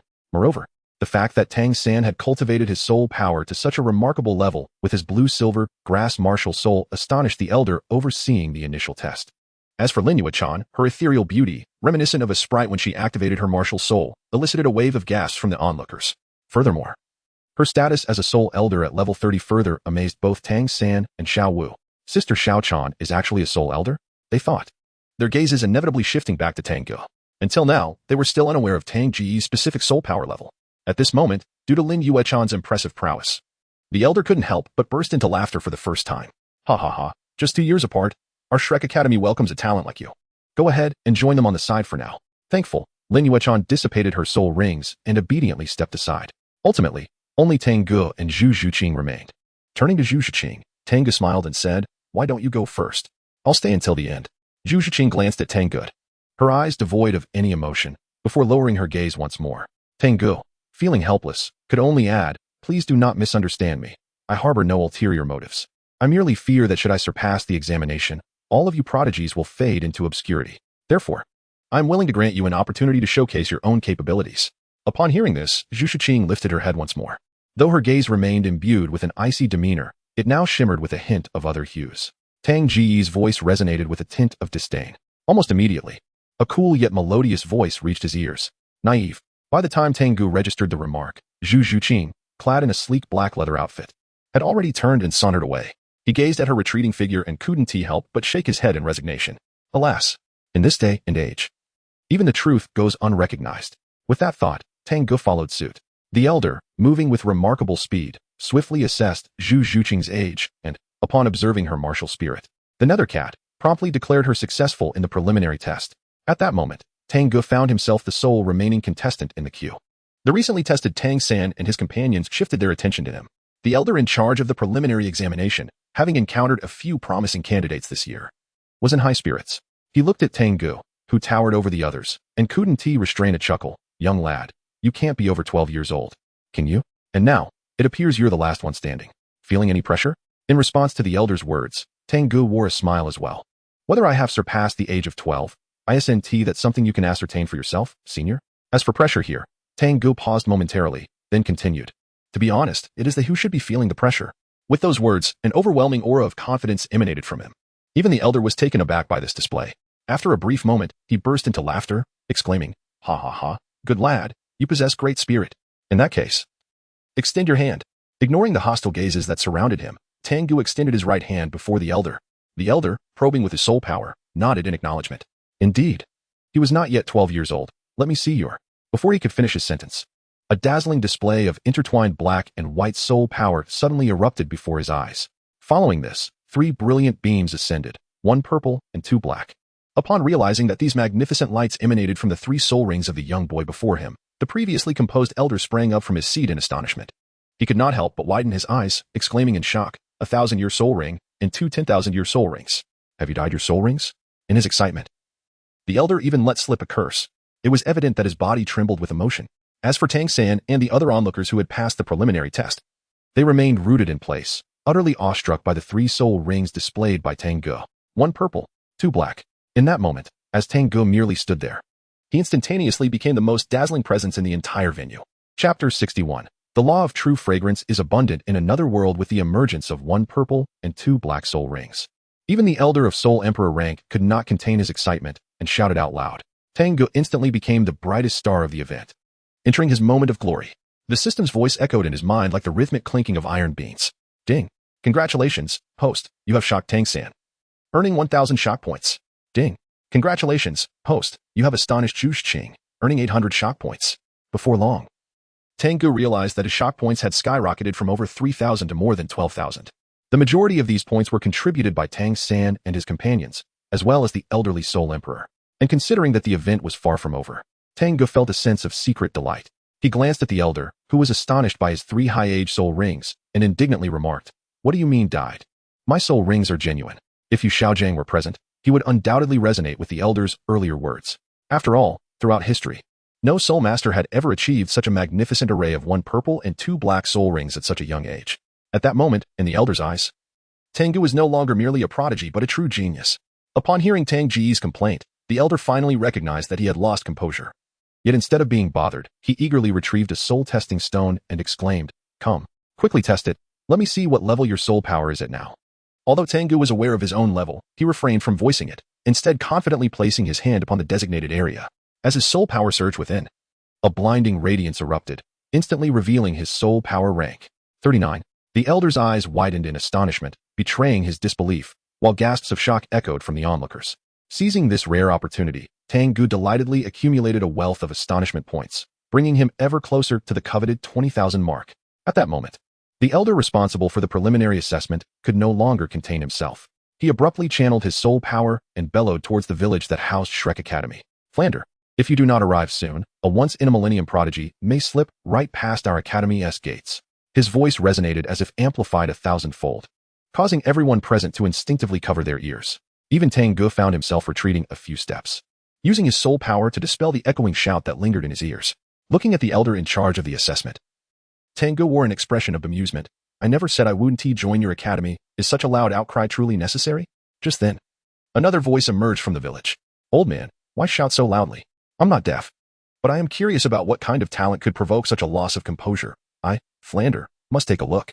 Accompanied by the howling wind, a dark silhouette swiftly approached from the sky, appearing in an instant above the village entrance. It was none other than Flander, the principal of Shrek Academy, a formidable soul sage boasting a soul power level of 78. Upon his arrival, Flander immediately turned his gaze to the elder below. He intended to inquire about the situation, but as his eyes fell upon the young boy nearby, his once calm breath quickened. 1 purple and 2 black? How could this young lad, at such a tender age, possess 2 10,000-year soul rings? Flander's eyes glimmered with a mix of purple and black hues, fixated on the soul rings beneath the boy's feet, his disbelief palpable. It quickly dawned on him that this boy must be the prodigious talent the elder had mentioned. Suppressing his astonishment, Flander continued to gaze upward, eager to discern the boy's appearance. However, when he finally beheld the youthful visage adorned with a cheerful smile, his soul power surged violently, nearly causing him to lose his balance and plummet. Simultaneously, a fit of intense coughing erupted from his lips. After what felt like an eternity, Flander regained some composure but hesitated to descend. He realized that the prodigal youth standing at his academy's gate was none other than the mischievous boy who had previously derided his academy as infested with cockroaches.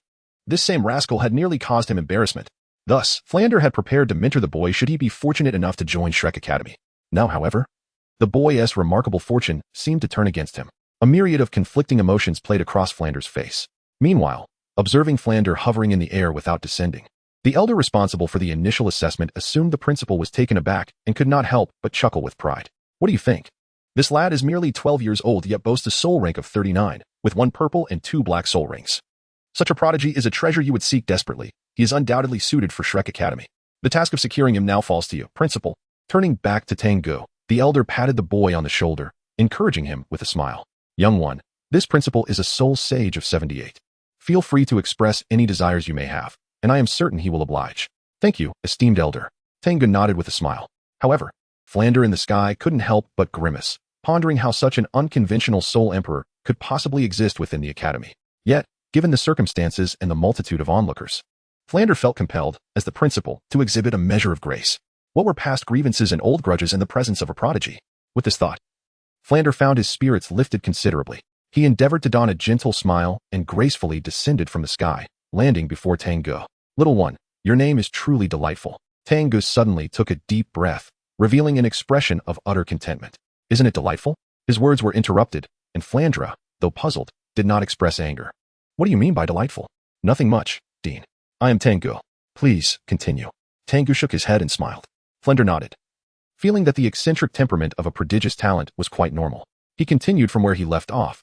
"Tang Ge, as you have heard, I am the Dean of Shrek Academy. Feel free to express any request you may have, as long as it is within my power. I will strive to fulfill your wishes, provided that you agree to join our Shrek Academy." Chapter 62. Daimyo Bai bows out. Oscar takes the stage. Seeing Flander's amiable demeanor, Tang Ge felt an urge to laugh, and even more so, to exclaim, "I will forever be the father you cannot have." However, he He sensed that should he dare to utter such a proclamation, even being a prodigious genius with 2 black and 1 purple spirit rings, he would likely face dire consequences. Thus, Tang Ge suppressed this impulse, shaking his head and feigning sincerity. I shall heed the arrangements of the esteemed dean. Listen to my arrangements? Flinder paused, momentarily taken aback by Tang Ge's words, and inwardly scoffed. I would rather have you pay to join Shrek Academy. If I were to truly believe your earnestness, it would surely be akin to an owl going blind. Nevertheless, despite his reluctance, he understood that if he were to be stingy and withhold valuable offerings, it would ultimately tarnish the reputation of Shrek Academy. After a moment's contemplation, Flinder turned his serious gaze towards Tang Ge. He spoke earnestly. Since you have come here to enroll, it signifies your inclination to join Shrek Academy. As the dean, I shall not treat you unjustly. If you are willing, as a soul sage, I can accept you as my personal disciple. Furthermore, all your living expenses within the academy will be my responsibility.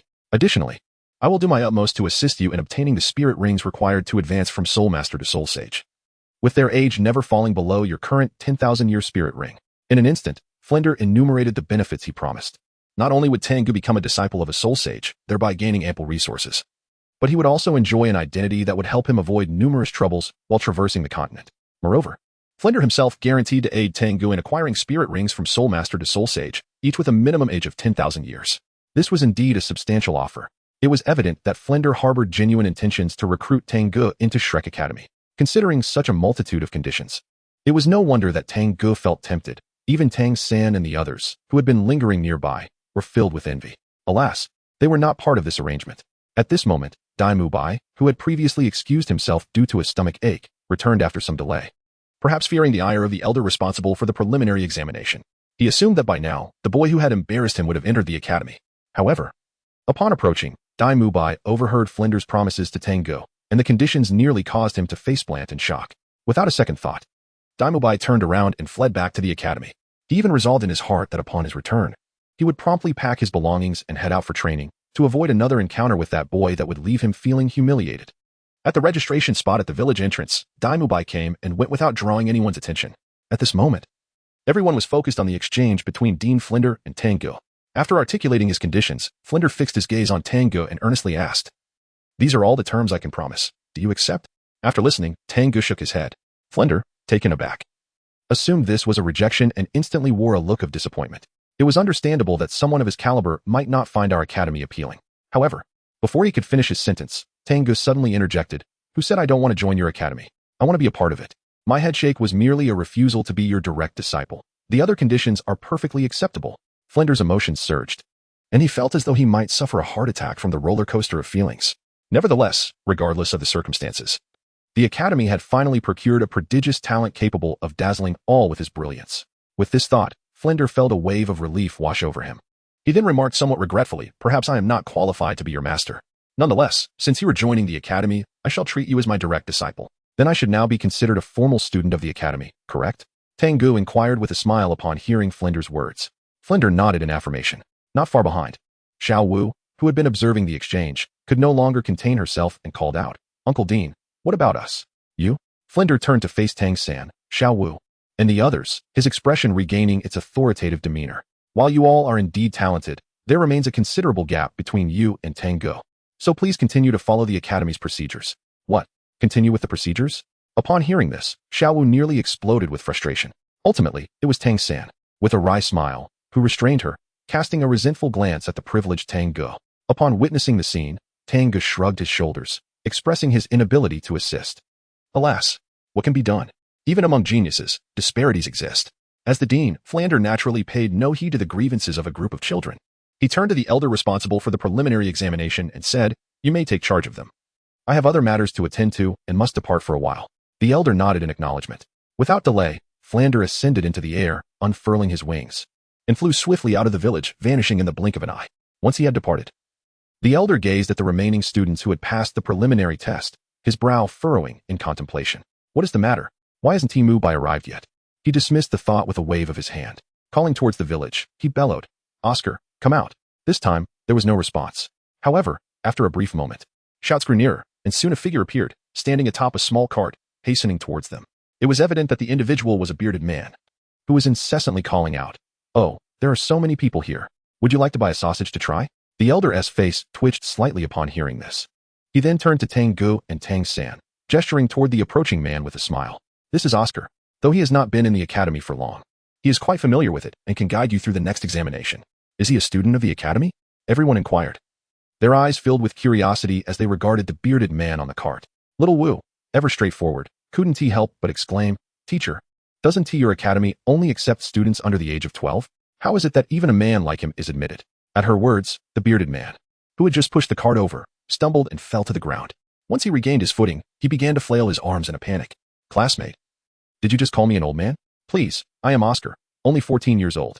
Once I shave my beard, I will show you my dashing and handsome side. A true paragon of elegance. Chapter 63. I want another one. Please, I am Oscar, only 14 years old. Once I shave my beard, I will show you my dashing and handsome side. A true paragon of elegance. With that declaration, Oscar struck a pose he believed to be quite charming. The elder, unable to endure any longer, kicked Oscar sharply. You were summoned to escort the preliminary examinees to the next assessment, not to prattle on endlessly. Get moving. All right, teacher. Ding ding ding. Hop on my beloved cart, and let us go, classmates. Oscar adjusted the goggles perched on his forehead and promptly leaped back onto the sausage cart, setting off towards the village. After bidding farewell to the elder, Tang Ge, Tang San, and the others entered the village. Upon their arrival, introductions were exchanged, and Tang San, Ning Rongrong, and Zhu Zhuqing became acquainted with one another. However, it wasn't long before Oscar, perhaps feeling the absence of their teacher, could no longer contain his enthusiasm for promoting his sausages. Would any of my classmates care for a sausage? He inquired, his eyes filled with eager expectation. Tang San felt an odd discomfort at the sight of Oscar's eager face and couldn't help but voice his skepticism. Are you truly only 14 years old? Upon hearing this, Oscar's expression soured. He halted his cart and, with utmost seriousness, declared, You may question my character, but you must never doubt my age. I, Oscar, am indeed 14 years old, a first-year student at Shrek Academy. Ask anyone, and they will confirm my age. So please, do not refer to me as an uncle simply because I have a bit more hair. Upon hearing this, Tang San was momentarily at a loss for words. He gazed at Oscar's lush, thick beard and inwardly mused that such a profusion of hair could not merely be described as abundant. Nevertheless, despite his thoughts, Tang San expressed his apologies, saying, Senior, I sincerely apologize for my earlier rudeness. How much for one of these sausages on your cart? I would like to sample one. Oscar's face instantly lit up with joy. He swiftly skewered a sausage, measuring a commendable 10 centimeters in length, with a bamboo stick, and cheerfully replied, As long as you enjoy my sausages, I shall hold no grudge. Each one is a mere silver soul coin. Tang San nodded and produced a silver coin, handing it to Oscar. He then took a bite of the sausage in his hand, and his eyes immediately sparkled with delight as he exclaimed in astonishment, This sausage is truly delicious. Upon hearing this, Oscar's face lit up with joy, his eyes squinting in happiness. Without delay, he eagerly began to promote his sausages to others, asking, Would you like to try a sausage? Beside Tang San, Xiao Wu gently poked him with her finger and inquired softly, Is it truly delicious? Indeed. Tang San nodded in acknowledgement. Upon receiving his confirmation, the food enthusiast Xiao Wu could not contain her excitement and exclaimed, I want one too. Following suit, Ning Rongrong, clad in a flowing white dress, echoed her sentiment. Meanwhile, Zhu Zhuqing maintained her usual demeanor, exuding an air of aloofness and distance. Soon enough, Xiao Wu and Ning Rongrong each held a sausage in hand, eagerly indulging in their delectable treat. Their enjoyment was met with a chorus of astonishment. Wow, what is this sausage made of? It's absolutely delicious. Ning Rongrong remarked, puffed, as if I, Ning Rongrong, have never tasted anything before. It's just a sausage. But it's quite delightful. Is there any more? I would like another. Observing his two lovely classmates relishing their sausages with such delight, Oscar felt a swell of emotion, nearly brought to tears. He could not help but say, No worries, feel free to eat. I have plenty more. With that, Oscar turned to Tang Ge and Lin Yuechan, his eyes brimming with anticipation as he inquired, Aren't you two going to eat? Hearing Oscar's words and noticing the eager expression on Xiao Chan's face, Tang Ge suppressed a chuckle and nodded. The sausages on this vehicle have been around for quite some time. Could you fetch me a fresh one? Not far away. Xiao Wu and Ning Rongrong were savoring their culinary delight. Upon hearing Tang Ge's request for something fresh, both of their faces displayed a look of disdain. Ning Rongrong huffed. I, the illustrious Ning Rongrong of the Seven Treasures, do not fuss over such trivialities. How embarrassing for you, a man, to be so finicky. In response to Ning Rongrong's scorn, Tang San merely smiled in silence. Meanwhile, Oscar's previously joyful expression faltered, replaced by uncertainty. What? Is there no fresh one available? Tang Ge urged with a smile. Reluctantly, Oscar extended his right hand, somewhat lewdly uttering in a soft voice, I have a big sausage. As a yellow glow coalesced in his palm, two yellow halos suddenly rose from beneath him. Following this, a sausage identical to the one roasting on the cart appeared in Oscar's hand. In front of the cart, upon hearing Oscar's declaration, Tang San momentarily stiffened. Then, upon seeing the sausage materialize in Oscar's grasp, he felt a sudden churn in his stomach. Meanwhile, the two, Xiaowu and Ning Rongrong, who were relishing their sausages, immediately discarded theirs, doubling over to retch violently. Not far off, the composed Zhu Qing trembled slightly, seemingly struggling to suppress her laughter. However, when she glanced at Oscar, her eyes brimmed with hostility. Beside Tang Ge, Lin Yuechan came to her senses, her small face turning an even deeper shade of crimson. Unable to contain herself, she nervously clutched the hem of her garment and whispered, "Brother, did you know about it all along? What do you mean by no? Don't speak recklessly. I am completely unaware of anything." Tang Ge immediately shook his head in denial. What a joke. If he dared to admit it, he would probably be besieged by a pack of ferocious tigresses. As expected, after Xiaowu and Ning Rongrong vented their frustrations, they turned their fierce gazes toward Oscar. One could sense the surge of soul power emanating from them. Just as Oscar was about to explain himself, a shiver ran through him, and without a second thought, he abandoned the vehicle and sprinted away into the distance. Behind him, piercing shouts filled with fury echoed. Die. Enraged, Xiaowu and Ning Rongrong unleashed their martial souls, pursuing the fleeing Oscar with relentless determination. Tang Ge and his companions were equally unprepared for the outcome, fearing potential trouble, and hurriedly pursued the situation. Thus, they inadvertently missed the second and third assessments, racing directly towards the final test. It was only after Oscar was caught and mercilessly beaten by Xiaowu and Ning Rongrong that they realized they had overshot their destination. Suddenly, a robust figure came into view. A few meters away, beneath the eaves, a stout yet slightly shorter middle-aged man was reclining on a rattan chair, his thunderous breaths echoing around. Xiaowu and Ning Rongrong, still fueled by their earlier frustrations, were ready to continue their assault, startling Oscar. With a distressed expression, he pointed at the man in the chair and whispered, "Ladies, please remain calm. Don't you see? That's our esteemed teacher, Zhao Wujin, known as the unmoving king of our academy. If we provoke him, we shall be in dire straits." Chapter 64. The Unmoving King, Zhao Wujin. The Unmoving King, Zhao Wujin? Upon hearing Oscar's warning, Xiaowu and Ning Rongrong, who had momentarily raised their fists, quickly lowered them. With a glance at Oscar's almost pleading expression, they huffed in unison. "We'll let you off this time, but do not dare to sell us any of that wretched sausage again." As they spoke, memories of previous encounters flooded back, causing their stomachs to churn. Gradually regaining their composure, they began to realize something was amiss. Why had Tang Ge waited until they had finished eating to request a fresh sausage? Could he have known all along? Thus, Ning Rongrong, adorned in a flowing white dress, approached Tang Ge. She looked up at the youth who had even caught the attention of the academy's principal, her voice brimming with indignation. "Speak. Were you doing this on purpose? Beautiful lady, I consider you a classmate. Please do not wrongfully accuse me." Tang Ge wore an expression of innocent bewilderment. However, Ning Rongrong was utterly unconvinced. She displayed a pair of petite tiger teeth and menacingly placed her hands on her hips, threatening him fiercely. "Humph. I care not how formidable your soul rings may be. Should I discover that you have deceived me, I, Ning Rongrong, shall not let you off easily." With that, Ning Rongrong turned on her heel and strode away, leaving Tang Ge with nothing but her haughty silhouette. Tang Ge smiled, displaying no anger, and redirected his gaze towards Oscar. "Senior Oscar, could you share with us about Teacher Zhao?" Oscar did not respond immediately. Instead, he turned his head, letting out a few low murmurs, accompanied by a surge of spiritual energy. When he turned back, remarkably, the injuries on his face had significantly improved. Tang Ge felt a sudden silence within. It appeared he had just been secretly indulging in sausages. Sensing Tang Ge's peculiar gaze, Oscar immediately fell into an awkward state. However, he soon composed himself and spoke softly. "Originally, Senior Daimubai was supposed to guide you today, but he seems to have wandered off somewhere. So I have taken it upon myself to lead you to the test.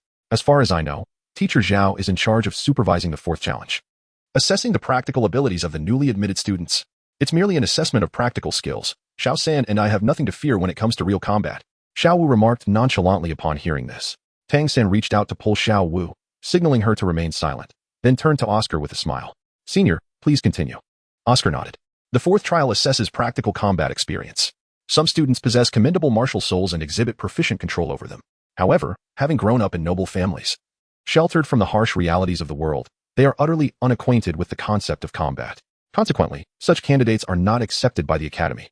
The esteemed dean has made it clear, the pampered shall not be admitted." This time, Xiao Wu refrained from interjecting, but Ning Rongrong could not contain herself. "Are you selecting students or potential spouses? This is excessively stringent. Besides, who claims that children from noble families are all spoiled? I am an exception." As she concluded her statement, Ning Rongrong proudly tilted her head, as if to assert her own exceptionalism, having just endured the wrath of this spirited young lady. Oscar dared not retort. He merely gestured toward a figure lounging in the distance on a rattan chair and sighed. However, even with abundant practical experience, the final trial remains formidable. "Do you know who Zhao Laoshi is?" He is a level 76 soul sage, a beast martial soul, and a battle soul saint. He serves as the vice dean of the academy, with overall strength second only to the dean. If Zhao Laoshi were to whimsically decide to personally assess your combat capabilities, you would find yourselves in quite the predicament. As he spoke, Oscar appeared to conjure a rather grim image, shivering involuntarily at the thought. The pupils of Tang San and the others slightly constricted. 76th level. If we include the academy's principal, does that mean Shrek Academy possesses two formidable soul sage level powerhouses? At that moment, Ning Rongrong suddenly exclaimed. I remembered that he is none other than the indomitable king of enlightenment, Zhao Wujing, who had clashed with the Spirit Hall. He had been missing from the continent for a decade, and it was surprising to learn that he was teaching at Shrek Academy. I heard that the indomitable king Zhao Wujing had a feud with the Spirit Hall, which sought to punish him. However, he managed to break free from the siege of 16 bishops. That incident eventually faded into obscurity.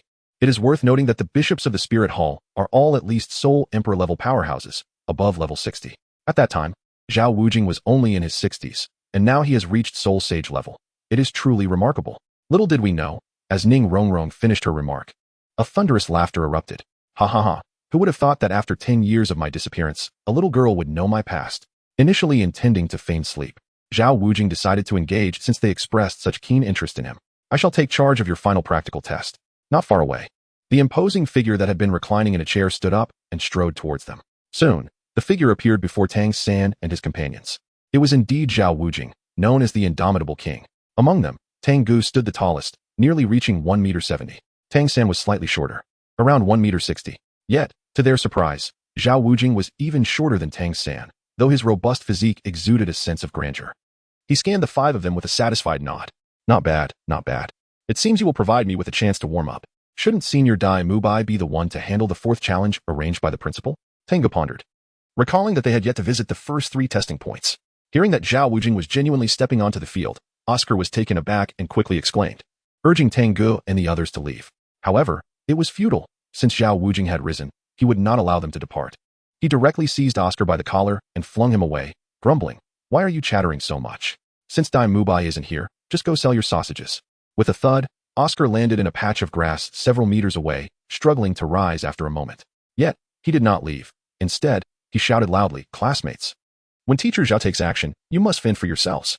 But rest assured, I have a variety of recovery and healing sausages available for free. Tang San and his companions paid no heed to Oscar, who was still intent on promoting his sausages. Their attention was entirely focused on the formidable Zhao Wujia. Aware that the latter was a soul sage, Tang San took the initiative to speak. Might I request, esteemed senior, that you clarify what we must do to pass this final assessment? Chapter 65. Are you certain you wish for me to join? Upon hearing Tang San's inquiry, Zhao Wujia nodded with satisfaction. Indeed, it is commendable that you remain composed even after learning of my status as a soul sage. You have thus earned the right to stand before me. In light of this, please introduce yourselves along with your soul power levels, so I may gauge your capabilities. Should your strength prove sufficient, during the forthcoming assessment, if you can endure my assault for the duration of a burning incense stick. It matters not if only one of you remains. I shall consider you to have passed. With that, he crossed his arms and stood to the side. The duration of a burning incense stick, indeed?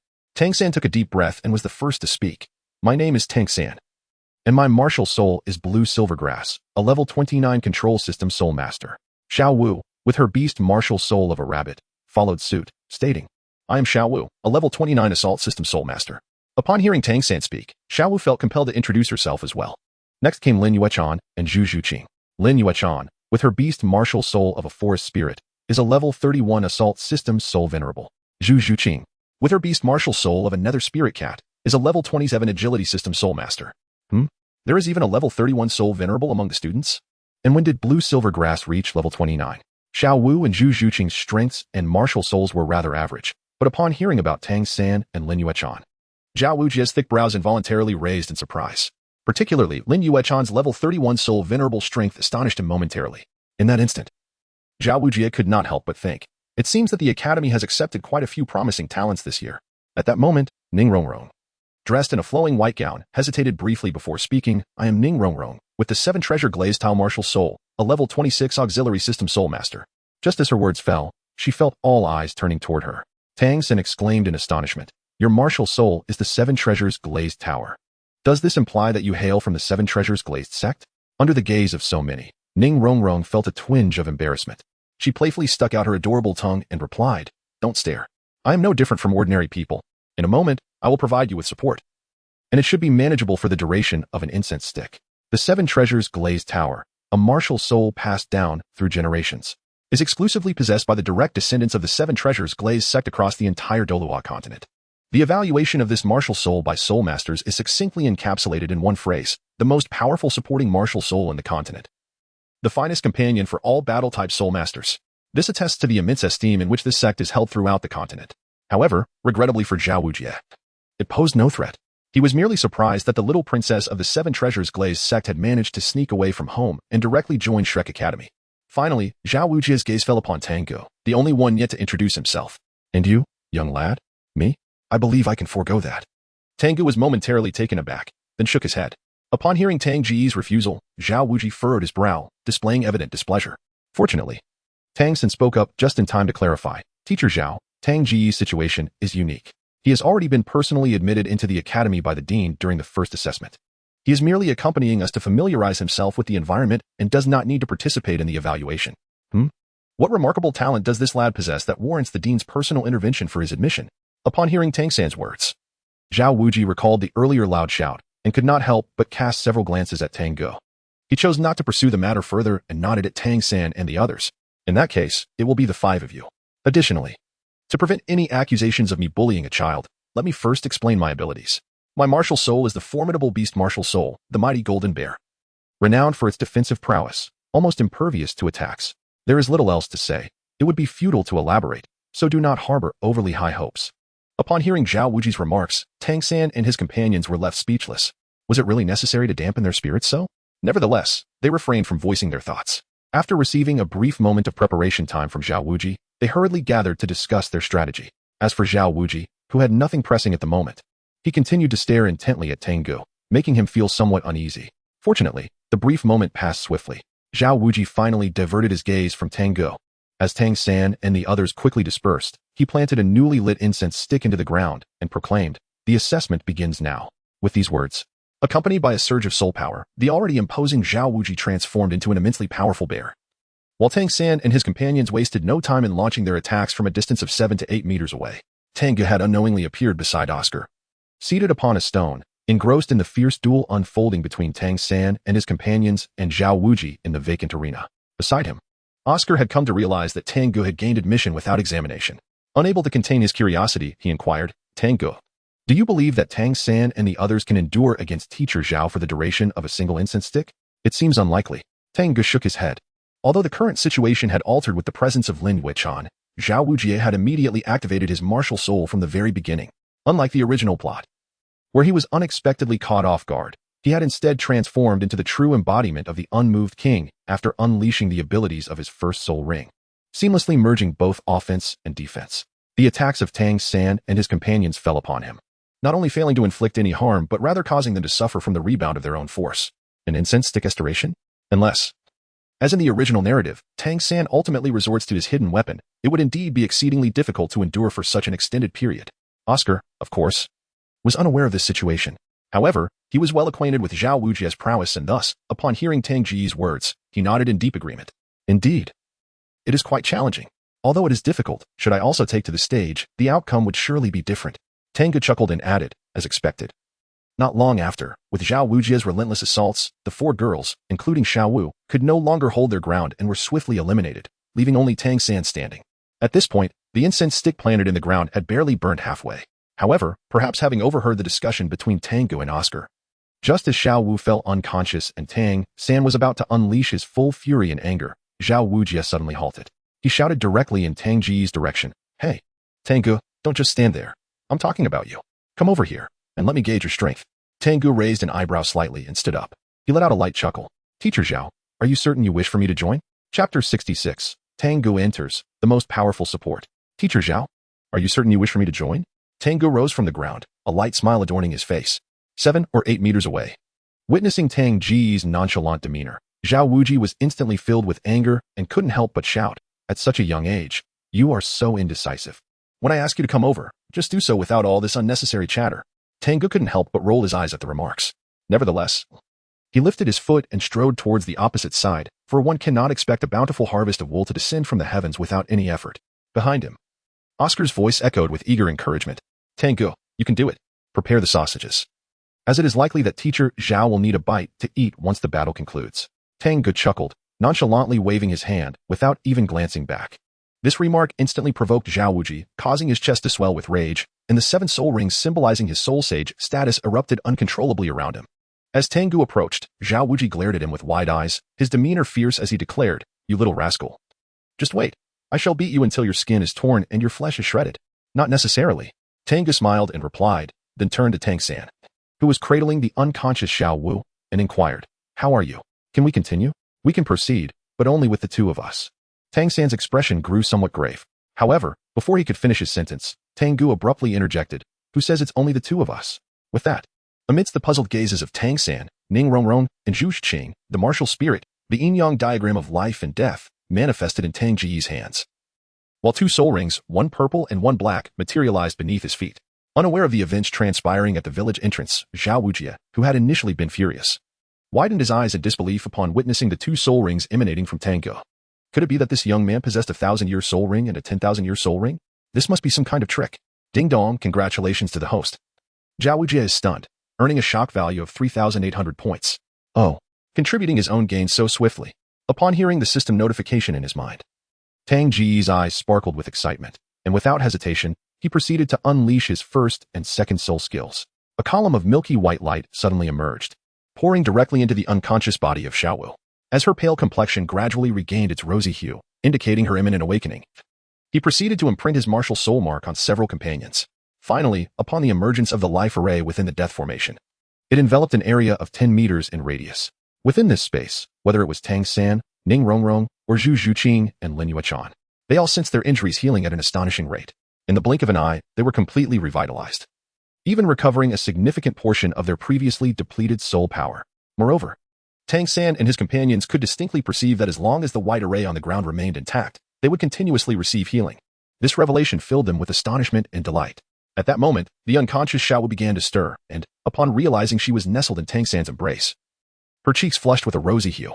Unable to suppress her curiosity, she inquired, "Xiao San, didn't I lose consciousness due to my injuries? Why do I feel as if I am unscathed now?" "It was Tang Ge who healed you with his soul skill," came the reply. Tang San elucidated. Observing this, Tang Ge could not help but tease with a chuckle, "Xiao Wu, you're awake, yet still reluctant to rise. This is hardly the moment for you and Xiao San to indulge in sweet nothings. Humph, I shan't let you dictate my actions." Upon hearing Tang Ge's words, Xiao Wu's delicate face flushed crimson, and she could not suppress a playful huff. Nevertheless, despite her protests, she quickly extricated herself from Tang San's embrace and stood up once more. In the blink of an eye, the once defeated quintet of challengers not only restored their peak condition but also welcomed Tang Ge, a prodigious talent who was admitted without examination. Across the way, Zhao Wuji observed this remarkable scene unfold before him, though he could not fathom the effects of the wide array of light on the ground. Witnessing Xiao Wu's unscathed revival and the recovery of Tang San and his companions imbued Zhao Wuji with newfound respect for Tang Ge, whose significance in his eyes multiplied exponentially. Consequently, Zhao Wuji finally set aside his previous disdain, as he beheld Tang Ge, the one who had turned the tide of the situation with mere finesse. Admiration radiated from his eyes, and he laughed heartily, "Little fellow, you are beginning to kindle my fighting spirit. Come, pray tell, what level is your soul power?" Tang Ge, wielding the martial soul of the yin-yang life and death map, is a 39th level soul master, the most formidable support soul master. Tang Ge finally uttered the name of his martial spirit for the first time. At the same moment, his 3rd soul ring, a magnificent 10,000-year ring, rose from beneath his feet. In that instant, Tang Ge was once again surrounded by 1 purple and 2 black soul rings, radiating brilliance. Zhao Wuji, witnessing this spectacle, felt his smile falter, engulfed by an overwhelming surge of jealousy. He could no longer maintain the image of a teacher. He immediately crouched down and then leapt towards Tang Ge with fervor. In midair, Zhao Wuji's roar echoed loudly. The match continues. At this moment, it was evident that Zhao Wuji had entirely abandoned Ning Rongrong, designating Tang Ge as his primary target to eliminate. 1 purple and 2 black soul rings, launching an attack that could revive all members. Such a healing auxiliary ability was beyond exaggeration. It was simply monstrous.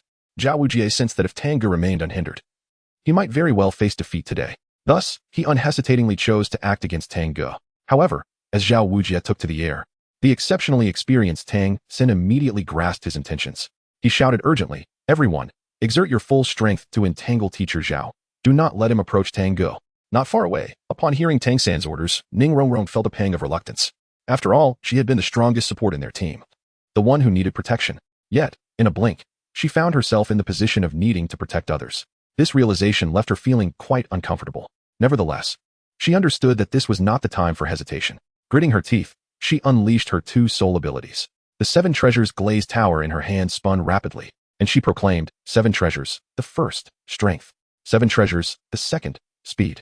With her incantation, beams of light shot forth, enveloping Tang Ge and the others, granting them a noticeable enhancement in both power and speed. Seizing the opportunity, Tang San ignited his first soul skill, entanglement. A multitude of vines erupted forth, resembling venomous serpents, rapidly ensnaring Xiao Wujie. Concurrently, Tang San called out, Xiao Wu, meteor hammer. With that, Xiao Wu leapt, using her toes to spring off Tang San's shoulder, then launched herself towards Xiao Wujie's head. Xiao Wujie, witnessing this, laughed heartily, intent on tearing apart the vines binding him. However, at that moment, a beam of milky light descended, flooding into his body. Xiao Wujie's laughter faltered, his expression momentarily dazed. Although he quickly regained his composure, Xiao Wu, propelled by Tang San's martial spirit, appeared before him. With a resounding thud, Xiao Wu delivered a powerful kick to Xiao Wujie's chest, sending him crashing down. Vines still entangled around him, creating a significant crater upon impact. Yet, the assault was not over. As Xiao Wujie struggled free from the vines and rose from the pit, Lin Yuechan, who had been poised to strike, released her grip. Wind spiral arrow. With a piercing sound, a rapidly spinning arrow appeared before Xiao Wujie, trailing a green flame. Xiao Wujie's gaze sharpened. He unleashed his formidable soul power, shattering the vines that clung to him. Just as he reached out to grasp the spiraling arrow, another white beam descended from above. In that fleeting moment of disorientation, he glared furiously at Tang Ge, who stood aloof in the distance. In that instant, Xiao Wujie felt an intense urge to obliterate Tang Ge. The spiraling arrow, unimpeded, struck Xiao Wujie's chest with a resounding impact. The arrow clashed against Xiao Wujie's immovable form, producing a jarring sound akin to metal grinding. Finally, Xiao Wujie broke free, swatting the spiraling arrow away, only to discover blood seeping from his chest. I have been injured? Astonishment filled Xiao Wujie, quickly replaced by uncontrollable rage. He raised his head to focus on Zhu Qing, who was rapidly approaching, a mere shadow in the air. You little brats have truly incited my wrath. A thunderous roar erupted from Xiao Wujie's mouth. The shockwave of his soul-infused voice disoriented Tang San and the others. While Zhu Qing, caught off guard, plummeted from the sky, her icy visage contorted in pain. At that moment, a massive hand lunged towards her neck. From behind, Ning Rongrong gasped in alarm. Be careful. Xiao Wu, intervene. Tang San also witnessed the scene and immediately shouted urgently. Upon hearing Tang San's instructions, Xiao Wu, who had been prepared by the side, felt a flash of crimson light in her eyes and swiftly directed it towards the approaching Xiao Wujie, who was making a beeline for Zhu Qing. The charm skill was activated. However, just as the red light touched Xiao Wujie, Xiao Wu suddenly let out a muffled groan and staggered back a few steps. Yet, almost instantly, a column of milky white light descended upon her, initiating the healing of her injuries. The white formation beneath her feet continued to bestow upon Xiao Wu a steady stream of restorative energy. Tang San seemed to have anticipated this and felt no concern for Xiao Wu. The moment his opponent unleashed the charming skill, a slender vine swiftly extended outward. Ultimately, the vine preemptively entwined Zhu Qing's body, rapidly retreating with her several meters away. Meanwhile, Tang Ge, who had been attentively observing the situation, smiled faintly as a surge of potent soul power erupted within him, allowing him to repeatedly unleash his primary soul skill. Simultaneously, the white formation enveloping the ground swiftly transformed into a black formation, the death formation. Activation. Thud. Thud. Thud. Zhao Wujie, who had just reached Zhu Qing's original position, once again felt the cruel hand of fate. Columns of milky white light descended, continuously infusing into his body, so soothing that he involuntarily halted his advance. Damn it! What kind of bizarre healing skill is this? I ought to be angry, yet why do I feel such pleasure? Zhao Wujie's body was beyond his control, his mind desperately screaming in silent protest. Seize the moment. Witnessing this, Tang Ge could not help but urge him forward. Tang San and his companions felt the formidable enhancement from the newly formed array beneath their feet. They exchanged glances, and without hesitation, launched another assault on Xiao Wujie.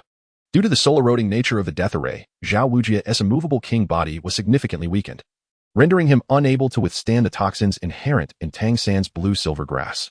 In a short while, he found himself in a woeful state, his body swollen as if stung by countless scorpions. Furthermore, after Zhu Qing manifested her martial soul, her sharp claws inflicted deep lacerations upon Xiao Wujie's body. Suddenly, a sharp spiral arrow sliced through the air, piercing Xiao Wujie's arm and causing blood to splatter forth. Concurrently, the sinister energy clinging to the arrow infiltrated his body, wreaking havoc within. However, thanks to the continuous streams of healing emitted by Tang Ge's milky white light pillars, Xiao Wujie was receiving relentless treatment. Yet, despite this, the pain jolted him into awareness. He noticed the incense not far away, which was already burning down to its base, igniting a wave of frustration within him. It was inconceivable that he, a dignified soul saint, could be reduced to such a pathetic state by a group of mere teenagers. The instigator of all this chaos was that detestable little brat who could unleash those light pillars. No, I must seek revenge. With that thought, Zhao Wujie could no longer contain himself and unleashed his third soul skill. At that moment, both Tang San and Xiao Wu felt as if a mountain had descended upon their shoulders, causing them to collapse helplessly to the ground. They were overwhelmed. Their faces flushed and unable to move, let alone continue their assault. Zhao Wujie paid no attention to the fallen children. His gaze fixating coldly on the only one still standing, Tang Ge. His eyes glinted with menace as he gritted his teeth, declaring, "You little brat.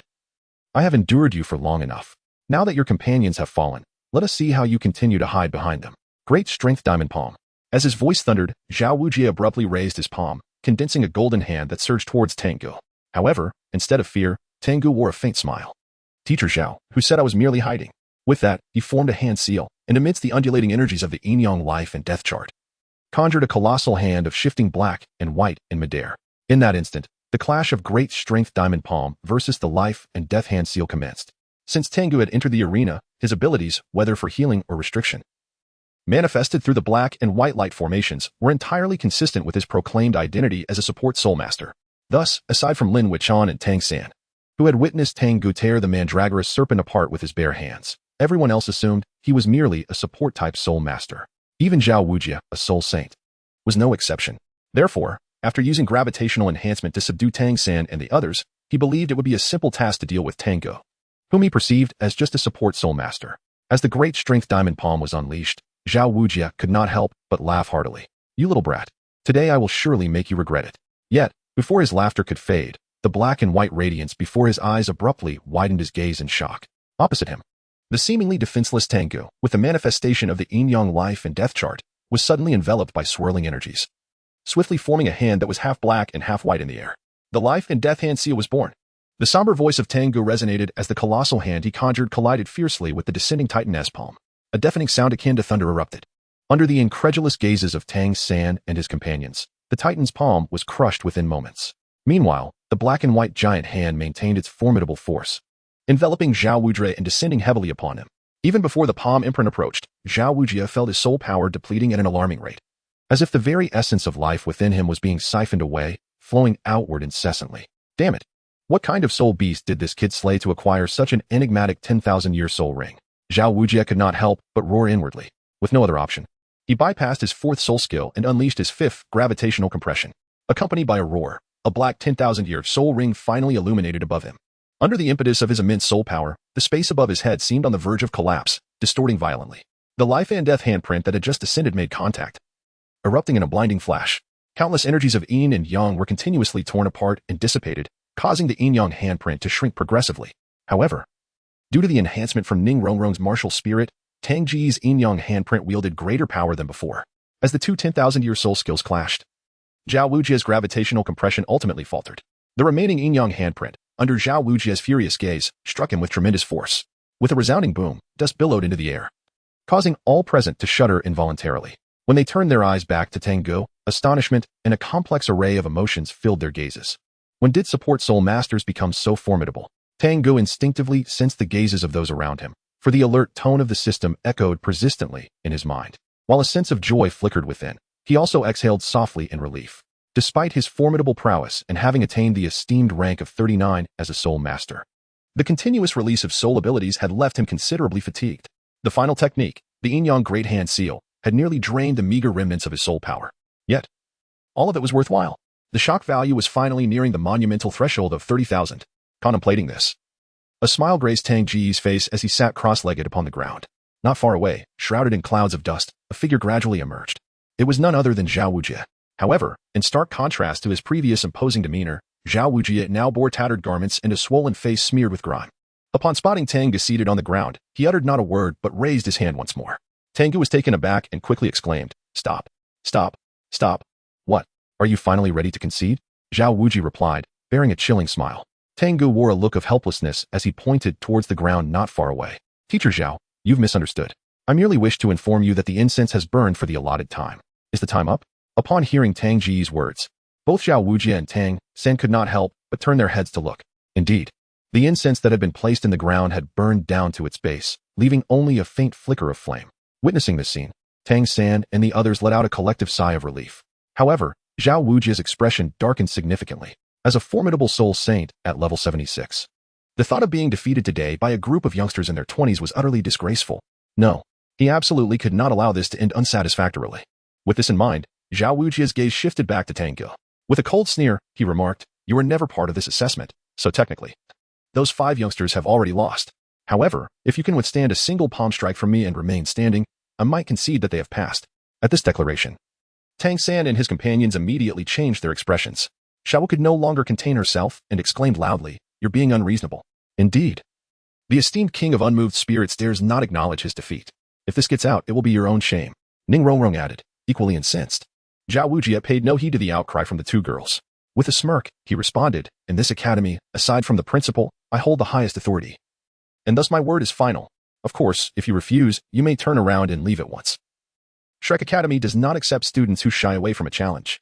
The 4 girls, including Xiao Wu, gritted their teeth in frustration. Nevertheless, after shaking his head at them, Tang San stood up from the ground. With a serious expression, he addressed Zhao Wujia. "Since Teacher Zhao insists, let us begin anew and engage in a truly fair duel. Are you certain you wish to restart?" Zhao Wujia raised an eyebrow in surprise at Tang San's words. "I am certain."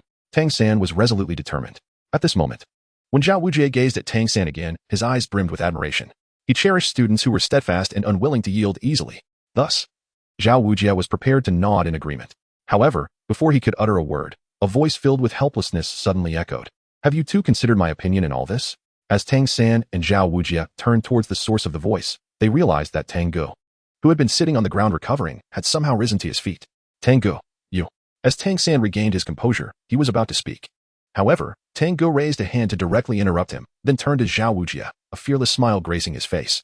"Since Teacher Zhao is so eager to strike me, I suppose I shall reluctantly indulge his wishes." Chapter 69. Tang Ge, persuade with reason. As Tang Ge began to speak, Zhao Wujia's gaze once again fell upon him. Furrowing his brow, he remarked, "Little one, are you certain you wish to receive my blow standing? If I were to exert a bit more strength, it could be fatal." Yet, as he uttered these words, Zhao Wujia contemplated moderating his force, merely intending to teach the boy a lesson. After all, it would be quite humiliating for him to be unable to best his students as their teacher. However, what followed was utterly unexpected for Zhao Wujia. Upon hearing his words, the previously resolute Tang Ge hesitated briefly, then unexpectedly shook his head. "Fatal? After some contemplation, I think I shall pass. After all, as a support-type soul master, I am ill-suited for such reckless antics." Zhao Wujia was nearly driven to the brink of fury, his breath growing heavy. He found it difficult to fathom how someone with such audacity could exist within Shrek Academy. A support-type soul master? Who has ever witnessed a support type capable of shattering my formidable golden iron fist with a single strike? Suddenly, a chuckle escaped someone's lips, unable to be suppressed. Tang Ge turned his head and was astonished to discover that the laughter was emanating from Zhu Zhiqing. At that moment, the typically frigid Zhu Zhiqing seemed to exude an entirely different charm. Unable to restrain himself, Tang Ge complimented, "Zhu Zhiqing, your smile is rather peculiar." Upon hearing his words, Zhu Zhiqing's expression instantly stiffened, reverting to her usual icy demeanor. Meanwhile, Ning Rongrong, believing that Tang Ge was being sarcastic, indignantly defended Zhu Zhiqing, exclaiming, "Tang Ge, what do you mean by peculiar? Can't you be more specific?" "It's quite adorable." Tang Ge chuckled as he added a remark. Ning Rongrong suddenly felt foolish for having engaged with such a despicable villain. Even Tang San and the others regarded Tang Ge with peculiar expressions. As for Zhu Zhiqing, her face and neck were completely flushed with crimson. Had the assessment not been ongoing, she would have wished to flee immediately. Suddenly, a sound of grinding teeth broke the tension. It dawned on Tang Ge, who had just playfully teased Zhu Zhiqing, that a formidable figure was observing them. He quickly shifted his focus to Zhao Wujia's distorted expression, and with a look of contrition, he said, "Teacher Zhao, please do not misunderstand. I merely intended to alleviate the tense atmosphere here. Is that so? Do you still intend to continue this banter with me?" Zhao Wujia glared at Tang Ge. His fists clenched, the joints cracking ominously. Tang Ge shook his head, his expression instantly returning to seriousness. He earnestly addressed Teacher Zhao, "I sincerely ask you, do you truly believe that with Xiao San and their capabilities and talents, they cannot gain admission to Shrek Academy? Very well, you may choose to remain silent. However, I must express that I have come here with them, and if they are unable to stay today because of you, I shall leave as well. I firmly believe that whether it is my talent or that of Xiao San and the others, gaining entry to other academies would pose no challenge whatsoever. Surely, you do not think that there are no other academies in this continent aside from Shrek Academy? Furthermore, as the saying goes, it is wise to leave a thread of opportunity for future encounters. If you go too far now, it would not bode well for you. Teacher Zhao, who knows? Perhaps one day someone even more formidable than you might give you a thorough beating." As he concluded, Tang Ge cast a calm gaze upon Zhao Wujing.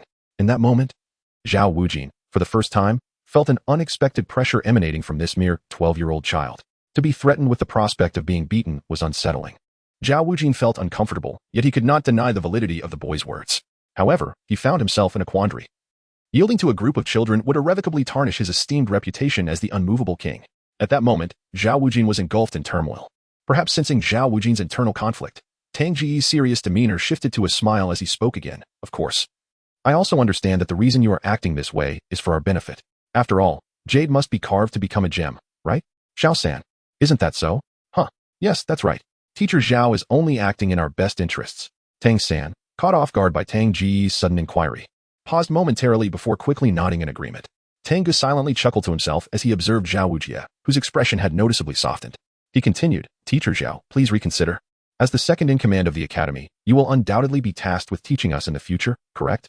Excluding my own exceptional talents, being a young prodigy with 1 purple and 2 black soul rings, just the innate abilities of Tang San and his 4 companions already surpass those of 99% of their peers. Imagine, should any of us achieve the rank of title de law, you would then find yourself transformed into the esteemed teacher of a title de law, a title de law's mentor. No less. Would you truly be willing to relinquish such a remarkable opportunity to leave your mark on history? If it were me, I certainly would not. Having expressed this lengthy sentiment, Zhao Wujie could no longer maintain his composure. He huffed in response, I am not foolish. And I certainly would not allow this opportunity to slip away. Very well, since you have a way with words, I, Zhao Wujie, shall reluctantly accept the role of your teacher for a few years. Oscar, why are you still standing there? Fetch me some of those delightful sausages. Coming right up. Oscar's voice echoed from a distance. Before Oscar could arrive, Tang Ge cheerfully interjected, Teacher, allow me to administer some treatment to you. Without waiting for Zhao Wujie's consent, he waved his hand, conjuring a milky white beam of light devoid of any attached soul skills, which surged directly into Zhao Wujie's body. A surge of vitality radiated forth, and Zhao Wujie instantly felt his injuries rapidly mending. He nodded in satisfaction. This soul skill is quite commendable, though the wielder's tongue could use some restraint. That should be amended in the future. Now that you have all passed your assessment, let Oscar arrange accommodations for you. With that, Zhao Wujie turned away, hands clasped behind his back, his face betraying a clear sense of pride. Tang Ge couldn't help but curl his lip. However, when he withdrew his gaze, he noticed that Tang San, Xiao Wu, and the others were staring at him, their eyes brimming with astonishment. Is there something on me? Tang Ge inquired with a hint of confusion. The others shook their heads in response. Meanwhile, Ning Rongrong pointed towards the direction in which Zhao Wujie had departed, seemingly still in a daze, and remarked, You just angered Teacher Zhao to such an extent, and he left like that? What was the matter? So it was this. Upon hearing Ning Rongrong's words, a confident smile instantly graced Tang Ge's face. I, Tang Ge, persuade with reason. Chapter 70. An early morning prize drawl in the distance. Oscar finally approached with 2 tender little sausages in hand. However, aside from encountering a few new classmates who had participated in the 4th round of assessments, there was no sign of Zhao Wujie. Oscar, with a perplexed expression, could not help but ask, Where is Teacher Zhao? He just left. Tang Ge chuckled as he patted Oscar on the shoulder, saying, Moreover, you need not worry. Teacher Zhao's injuries have already been treated by me. Treated, you say? Oscar glanced at the small sausage still in his hand, then looked at his classmates, who had just endured a fierce battle, yet bore little harm. He felt a pang of dismay. He had hoped to sell more sausages during such a splendid opportunity. However, his spirits soon lifted as he recalled the breathtaking assessment he had just witnessed. His excitement was palpable as he exclaimed, Classmates, you are truly remarkable. I initially thought you could never pass Teacher Zhao's rigorous evaluation, yet not only did you succeed, but you also left him in quite a predicament. And you, Tang Ge, how astonishing it is that you possess 1 purple and 2 black soul rings. What is the name of the soul skill you employed? It was capable of overcoming Teacher Zhao's formidable strengthened golden palm. I might as well start calling you boss. Observing Oscar's fervor, Tang Ge was somewhat speechless. Nevertheless, upon hearing the latter's final remark, he smiled and replied, Why ponder it? Just call me boss. I shan't refuse you. Oscar's voice suddenly softened considerably. Boss? You must be referring to that fellow Dai. Tang Ge raised an eyebrow and smiled, expressing a desire to meet the esteemed Dai Lauda, as you mentioned. Perhaps he might even agree to such a meeting. However, setting aside other matters, since the assessment has concluded, it is time for you to arrange accommodations for us, right? Rest assured, I have not forgotten this matter. Classmates, follow me. The dean has already made the necessary arrangements. Oscar nodded while swiftly finishing off his small sausage. And under his guidance, Tang Ge and his group of 6 departed from the assessment point. Although Shrek Academy may appear somewhat impoverished compared to other prestigious Soul Master institutions, there are indeed benefits to such simplicity. At the very least, establishing the academy in this fresh, invigorating village greatly facilitates the students' training. Soon, Oscar led Tang Ge and the others to their lodgings. There, they discovered quaint two-story wooden cabins, with only the second floor designated for habitation. Perhaps due to the special admission, Tang Ge was fortunate enough to occupy an entire cabin for himself, allowing him to enjoy the splendid view in solitude. The others shared cabins, with Tang San and Oscar becoming roommates without issue. In an instant, Tang Ge became the object of envy among several young ladies, who wished to claim his quarters for themselves. However, Tang Ge had no intentions of relinquishing his cabin. Upon entering, he promptly closed the door. The moment he removed his shoes and sat on the bed, he finally felt a wave of relaxation wash over him. Sensing the near emptiness of his soul power, Tang Ge smiled slightly and murmured to himself, if only he could elevate his soul power to level 40 soon, he could prepare for his fourth soul ring. With that thought, he ceased to ponder further and closed his eyes, commencing his cultivation. As the hell furnace was slightly activated, special elements began to gather from the air, flowing into Tang Ge's body. Under the refining influence of the hell furnace, his soul power gradually began to increase. The following day, as dawn broke, Tang Ge suddenly opened his eyes after a night of cultivation, hearing footsteps on the rooftop of the cabin in the distance. He couldn't help but chuckle and shake his head. After 5 years apart, this little San had learned to climb to the roof to gather the essence of the sun and moon. Last night during cultivation, it seemed he had heard a system notification. With this thought, Tang Ge's consciousness delved into the system panel. Indeed, there were 2 system notifications. One was a contribution from Zhao Wujie, directly providing 3,500 shock points. The other was from Shrek Academy's Dean, Flinder, which granted 3,100 shock points. Logically, Flinder's strength exceeded that of Zhao Wujie, and thus, he should have provided more shock points. Yet, the results were evidently contrary. Tang Ge pondered that perhaps it was due to the fact that Flandre was not as astonishing as Zhao Wujie. Yet, how could these 2 eminent figures be so taken aback by him during the stillness of the night? Was it perhaps because of the thrashing he had received from that individual? Tang Ge found himself momentarily perplexed. However, the clarity of thought was of little consequence. What mattered was the acquisition of shock value. Noticing that there was still ample time outside, he promptly summoned his personal data panel. Shock System Host, Tang Ge Level, 39 Soul Master Martial Soul, Twin Martial Souls, Yin-Yang Life and Death Diagram. For Swords of Immortal Slaying Soul Rings, Yin-Yang Life and Death Diagram Purple, Black Soul Skills, Joy, Wings of Yin-Yang, Life and Death Array. Great Seal of Life and Death Martial Techniques, Chaotic Cloak Hammer Method, Secret of the Walking Character, Hell's Refinement, Divine Fist of Paradise Physique, 99 Fusion of the Primordial Holy Body Shock Value, 31, 150 indeed, he had already reached 30,000. Tang Ge's gaze briefly skimmed through the lines, ultimately resting upon the column of shock value. Upon noticing the staggering figure exceeding 30,000, his eyes instantly sparkled with excitement. Receiving such shock value early in the morning boded well for his luck today. He decided to draw a prize first. With that thought, Tang Ge silently chanted in his mind, activate the celestial wheel. Ding dong, 1,000 shock values were consumed, and the celestial wheel was set into motion. With the system's prompt echoing, a colossal wheel materialized before Tang Ge's eyes, gradually beginning to spin.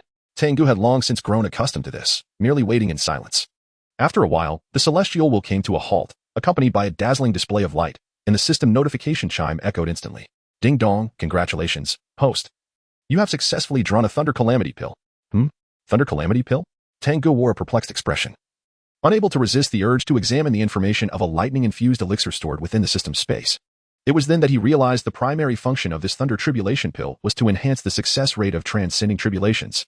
However, he found himself in a predicament, for he did not require the tribulation at all. Tang Ge felt a tinge of frustration, yet he did not pause, instead drawing once more. Ding dong. Congratulations, host. You have successfully drawn a Yin-Yang Xianlong Pill. The Yin-Yang Xianlong Pill, when consumed in a state of severe injury or life-threatening conditions, it not only restores one's wounds but also facilitates a remarkable resurgence, enhancing one's strength significantly. Oh, this is a remarkable elixir. I shall keep it for now. Although the second draw yielded another pill, its effects illuminated Tang Ge's spirits, alleviating his earlier discontent. At this moment, he had a remaining shock value of 10,000.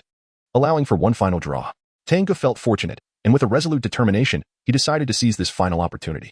As the celestial wheel came to a halt, a blinding surge of azure light erupted forth. Chapter 71, Tears of the Meteor. Buzz. The dazzling blue light intensified, nearly blinding Tang Ge.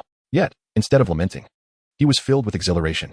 The fact that the celestial wheel emitted such brilliant radiance undoubtedly indicated that he had drawn an extraordinary treasure. In his excitement, he sprang from his bed, heedless of the ceiling looming above, his gaze fixated on the celestial wheel ablaze with deep azure luminescence. Gradually, the deep blue glow began to recede. Before Tang Ge's eyes appeared a drop of crystalline deep blue, reminiscent of tears. Could it be? As a realization dawned upon him, his body trembled with anticipation. Simultaneously, a system notification echoed in his mind alongside the emergence of the deep blue crystal. Ding! Congratulations, host. You have successfully drawn a drop of meteor tears. It truly was meteor tears. Upon hearing the system's notification, Tang Ge could not restrain his clenched fists. He had not anticipated such fortuitous luck this morning, drawing something so precious all at once. It is essential to note that meteor tears are the tears of the life god king in the world of star transformation, formed from the energy that envelopes them at the moment of death. Meteor tears not only possess the power to heal wounds and provide a continuous source of energy for cultivation, but they also encapsulate the life god king's comprehension of the laws of space and time. Such meteor tears exist only in 2 drops throughout the entire realm of star transformation. Once acquired, they herald the emergence of the future life god king. Tang Ge did not anticipate that a single tear of the meteor would fall into his hand. Naturally, he did not aspire to become a deity of life. Rather, he was concerned with the terrifying energy contained within that tear. Tang Ge believed that with this drop of meteor tear, during the process of merging with the oppressive power of the millennia-old soul ring, he would undoubtedly elevate the ancestral sacred body to its awakened state in one fell swoop. Furthermore, the meteor tear would continuously provide him with boundless energy. Contemplating this, Tang Ge suppressed his inner excitement and eagerly retrieved the meteor tear. A deep blue crystal, reminiscent of tears, appeared in the palm of his hand, radiating brilliance. Instantly, he felt as though he were enveloped by a phantom. The soft and comforting sensation tempted him to indulge in it. Buzz! In an instant, the meteor tear slipped from Tang Ge's grasp and plunged directly into his heart. The hell furnace began to operate autonomously and uncontrollably. Waves of surging deep blue energy began to emerge from the meteor tear, which were then ceaselessly absorbed into the hell furnace. After an indeterminate period, when a sudden knock echoed at the door, Tang Ge, who had been seated on the bed with his eyes closed, abruptly opened them. Within him, a barrier seemed to shatter, and an overwhelming surge of soul power surged forth. Though Tang Ge had not examined his personal profile panel, he instantly comprehended that his soul power had ascended to a new level, level 40 Soul Master. Is this the remarkable prowess of Meteor Tear? As he experienced the Meteor Tear, which had seamlessly fused with his very heart, he marveled at the fact that, despite the recent exertion, it showed no signs of alteration. Just then, a series of knocks resounded at the door, followed by Tang San's inquiry. Tang Ge, are you awake? Tang Ge inhaled deeply, allowing his emotions to gradually settle. He understood that upon elevating his strength to level 40, he could venture into the Star Doe forest to seek a suitable spirit ring. However, as he had only just entered the academy, Tang Ge resolved to proceed with caution and wait for a while before making any decisions. Moreover, with the aid of Meteor Tears, he was confident that once he achieved the Spirit Master rank, he would experience another significant leap in power. Falling behind. Absolutely inconceivable. With this thought, Tang Ge smiled faintly, rising from his bed and making his way towards the door. Outside, as Tang Ge emerged, he raised an eyebrow, surprised to find not only Tang San, but also the 4 girls, Xiao Wu, Ning Rongrong, and others, gathered there. Even Oscar had shaved his beard. Yawning and looking around in a daze. The moment Tang Ge stepped out, Oscar's listless eyes brightened, and he eagerly urged, Tang Ge, you're finally awake. Now that everyone is here, let us head out for a meal. Oh, how pitiful I am. I was to even allowed a lazy sleep. Hearing Oscar's last words filled with complaint, Tang San could only smile wryly and shake his head, for it was he who had roused Oscar. Xiao Wu, however, thought little of it. Upon hearing the mention of food, her eyes sparkled with excitement. Her stomach had been growling for a while, and without hesitation, she pulled Ning Rongrong, Ling Yuchan, and Zhu Zhuqing towards the dining hall. Didn't you call for me? Stop dawdling, let us go. Tang Ge called out with a smile as he descended from the loft, prompting the 3 of them to hasten their pace to catch up. Given the early hour and the fact that Shrek Academy had rented half of the village, the path they traversed was notably tranquil. Yet, as they approached the dining hall, situated at the heart of the village, they suddenly spotted 2 figures making their way from the opposite side. As the distance diminished, upon recognizing the approaching individuals, Oscar shouted in surprise, Dailada, over here. He waved his hand excitedly. Upon hearing Oscar's voice, the 2 figures halted abruptly. One of them was the notably absent Dai Mubai, who appeared equally astonished to see Oscar. However, just as he was about to greet him, his gaze drifted to the side, and he instinctively turned to leave. Upon witnessing the situation, Tang Ge immediately broke into a smile and spoke. Ah, it is you. How is it that an old friend encounters another, and yet prepares to depart without exchanging pleasantries? He then leisurely approached. Oscar, wearing a perplexed expression, could not help but ask Tang San, does Tang Ge know Boss Dai? Tang San wore a hesitant expression, uncertain whether to speak or remain silent. However, upon recognizing Dai Mubai, Xiao Wu immediately broke into a beaming smile and recounted the events that had transpired at the Rose Hotel involving her, Xiao San, and Tang Ge. Upon hearing that Dai Mubai had brought 2 twin girls to the Rose Hotel, Ning Rongrong's fair face flushed with embarrassment, and she let out a disdainful huff. What a lecherous man. Although Zhu Zhuqing remained silent, a fleeting glimmer of disdain crossed her indifferent gaze as she glanced at Dai Mubai in the distance. Standing beside Tang San, Oscar wore a look of astonishment. He had never anticipated that his esteemed leader, Dai, possessed such a notorious history. It was no wonder he would suddenly vanish when tasked with guiding new recruits. Nevertheless, it must be said that their new classmate, Tang Ge, was indeed impressive, having managed to defeat Dai before even commencing his studies. At that moment, Oscar, regaining his composure, suddenly realized that perhaps a change in leadership was not such a bad idea after all. Chapter 72, The Nickname of Dai Heir. Without delving into the subsequent discussions among Xiao Wu and the others, as Tang Ge approached Dai Mubai, he chuckled and remarked, "I recall seeing you at the village entrance yesterday. I intended to greet you, but to my surprise, you left so abruptly." Dai Mubai discerned the teasing tone in Tang Ge's words, and though he felt a strong urge to retaliate with a punch, he reconsidered. Realizing he could not match Tang Ge's strength, he decided to play the innocent card instead. "I was suffering from a stomachache at that moment. Moreover, had I known you were also here, I would certainly have greeted the teacher in charge of the preliminary assessment." He casually inquired, by the way, "Have you and your companions successfully passed the evaluation?" This question was merely a tactic for Dai Mubai to feign ignorance and alleviate the awkwardness of their unexpected encounter. However, to his astonishment, the robust youth beside him seemed to recognize Tang Ge and suddenly exclaimed, "Are you not Tang Ge? The genius who showcased a purple and 2 black soul rings at the village entrance yesterday, astonishing even the dean?" Tang Ge's attention was drawn to the robust young man before him. From the notification sound that had recently emanated from the system, he had already discerned the identity of his counterpart, yet he still smiled and said, "If you are referring to the prodigy Tang Ge who has stirred the dean's interest, then that would indeed be me. May I inquire your name, fellow student?" Upon hearing Tang Ge's question, the stout youth promptly patted his chest and declared proudly, "Ma Hongjun, Wuhuan Phoenix, a level 28 battle soul master. Indeed, a future phoenix. However, at present, one might say I still resemble a mere barnyard chicken." Tang Ge couldn't help but stifle a laugh in his heart. The robust young master, Ma Hongjun, was naturally oblivious to Tang Ge's thoughts. Upon recognizing Tang Ge, he immediately turned his gaze towards Dai Mubai. Having overheard the conversation between Dai Mubai and Tang Ge, Ma Hongjun was quite astonished. Dai, Oscar, and Tang Ge are together, which means they must have passed the assessment. Everyone knows that, yet you seem unaware? Are you pretending? Feeling the weight of Ma Hongjun's skeptical gaze, Dai Mubai finally experienced the formidable impact of a clumsy ally. Just when he had painstakingly constructed a way out for himself, a comrade had effortlessly dismantled it. It was truly infuriating. However, at that moment, Dai Mubai could not chastise Ma Hongjun. He could only offer an awkward smile and explain, "I had to step out for a moment, so I'm not fully informed." Tang Ge smiled lightly, choosing not to expose the truth. His gaze settled upon Ma Hongjun, who was gazing intently at Xiao Wu and her companions in the distance with a glimmer of desire in his eyes. Tang Ge reached out, patting Ma Hongjun on the shoulder, and with a squint, inquired, "What do you think?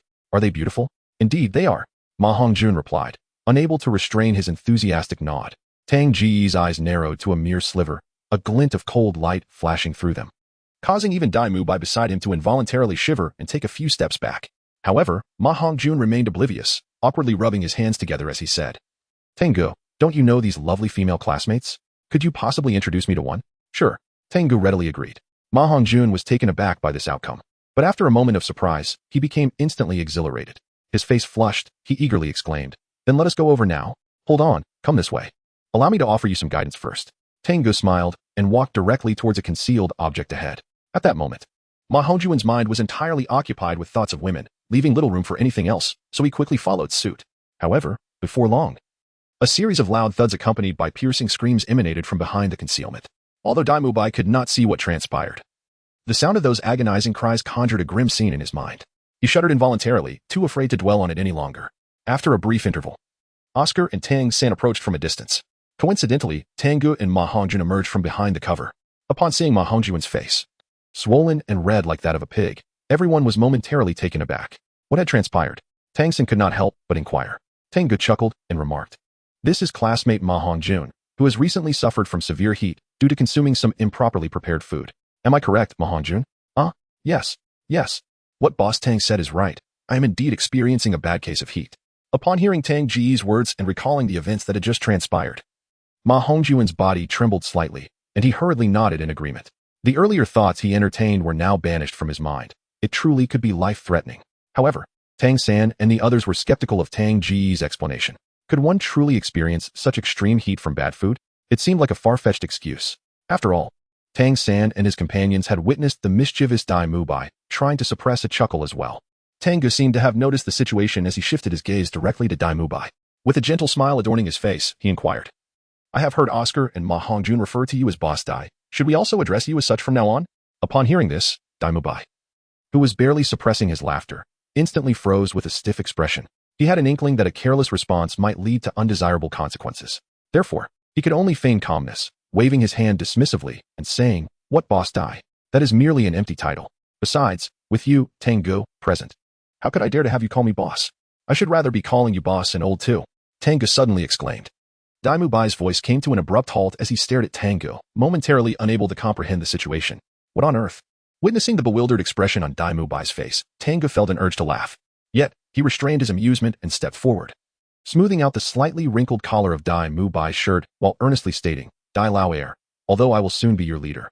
Your position as the second-in-command is undeniably significant. From now on, you must uphold this role diligently, considering the welfare of our classmates. Do not disappoint me, understood?"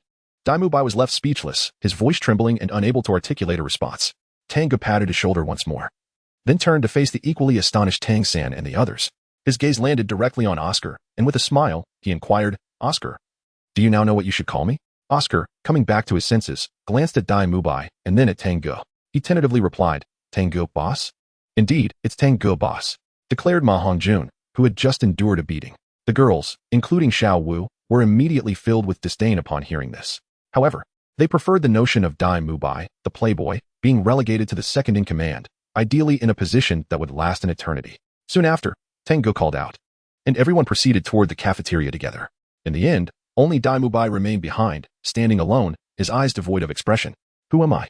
Where am I? Why have I become the second-in-command?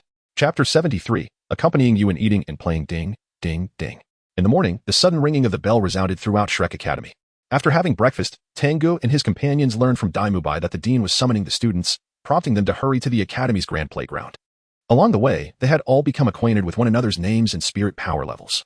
Notably, Ma Hongjuan's peculiar mutated martial soul made the girls blush, secretly exclaiming how such an outrageous martial soul could exist. Ma Hongjun felt innocent in this matter, but recalling his previous encounter with Tang Ge, he dared not retort. As for Dai Mubai, the former leader, after being honorably demoted to second-in-command, had resigned himself to his fate. He was unable to defeat Tang Ge, nor did he have as many companions. Even in a voting scenario, he would not prevail. Moreover, considering he was only at level 37 while Tang Ge had already reached level 40, with spirit rings that surpassed his own in age, he thought, forget it. It is what it is. Thus, on the way to the grand playground, Dai Mubai chose to lower his head for the first time and called out to Tang Ge as boss. However, upon doing so, he suddenly realized that being second-in-command wasn't so bad after all. Consequently, he decided not to dwell on the matter any longer. Before long, the group arrived at the grand playground of Shrek Academy. At that moment, no one else was present. In fact, Tang Ge and his 9 companions were the only students in the entire academy. Simultaneously, a middle-aged man dressed in black attire and wearing glasses approached from a distance. Upon seeing this man, Tang Ge's group quickly fell silent. With the sound of footsteps, the bespectacled middle-aged man reached Tang Ge and his companions. It was none other than the dean of Shrek Academy, Flandra. Upon closer inspection, everyone noticed that the dean's face bore a purplish hue, leaving them all astonished. Had the dean been assaulted? Tang Ge felt a surge of astonishment within him, quickly recalling the system notification he had encountered that morning. He silently pondered what the dean had said the previous night that warranted such a reprimand. Could it be that he was dragged down by Zhao Wujia? While he was lost in thought, the arrival of Flandre broke the silence. He surveyed all those present with a calm demeanor and remarked, "I am delighted to welcome 6 new prodigies to our academy this year. As the dean, I extend my warmest greetings to you all." He continued, shortly, "Each of you is to present 100 gold coins to Teacher Li, who oversees the finances." "Dean," Dai Mubai responded, stepping out from the group. His eyes filled with reverence and admiration for Flandre. The dean instructed, "You shall take it upon yourself to explain the academy's rules to your fellow students, and then return to prepare yourselves. Strive to optimize your conditions before nightfall, as your first lesson will commence this evening. Do not underestimate my warning. Our academy's curriculum differs greatly from others, and you may encounter peril, so heed my words." With that, he concluded, "Now, everyone else may depart. Xiao San, remember to stop by my office later. Oscar and Ning Rongrong, you will remain." Upon the completion of his address, Dai Mubai, Ma Hongjun, and the others turned to leave. As Tang Ge was about to leave, he suddenly heard the voice of Flanders. "Tang Ge, you must stay." In the end, only Tang Ge, Oscar, and Ning Rongrong remained. After briefly focusing his gaze on Tang Ge, Flanders turned to Oscar and Ning Rongrong.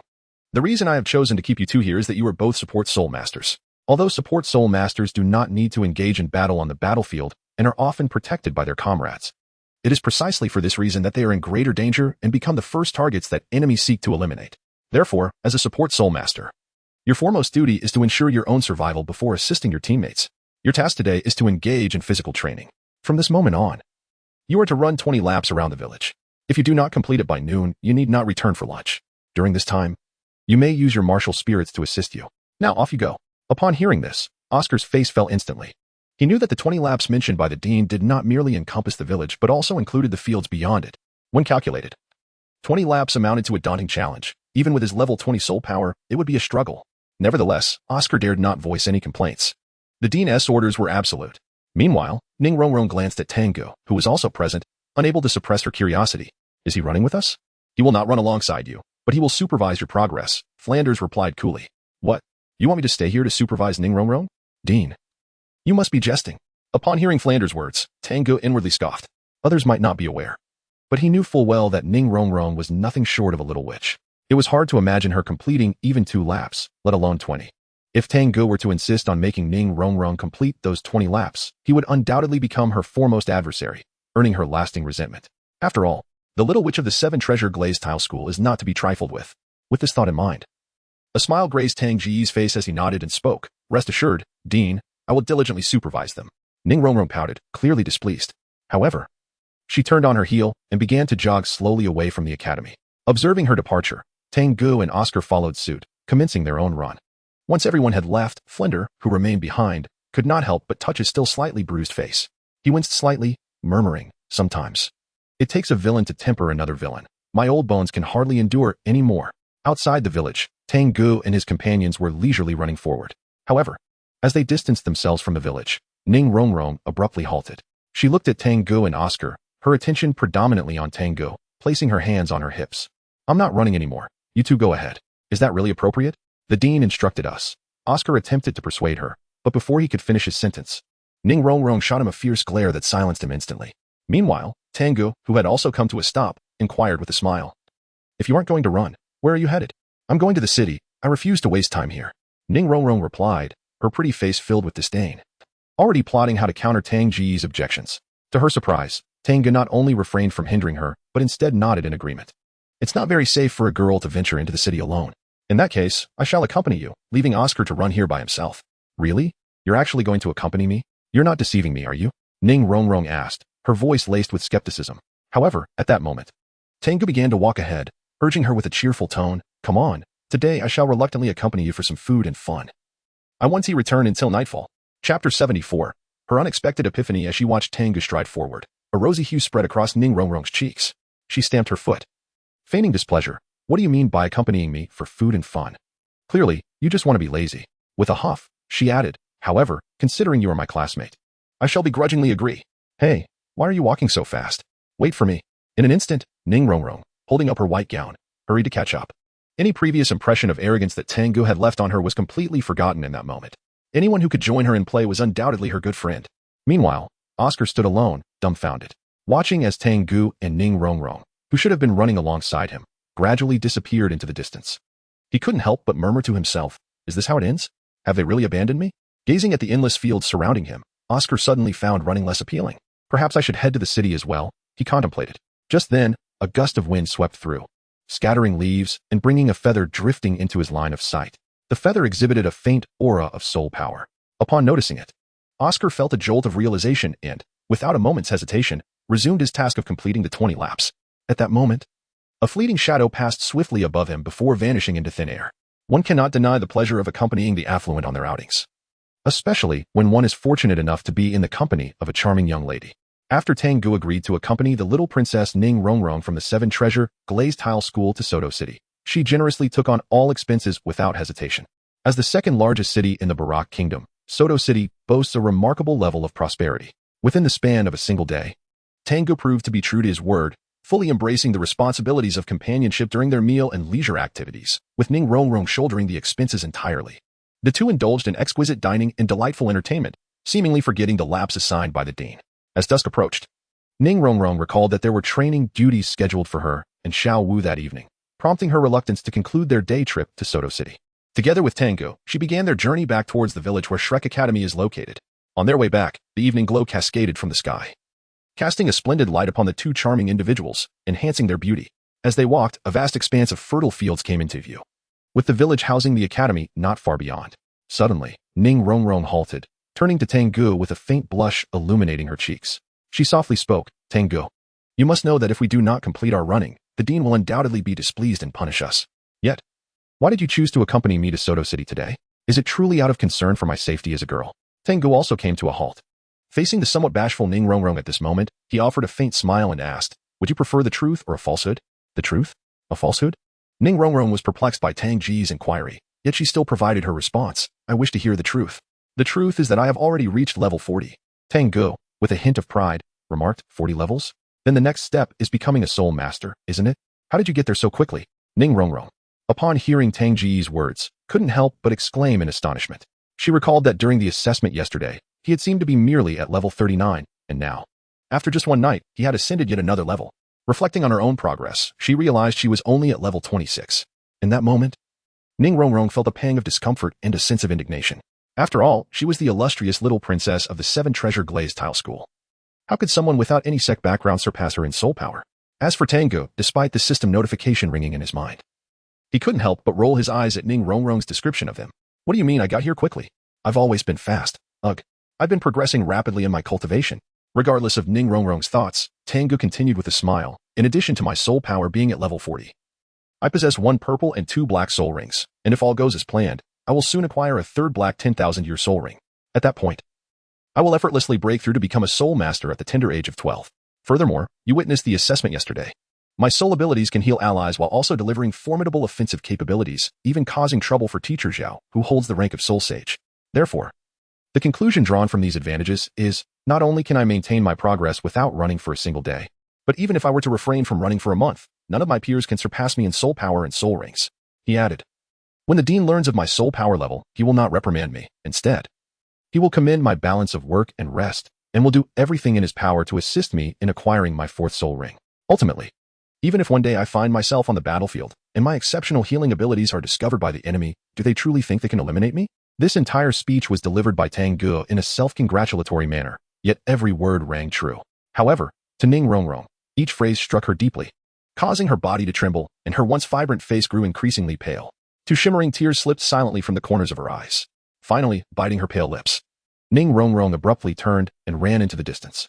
Soon, her determined sobs could be heard. Tang Ge, you should head back. I, Ning Rongrong, am determined to complete the 20 laps assigned by the dean today. A gust of wind swept by, and a figure descended nearby, none other than Flender, the dean of Shrek Academy. He gazed at the receding figure of Ning Rongrong, his brow furrowing slightly as he mused. What is she off to do? Running laps? I suppose.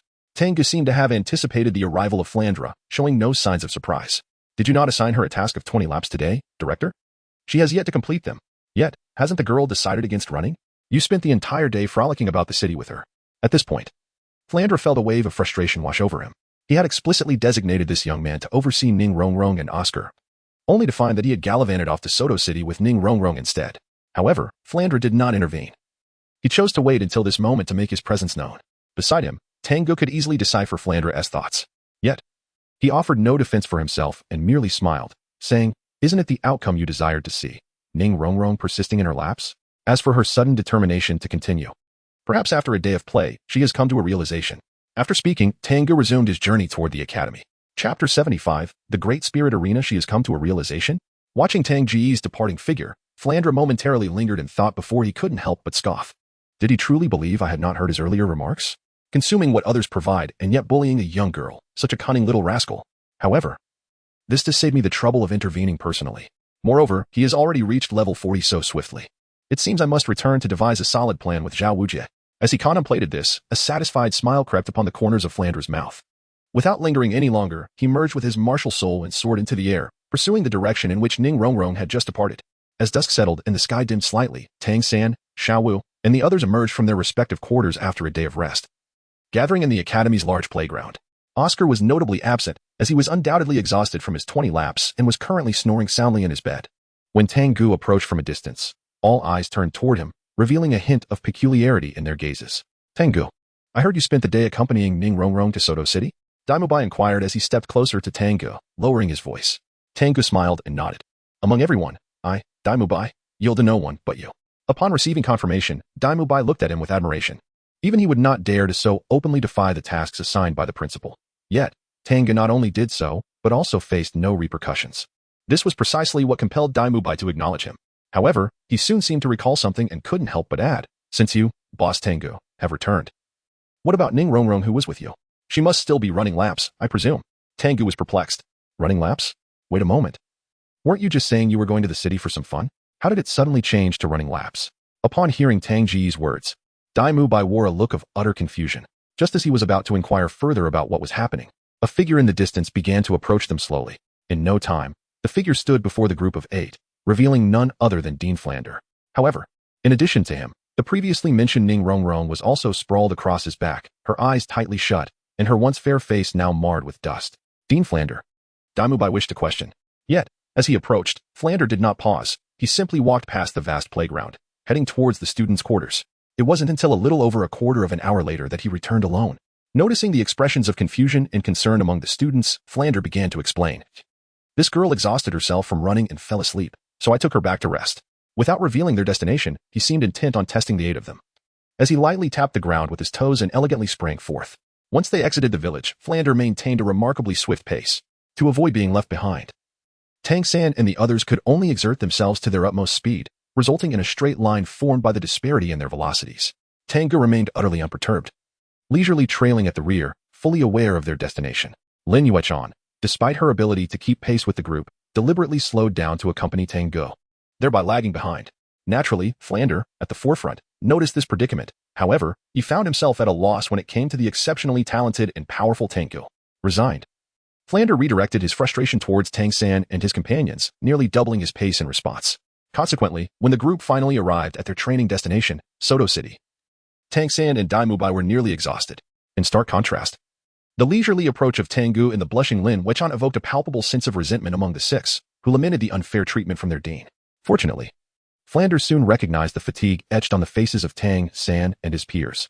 Upon entering Soto City, he promptly sought out a tea house, opting to rest while enjoying tea. The night in Soto City remained vibrant and bustling, with throngs of people traversing the spacious streets. Even while seated, Ma Hongjuan's eyes wandered restlessly, fixating on the passing women.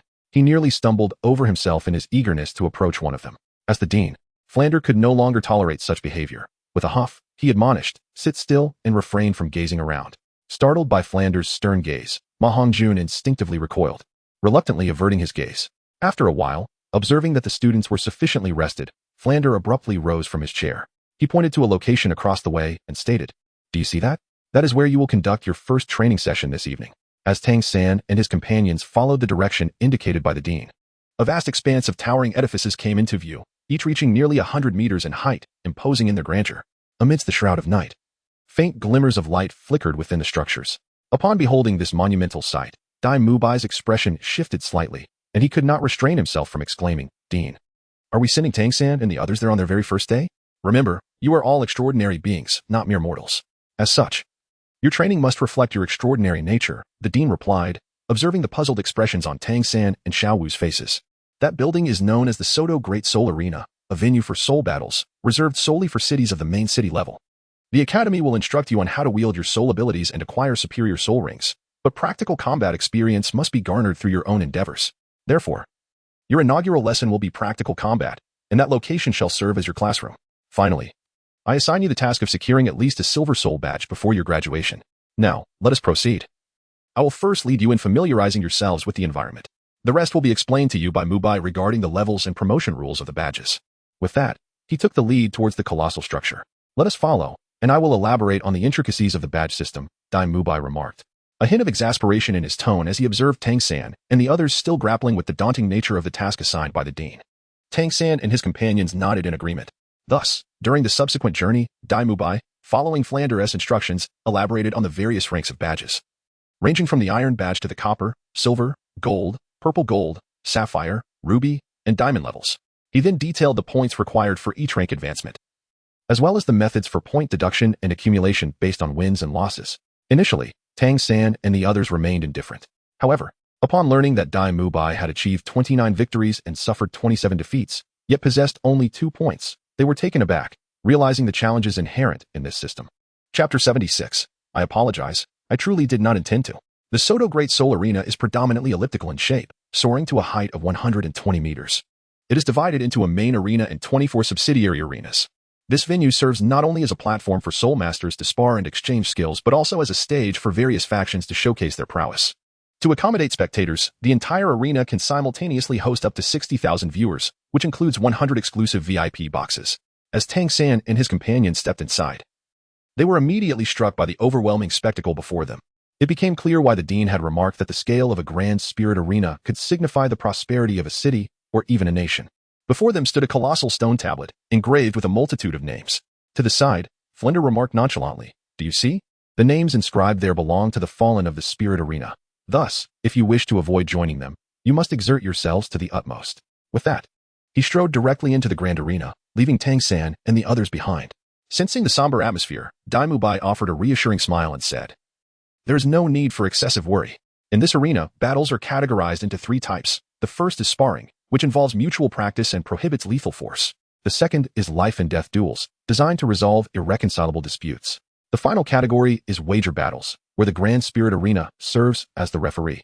And both parties present an equal number of spirit masters to compete, with the victor claiming all that was wagered. Our purpose here is primarily to engage in sparring to enhance our practical experience." In response to Dai Mubai's words, Ma Hongjin chimed in, "If it were so easy to perish, I would have died a dozen times after losing 12 matches." This remark elicited laughter from Tang San and the 4 girls. Subsequently, they refrained from further conversation and proceeded to the registration area, where they measured their soul power and provided their names, ages, places of birth, and martial spirits, successfully acquiring their Iron Spirit badges. However, they were taken aback to discover that registration required 10 gold soul coins, which caused a pang of regret among them. Fortunately, they learned that winning a single match would reward them with 10 gold soul coins. In the resting area, numerous participants were recuperating. Upon noticing a group of children around 11 or 12 years old entering, expressions of surprise flickered in their eyes, pondering whether they were trainees from some academy. Such occurrences were commonplace at the Soto City Grand Spirit Arena. Despite their curiosity, the competitors refrained from probing further, choosing instead to meditate and restore their soul power, striving to maintain their peak condition for their next match.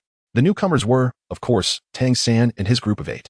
However, after a brief moment of sitting, Xiaowu could no longer contain her excitement and turned to Tang San, saying, "How about we register for a 2-on-2 spirit battle? That way, we can accumulate points more swiftly." "No problem," Tang San replied. "After all, we are here to enhance our practical experience, and gaining more combat experience is certainly beneficial." Tang San smiled and nodded. He then turned to Tang Ge and the others, inquiring, "Are you going?"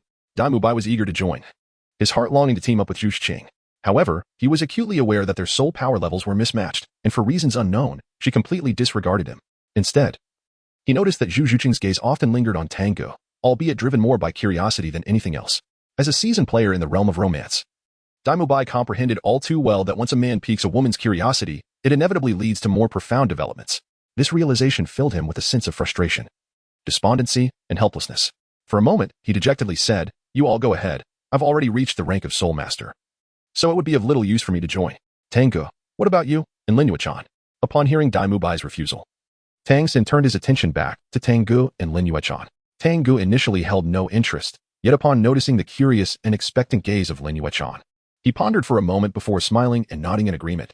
"All right, let us go and take a look." Lin Yuechan's face brightened with a joyful smile. Subsequently, the 4 of them departed from the lounge and made their way directly towards the registration area for the 2-on-2 competition, which was not far from the lounge. Upon their arrival, Tang Ge and his companions articulated their purpose. The staff member in charge of registration promptly stated, "The registration fee is 10 gold coins. For each victory, your group will earn a total of 10 gold coins." Furthermore, they were asked to bestow a name upon their ensemble. At the mention of naming, Xiaowu's eyes sparkled with excitement as she urged Tang San, "Quickly, San, think of a melodious name for our group. How about this? Let us call it." Tang San contemplated for a moment, poised to articulate the name he had in mind. However, Tang Ge, standing nearby, seemed to have an epiphany and could not resist jesting. "Let us call it the Song and Dance Ensemble, as it sounds splendid to be both melodious and graceful." Yet, upon hearing this, Xiaowu was decidedly displeased. With her chin held high in a proud manner, she retorted, "I am in a duo with Xiao San, not with you. I refuse to be part of your song and dance ensemble. If anything, it should rightfully be called the San Wu Duo. What do you think, Xiao San? How does the name San Wu Duo resonate with you?" Before Tang San could acquiesce, one of the staff members, who had been preoccupied, interjected, "All right. The Song and Dance Ensemble has been officially registered." As he spoke, he handed over 2 Iron Soul Fighting badges. Tang San and Xiaowu received their Iron Soul badges, only to find the words Song and Dance Ensemble inscribed upon them, which immediately darkened their expressions. Xiaowu, filled with indignation, confronted the staff member, stating, I distinctly requested the triple dance ensemble. How could you have inscribed it as song and dance ensemble? Wasn't that what you said?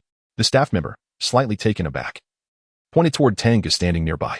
Under the piercing gaze of Xiao Wu, which brimmed with outrage and a desire for vengeance, Tang Ge appeared quite embarrassed and exclaimed, I truly did not mean to. Tang San felt quite speechless. He turned to the staff and inquired, is there no way to change it?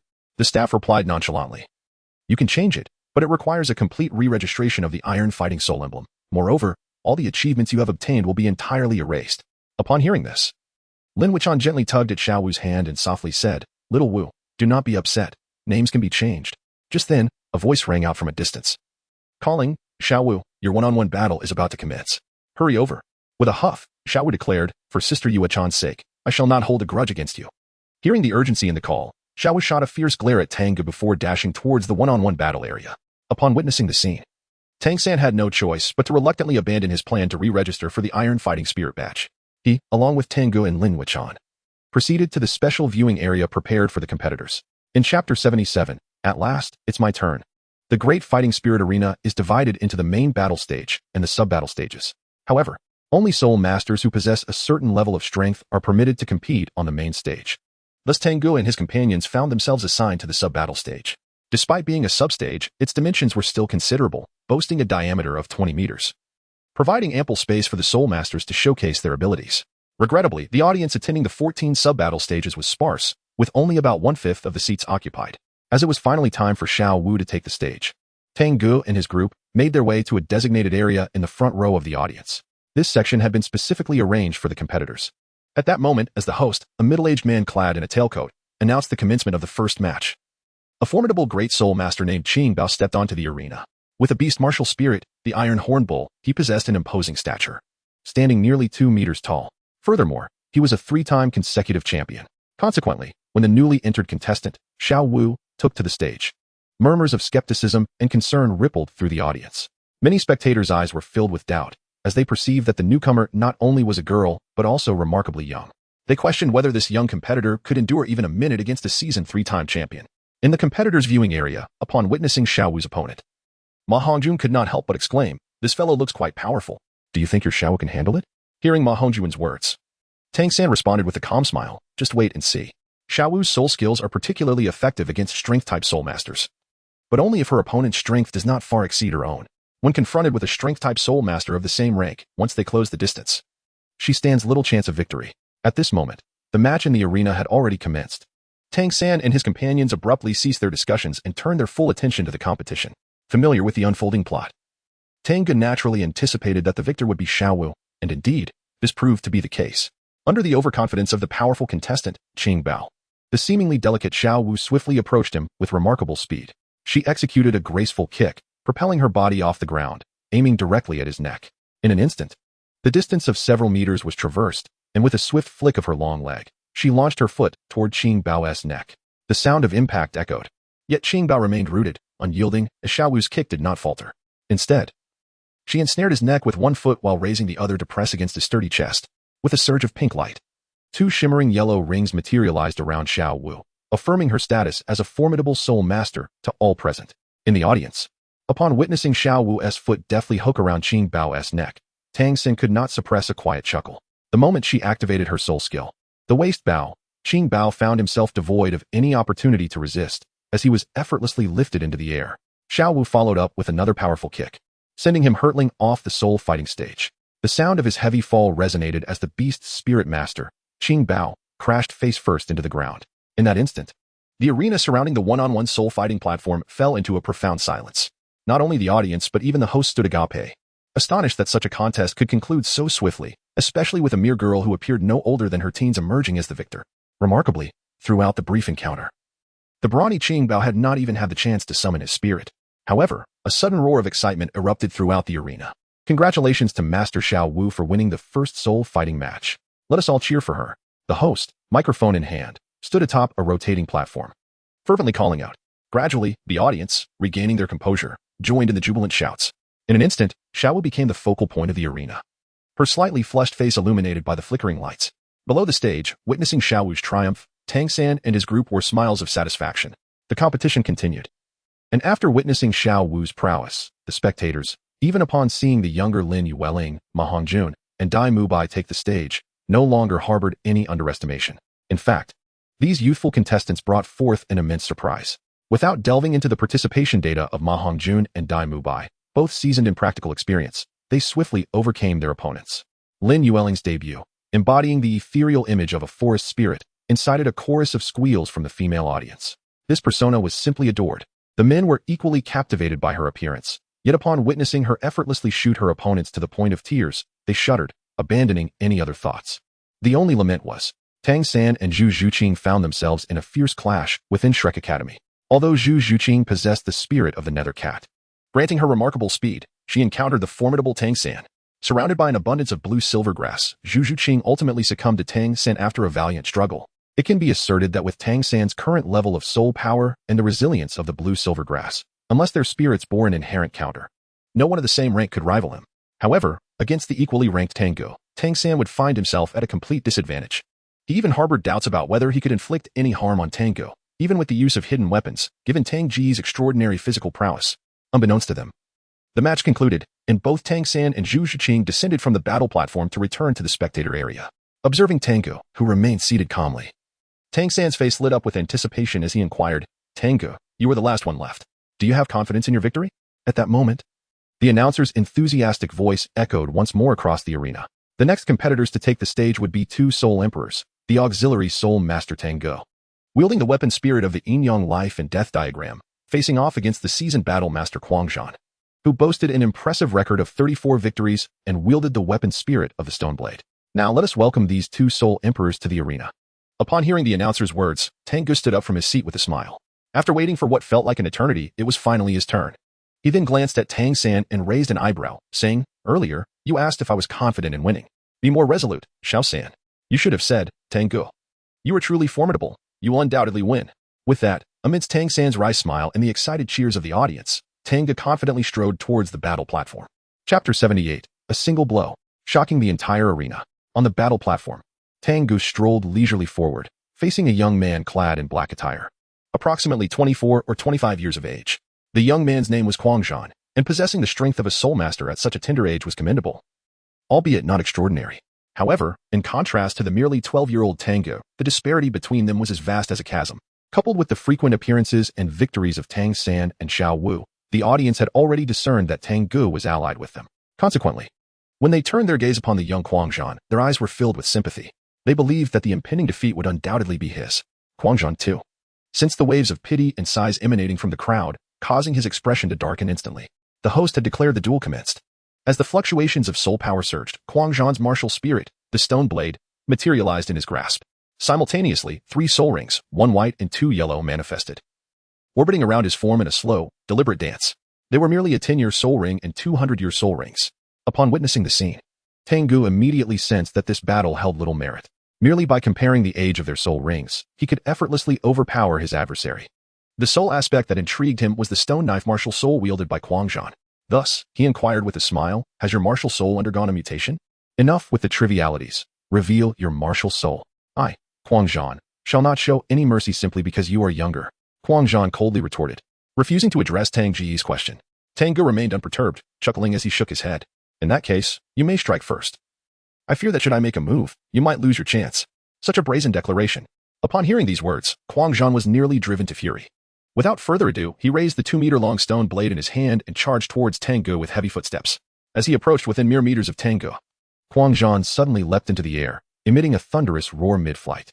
Jumping slash. A brilliant white light flickered as the colossal stone blade, enveloped in soul energy, descended with tremendous force.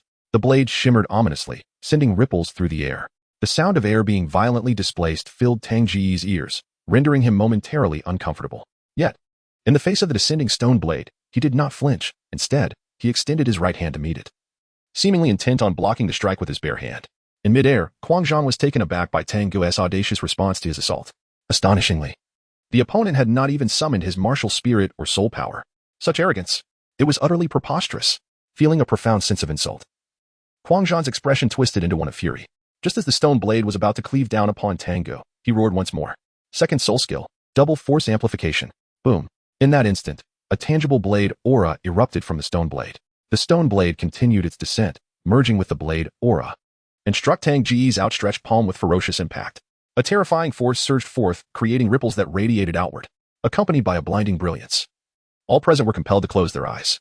However, during this moment, Tang San in the contestant area utilized the purple extreme magic eye to discern the unfolding scene within the light. He could not help but tremble, his face reflecting disbelief at the sheer power displayed. After a brief interlude, the dazzling light dissipated, revealing the scene on the battle platform once more. Spectators were rendered speechless, rising from their seats in shock. To their incredulity, Tang Ge stood firmly in place, unscathed. The stone blade that had been aimed at him had not inflicted any harm. Instead, it was firmly grasped in his right hand. Meanwhile, Quanzhan, clutching the hilt, floated helplessly in midair. He had been lifted, or rather, from the moment the blade fell into Tang Ge's grasp, he had lost all chance of returning to the ground. Gazing at the close proximity of Tang Ge, Quanzhan's earlier rage evaporated. His body trembled violently as he incredulously stammered, How could you possibly withstand that? In Tang Ge's mind, the incessant sound of the system's notifications echoed. Though the audience comprised numerous ordinary individuals, there were also a considerable number of spirit masters present. Thus, in a mere short span, this arena of soul battles had bestowed upon Tang Ge nearly 10,000 points of astonishment. At this moment, his spirit soared, and he took the rare opportunity to smile and explain to the berserker, What can I say? I am inherently this formidable, and to assure you of my strength, I am prepared to deliver a punch. Are you ready?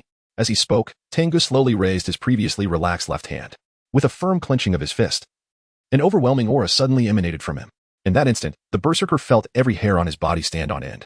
A wave of fear washing over him, as if he were confronting a millennium-old soul beast. That sensation was utterly terrifying. The berserker's pupils constricted sharply, his gaze betraying a profound sense of dread. Without hesitation, he bellowed, Third soul skill, Stone Prison, with a resounding hum.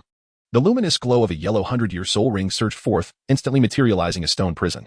Originally intended for his adversary, the berserker directed it onto himself. In an instant, he found himself enveloped within a prison constructed entirely of tightly interwoven stone bars. Witnessing the scene, Tang Ge refrained from intervening, allowing the berserker to unleash his third soul technique. As the prison cage enveloped the berserker, Tang Ge let out a faint chuckle, sensing that he was fully prepared. Before the words could leave his lips, his clenched left fist thunderously struck forward. Bang! The collision between fist and stone prison resonated with a deafening roar. Concealed within the stone cage, the berserker, seeing his soul technique unbroken, was about to exhale in relief. Yet, suddenly, a series of cracking sounds erupted. Before he could react, the prison cage that confined him shattered explosively. A heavy fist then landed squarely upon his chest. Boom! A gush of blood spewed from the berserker's mouth as the dissipating yellow soul energy scattered, like a kite cut loose from its string. He was instantly flung through the air.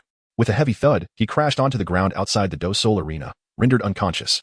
As the tumultuous roar gradually subsided, the once bustling arena fell into profound silence. Even the audience, who had risen in astonishment, and the host himself were struck dumb, momentarily forgetting to announce the outcome. The image of Tang Ge shattering the prison cage with a single punch echoed persistently in their minds. No soul weapon was manifested, no soul energy was harnessed. Nor was there a trace of soul technique, merely one punch. A soul technique forged from a century-old soul ring wielded by a soul master was obliterated in an instant. Such power was overwhelming. Observing the berserker, who had been sent flying out of the arena by his own shattered soul technique, Tang Ge retracted his fist, a satisfied smile gracing his face. This time, he had not expended any soul energy. Merely a partial display of the might of his ancient sacred body sufficed to effortlessly defeat a soul master. Should he fully unleash the power of his ancient sacred body, fused to 99%, combined with the Xing character technique and the heavenly divine fist, Tang Ge was confident that even a soul sect expert would fall with a single blow. As for higher-tiered soul kings, he conservatively estimated the odds at an even 50-50. Meanwhile, the system prompts echoed ceaselessly in his mind, and his shock value began to escalate rapidly once more. Tang Ge believed that if he were to unleash his 3 soul rings, 1 purple and 2 black, he would undoubtedly provoke an even greater surge of astonishment. However, this was not Shrek Academy. Amidst the throngs of people and their scrutinizing gazes, displaying too much brilliance would not bode well. Tang Ge felt that it would be prudent to enhance his strength further before returning here to make his presence felt. Thus, he turned towards the host, who was still lost in thought not far away, and couldn't help but chuckle as he urged him on. This match should count as my victory, shouldn't it? His voice was soft yet resonated clearly in the host's ears. In an instant, the host snapped out of his reverie and erupted with excitement. Did you see that? Following the illustrious performances of Tang San, Xiao Wu, and Lin Wuchan, yet another soul master, barely 13 years of age, has flawlessly triumphed in his debut at the Soul Arena. Remembered his name, Tang Ge. Let us applaud him with fervent enthusiasm. As the host's exuberant shout echoed, the audience, regaining their composure, erupted into enthusiastic applause. Meanwhile, under the spotlight, Tang Ge descended from the dueling platform with a beaming smile.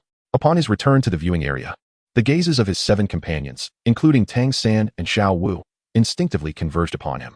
Dai Mubai couldn't contain himself and exclaimed, "Boss Tang Ge, are you truly only a soul sovereign and not a soul king? Do you believe me if I say I am a soul Douluo?" Tang Ge rolled his eyes. To his surprise, Dai Mubai nodded earnestly. Regardless of whether others believed it or not, he was convinced. He had never witnessed a defensive soul skill capable of shattering a century-old soul ring with a single punch.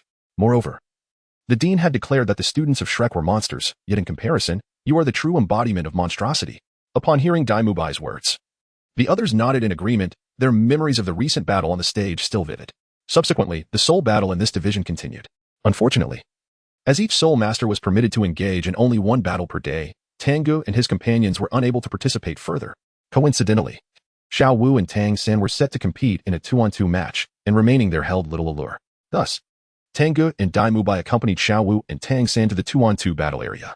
Compared to the 1-on-1 arena, the 2-on-2 platform was nearly twice as large, and the audience seating was at least half filled. Tang Ge did not register for the 2v2 soul battle, but instead remained in the audience alongside Dai Mubai and a few others.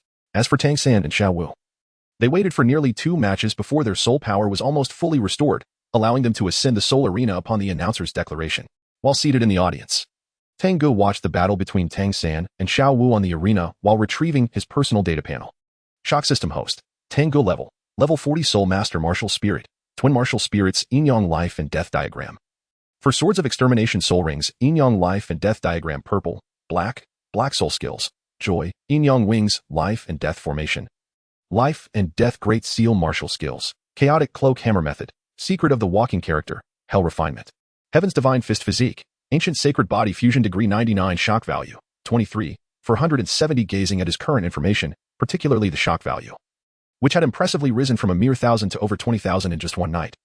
Tang Ge felt an overwhelming urge to immerse himself in the Great Soul Arena indefinitely. He wondered if, over the course of a month, he could amass 1,000,000 shock value points. Surely, even if luck were not on his side, he would be able to draw forth numerous valuable items, wouldn't he? However, he could only entertain such thoughts. Were he to act on them, he would undoubtedly attract a multitude of troubles. Perhaps it would be wiser to wait until he could effortlessly defeat a title Douluo with a single punch before executing such a plan. Ultimately, Tang Ge shook his head, dismissing the notion. As for the freshly surpassed shock value of 20,000, he decided to refrain from utilizing it for the time being, intending to wait for an opportune moment to draw. With that, he tucked away the data panel, refocusing his attention on the match. Unbeknownst to him, an hour slipped by. After the conclusion of Tang San and Xiao Wu's duel, thanks to President Flinder's prior instructions, Tang Ge and his companions promptly departed from the Great Soul Arena. However, perhaps influenced by some external stimulus, Ma Hongjun, affected by his martial spirit, chose to remain in Soto City to seek a comfortable place to relax. Out of habit, he extended a symbolic invitation to Dai Mubai, who surprisingly accepted. Consequently, only Tang Ge, Lin Yuechan, Zhu Qing, and the duo of Tang San and Xiao Wu remained, departing Soto City together to return to Shrek Academy. On that pitch-black night, countless twinkling stars flickered playfully in the sky, while the luminous moon gently caressed the mysterious continent with her soft light. Upon reaching the entrance of the village at Shrek Academy, Zhu Qing suddenly halted, her cold countenance clearly laden with unspoken thoughts. She turned to Tang Ge, hesitated for a moment, and then spoke. "Tang Ge, could you stay for a while?" "Stay?" Tang Ge was taken aback by Zhu Qing's request.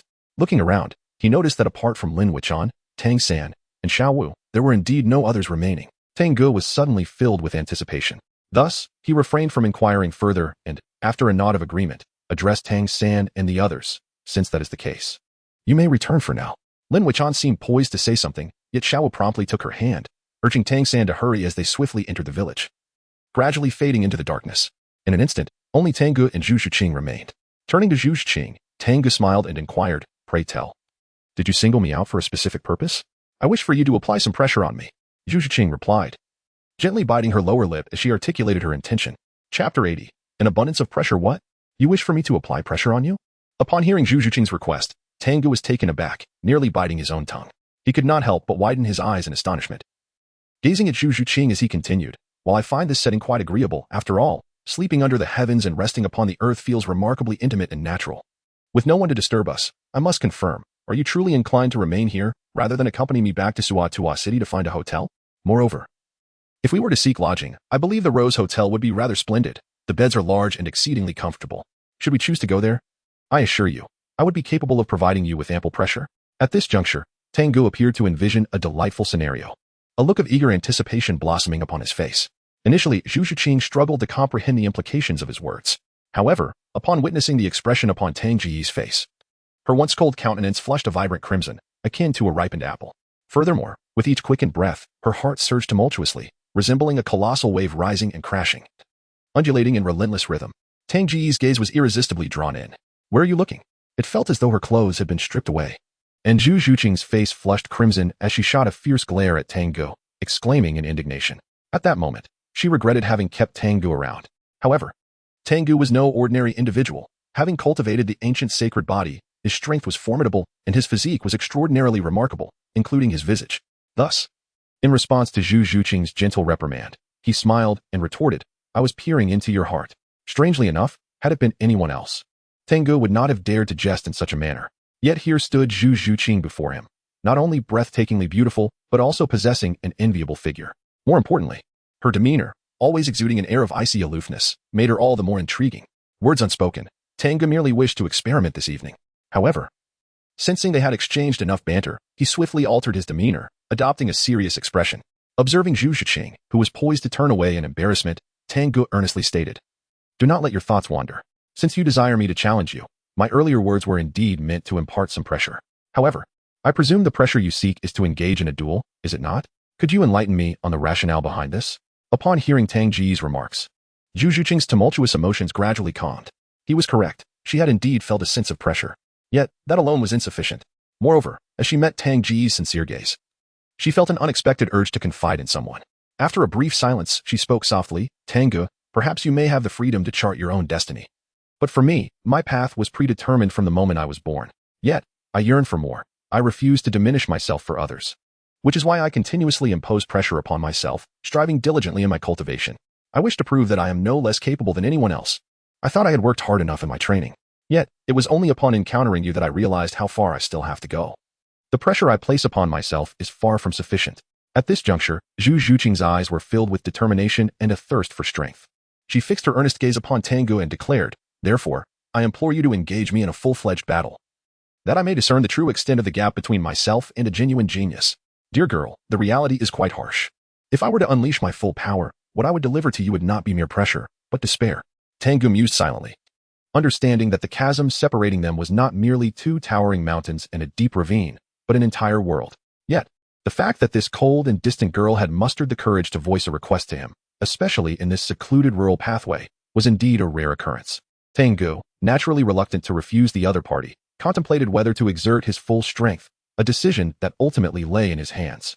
Thus, gazing at Zhu Yuqing, he nodded affirmatively.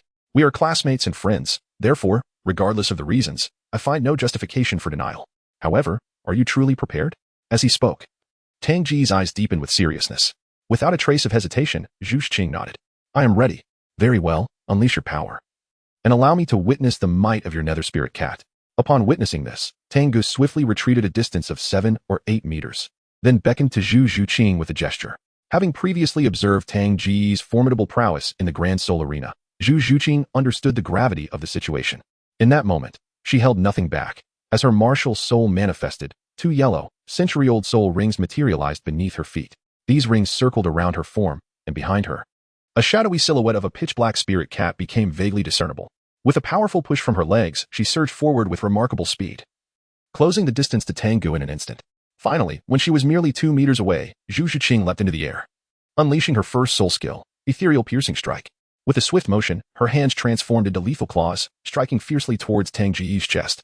Her initial move targeted a vital point. Indeed, how ferocious. Upon witnessing the scene, Tang Ge raised his eyebrows, a smile instantly gracing his face. However, he refrained from employing his soul skills. At the very moment the opponent's claws were about to descend upon him, he abruptly extended his hands. In an instant, the shadows of the claws vanished entirely. Tang Ge firmly grasped Zhu Yuqing's wrists. Feeling the softness in his palms, he gazed at Zhu Yuqing and remarked, "If this is all the strength you possess, I might just take advantage of you." Subsequently, he willingly released his grip. As her wrists were freed, Zhu Yuqing's fair face flushed, and with a cold huff, she unleashed her second soul skill, Phantom Claws of the Underworld.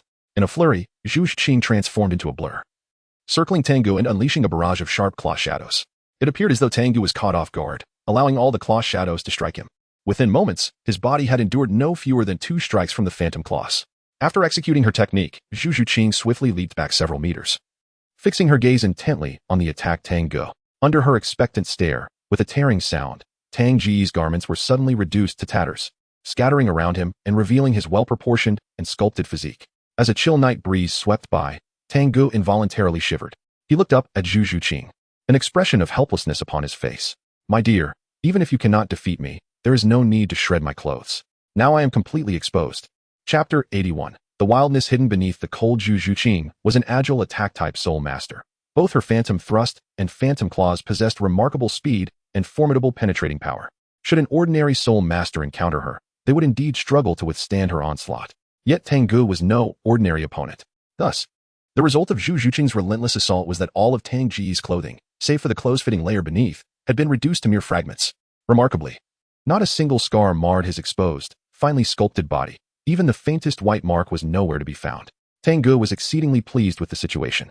However, noticing Zhu Yuqing staring blankly at his physique, he couldn't help but chuckle and inquire, "Have you had your fill of gazing?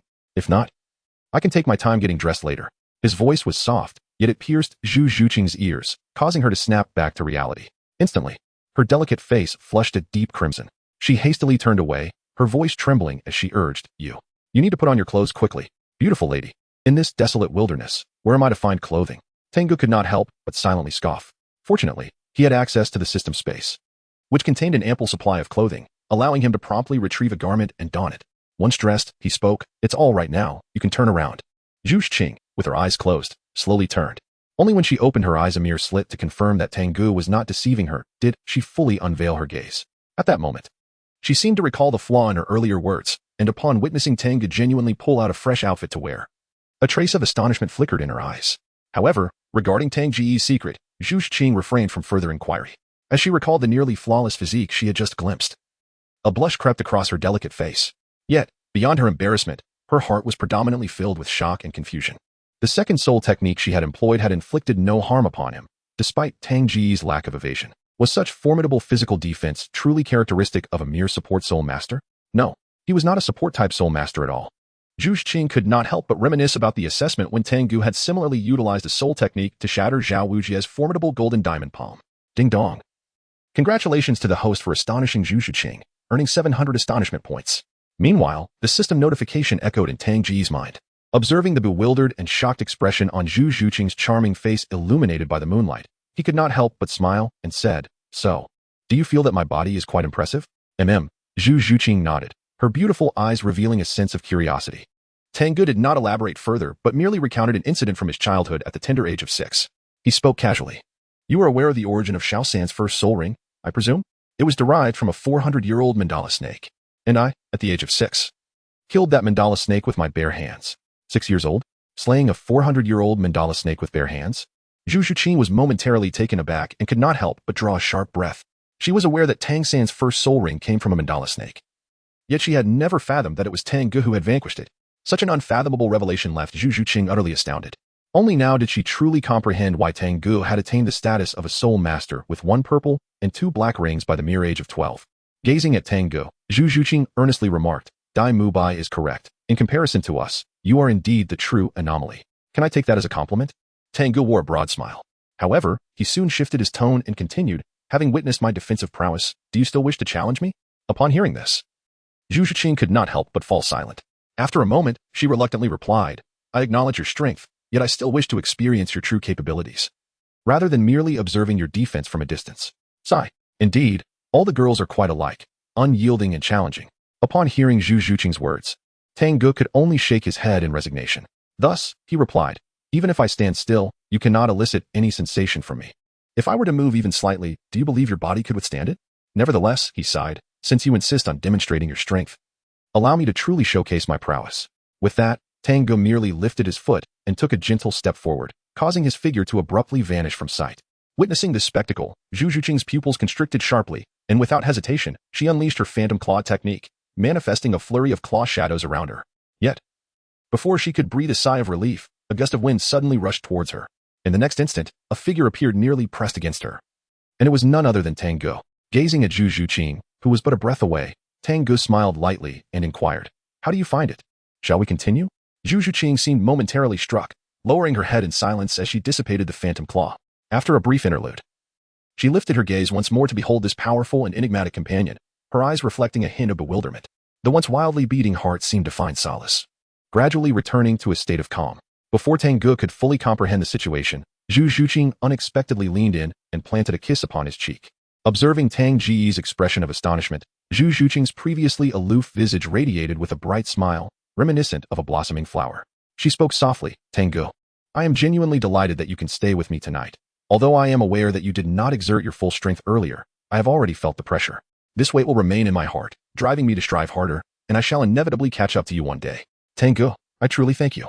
Upon finishing her words, Zhu Yuqing harnessed the power of her martial soul, transforming into a shadow that swiftly vanished into the night. When Tang Ge regained his senses, only a lingering trace of a delicate fragrance remained in the air. He couldn't help but touch the spot on his face that had just been kissed. Shaking his head with a wry smile, who would have thought that in the end, he would be playfully teased by Zhu Yuqing? Yet, he had to admit, the sensation was quite delightful. For a moment, a reminiscence danced across Tang Ge's face. Zhu Yuqing's performance that evening was utterly unexpected. Beneath her icy demeanor lay a wildness that was surprisingly spontaneous. Alas, she had fled too swiftly. Otherwise, Tang Ge would have certainly returned the kiss. Moreover, he had yet to address the matter of being so openly exposed tonight. He would have to seek compensation later. Regardless, he decided to let it go for now. Glancing at the ever-deepening darkness, he shook off his wandering thoughts and briskly made his way toward the dormitory of the academy. At the village entrance, the sounds of summer insects echoed continuously. Little did anyone know, an intriguing encounter had just unfolded here. Chapter 82. Oscar's Spring. The following day, in the early morning, as the bell chimed, Tang Ge and his group of 9 once again gathered on the academy's grand playground after having breakfast. With Dean Flandre yet to arrive, everyone appeared quite relaxed, engaging in discussions about the insights they had gained from the previous night's Grand Soul Arena. Tang Ge stood aside, wearing a smile as he observed the unfolding scene. According to the original plot, last night Dai Mubai would have clashed with Ning Rongrong, leading her to resolve to transform herself in response to the confrontation. Concurrently, Oscar would have experienced a remarkable surge in his soul power, elevating him from level 29 to 30 overnight. However, with Tang Ge's intervention, everything had taken a different turn. The distance between Zhu Yuqing and Dai Mubai had grown, while attention began to shift towards Tang Ge. Faced with Tang Ge, who possessed the capability to surpass him in strength, Dai Mubai reluctantly continued his descent. Inspired by Tang Ge's words, Ning Rongrong finally recognized the impending crisis, and her desire to enhance her abilities intensified. In summary, these alterations were undeniably beneficial. The only source of distress for Tang Ge was that, following yesterday's events, both Zhu Yuqing and Ning Rongrong had begun to glance his way during conversations. Whether intentionally or not, this peculiar behavior immediately caught Xiao's attention. She glanced at Ning Rongrong, then at Zhu Yuqing, unable to contain her curiosity. Rongrong, didn't you go to Soto City for some fun yesterday? Why are you back here running in circles? And Zhu Yuqing, why did you stop Tang Ge so late last night? What were you two doing at the village entrance? What? You know about my little escapade to Soto City yesterday? Ning Rongrong's cheeks flushed at Xiao Wu's inquiry, and she replied bashfully, I was not out having fun. I merely had a matter to attend to.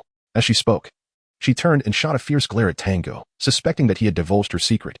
Tang Ge sensed Ning Rongrong's discontented gaze and couldn't help but shake his head in resignation. It seemed he was caught in the crossfire without cause. As for Zhu Yuqing, she had reverted to her usual aloof demeanor, offering no response to Xiao Wu's inquiries. Yet, this only fueled the curiosity of everyone present. Particularly, when Dai Mubai learned that Zhu Yuqing and Tang Ge had stayed overnight at the village entrance, his heart tightened with sudden intensity. He wished to glean something from Zhu Yuqing's expression, and felt an irresistible urge to inquire further. However, as the words hovered on the tip of his tongue, Dai Mubai found himself rendered speechless. His hands had unknowingly clenched into fists, the veins on the back of his hands visibly protruding. In that moment, Dai Mubai abruptly turned to Ma Hongjun, his smile returning. What are your plans for tonight? I've dispelled most of the excess energy from last night, and intend to stay in the dormitory to rest. Upon hearing Dai Mubai's question, Ma Hongjun shook his head. Then, a look of surprise crossed his face as he asked, What? Do you have plans tonight, Dairge? Yes. I plan to visit Soto City to meet those twin sisters. It's been quite a while since we last had fun together, Dai Mubai replied with a smile, though he cast a few furtive glances in Zhu Yuqing's direction as he spoke. Unfortunately, Zhu Yuqing remained utterly indifferent to Dai Mubai's words, not even glancing his way. Dai Mubai's smile grew somewhat strained. Meanwhile, Tang Ge had overheard Dai Mubai's remarks and noticed Zhu Yuqing's lack of reaction, which filled him with a sense of pride. Indeed, my charm far surpasses that of Dai Mubai. Just then, a sudden commotion of footsteps drew everyone's attention. Tang San and his fellow students turned to see that the newcomer was none other than Dean Flinder. They greeted in unison, Good day, Dean. Good day. Upon reaching the 9 students, Flinder raised his hand to signal for silence. With a smile, he began. I heard about your performances in yesterday's competition. You all did remarkably well. Keep up the good work. Now, I announce that today's training exercise will require all of you, except for Oscar, to consume one of the 2 types of sausages he has crafted using his soul power. At this announcement, the faces of everyone present changed dramatically. Even those who had tasted Oscar's sausages before, such as Xiao Wu and Ning Rongrong, felt a wave of nausea. Observing this reaction, Flinder's expression darkened. He spoke coldly. Do not presume I am unaware of your thoughts. Let me remind you that Oscar is a food-type soul master with innate full soul power and his martial spirit. The sausage is the finest I have encountered. If you establish a rapport with Oscar, he will become your most valuable supportive ally. Furthermore, this exercise serves as a test of your mental fortitude. If you cannot overcome this minor challenge, your potential will forever be limited. Hearing this, the group fell into a contemplative silence. However, Ning Rongrong, after glancing at Tang Ge, could not suppress her thoughts. But Tang Ge can support us too. Upon hearing this, the eyes of the others brightened, recalling Tang Ge's extraordinary healing abilities. Flinder, however, simply chuckled coldly. You wish to have Tang Ge assist you? How audacious. And do not forget, Tang Ge is already at level 40. He will not remain with you indefinitely. With that, he disregarded their protests and instructed Oscar to produce 2 sausages. Behold, I have a large sausage. I have a small sausage, accompanied by a peculiar chant. 2 sausages materialized in Oscar's hands. He scanned his classmates with eager anticipation. Who will go first? I will. While the others hesitated, Tang Ge stepped forward with a smile. Without any hesitation, he took a sausage and began to eat. After finishing, he offered his assessment. Crispy on the outside, tender on the inside. The texture is quite pleasing. He then added, there is still a small sausage left. Who will eat it? Surprisingly, Ning Rongrong was the next to step up. Without any hesitation, she consumed the remaining small sausage. Feeling the astonished gazes around her, Ning Rongrong experienced a sudden surge of pride. She could not help but puff out her chest and declare, it's just food. I, Ning Rongrong, am not unaccustomed to it. Unbeknownst to her, Zhu Shuqing had also approached. Observing Oscar's dazed expression, she calmly stated, I will have one too. Oh, wait a moment. Oscar quickly produced 2 more sausages. Zhu Shuqing expressionlessly ate one and returned to her spot. In the midst of the 9 Shrek Academy students, Zhu Shuqing was known for her stoic demeanor, while Ning Rongrong often exhibited a princess-like attitude. Their contrasting personalities made communication difficult, yet now, witnessing both complete the task assigned by Dean Flinder left Tang San and the others utterly astonished, especially Xiao Wu, who had a lingering fear of Oscar's sausages. Nearly gasped in disbelief, quickly covering her mouth. Tang San, can you believe Ning Rongrong actually ate one? Let us go join them. Otherwise, the dean may become upset. Tang San replied with a wry smile. Realizing that the girls had eaten, he felt compelled to partake as well. Thus, he, Xiao Wu, and Dai Mubai, along with the remaining 3, approached Oscar in turn, retrieving a sausage or a small sausage, thereby completing the day's training. As Oscar watched his classmates consume the sausages he had crafted with his soul power, he felt tears of joy welling in his eyes. His culinary creations had finally earned their approval. Suddenly, a powerful wave of soul power erupted from Oscar. Caught off guard, he burst into laughter. Haha, Dean. I have broken through to level 30. The others, initially puzzled by the soul power surge, were taken aback by Oscar's joyous exclamation. Oscar reached level 30 so quickly? Dean Flinder nodded approvingly. From this moment, you are the 2nd student in our academy, after Mubai, to achieve level 30. Of course, we shall not count Tang Ge, the anomaly with his level 40 soul power. Overwhelmed by the astonished gazes of his classmates and the dean's praise, Oscar felt as if he were floating. Nearby, Tang Ge was left speechless. He had anticipated that his involvement would delay Oscar's breakthrough, but it was astonishing that simply by consuming a sausage, Oscar had surged from level 29 to 30. This method of advancement was indeed peculiar. If all went according to plan, they would likely embark on their journey to the Star Doe Forest the following day. Tang Ge pondered quietly. As expected, after Flander praised Oscar, he continued. Since Oscar has reached level 30 and Tang Ge has attained level 40, we shall arrange for both of you to venture into the Star Doe Great Forest tomorrow to acquire your soul rings.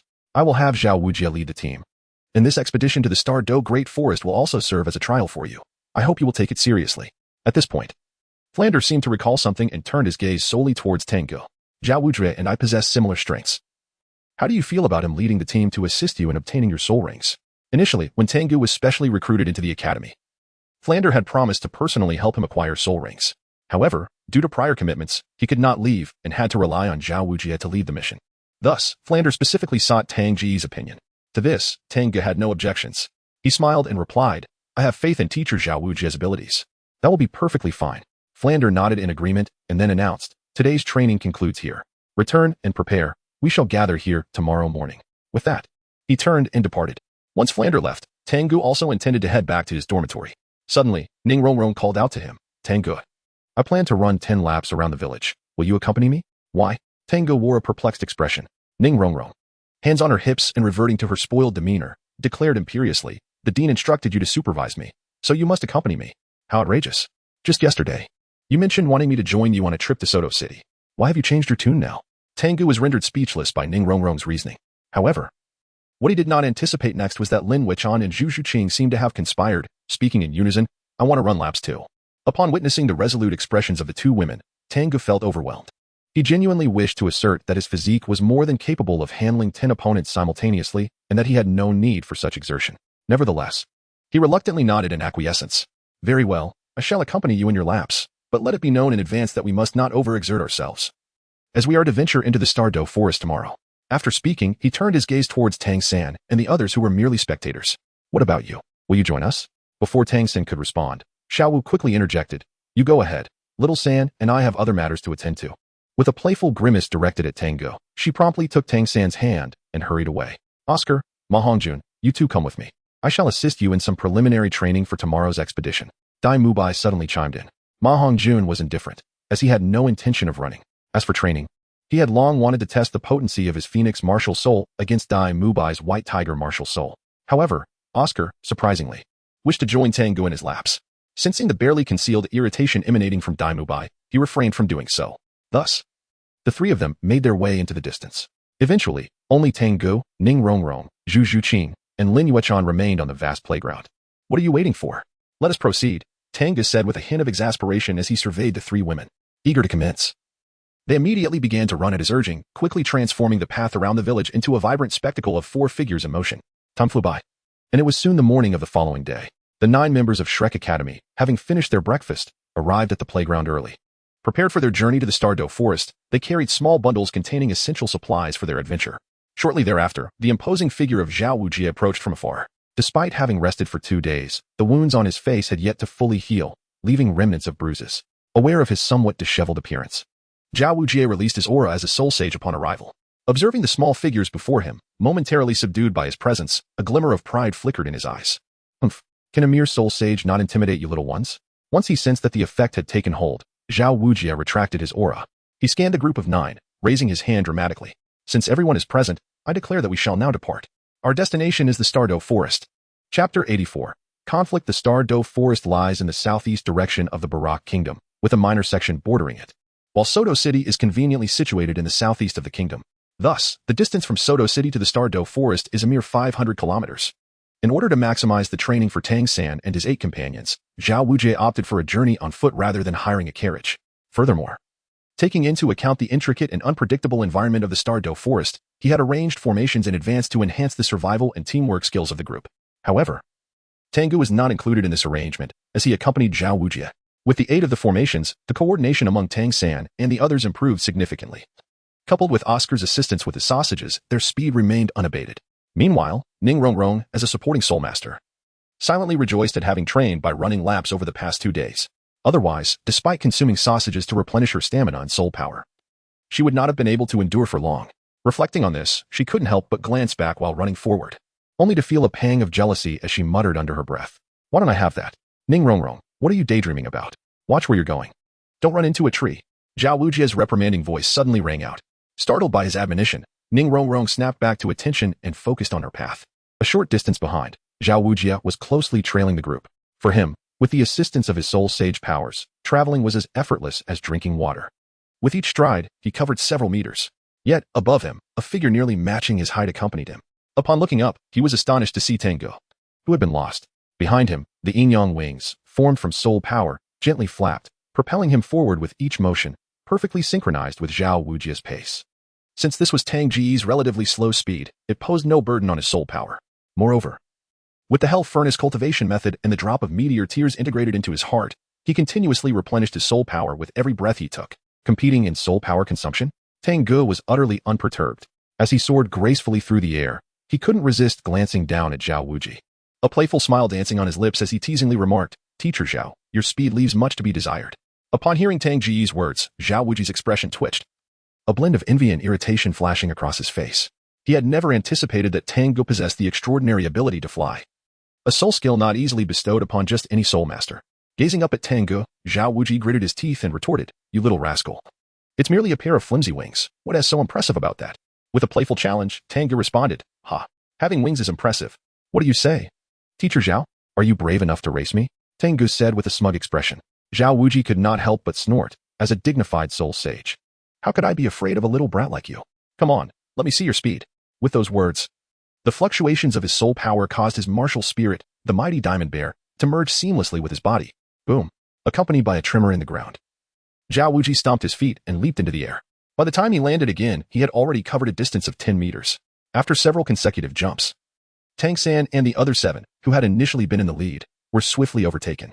Upon witnessing this scene, Tang Ge offered a faint smile, and with the flutter of his yin-yang wings, transformed into a fleeting shadow of black and white in pursuit.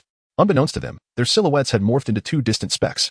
"We should hasten our pace. Otherwise, we shall fail to catch up with Teacher Zhao and Tang Ge," remarked Dai Mu Bai, the team leader, momentarily taken aback before succumbing to a wry smile. Tang San and his companions were left speechless. Yet, they had no choice but to quicken their pace once more, pursuing the ever-distant Zhao Wuji and Tang Ge. Unbeknownst to them, an entire day had slipped away. By evening, they arrived at a small town nearly 100 kilometers away from the Stardow forest. After a grueling day of running, Tang San, Dai Mu Bai, and the others appeared utterly exhausted. This weariness was somewhat alleviated by Oscar's sausage, for without it, reaching this place would have been a different story altogether. In the distance, at the entrance of a hotel, Tang Ge was smiling and beckoning them over.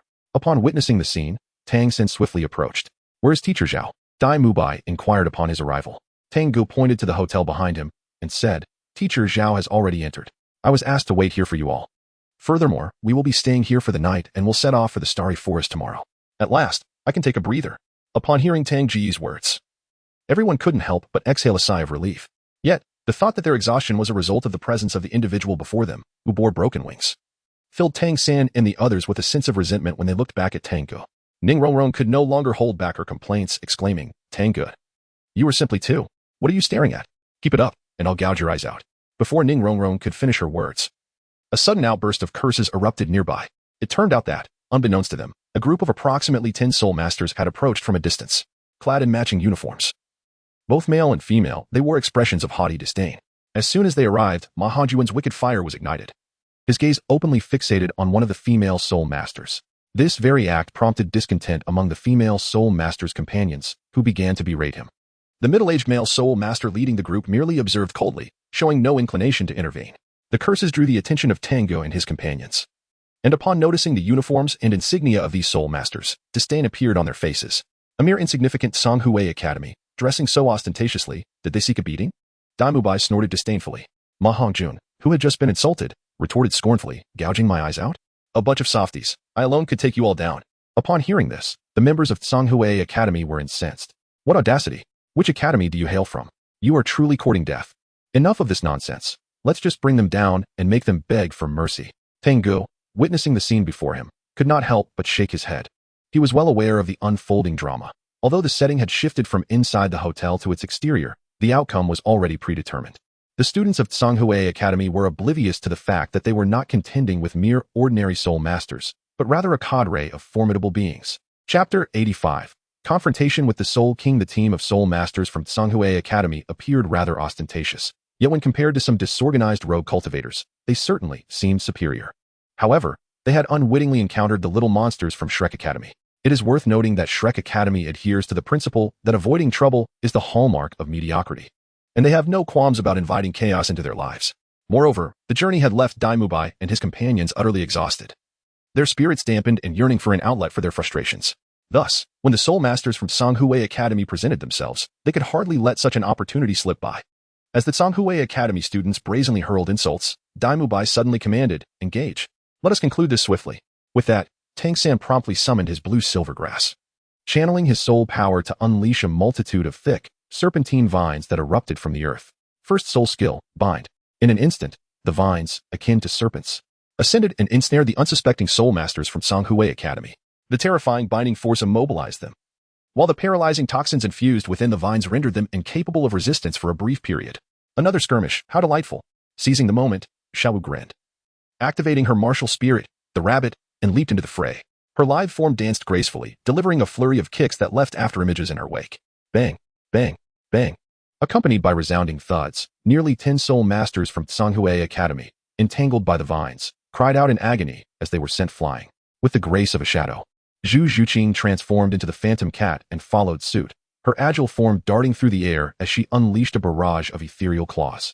However, just as these claw strikes were about to descend upon the Tang Hao Academy soul masters, a furious voice erupted, a pack of children. How dare you assail my students before my very eyes? Xian Gui, embody. With a brilliant flash of white, yellow, and purple, an immense turtle shell materialized, effectively countering Zhu Yuqing's phantom claws. Simultaneously, a formidable aura surged forth, causing Dai Mubai and his companions to feel an immediate weight upon their bodies, their expressions turning grave. Before them stood the middle-aged man from Tang Hao Academy, originally their guide, now transformed. His limbs had contracted significantly, his back protruding with a massive shell, and 5 soul rings pulsed ominously beneath his feet. This man was, in fact, a soul king of over level 50. The commotion had drawn the attention of numerous patrons within the restaurant, who had gathered at the entrance. Upon witnessing the emergence of a soul king, gasps of astonishment rippled through the crowd. On the second floor, a window creaked open, revealing Zhao Wujin's silhouette. Observing the scene below, he chuckled softly. A level 50 soul king? It appears I shall soon have the pleasure of experiencing the sensation of striking without relying upon soul power. Downstairs, in the open space outside the restaurant, the middle-aged man, Yujichio, glared icily at Dai Mubai's group, inquiring, which academy do you hail from? Shrek Academy. What's wrong? If the students can't handle us, must the teachers intervene? Dai Mubai replied with a smile. Although the strength of the opposing Soul King momentarily surprised him, he felt no fear. Shrek Academy? What a remote, inconsequential institution. I've never even heard of it. Realizing that these young ones were not from a prestigious academy, Yujichio's demeanor relaxed. He scolded Dai Mubai, such rudeness from a child. Has your guardian not taught you how to address your elders? Quickly summon your teacher. Tang Hao Academy is reasonable. As long as your teacher apologizes, I shall overlook your transgressions. What? You expect a teacher of Soul Sage caliber, Teacher Zhao, to apologize to you? Are you dreaming? The incredulity of Tang San and his companions was palpable. Ning Rongrong and Xiao Wu could hardly contain their laughter, gazing at Yujichio as if he were a fool. Finally, Tang Ge could no longer hold back, urging. Little San, Daier, why waste breath on a turtle? Just engage directly. Otherwise, if Teacher Zhao descends out of impatience, you might find yourselves facing his wrath. Upon hearing Tang Ge's words, Yujichio's eyes flushed crimson with rage. Due to his martial spirit, he despised being likened to a turtle, and now, a mere student from an obscure academy dared to utter such words. A torrent of fury surged within him. With a thunderous roar of "You seek death!" and the illumination of his third soul ring, he unleashed his third soul skill, Xian Shui Ji Dong. A jet of black, icy current erupted from his mouth, surging towards Tang Ge. Yet, standing before Tang Ge were Tang San and his companions. Alarmed by the incoming icy current, Ma Hongjun swiftly activated his first soul skill, Phoenix Fireline, and second soul skill, Blazing Phoenix. Boom. With a resounding explosion, the intensified flames he unleashed collided with the icy current, producing hissing sounds as mist enveloped the surroundings. Seizing the moment, Dai Mubai employed his second soul skill, White Tiger Light Wave. A spherical light orb rapidly coalesced, piercing through the fog and hurtling toward Yujichio. Unfortunately, Yujichio merely chuckled coldly, spinning around to reveal his turtle shell. Bang! The orb struck the shell, generating ripples of soul power, yet it barely harmed Yujichio. Meanwhile, Ma Hongjun, struggling against the icy current, shivered and cried out, Hurry! I need assistance. 7 treasures glazed tile, famed for its power. First, strength. Second, speed. Unbeknownst to them, Ning Rongrong, shielded in the center, had summoned her treasure tower. As she spoke, radiant beams of light emanated from it, cascading upon Tang San and the others. Empowered by the 7 treasures glazed tile, Tang San and his companions felt a surge of strength.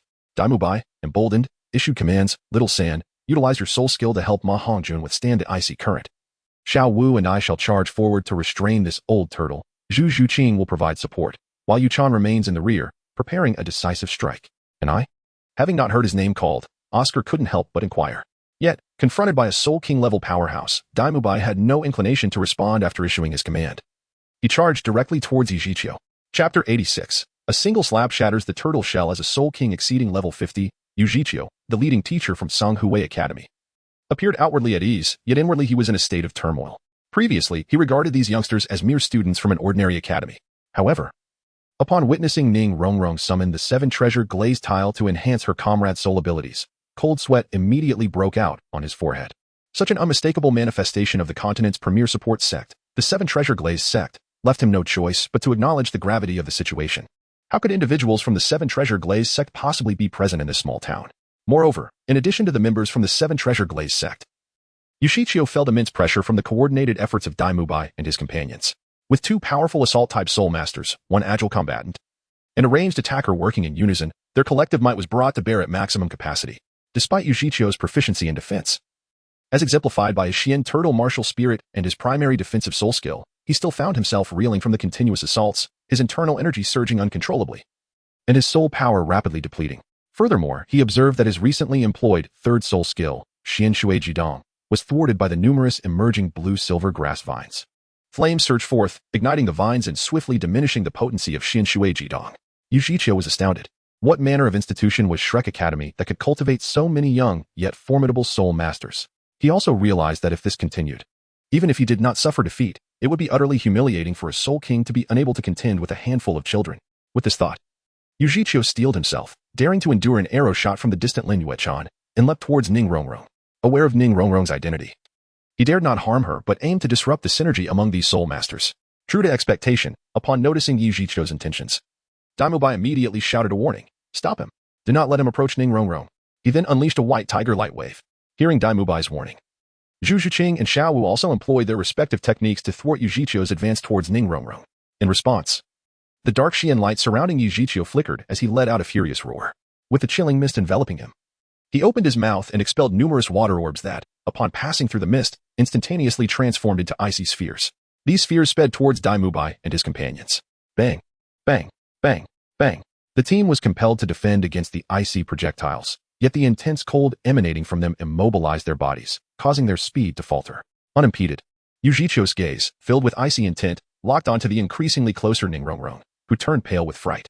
Just as she believed she was about to be seized by the Soul King of over 50 levels, a familiar voice rang in her ears. Little San, Lao Air. You are all failing miserably. It's utterly disgraceful for Shrek Academy to be unable to handle an old turtle for such a long time. Unbeknownst to them, Tang Ge had approached Ning Rongrong, having been a bystander until now. Dai Mubai, still recovering from the frost, nearly spat blood upon hearing Tang Ge's words, his face burning with indignation. We are all students of Shrek Academy. One might think you are our leading instructor, and even though he carries a turtle shell, his image may not be grand, yet he is still a Soul King exceeding level 50. If you have the ability, Tang Ge, why not just slap him down? In that moment, not only did Dai Mubai feel aggrieved, but Tang San and the others also regarded Tang Ge with exasperation. Nonetheless, their attention swiftly returned to the approaching Yushichio, their hearts filled with both concern and a flicker of anticipation. Can Tang Ge withstand him? At this moment, upon seeing Tang Ge come to her defense, Ning Rongrong was deeply moved and said, Tang Ge, I. However, before she could finish her sentence, Tang Ge smiled and interjected, do not speak. Allow me to handle this old turtle for you. Ning Rongrong nodded emphatically. Tang Ge finally withdrew the smile from his face, turning his body to face Yushichio, and said softly, Old tortoise, it is time to conclude this. As the words fell, the yin-yang life and death diagram emerged in the palm of his hand, with the ebb and flow of black and white soul power. 3 soul rings, a purple and 2 black, slowly ascended from beneath his feet. The dazzling purple-black light shone particularly vividly in the night, instantly blinding the surrounding soul masters. This was followed by gasps of disbelief and cries of astonishment. This purple and 2 black? My heavens, these are 1,000-year and 10,000-year soul rings. Am I seeing things? Damn it, did you not see my eyes widen in shock? And you still ask me? I can't take it anymore. My heart can't handle this. Which great power does this child belong to? A soul master at the rank of soul respect with 1,000-year and 2 10,000-year soul rings? Quickly, someone pinch me to confirm I am not dreaming. The stunned soul masters around were rendered speechless, and even Yushichio, furious at being called an old tortoise once more, was taken aback. His eyes bulged, fixated on the purple and black soul rings beneath Tang Ge's feet. How is this possible? How can this be? There is nothing impossible. This is your farewell. Hearing Yushichio's trembling mutter, Tang Ge smiled faintly, disregarding the system prompt echoing in his mind, and gradually raised his hand. Third soul skill, life and death great hand seal. In an instant, waves of yin-yang power surged from the life and death diagram, rapidly coalescing in midair into an enormous hand. As this colossal hand descended with a force akin to a mountain, it thunderously struck towards Yushichio. Dark Turtle Protect. Dark Water Ice Seal. As the terrifying crisis approached, Yushichio's face displayed fear, and without hesitation, he unleashed his first and second soul skills. The moment his head and limbs retracted into his turtle shell, the massive turtle shell shimmered with the glow of soul power, instantly encased in ice. Boom. Accompanied by a deafening crash, the 10,000-year soul skill, life and death great hand seal, heavily impacted the turtle shell. The overwhelming force unleashed caused the dark ice enveloping the turtle shell to shatter in an instant. Subsequently, the incredibly hard turtle shell also splintered apart with a resounding crack. A piercing scream erupted from within. Chapter 87. The Thousand-Year Phoenix-Tailed Coxcomb Snake. Although Yu Jiqiu was a soul king exceeding level 50, he had already expended considerable soul power during his earlier entanglement with Tang San and the others. Meanwhile, Tang Ge was a soul respect at level 40. Thus, in light of the vast disparity in the age of their soul rings, Yu Jiqiu could not withstand the final onslaught of Tang Ge's life and death great hand seal. As the turtle shell shattered into countless fragments, a mournful scream escaped him, and he was forcefully driven into the ground. By the end, only his head remained above the surface, bloodied and battered. A few dozen meters away, the students of Tang Hao Academy, who had initially hoped their teacher would avenge them, turned pale at the sight. Teacher Yi is lost? Their bodies began to tremble uncontrollably. The surrounding soul masters had fallen into a stunned silence, their eyes wide in disbelief, gazing blankly at the scene before them. However, the tranquility was abruptly shattered by a loud thud as Zhao Wujie, who had been lingering on the second floor, could no longer restrain himself and jumped down. He looked at Yu Jiqiu, who was barely conscious with only his head visible, his face twitching. Zhao Wujie's original plan had been to watch the spectacle for a while before making his appearance, seizing the opportunity to vent his frustrations from earlier. But now, he found that the matter had concluded before he could intervene. Recalling how Tang Ge had effortlessly smashed Yu Jiqiu into the ground, Zhao Wujie couldn't help but curse inwardly. For someone over level 50, he sure is fragile. Truly pathetic. Nonetheless, regardless of the circumstances, a life had been lost, which would inevitably have some consequences. Suppressing his inner turmoil, Zhao Wujie glanced at the still-dazed Oscar and impatiently urged, "What are you dawdling for? Feed this old tortoise a small sausage, don't let him die." "Ah, right." Oscar snapped back to reality, quickly conjuring a small sausage and bending down to force it into Yu Jiqiu's mouth. The students of Tang Hao Academy, already terrified, dared not intervene, even unsure of what was being fed to their teacher. Fortunately, after a short while, the semi-unconscious Yu Jiqiu began to slowly regain consciousness. However, upon seeing the chaotic scene and his own disheveled state, he immediately shut his eyes again, the eyelids trembling faintly. Zhao Wujie noticed this, and his face twitched once more. Yet, he chose not to comment, instead huffing at the students of Tang Hao Academy, "Don't linger here and embarrass yourselves. Take your teacher and scram. Tang San, you should also return to rest." With that, Zhao Wujie turned on his heel and re-entered the hotel. As for the students of Tang Hao Academy, they dared not linger any longer. After they finally managed to extricate Yu Jiqiu from the underground, they hastily made their escape. Tang Ge had already retracted his soul ring, returning to a normal state that belied the strength capable of slamming a soul king of over 50 levels to the ground with a single palm. However, once the onlooking soul masters regained their composure, they no longer dared to treat Tang Ge or the few youths beside him as ordinary soul masters. Consequently, when Tang Ge and Tang San entered the hotel lobby, the manager displayed an extraordinary level of courtesy towards them. Seated at the table, Ning Rongrong paid no heed to the lavish feast before her, her beautiful eyes fixated on Tang Ge, blushing and shyly exclaiming, "Tang Ge, you are so impressive." The moment these words escaped her lips, every gaze in the room turned towards Tang Ge, filled with a mixture of resentment, disdain, and indignation, causing him to shiver involuntarily. He felt compelled to divert the conversation, fearing that if it continued, it might lead to trouble. "After a fight, you must be hungry. Let us eat quickly. We have to head to the Stardew Forest tomorrow." Without waiting for others, Tang Ge immediately began to feast on the delicious food laid out before him. Before long, he had satisfied his hunger, and after requesting a room from the innkeeper, he swiftly returned to his quarters. Once Tang Ge left, Dai Mubai and the others sighed in relief. They were genuinely concerned that if he lingered, Ning Rongrong might utter more comments that would provoke them, for they acknowledged Tang Ge's prowess. Nonetheless, they also felt a sense of pride in having contributed to the defeat of Yu Jiqiu. Therefore, Ning Rongrong's remark of admiration only served to deepen their discontent. Thus, after finishing their meal, Tang San and the others dispersed to their respective rooms. The following day, at the crack of dawn, Zhao Wujie used his booming voice, capable of shaking the very foundations of the hotel, to awaken all 9 of them. After arranging their formation, they continued their journey towards the Stardew Forest. Unlike the Imperial's hunting grounds, the Stardew Forest was teeming with powerful soul beasts. Upon entering the densely shaded forest, Zhao Wujie promptly instructed Oscar to produce a substantial quantity of sausages to distribute among the students. Simultaneously, he seized the opportunity to impart valuable knowledge about the perils of adventure within the Stardew Forest, ensuring that his students would not stray from the path. However, for Tang Ge, who had already spent considerable time navigating the Stardew Forest, this information was of little consequence. Even Lin Wuchan was far more familiar with the forest than Dai Mubai and the others. As they progressed, she had unknowingly taken the lead, utilizing a delicate, translucent arrow in her hand to continually adjust their course. In an instant, they successfully avoided the lower-level soul beasts along the way. Zhao Wujie, astonished by this development, learned through inquiry that Lin Yuechan's small arrow could sense the presence of nearby soul beasts. This revelation left him both shocked and delighted, for such a martial soul ability was ideally suited for locating soul beasts and acquiring soul rings. Thus, He directly appointed Lin Yuechan to oversee the direction of the entire team, while Dai Mubai's role was simply to clear the way ahead. Before they knew it, an hour had slipped by. As the group rested for about half an hour, both Tang San and Zhao Wujie suddenly turned their gazes toward a specific direction. However, before they could speak, Lin Yuechan's voice rang out. 1,000-year soul beast is approaching. 1,000-year soul beast? Upon hearing this, the group was taken aback. Rising swiftly from their seats, Zhao Wujie, having complete faith in Lin Yuechan's judgment, turned to Tang Ge and instructed, Tang Ge, you can fly. Ascend into the air and ascertain what kind of soul beast it is. It must be the 1,000-year phoenix-tailed coxcomb snake. Without needing to look, Tang Ge could easily guess the situation. However, upon hearing Zhao Wujie's instructions, he swiftly unleashed the wings of yin and yang, propelling himself into the sky. Chapter 88. Each beam of light is perfectly timed. Once Tang Ge soared to a considerable height, he immediately spotted a serpent in the distance. Characterized by its vibrant red comb atop its head and a fan-shaped tail, rapidly approaching him. Notably, it sported wings on its back, though it was not flying very high, hovering approximately 3 meters above the ground. Indeed, it was the phoenix-tailed coxcomb serpent. Having confirmed the identity of the spirit beast, Tang Ge relayed what he had observed to Zhao Wujie. Upon hearing this, Zhao Wujie's eyes sparkled with excitement. He exclaimed, it is the phoenix-tailed coxcomb serpent. Such spirit beasts are exceedingly rare, and the comb atop its head possesses numerous remarkable uses. Oscar, you have found your spirit ring. From this moment forth, everyone must remain vigilant and prepare for battle.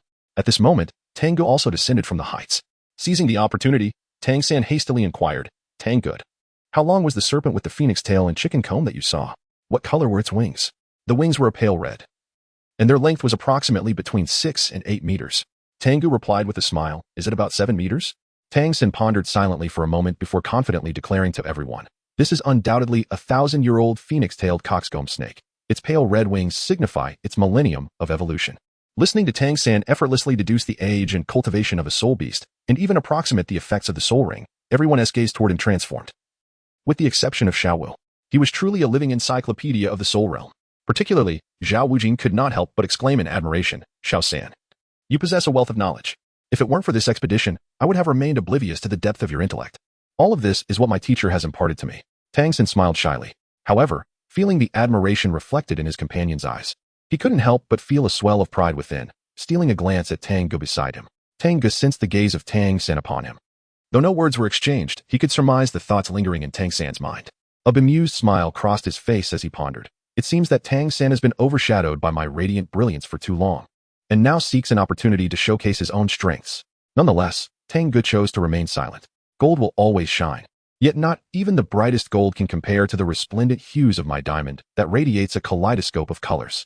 At that moment, a series of rustling sounds emerged from the thicket ahead, growing ever closer. Zhu Shiqing, who had already perched atop a tree, narrowed her eyes and issued a warning just as she transformed into her spectral feline form and leapt into action. Simultaneously, a colossal serpent, identical to the one Tang Ge had previously described, slithered forth from the jungle. It was none other than the Millennium Phoenix-tailed coxcomb snake.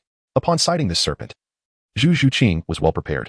As her soul rings manifested, she immediately unleashed her first soul skill, Phantom Stab. In an instant, 2 razor-sharp claws materialized at her fingertips, thrusting fiercely toward the crimson coxcomb atop the serpent's head.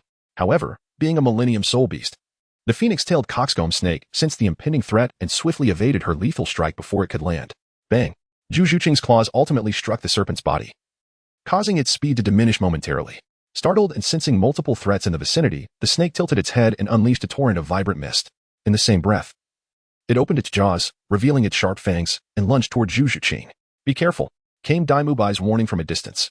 Following closely, Ning Rongrong's voice rang out. 7 treasures turn out with glazed light. The first of the 7 treasures is strength, the second of the 7 treasures is speed. Rays of light enveloped all present, instantly augmenting their power and velocity by nearly 30%. Seizing this opportunity, Zhu Shiqing hastily retreated. Yet, the phoenix-tailed coxcomb snake feigned an attack.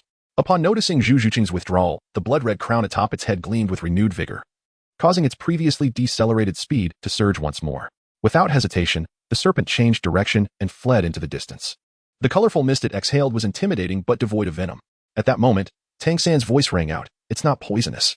Upon hearing this, Zhu Shiqing, having retreated a distance, felt her already cool demeanor grow even more frigid. She prepared to channel her soul power in pursuit of the serpent. However, unbeknownst to the others, Tang Ge suddenly smiled and activated his first soul skill. In an instant, streams of milky light emerged, infusing Zhao Wujie and Tang San, among others, with a joyous essence that momentarily hindered their movements. By the time they extricated themselves from the effects, the phoenix-tailed coxcomb snake had already escaped several dozen meters away. Confusion and bewilderment clouded their gazes as they turned toward Tang Ge. Dai Mubai could not help but exclaim loudly, "Tang Ge, don't rush to heal us. Conserve your soul power for the phoenix-tailed coxcomb snake." "Indeed, I shall remember." Tang Ge nodded, under Zhao Wujia's urging. Dai Mubai and the others dared not waste any more time and swiftly unleashed their abilities to pursue the Fengwei Jigwanch. In truth, a millennium-old Fengwei Jigwanch was not particularly formidable. If Zhao Wujie were to take action personally, given his soul sage cultivation, not only would this millennium-old serpent be unable to escape, but even a soul beast with a millennium of soul age would find no chance of fleeing. However, this time, in addition to assisting Oscar in acquiring his soul ring, he aimed to hone the practical combat skills of Tang San and the others, enhancing their cooperative synergy. A millennium-old Fengwei Jigwanch possessed just the right level of strength to achieve this effect. Thus, Zhao Wujie would not intervene until the very last moment. Yet, what transpired next left everyone feeling utterly disheartened. After catching up to the Fengwei Jigwanch, Tang San employed his blue-silver grasp to ensnare the serpent swiftly. Seizing this opportunity, Dai Mubai, Zhu Zhuqing, and Lin Yuechan immediately launched their attacks, severely injuring the Fengwei Jigwanch. However, during the inevitable counterattacks from the serpent, both Dai Mubai and Zhu Zhuqing, who engaged in close combat, sustained minor injuries. Subsequently, Tang Ge utilized his first soul skill once more. As the milky white beam descended, no one was overlooked. All experienced the delightful sensation brought about by the healing. By the time they regained their senses, the Fengwei Jigwanch had not only broken free from the blue-silver grass's grasp, but appeared unscathed and had fled several dozen meters away. This back and forth continued. Due to the precision of each light beam released by Tang Ge, what should have been a swift battle dragged on for nearly an hour.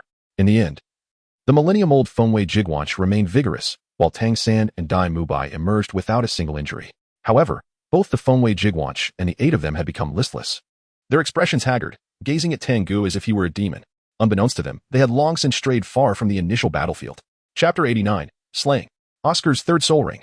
Initially, Zhao Wujie thought that Tang Ge's actions were unintentional. Yet as time passed and a battle that should have concluded swiftly lingered for nearly an hour, he could discern that Tang Ge's actions were deliberate. As he observed the opponent preparing to unleash another soul skill, Zhao Wujie shuddered and immediately called out to stop him. "Tang Ge, just stay put. You need not concern yourself with the healing. A millennium-old soul beast has been toyed with for so long, and the battle is still ongoing.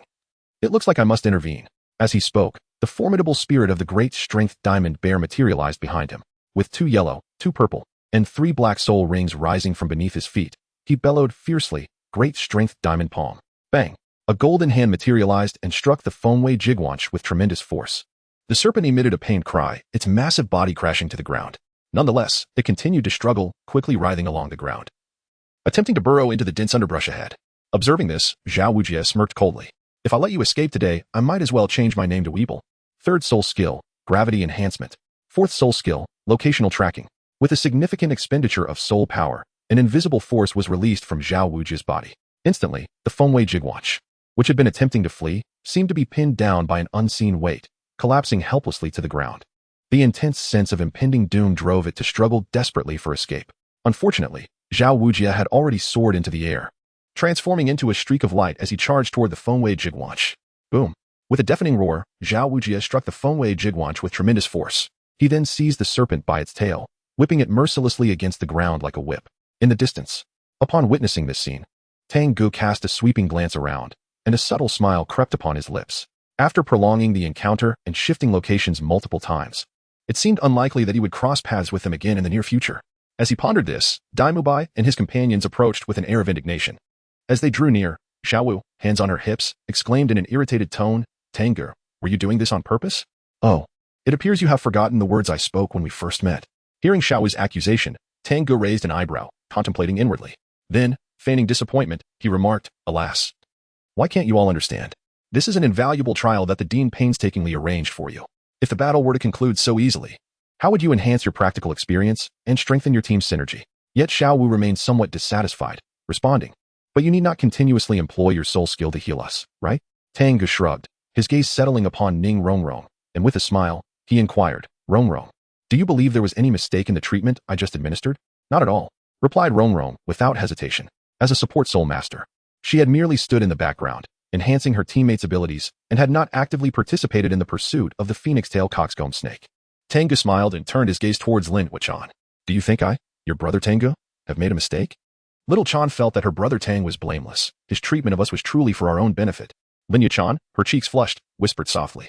Tang Ge's gaze finally rested once more upon Zhu Qing. Before he could utter a word, Zhu Qing shook her head and spoke. You are not at fault, rather. It is our strength that remains insufficient. In the face of the 8-member team, 3 enchanting ladies swiftly gravitated towards Tang Ge.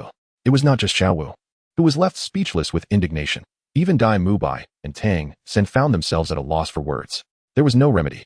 It was not that our strength was lacking, but rather that the allure of our adversaries was overwhelmingly potent. Meanwhile, in the distance, the battle between Zhao Wuji and the phoenix-tailed coxcomb snake was nearing its conclusion. Simultaneously, Zhao Wuji's voice rang out, urging them, "What are you all standing around for? Hurry over here." Upon hearing this, Oscar's eyes sparkled with excitement, and he eagerly exclaimed, "Boss Tang, Brother Dai, Teacher Zhao has called for us. Let us go and witness the third soul ring that Oscar is about to acquire." Tang Ge triumphed flawlessly, smiling as he spoke. The others, resigned, could only proceed together toward the location where the phoenix-tailed cockatrice lay. Upon their arrival, Zhao Wuji had already grievously wounded the creature, stretching his limbs. A rare expression of ease and contentment graced his face as he withdrew a dagger from his person and handed it to Oscar. "Take this. The rest is up to you." "Don't worry, Teacher Zhao," Oscar replied, rubbing his hands in anticipation. Without hesitation, he plunged the dagger through the cockatrice's skull. As the creature perished, a violet soul ring materialized from its body. Observing this, Oscar immediately seated himself cross-legged, commencing the absorption and integration of the millennia-old soul ring. Zhao Wuji and Tang Ge stood silently nearby, vigilant against any soul beast that might intrude. Time slowly elapsed. After nearly half an hour, Oscar rose from the ground, having successfully fused the soul ring. Evidently, the integration of the cockatrice's soul ring had greatly enhanced his vitality. His almond-shaped eyes now sparkled with renewed vigor. Witnessing this, Daimubai could not help but smile and inquire, "Little Oscar, you look remarkably spirited. Why not tell us what your third soul skill is?" "Perhaps we should discuss it after we return," Oscar replied, his earlier excitement replaced by embarrassment. Ma Hongjun, unsatisfied, exclaimed, "Little Oscar, what are you afraid of? Are you worried we'll mock you? Speak up. We put in quite some effort to help you obtain this third soul ring. Surely you won't keep us in the dark." Oscar, resigned, nodded. "All right, I'll tell you, but you must promise not to laugh." "Agreed. We promise not to laugh." Even Zhao Wuji patted his chest and assured him personally. Yet, it was evident from the amused expressions on his and Tang San's faces that they found the matter amusing. Finally, Oscar recited the incantation of his third soul skill. "I possess a mushroom sausage." A burst of laughter erupted immediately. Zhao Wuji was the first to break into hearty laughter, followed by Ma Hongjun and Dai Mubai, who could not contain their mirth. Only Ning Rongrong and the other girls, mindful of their composure, covered their mouths to stifle their giggles, their cheeks flushed crimson. Seeing this, Oscar was utterly exasperated. "You promised you wouldn't laugh, so why are you laughing now?" he protested, fuming. The more Oscar protested, the more Tang San and the others laughed with delight. After some time, Zhao Wuji was the first to regain composure, waving his hand. "All right, enough laughing. If you keep this up, little Oscar will be moved to tears." "Humph, I won't cry," Oscar retorted stubbornly, turning his head away. Tang Ge stepped forward and gently patted Oscar's shoulder, smiling as he spoke. "Do not be upset. Everyone was merely jesting with you. Moreover, they have all savored your sausages. So you should take pride in that, should you not?" "Oh, that seems to be a valid point." Upon hearing Tang Ge's words, Oscar, who had been sulking, suddenly brightened. He then shook the mushroom sausage he had just crafted in his hand, proudly declaring, "Do not laugh. If you possess true skill, then none of you should indulge in my mushroom sausage later." "Oh, is there something particularly special about the mushroom sausage you hold? Pray, enlighten us about its effects." Tang Ge cooperated from the side. Oscar nodded, extending his right hand that held the mushroom sausage, and suddenly proclaimed loudly, "Mushroom sausage, third soul skill, effect, flight, flight." The laughter of Ma Hongjun and the others abruptly ceased, their gazes towards Oscar turning blank with astonishment.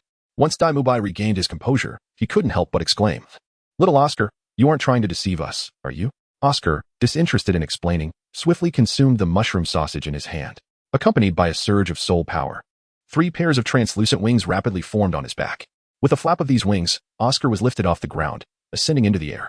From his elevated position, he gazed down at the astonished expressions of Ma Hongjun and Tang San, unable to suppress his elation. "How about that? I wasn't lying, was I? And let me tell you, my flight skill allows me to soar at the speed of a phoenix-tailed cockatrice for a whole minute. Want to have a taste? Beg me, and I might let you." It must be said that Oscar's third soul skill, which included the ability to fly, left Dai Mubai and the others utterly astounded. It is well known that the types of soul rings are countless, yet not every soul master can casually acquire a flight soul skill. Now, Oscar's third soul ring had fortuitously granted him the gift of flight. Though a minute may seem brief, at the speed of a phoenix-tailed cockatrice, he could cover at least 2,000 meters. Yet, Witnessing Oscar's smug demeanor, as if a small man had attained great success, left Dai Mubai and Tang San speechless. Even Zhao Wujie could no longer bear it. He chuckled and chided, "All right, come down quickly and tell me about the specific characteristics of your third soul skill." "Okay." Oscar grinned and promptly descended from the heights. After some inquiries, everyone learned that Oscar's current soul power allowed him to produce 10 mushroom sausages at once. Furthermore, as his soul power increased, he would be able to create even more. With such a soul skill, Oscar's sausages could now be classified among the finest in the realm of food-related martial souls. At that moment, not only Dai Mubai and Tang San, but even Xiao Wu and Ning Rongrong, along with the other girls, were filled with envy towards this newfound ability to fly. Having long been mocked for his martial soul, Oscar finally had the opportunity to stand tall with pride. He looked at Zhao Wujie eagerly and asked, "Teacher Zhao, where are we going next? Shall we head straight back to the academy?" Zhao Wujie was about to respond. Tang San suddenly coughed twice, drawing everyone's attention as he sheepishly remarked, "Teacher, I inadvertently advanced to the 30th level while laughing just now, so I fear I cannot leave yet." Cough, cough, cough. As soon as he finished speaking, another violent fit of coughing erupted. It turned out that Dai Mubai had accidentally choked on his breath, struggling to regain his composure. His face turned an intense shade of red, and it took him quite some time to recover. Observing Tang San, Dai Mubai felt a pang of envy. Why did such fortuitous news elude him? The peculiar expressions in the eyes of the others mirrored his sentiments. Xiao Wu, brimming with excitement, rushed over to embrace Tang San's arm. "Brother, congratulations. But I will soon catch up to you." "Yes, I believe in you, Xiao Wu." Tang San smiled and nodded. He then turned to Zhao Wujie and said, "Teacher Zhao, do you think we can continue to stay and help me find a suitable soul beast? As a student of Shrek Academy, even if you do not say it, we will assist you in the search. And we will strive to find the most suitable soul beast for you. However, this means we will need to linger in the Star Doe Forest for a longer period." Upon hearing Tang San's request, Zhao Wujie smiled and nodded in agreement. After resting for a while, they set off again, utilizing Lin Yuechan's abilities to search for nearby soul beasts. Unfortunately, 2 days passed without success. Despite Zhao Wujie's meticulous searching alongside Tang San and the assistance of Lin Yuechan's abilities, they were unable to locate a suitable soul beast for Tang San. However, the 1,000-year and 100-year soul beasts they encountered along the way served as excellent trial targets for Tang San and his companions. After 2 days of rigorous training, their cooperation grew increasingly harmonious, and their practical experience continued to augment. As night fell on the 3rd day after driving away a passing 1,000-year soul beast, Zhao Wujie abruptly ordered a halt to their advance and began making preparations for rest by setting up tents. Meanwhile, several miles away, 3 figures were swiftly approaching. Had Zhao Wujie been able to see them, he would have recognized that 2 of the figures were none other than the renowned couple, the Dragon and Snake Lords, known throughout the continent. Accompanying them was their granddaughter, Meng Yiran. The primary purpose of their visit to the Star Doe Forest was to assist Meng Yiran in finding her soul beast. They had originally located a soul beast, a 1,000-year-old phoenix-tailed coxcomb snake, and had marked its abdomen with their snake staff. However, by the time they caught up with the phoenix-tailed coxcomb snake, it had already been slain, with clear signs of another soul master's intervention. The soul beast they had been tracking had been snatched away by someone else. How could the Dragon and Snake Lords not be furious? Hence, they had followed the traces for 2 days, arriving at this location. As they neared their target, the Snake Lady could not help but snort in indignation. "I shall see which soul master dares to steal my granddaughter's soul beast." Just as they prepared to move forward, the ground trembled violently, and an enormous figure suddenly rushed towards them from a distance. The shadow cast over them plunged the surroundings into darkness. Could it be the Titan giant ape, the king of the forest? Upon recognizing the approaching mountain-like figure, both the Dragon Lord and the Snake Lady gasped in shock. Without hesitation, the Dragon Lord cried out, "Run!" He swiftly picked up the still-dazed Meng Yiran and, accompanied by the Snake Lady, turned to flee, not daring to expend even a sliver of their soul power. Chapter 91. What are you grabbing me for? Panting heavily, the Dragon Lord and Snake Lady, despite their ranks as Soul Douluo and Soul Emperor, found themselves exhausted from running without using their soul powers. After escaping several miles, they gradually came to a stop. "Old man, do you think that giant creature will pursue us?" the Snake Lady asked, her face filled with concern. Hearing her words, the Dragon Lord glanced back towards the direction they had fled and, upon confirming that there was no movement, breathed a sigh of relief. He shook his head and replied, "It seems that the Titan giant ape was merely passing by and did not come after us." Saying this, he set Meng Yiran down. It was only then that Meng Yiran regained her senses. Remembering the colossal creature she had just seen, she shivered with both fear and curiosity, asking, "Grandpa, Grandma, were you not a match for that soul beast?" The Dragon Lord and Snake Lady exchanged knowing glances and shared a rueful smile. The Dragon Lord then explained, "The Titan giant ape is an ancient, extraordinary species, incredibly powerful. Not even we, let alone a titled Douluo, would dare claim victory against it. To my knowledge, there is only one Titan giant ape in the Star Doe Forest, and its cultivation is at least 60,000 years, making it the undisputed ruler of the forest." More importantly, this Titan giant ape has an even more terrifying brother. If the Titan giant ape has 60,000 years of cultivation, then its brother must have at least 100,000 years. Upon hearing her grandfather's words, Meng Yiran could not help but tremble, unwilling to contemplate further. Yet, the thought of having not yet found a suitable soul beast during her time here left her feeling discontented at the prospect of leaving now. Sensing Meng Yiran's thoughts, the snake lady gently patted her head and smiled reassuringly. Do not worry. She then turned to the Dragon Lord, saying, Old man, although I do not know why the Titan giant ape suddenly appeared at the outskirts of the Stardow Forest, it seems it has its own purpose. As long as we change direction and avoid approaching it, we should be fine. It seems we have no other choice, the Dragon Lord agreed thoughtfully. They then chose another route and refrained from pursuing those who had stolen their phoenix-tailed coxcomb snake. With a resounding rumble, the Titan giant ape, moving swiftly on all fours, thundered forward. In the darkness, its jet-black fur shimmered faintly under the starlight, while its lantern-like eyes glowed with a yellowish sheen. The Titan giant ape was uninterested in the three insignificant beings it had just missed. Its gaze was fixed intently on a particular direction, betraying a hint of urgency in its eyes. In the distance, flickering flames could be seen. The Titan giant ape's heart surged with delight, prompting it to quicken its pace. Even on all fours, it stood over 7 meters tall, emanating an aura that sent nearby soul beasts trembling in fear. Finally, an open area with tents came into view. Simultaneously, Zhao Wujie, who was conversing outside one of the tents, suddenly turned pale. Without hesitation, he grabbed Tang San's shoulder and pulled him close. He then shouted urgently, Everyone, leave the tents, quickly. His deep voice echoed across the campsite, startling Dai Mubai and the others, but their recent teamwork allowed them to spring into action without hesitation. Teacher Zhao, what is happening? Dai Mubai inquired, confusion etched on his face as everyone gathered around Zhao Wujie. However, both Zhao Wujie and Tang San ignored his question. Their brows furrowed and expressions grave as they fixated on the swaying trees ahead. At that moment, 2 towering trees slowly parted, revealing a colossal figure approaching from behind. As the moonlight illuminated this behemoth, everyone's breath seemed to hitch. The previously puzzled Dai Mubai and his companions finally understood why Zhao Wujie had so urgently summoned them from their tents. The king of the forest, the Titan giant ape. Even the typically composed Tang San found his voice trembling with trepidation. Unlike other spirit beasts, the Titan giant ape possessed not only immense strength but also an intellect rivaling that of humans. In the forest, it was the unequivocal sovereign. Thus, facing this unexpectedly appeared Titan giant ape, Zhao Wujie stifled his internal fear and spoke in a deep tone. Esteemed king of the forest, we harbor no intentions of offense. Should this be your territory, we are willing to depart immediately. However, the Titan giant ape paid no heed to Zhao Wujie's words and charged directly towards the crowd. Its colossal form cast a pitch-black shadow, and its terrifying aura left everyone gasping for breath. The ground trembled violently beneath them. Seeing that communication had failed, Zhao Wujie had no choice but to bellow, I will hold off this Titan giant ape. You must consume Oscar's mushroom sausages and leave at once. Be swift. With that, he charged towards the mountain of a Titan giant ape. First, second, third, and fifth. 4 soul rings simultaneously glimmered as Zhao Wujie unleashed 4 of his 7 soul skills against the formidable foe. Unfortunately, upon hearing Zhao Wujie's words, neither Dai Mubai nor Tang San entertained thoughts of fleeing. Even Ning Rongrong chose to stay and assist the others. Yet, courage aside, against overwhelming power, the number of those who remained was of little consequence. Zhao Wujie, who had just charged forward, was swatted away by the Titan giant ape with a single blow.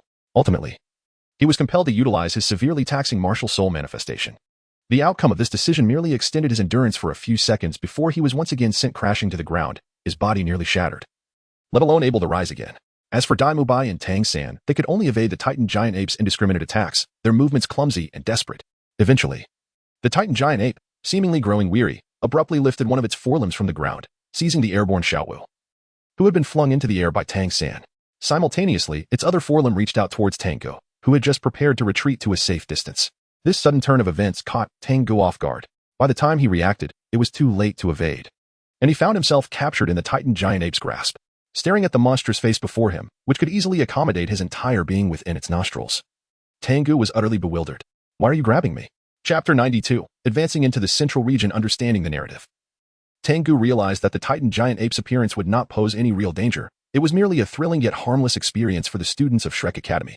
In due course, Tang San would not only acquire a spirit ring from the man-faced demon spider, but also the first external spirit bone, which was exceedingly precious even among spirit bones. Even Xiao Wu, captured by the Titan giant ape, would receive her 3rd spirit ring, granting her the sole skill of teleportation. Naturally, when the Titan giant ape appeared, Zhao Wujie and the others felt tension and gravity, while Tang Ge remained relatively relaxed, confident that he would not encounter any peril. Yet now, he found himself directly in the Titan giant ape's clutches. As he regained his senses, he noticed the enormous Titan giant ape, holding both him and Xiao Wu.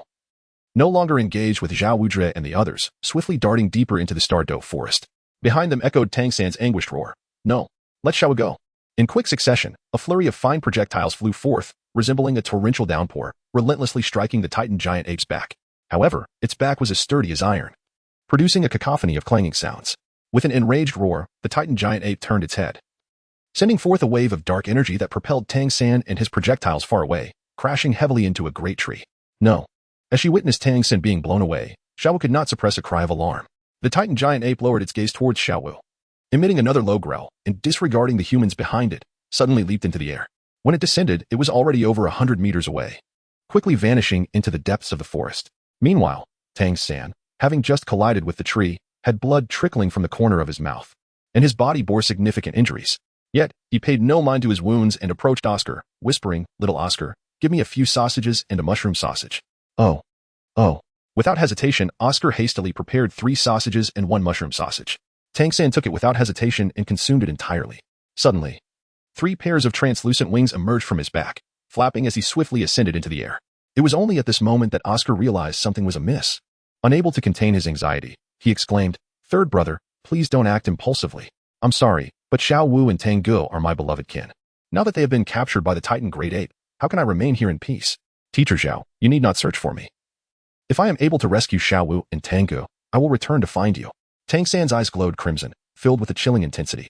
Upon finishing his words, he unfurled his wings and pursued the direction in which the Titan giant ape had vanished. "Tang San, return at once." Zhao Wuzhe's voice erupted in furious realization. Unfortunately, Tang San's figure had already disappeared from sight. He turned to Oscar, his rage boiling over as he exclaimed, "Oscar, you are well aware that what Tang San is doing could lead to his demise. Why did you still give him the mushroom sausages?" "I had no idea he intended to do this," Oscar replied, his expression filled with grievance. Nearby, Lin Yuechan approached, her eyes red-rimmed with tears. Staring at Oscar, she cried, "Give me a mushroom sausage. I too wish to rescue Brother Tang." "I will join too," Ning Rongrong and Zhu Zhuqing declared simultaneously, their voices resolute and defiant. You all." Zhao Wujie gazed at Ning Rongrong and Zhu Zhuqing, his fury rendering him nearly speechless. Ultimately, he succumbed to the situation, bellowing, "Very well. If you insist on pursuing, then let us all go together. If death awaits, let it be shared." He added, "Anyone unwilling to join may leave the Stardow forest this instant." Yet, in that moment, no one chose to depart. Soon, after Oscar had prepared enough mushroom sausages, Zhao Wujie and Dai Mubai, along with everyone else, consumed 1 each, manifesting 3 pairs of translucent wings. They swiftly took to the skies, racing after the direction in which Tang San had just departed. As the sovereign of the Stardow forest, the Titan giant ape exuded an aura that instilled fear in all soul beasts within miles, causing them to tremble in terror. It progressed unimpeded, heading straight for the heart of the forest. At that moment, Tang Ge found himself cradled in one of the Titan giant ape's massive hands, his head the only part exposed. Feeling the potent yet non-lethal confinement surrounding him, he wore a disgruntled expression. Has the Titan giant ape lost its wits? It could have simply taken Xiao Wu. Why must it also capture me? Gazing at the Titan giant ape's other hand, Tang Ge could vaguely see Xiao Wu also ensnared within its grasp. She was tightly shut-eyed, seemingly unconscious. However, Tang Ge was aware that she was merely feigning unconsciousness. She was, after all, acquainted with the Titan giant ape. According to the original storyline, upon sensing Tang San's distress, Xiao Wu would halt the Titan giant ape midway, seizing the opportunity to break through to the 30th level, subsequently generating a soul ring and transforming into a soul master. In the Stardow forest, her 10,000-year soft-bone rabbit form was virtually impervious to danger. Yet, due to the unexpected turn of events brought about by Tang Ge, Xiao Wu was compelled to feign unconsciousness to protect her identity. Unbeknownst to her, Tang Ge was already aware of her connection with both the Titan giant ape and the Azure Bull python at the forest core. Shifting his focus from Xiao Wu, Tang Ge noted that the Titan giant ape had no immediate intention of ending his life, allowing him to relax. Furthermore, even if danger truly loomed, he believed he could effortlessly escape due to his concealed abilities. How delightful. This marks my first proximity to the heart of the Stardow forest. An opportune moment to familiarize myself with the surroundings. As he admired the breathtaking scenery and the various formidable soul beasts he had never encountered before, Tang Ge couldn't suppress a quiet chuckle. In his mind, plans for acquiring his 4th soul ring were already forming. Suddenly, the Titan giant ape shuddered, an unsettling premonition washing over it. It glanced down at the human it held, confusion flickering in its enormous, lantern-like eyes. Did this little one just open its eyes? However, the Titan giant ape quickly dismissed the thought and resumed its focus on the journey ahead. Gradually, the once dense and towering trees began to vanish, replaced by rolling hills and winding rivers. Silver waterfalls cascaded from the heights, creating a melodious sound. In the skies above, avian soul beasts, their feathers gleaming with iridescent hues, gracefully soared, occasionally emitting a resounding call. When the sprinting Titan giant ape abruptly came to a halt, an immense, deep blue lake came into view. Chapter 93, a stunning opening move. Even 10,000-year soul beasts must yield. The Stardo Forest stretched endlessly, partly within the territory of the Tiando Empire and partly in that of the Shilua Empire. Consequently, aside from a select few titled Douluos who had ventured deep into the forest, nearly 99% of soul masters were oblivious to the fact that the heart of the Stardo Forest was not a forest at all, but rather an enormous lake. Despite Tang Ge's awareness of the secret, he could not help but be awestruck by the breathtaking scenery upon being brought here by the Titan giant ape. The various ancient spirit beasts dwelling in the vicinity would undoubtedly send any soul master from the outside world into a frenzy of excitement. Alas, even a titled Douluo would struggle to survive in this realm. Suddenly, the previously tranquil surface of the lake began to churn violently, forming countless bubbles. A whirlpool emerged at the very center of the lake. Witnessing this spectacle, the once mighty Titan giant ape seemed to shrink in stature, as if it were a child in the presence of an adult. Tang Ge, captured in the grasp of the Titan giant ape, narrowed his eyes, realizing that something was about to emerge. The lake's tumult intensified, culminating in a splash as a pair of enormous, pointed bull horns broke the surface. As the horns rose, an immense bull's head soon followed, connected to a colossal serpent's body. This was undeniably a mysterious spirit beast with the head of a bull and the body of a snake. Upon emerging from the lake, the sky darkened ominously, and a terrifying aura radiated from it, causing all nearby spirit beasts to tremble and prostrate themselves in fear. The sky blue bull python, a 100,000-year spirit beast. If the Titan giant ape was the king of the Stardo Forest, then this entity was its emperor. As soon as it emerged, the sky blue bull python's gaze fell upon the Titan giant ape. Though the Titan giant ape felt a twinge of fear, the purpose of its outing brought it great joy as it opened one hand to reveal the unconscious Xiaowu resting within its palm. Simultaneously, it shook Tang Ge, letting out a deep growl as if communicating something to the sky blue bull python. Upon seeing Xiaowu nestled in the Titan giant ape's hand, the python's lantern-like eyes softened momentarily. However, this was swiftly replaced by an overwhelming killing intent directed at Tang Ge, who was still held captive. With a ferocious roar, the Titan giant ape raised its arm, clutching Tang Ge tightly. At that moment, a sudden exclamation pierced the air. Deming, Erming, he is my friend. Do not kill him. The previously feigned unconsciousness of Xiaowu shattered as she overheard the two spirit beasts discussing Tang Ge's fate. She leaped from the Titan giant ape's palm to its shoulder, urgently pleading, Tang Ge is my friend. You cannot harm him. Hearing Xiaowu's desperate plea, the Titan giant ape let out a low growl of confusion. In that instant, the towering sky blue bull python, standing erect in the lake, inexplicably emitted a human voice. Deep and resonant. This human is aware of your identity. Should you release him, it could endanger your life. But I have been safe all these years. Perhaps I misunderstood Tang Ge back then. He truly knows nothing of my real identity. The sky blue bull python responded. Tang Ge initially found himself perplexed as to why the Titan giant ape, present at the outskirts of the Stardo Forest, had chosen to capture him instead of others. However, after overhearing the conversation between Xiaowu and the sky blue bull python, the mystery unraveled before him. It became evident that the issue lay with Xiaowu, who had divulged to the Titan giant ape and the sky blue bull python the words he had spoken 6 years ago in the Seven Houses. The Titan giant ape's intent in seizing him was unmistakably to silence him permanently. In that moment, Tang Ge was at a loss whether to laugh or cry, realizing he had dug his own grave. Yet, he was uncertain whether the sky blue bull python would heed Xiaowu's plea. Contemplating this, he continued to feign unconsciousness, eavesdropping on the interaction between the two beings.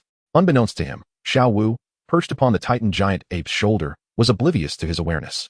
Thus, she candidly expressed her connection with the two soul beasts, imploring the sky blue bull python, Daming, please do not kill him. No, for your safety. I must eliminate this human, unless you promise to remain here with us and never venture out again, the sky blue bull python replied, shaking its head with unwavering resolve. Upon hearing this, Xiaowu fell into a profound silence, memories of her blissful moments with Tang San flooding her mind. No, I cannot stay here. Tang San is surely searching for me. I must return to him and not cause him worry. However, her thoughts drifted to Tang Ge. A look of inner turmoil crossed her face as she glanced at Tang Ge, who was still clutched in the Titan giant ape's grasp. But upon seeing him, her beautiful eyes widened in disbelief. Tang Ge, when did you wake up? Hearing Xiaowu's trembling voice, Tang Ge, who had just opened his eyes, rolled them in exasperation. You are prepared to abandon me for your Tang San. If I do not awaken now, I might very well perish here. With that thought in mind, he summoned his second martial spirit, the Sword of Extermination, which had lain dormant for 5 years. As he released even a mere wisp of its essence, the Titan giant ape's fur bristled in alarm. Sensing the imminent threat of death, it instinctively flung Tang Ge away. With the flapping of his yin-yang wings, Tang Ge found himself suspended in midair several dozen meters away. He stood poised, his right hand outstretched, as the ethereal silhouette of the extermination sword coalesced before him. In that moment, the world transformed, dark clouds gathered, and bolts of blinding lightning descended from the heavens. An aura, infinitely more terrifying than that of the sky-blue bull python, enveloped the central area, casting an ominous shadow over all. Due to the exceptional integration of the ancestral ancient sacred body reaching a remarkable 99 fusion, Tang Ge's capacity to wield the sword of extermination has significantly augmented. Furthermore, while unleashing even a mere fraction of the sword's power, he has gained the ability to confine the sword's ethereal influence to a specific area. Consequently, Tang Ge no longer harbors concerns of suffering a backlash similar to his initial encounter. Suspended in midair, his gaze fixed upon the astonished and motionless azure bull python. Tang Ge spoke with a broad smile. What? Do you still wish to continue pursuing my demise?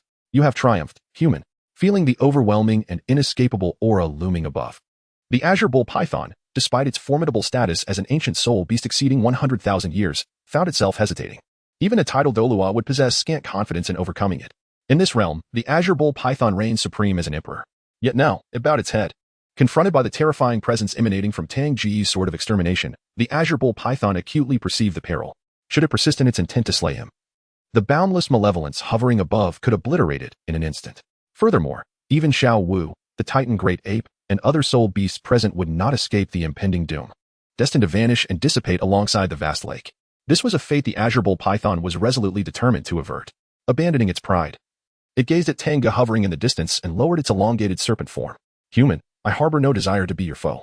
I implore you to forgive my previous rudeness, considering your acquaintance with Xiao Wu. Oh, why didn't you mention that before? When you sought to spare your life on account of my connection with Xiao Wu, now you suddenly choose to utter such words? Upon hearing the azure bull python's plea, Tang Ge's expression turned to one of disdain. Nevertheless, maintaining the release of the sword of extermination exerted immense pressure on him.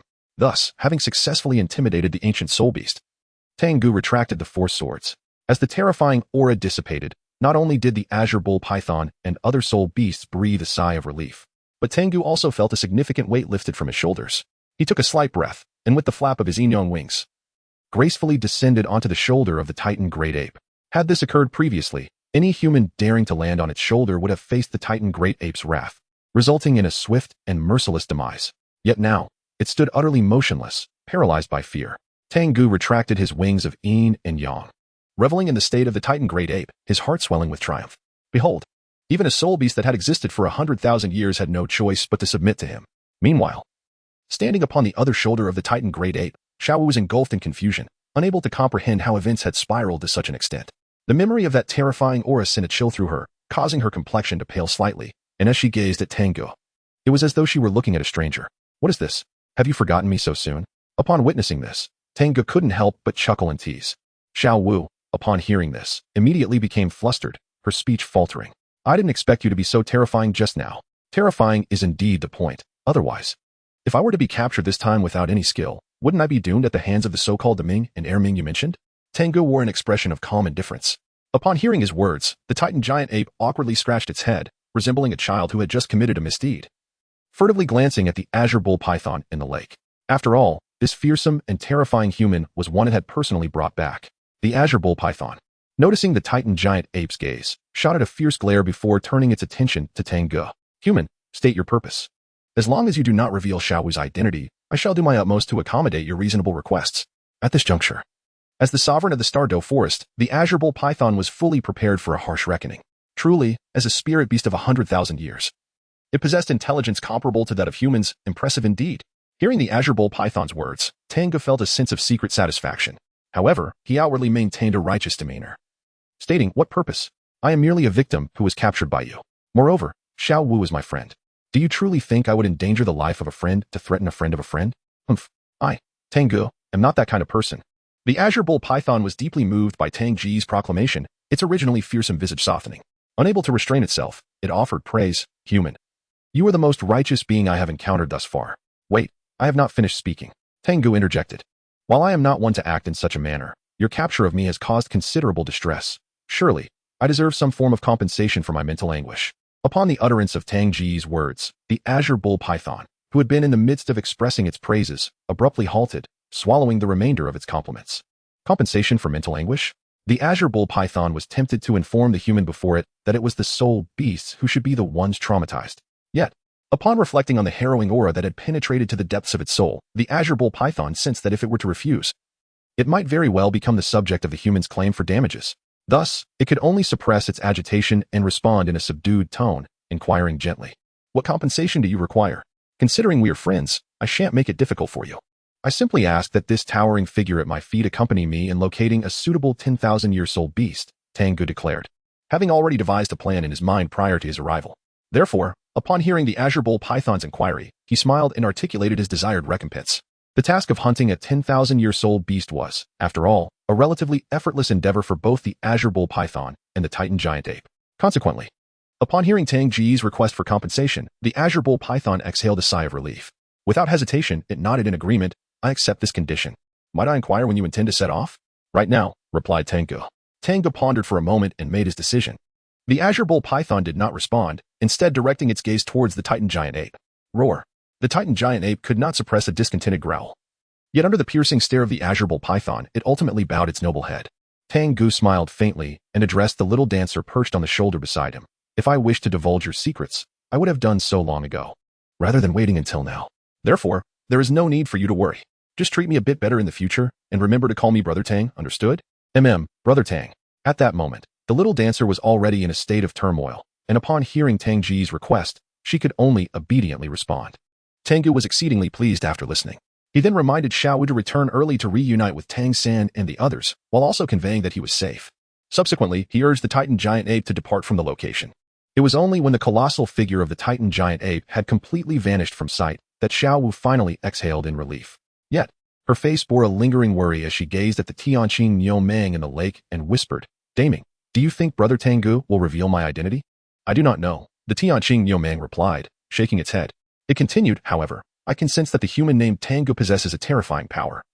One potent enough to annihilate both me and Erming. I understand that persuading you to stay here is futile. So I implore you to safeguard yourself in the human realm and be wary of trusting humans too easily.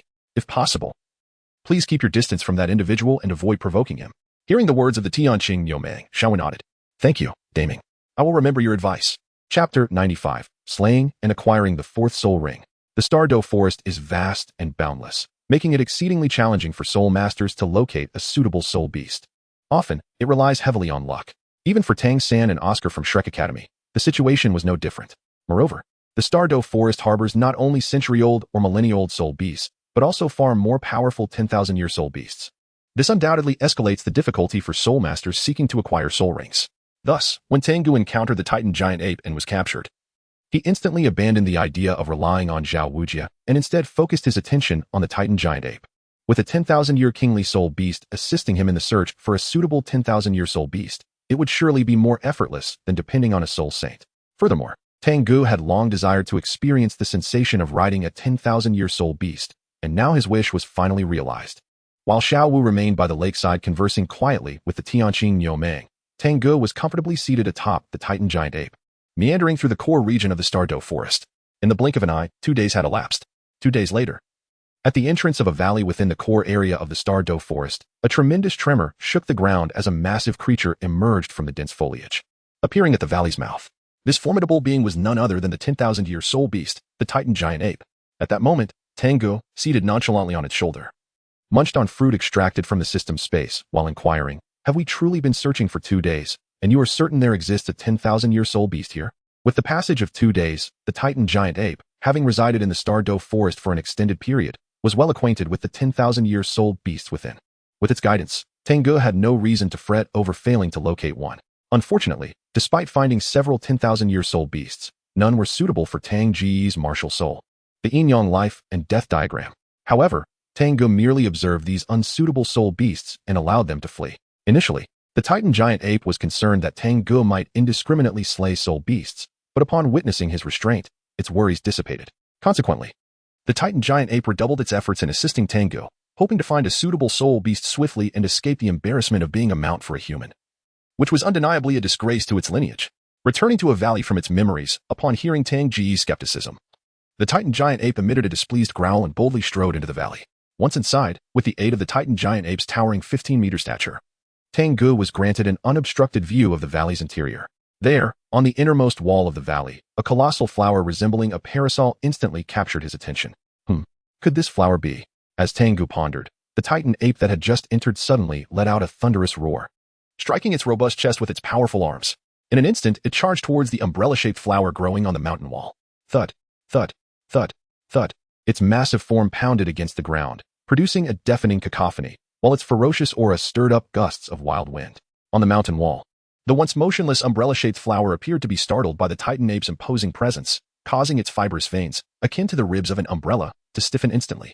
Then, to Tang Ge's astonished gaze, the outermost layer of the flower began to spin rapidly. A thick cloud of black mist, reeking of death, was released from its core.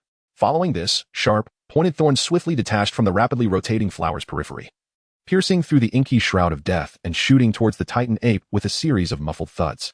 The sky was instantly engulfed in a rain of deadly spikes.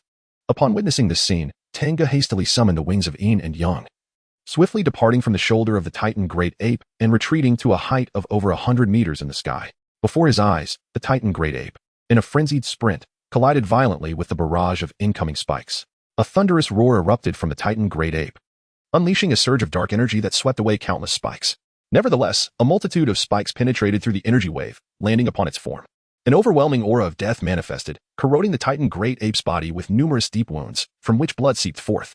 However, this only served to enrage the titan great ape further. With a cultivation of 100,000 years, its eyes glowed a fierce red, propelling it into a state of unbridled fury. It leapt over 100 meters into the air. In the heights above, the titan great ape began to radiate a crimson light. Pulses of red energy coalesced around its robust forelimbs, forming ethereal arms that grew increasingly larger, shielding it from the relentless barrage of spikes. Finally, at the moment when its power reached its zenith, the titan great ape descended, swinging its arms down with tremendous force towards the umbrella-shaped flower. The ground trembled violently, accompanied by a cacophony of explosive sounds. The titan great ape, channeling the might of its 100,000 years of cultivation, obliterated the towering cliffside with that singular strike. The umbrella-shaped flower, rooted in the cliff, was not spared. Despite being a plant-type spirit beast with a millennium of cultivation, it was utterly exposed as the cliff crumbled. With a brutal impact from the titan great ape's arms, the flower emitted a mournful wail, its body shattering inch by inch. Ultimately, in its rage, the titan great ape forcibly uprooted the flower from the ground, roaring as it grasped its stem, relentlessly smashing it against the earth. Tang Ge, witnessing the titan great ape's relentless assault on the umbrella-shaped flower from a distance, couldn't help but shudder. This was his first glimpse of the titan great ape's formidable power in a state of fury. Undoubtedly, a spirit beast with 100,000 years of cultivation was indeed terrifying. Although Tang Ge could not comprehend why the titan great ape was so fiercely aggressive towards this umbrella-shaped plant spirit beast, attacking it on sight, he was nonetheless thrilled to discover that the attributes and abilities of the flower were exceedingly well suited to him as a millennium spirit beast. Fearing that the titan great ape might inadvertently destroy his desired target in its excitement, Tang Ge swiftly flew over to intervene. The moment a trace of the aura of the exquisite sword manifested, the titan great ape, despite its fervor, instantly transformed into a docile creature, obediently dropping the nearly defeated umbrella-shaped plant spirit beast to the ground. Tang Ge smiled faintly, devoid of any hesitation, and immediately invoked his third soul skill, the Death Seal. With a few swift strikes, the ancient umbrella-shaped plant soul beast met its demise. In an instant, an exceedingly dark soul ring began to coalesce above the beast's lifeless form. Chapter 96. Not enough. Strike me. As he beheld the dark soul ring, which bore the essence of over 10,000 years, anticipation surged within Tang Ge. He then addressed the titan great ape, saying, "Little Tai, remain nearby. I am about to assimilate the soul ring. Ensure that no other soul beasts disturb me." Upon uttering these words, Tang Ge seated himself cross-legged upon the ground and summoned the dark soul ring to envelop him. The titan great ape, displeased with being referred to as Little Tai, could not suppress a low growl. Yet, recalling the formidable nature of this human, it complied and settled down, vigilantly guarding his side. At this moment, Tang Ge's focus was entirely fixated on the newly acquired soul ring. As the martial soul of yin and yang absorbed it, an immense shadow of the umbrella-shaped plant soul beast materialized within his mind. Without hesitation, this spectral entity launched an assault, a powerful wave of death intent seeking to engulf Tang Ge's very soul. In response, Tang Ge merely scoffed and gently cast forth the yin and yang death diagram. As the forces of yin and yang whirled, a formidable gravitational pull emanated from the diagram. The plant soul beast's shadow, which had rushed forward, was swiftly drawn into the depths of the death diagram. The power of yin and yang constricted, mercilessly dismantling the spectral form in an instant. As the soul beast's shadow dissipated, the previously tumultuous dark soul ring gradually regained its tranquility. Tang Ge recognized that the moment had arrived, and without further ado, he activated the yin-yang life and death diagram to commence the absorption of the millennia-old soul ring. Simultaneously, he began to harness the immense energy released from this ancient soul ring to propel the advancement of his primal sacred body. Within him, blood surged like a mighty river, boiling and rapidly circulating. His heart throbbed violently, pulsating with fervor. Golden radiance emanated from him, gradually releasing an aura steeped in the essence of antiquity and time.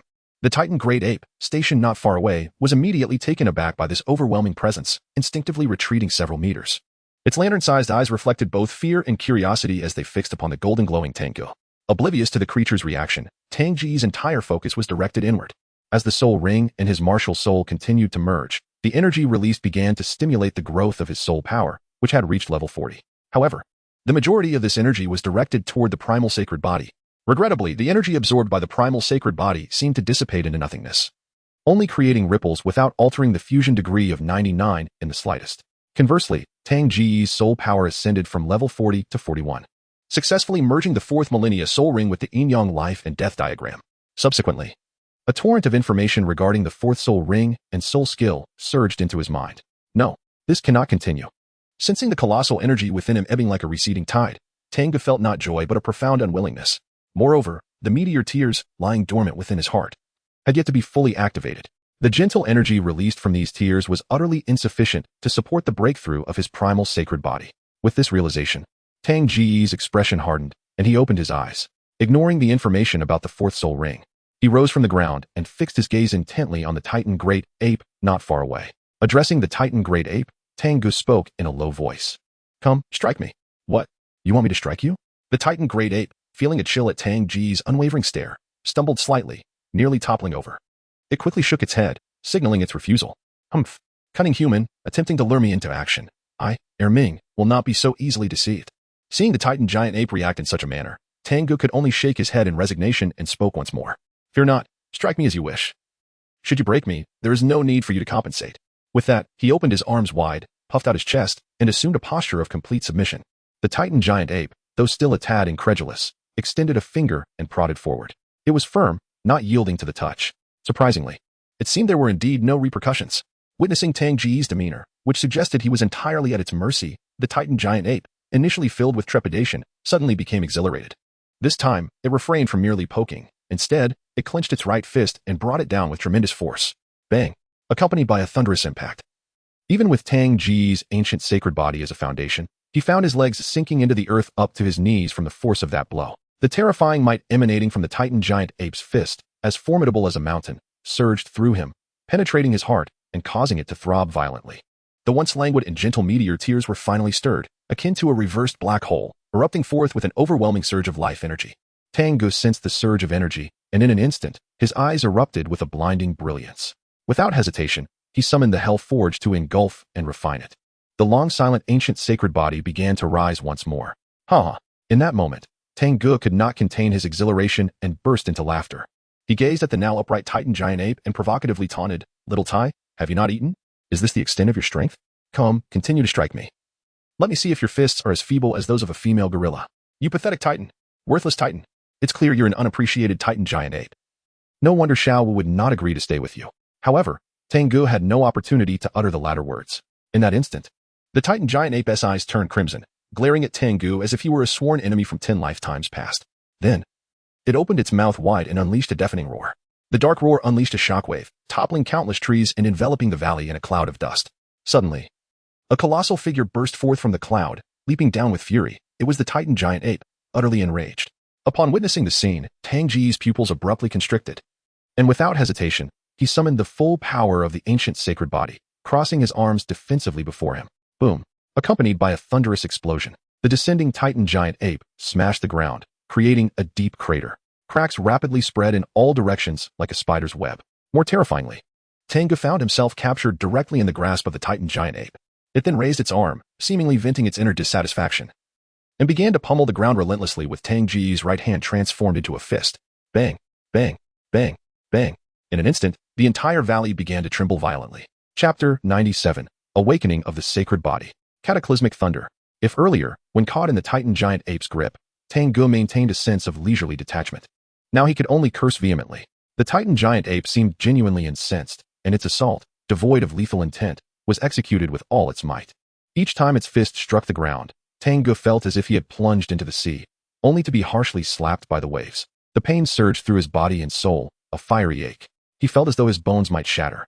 Nevertheless, Tang Ge understood that this opportunity was rare. If he let it slip away, the awakening of the ancient sacred body would likely be postponed for an even longer duration.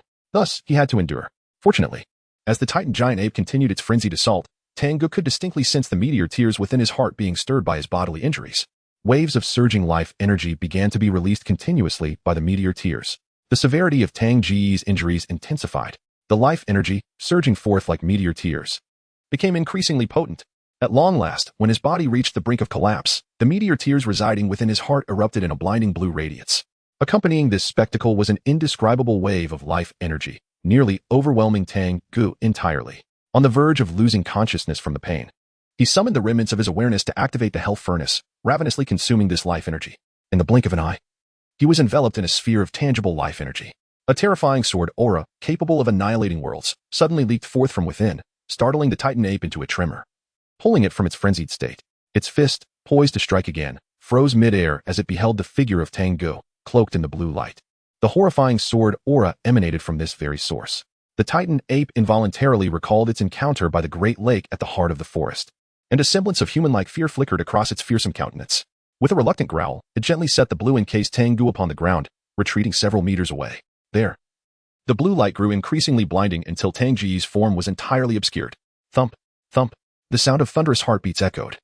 As Tang Ge felt as though he had returned to a pre-birth state, cocooned within a soft, comforting membrane, he could hear the sound of blood flowing.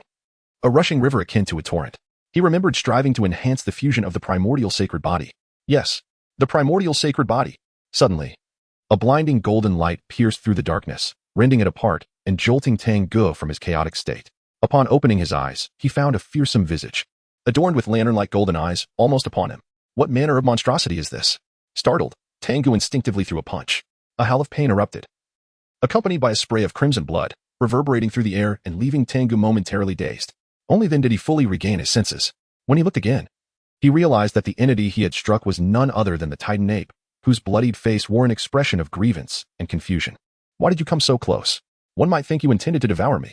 Tang Ge rolled his eyes. But soon he became acutely aware of the transformation in his body. His skin had not only become as fair as jade, but it also evoked envy even among the fairest of maidens. The power surging within him resembled a volcano on the brink of eruption, brimming with a ferocity and terrifying destructive force. Tang Ge felt that if he were to unleash this punch, it would not merely crush a single bull, but countless bulls. Even in the face of a mountain, he could effortlessly shatter it to pieces. Tang Ge was certain that this was not merely a figment of his imagination, but a genuine possibility, for he felt a trace of golden blood flowing within him. Although this golden blood was scant, it ignited a surge of excitement within him. Had the ancient sacred body truly awakened?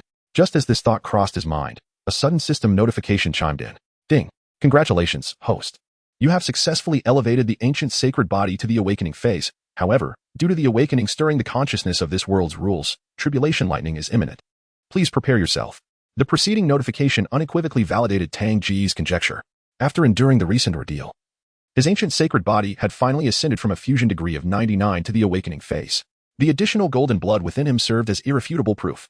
Moreover, as the ancient sacred body advanced, this golden blood would multiply, ultimately replacing the ordinary red blood once the sacred body reached its full potential. At that point, every strike Tang Ge delivered would possess the power to annihilate stars. Yet, what was this tribulation lightning? Did the consciousness of this world truly fear him, wishing to strike him down before he could mature?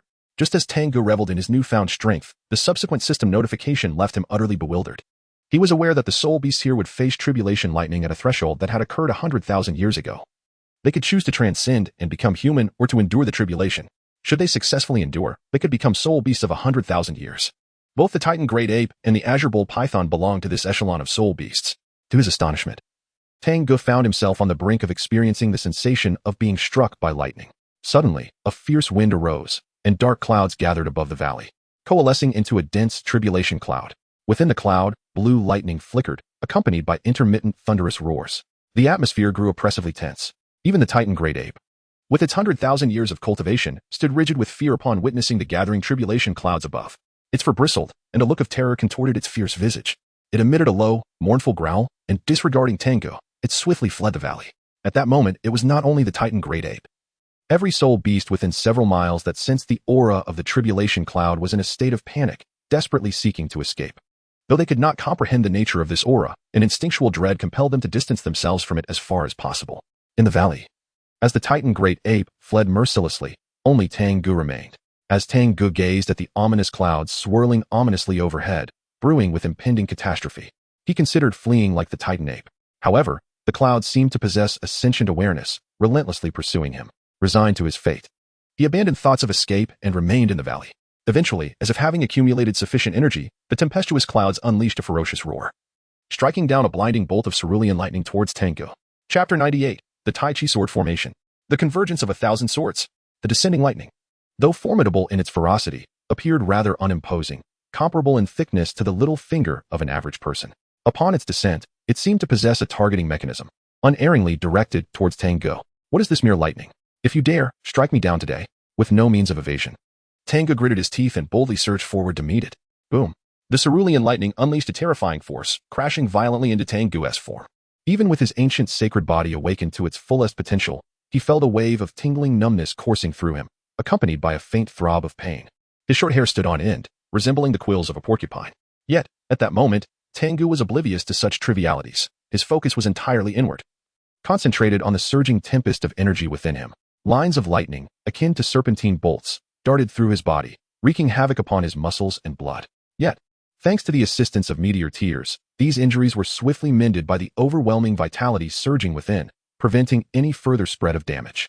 Remarkably, as he healed, the density of his muscles and the strength of his bones intensified, revealing a terrifying upward trajectory in his already newly awakened ancient sacred body. However, engrossed in resisting the cataclysmic lightning, Tang Ge could not spare any energy to attend to these developments. Boom, boom. The gathering storm clouds seemed to recognize this predicament, as if provoked, erupting in a chorus of furious roars. In an instant, countless bolts of lightning cascaded down like a torrential downpour. In a heartbeat, the expansive valley transformed into a realm of electricity. Accompanied by the crackling sounds of destruction, trees, flowers, and even rocks were not spared, obliterated into mere fragments in an instant. At this moment, Tang Ge resembled a solitary vessel adrift upon the vast ocean, facing the baptism of thunder, seemingly on the brink of sinking at any given moment. In truth, he was indeed suffering greatly. After all, tribulations of thunder are notorious. If they were easily endured, even the 10,000-year soul beast would not harbor such fears. Countless bolts of calamity descended upon him, instantly vaporizing his garments and revealing his extraordinarily proportioned and elongated physique. Yet, at this juncture, under the relentless onslaught of the thunder, Tang Ge's body was swiftly marred, flesh torn and skin lacerated. The intense agony contorted his visage to the utmost. Damn it, must I be compelled to unleash my ultimate technique once more? In this moment, Tang Ge even contemplated utilizing his own strength to withstand the thunder tribulation. To cleanse one's body with the tribulation's fury in order to enhance one's power? Only a fool would entertain such a notion. However, just as Tang Ge began to gather his soul power, a sudden system notification echoed in his mind. Ding! It detected that the host possesses a thunder calamity pill, which can assist the host in successfully overcoming the thunder tribulation. Would you like to use it? The mention of the thunder calamity pill momentarily stunned Tang Ge, before he recalled that he had indeed drawn one previously. However, deeming it useless, he had carelessly cast it into the system space. Had it not been for the system's reminder, he might not have remembered it at all. In an instant, his contorted face twitched in vexation. After being struck so many times, only now do you choose to remind me? How cruel. Without hesitation, he declared, use it immediately. Buzz, accompanied by a fluctuation of space. A pill radiating a blue light manifested above Tang Ge's head. It was indeed the thunder calamity pill. Unlike ordinary pills, this one was not meant for ingestion. Under Tang Ge's watchful gaze, as soon as it was extracted by the system, it unleashed its inherent power. Countless bolts of thunder that were meant to strike Tang Ge were irresistibly drawn towards the thunder calamity pill, all falling upon it uncontrollably. In the blink of an eye, the pill was completely engulfed in azure lightning. Moreover, as time passed, rather than shattering, it grew increasingly solid. The surging lightning that enveloped it lent the pill an air of mystery and antiquity. Meanwhile, Tang Ge, who was originally destined to endure the thunder tribulation, found himself unscathed. He continually used life energy to mend his bodily injuries while observing the transformations of the thunder calamity pill above him. The intensifying power of thunder emanating from the pill filled Tang Ge with astonishment. He had never anticipated that this seemingly useless pill, which he had drawn by chance, would manifest such formidable might at this critical juncture. If those soul beasts on the verge of confronting a 10,000-year thunder tribulation caught sight of this, they would likely go mad with desperation to seize it. With these thoughts, Tang Ge finally had the opportunity to assess his current physical condition. With a mere thought, his personal information panel materialized before him. System shock host, Tang Ge level, 41 soul master martial spirit, twin martial spirits, yin-yang life and death diagram. 4 swords of extermination soul rings. Yin-Yang Life and Death Diagram Purple, Black, Black, Black Soul Skills. Joy, Yin-Yang Wings, Life and Death Array, Life and Death Great Seal. Taiji Sword Array Martial Techniques, Chaotic Cloak Hammer Method, Secret of the Walking Character, Hell Refinement, Heaven's Divine Fist Physique, Awakening Degree of Ancient Sacred Body 1 Shock Value, 46. 590, perhaps due to the majority of his energy being utilized in the Ancient Sacred Body. Tang Ge only ascended from the rank of Soul Master to Soul Sect upon successfully merging the fourth 10,000-year Soul Ring. However, compared to this elevation, his most significant gain was that his Ancient Sacred Body had finally crossed the threshold of fusion, entering the awakening phase. Even at level 1 of awakening, Tang Ge could distinctly perceive that the power emanating from the Ancient Sacred Body had far surpassed its former state. Yet, lacking a target for experimentation, he found it difficult to pinpoint his current strength level. Finally, he turned his attention to the newly acquired soul skill from the fourth Soul Ring.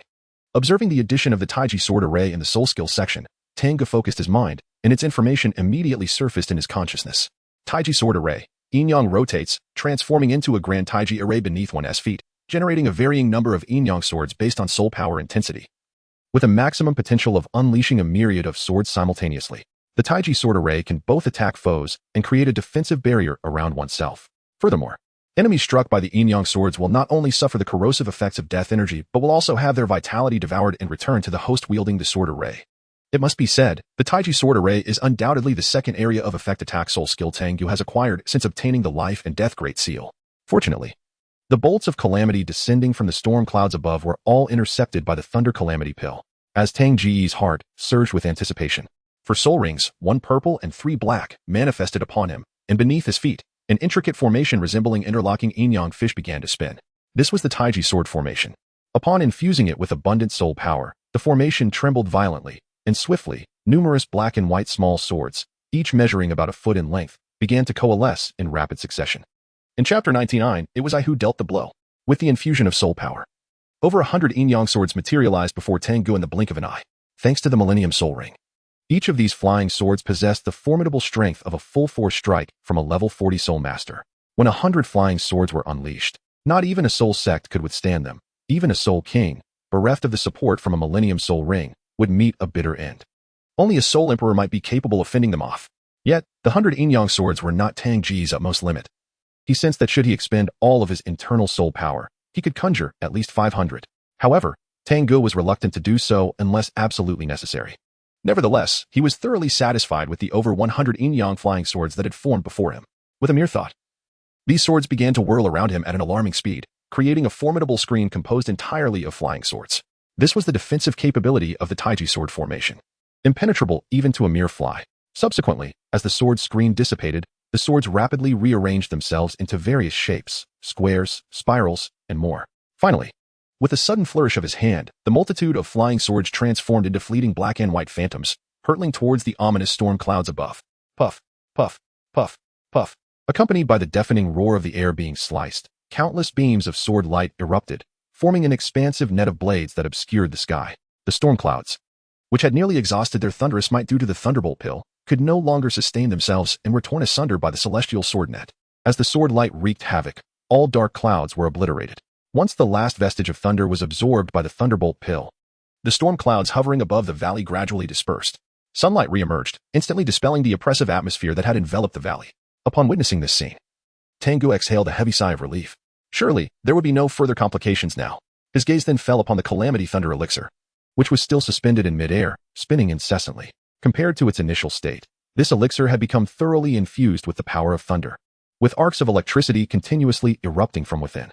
A terrifying aura emanated from the Calamity Thunder Elixir. If it were to be hurled away, it could likely obliterate a soul beast that had existed for millennia. Tang Ge pondered to himself. However, if he were to proceed in such a manner, it would indeed be a tremendous waste. Thus, he directly activated the Hell Furnace, forming a powerful devouring force that instantly drew the energy within into the furnace. A substantial amount of thunderous energy was released, causing Tang Ge to shiver involuntarily. Yet, soon after, as the terrifying refining power of the Hell Furnace took effect, this thunderous energy was swiftly transformed into a gentle energy that he could absorb. With a breath, then another, and after a series of breaths, Tang Ge, with his eyes closed, felt a sudden jolt throughout his body as his soul power level, originally at 41, surged explosively to 43. A wave of relief washed over him, prompting an involuntary groan of satisfaction. After a moment, he reopened his eyes. He glanced at the now inactive furnace. noting that the Thunder Calamity pill still retained a significant amount of thunderous energy, indicating it could sustain absorption for quite some time. This realization filled Tang Ge with immense satisfaction, as he thought that this time, the calamity had not been endured in vain. However, he lamented that at this point, should he wish to further elevate his ancient sacred body or soul power level, it would not merely take a few breaths. Additionally, considering the time he had already spent away, he wondered how Tang San and the others were faring. Therefore, Tang Ge decided against lingering in the valley any longer. He summoned the yin-yang wings and soared into the sky, transforming into a fleeting shadow as he rapidly navigated towards the outskirts of the forest. On the periphery of the Stardow Forest, in a clearing amidst the trees, lay a colossal spider soul beast sprawled on the ground. Unlike ordinary spiders, this one possessed a visage eerily reminiscent of a human face. Additionally, it sported 8 legs resembling long, formidable spears, exuding an aura of invulnerability. This was none other than the ferocious human-faced demon spider of the Stardow Forest. At this moment, however, the spider's vulnerable abdomen had been pierced by sharp projectiles. And as its last breath faded away, a purple soul ring began to coalesce above its lifeless body. Not far from the carcass of the human-faced demon spider, Tang San, having just emerged from a fierce battle, was panting heavily. Due to a gash inflicted by one of the spider's legs, toxins had infiltrated his body, rendering his face pale and his vision somewhat blurred. He realized he must act swiftly to heal himself. Aware of his precarious condition, Tang San disregarded the opportunity to absorb the soul ring from the human-faced demon spider and immediately sat cross-legged on the ground. He prepared to activate the Xiantian skill to expel the toxins from his body completely. However, the troubling scenario he feared unfolded, perhaps due to the earlier commotion. The sound of approaching footsteps resonated, and 3 figures emerged from the thicket ahead. All 3 were soul masters. Among them, 2 elderly individuals, appearing to be in their 70s. 1 male and 1 female sported full heads of silver hair. Each leaned on a dragon-headed and a serpent-headed staff, respectively. What truly startled Tang San was that the elder wielding the dragon-headed silver staff possessed 8 soul rings, 2 yellow, 3 purple, and 3 black, indicating he was a formidable soul Douluo of over level 80. Additionally, flanking these 2 elders was a girl of similar age to Tang San, garbed in a dark green outfit that radiated a sense of vigor. However, upon spotting the deceased human-faced demon spider nearby, the girl was momentarily taken aback before exclaiming in shock, "No, how could this happen? How could the human-faced demon spider be dead? What on earth happened? Ah, it was you who did this, wasn't it?" As she spoke, her gaze locked onto Tang San, her exquisite face marred by a mixture of resentment and fury. Concurrently, the elder with 8 soul rings turned his attention towards Tang San. A surge of overwhelming energy washed over Tang San, nearly rendering him breathless. Had Tang Ge or Zhao Wujing been present, they would have recognized these 3 as the famed Gaishi Longxi and their granddaughter Mengyiran. Yet, Tang San was oblivious to their identities. Nevertheless, even in the face of their formidable presence, he mustered the strength to rise from the ground. Aware that attempting to deny his involvement would be futile and escaping was impossible, he resolutely nodded. "Indeed, it was I who killed it." Chapter 100. Your Tang Ge has returned. Is it truly you? Upon hearing Tang San's unwavering admission, Mengyiran stared at his disheveled appearance, momentarily stunned. Before her eyes welled with tears. "Do you have any idea how long my grandparents and I have been searching for this human-faced demon spider? After all that effort, you went and killed it." This spider was one thing, but so was the 1,000-year-old phoenix-tail coxcomb snake. "There are so many soul beasts in the Stardow Forest. Why must you take mine? Are you doing this on purpose?" Her words were so poignant that not only did they wrench the hearts of Gaishi Longxi, but they also compelled Tang San to resist the urge to comfort her. However, what was the phoenix-tail coxcomb snake?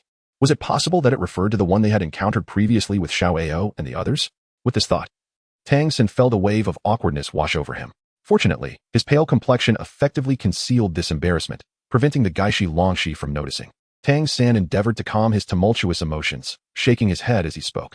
"I truly was unaware that this human-faced demon spider would be your quarry, but I had no choice but to slay it. After all, it was it who first appeared before me and launched an attack. Had I refrained from killing it, my life would have been forfeit. Esteemed seniors, were you in my position, I trust you would have acted similarly."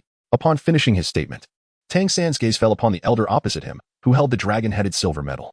There was not a trace of fear in his eyes. Hearing Tang San's words, the serpent woman furrowed her brow, her disbelief evident as she queried, "Little one, are you claiming that you single-handedly killed this human-faced demon spider?" "Indeed," he affirmed. Tang San nodded with unwavering confidence. Long Gong and Shipu exchanged glances, their eyes brimming with astonishment. Having previously pursued this human-faced demon spider, they were well aware that its ability to spin webs had already been exhausted. Yet, even in the absence of its webs, the human-faced demon spider remained a formidable creature among 1,000-year soul beasts, with its 8 elongated, spear-like legs possessing tremendous offensive power.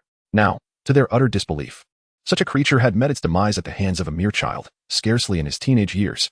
In that moment, Both Long Gong and Shipa regarded Tang San with newfound respect.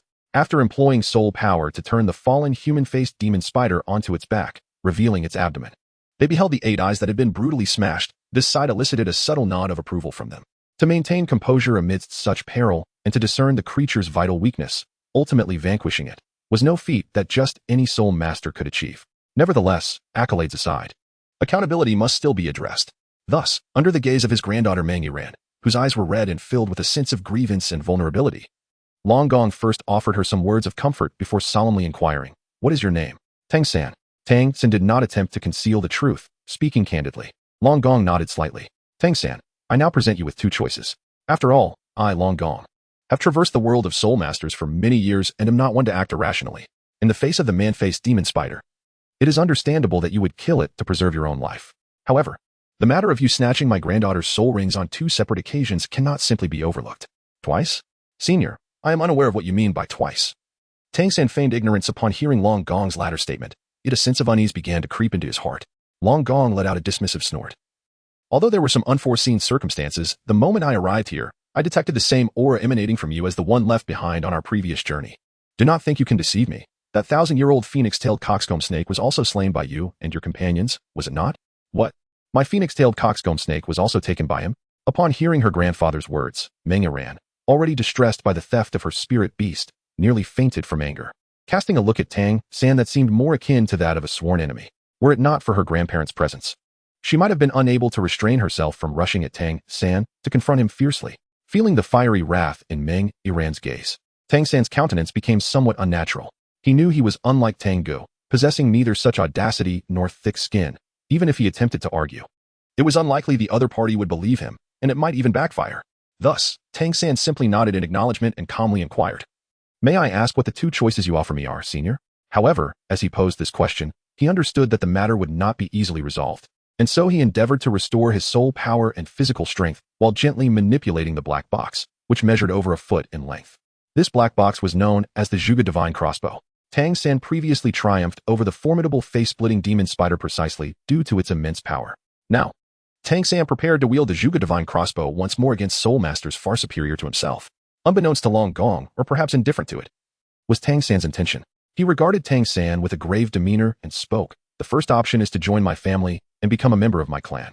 In that case, we can overlook your previous interference in my granddaughter's acquisition of soul rings. Join the family?" Upon hearing Long Gong's words, Tang San furrowed his brow. He was acutely aware that in this world, once one joined a family, betrayal became impossible. Furthermore, all future actions would be bound by the family's constraints. Of course, joining a family would also grant access to a wealth of resources. Thus, Tang San did not immediately refuse, but rather pondered the proposal before replying earnestly. "It is not out of the question for me to join your family, provided you assist me in rescuing my 2 companions from a soul beast." Rescue someone? Although Long Gong found such a task exceedingly simple, it seemed too easy, prompting him to inquire, "Who has taken your companions?" "The Forest King, the Titan Great Ape." As he uttered these words, Tang San appeared to be haunted by the memory of Xiao Wu's abduction, his eyes instantly reddening. Long Gong's expression shifted dramatically, and without hesitation, he declared, "That condition is unacceptable. Propose another." It was truly unexpected that even a formidable soul master like him would harbor fear. Thus, Tang San resolutely stated, "If that is the case, I shall not join your family. Should you wish to strike, then do so. If you seek death, I shall oblige." Witnessing Tang San's disappointment and refusal, Long Gong felt a surge of indignation, his gaze igniting with fierce malice. Yet, just as he was poised to act, a jubilant laughter resonated from the distant sky. "Ha ha ha, Xiao San, do not be afraid. Your brother Tang has returned." Chapter 101. Thus, I should be deemed worthy. Should I not? Tang San was momentarily taken aback by the sudden burst of laughter echoing from a distance, but soon, his tense body relaxed involuntarily. He recognized the voice of the approaching individual. Although this person often displayed a rather thick-skinned demeanor, he proved to be remarkably loyal in critical moments. Moreover, this individual had cultivated a peculiar habit of feigning weakness, concealing his true prowess more adeptly than anyone else. Tang San remains oblivious to the true extent of that individual's strength. However, he firmly believes that if the 2 of them join forces, their situation would undoubtedly improve significantly. Yet, if that individual can survive, then surely Xiao must be safe as well? With this thought, Tang San's eyes brightened, filled with anticipation. Meanwhile, the Dragon Duke, standing opposite him, let out a disdainful snort upon hearing the laughter. "Another fool seeking death has arrived. It is quite convenient for me to eliminate you all at once." As the wind howled fiercely, a figure swiftly descended from the distant horizon, appearing above them in the blink of an eye. It was Tang Ge, who had previously departed from the valley. Currently, he hovered in the air, his yin-yang wings gently flapping, enveloped by the power of yin and yang, which added an air of mystery to his presence. Upon sighting Tang Ge, Tang San eagerly inquired without waiting for a greeting. Tang Ge, where is Xiao Wu? How is she faring now? He chuckled softly. Can I say that I frightened your little Xiao Wu into calling me Brother Tang? Tang Ge couldn't help but smirk internally at Tang San's concern. However, he maintained a composed demeanor and nodded, assuring him, rest easy, she is quite well. In fact, Xiao Wu has already advanced to the 30th level and is currently fusing her third spirit ring. It may take her a while to return. What a relief. What a relief. After receiving the reassuring news about Xiao Wu's safety, the heavy burden on Tang San's heart was finally lifted. Furthermore, upon hearing that Xiao Wu had indeed reached the 30th level, he felt an immense joy for her achievement. Yet, at that moment, a low, furious growl from a hung abruptly interrupted their conversation. I never would have imagined that you, Tang San, would be so young yet filled with deceit. The Titan giant ape is the king of the Stardow forest. Even I would not necessarily escape unharmed if I fell into its clutches. Now, this little creature you claim needs my rescue appears here unscathed, having escaped from the Titan giant ape. Do you think I am easy to deceive? As Tang Ge and Tang San turned to face him, they found the Dragon Duke, leaning on his silver dragon-headed staff, glaring at them with a frosty expression. A palpable aura of murderous intent radiated from him, chilling the air around them, perhaps due to the news of Xiao Wu's safety. Tang San's previous resolve to fight had dissipated. Hearing the Dragon Duke's accusations, he couldn't help but offer a wry smile and explain, Senior, I am not deceiving you. If you would only enough of your prattle. Since you have brought another companion, you might as well summon all your comrades. Today, I shall see which soul master dares to repeatedly steal my granddaughter's spirit beast. Before Tang San could finish his sentence, the Dragon Duke interrupted him. His gaze now fixed upon the airborne Tang Ge. Tang Ge perceived the situation and smiled slightly, saying, there is no need for the esteemed elder to look further. At present, it is just the two of us, Xiao San and I. If the elder does not mind, I would be delighted to engage in a friendly spar. Such arrogance. It was utterly audacious. Although he noticed that this young lad possessed a flying soul skill, which suggested a soul power of at least a century. Long Gong was a formidable soul Douluo with over 80 levels of soul power. Even a soul emperor would not dare to boast of sparring with him. Moreover, this child appeared to be quite young, likely at the soul master level at best. How could Long Gong not be infuriated by such presumptuous claims? Even Shipa, who had remained silent until now, wore a frosty expression, her serpent staff striking the ground heavily, showcasing her soul emperor level power. Seeing her grandfather and grandmother so angered, Meng Yiran immediately stepped forward. She glared at Tang Ge, who hovered in midair, and shouted, if you wish for my grandfather to engage, you must first pass through me. Pass through you? Upon hearing Meng Yiran's words, Tang Ge raised an eyebrow, unable to suppress a peculiar smile. He then summoned his martial spirit. The yin-yang life and death diagram, as 4 soul rings, 1 purple and 3 black, emerged from beneath him, swirling around his form. As the 4 soul rings manifested, an overwhelming aura radiated from Tang Ge, a soul sect. Remarkably, at such a tender age, he possessed 1,000-year soul ring and 3 10,000-year soul rings. Whose genius from a prestigious family was this? In that moment, as the 4 soul rings pulsated around Tang Ge, even Meng Yiran was so astonished she nearly cried out. Long Gong and Shipa trembled, their grips on their staffs tightening involuntarily. Tang San, too, wore a look of disbelief, unable to help but exclaim, Tang Ge, where did you acquire that 10,000-year soul ring? What do you mean? Where did I acquire it? I hunted for it with great effort. Tang Ge shot Tang San a disdainful glance before his gaze shifted past Meng Yiran to Long Gong. Ding dong. Congratulations, host, you have shocked Meng Yiran, earning 800 shock points. Ding dong. Temporarily suppressing the system notification in his mind, Tang Ge looked at Long Gong and said with a faint smile, esteemed elder, 1 purple and 3 black soul rings should be sufficient for me to earn the right to spar with you, correct? Long Gong's expression darkened, remaining silent. At this juncture, although the young man had not revealed his identity, the presence of 1 purple and 3 black soul rings indicated the influence of a prominent family. The fact that such power resided in a mere child of little more than a decade was astonishing. Should he engage now, if he failed to contain his opponent, it would undoubtedly lead to endless troubles, a result Long Gong was determined to avoid. Cursed fate. What a stroke of misfortune today. He cast a glance at his granddaughter. Even with his usual composure, he couldn't help but curse inwardly. Nearby, sensing Long Gong's indecision, Shipa sighed softly. Ultimately, a decision had to be made. If that were the case, let this old woman suffer a moment of embarrassment. With this thought, she prepared to step forward and speak. However, at that moment, a rough, urgent voice echoed from afar. Are those 2 esteemed elders, Long Gong and Shipa? I implore you to show mercy and not to treat these children harshly. Accompanied by this anxious voice, a series of figures rushed in from the distance, led by the immovable king, Zhao Wujing. Following closely behind were several members of Shrek Academy, including Dai Mubai, Oscar, and others. They had deduced their location from the piercing shriek of the faceless demon spider before it perished, and had pursued them here, aided by Oscar's flying mushroom sausages. However, due to their relentless journey and lingering injuries, Zhao Wujin and the 6 others appeared fatigued. Yet, upon spotting Tang San and Tang Ge, relief flooded their faces, and they swiftly descended beside Tang San. Seeing teacher Zhao and his companions arrive, Tang San also smiled. After consuming a couple of Oscar's restorative sausages, his previously suppressed injuries improved significantly. "I'm fine now, thank you all," Tang San expressed gratefully, touched by the concern of his classmates. Hearing his words, Dai Mubai couldn't help but lightly punch him in the chest. "What is this thank you? We are friends, comrades. We would never abandon anyone in danger. Indeed, third brother, you must not act so impulsively in the future." Oscar chimed in. Tang San nodded slightly. Indeed, Tang Ge had informed me earlier that Xiaowu was not only safe, but had also advanced to the 30th level. It should not be long before she returns to reunite with us. Is that Tang Ge? At the sound of Tang San's words, Dai Mubai and the others instinctively raised their heads once more to behold the resplendent figure still suspended in midair, with 1 purple and 3 black soul rings.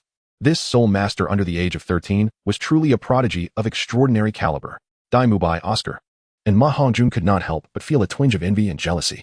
In contrast, the 3 young ladies, Lin Wuchan, Ning Rongrong, and Zhu Zhuqing, gazed at Tang Ge with sparkling eyes, their expressions filled with admiration and joy. Yet, there existed a singular commonality among the 6 of them. They had been astonished by Tang Ge's exceptional talent and cultivation far beyond his peers so many times that they had grown numb to it. Even though it had only been a few days since their last encounter, the news of Tang Ge acquiring a 10,000-year soul ring seemed entirely plausible to them. After all, Tang Ge had almost become the very embodiment of miracles.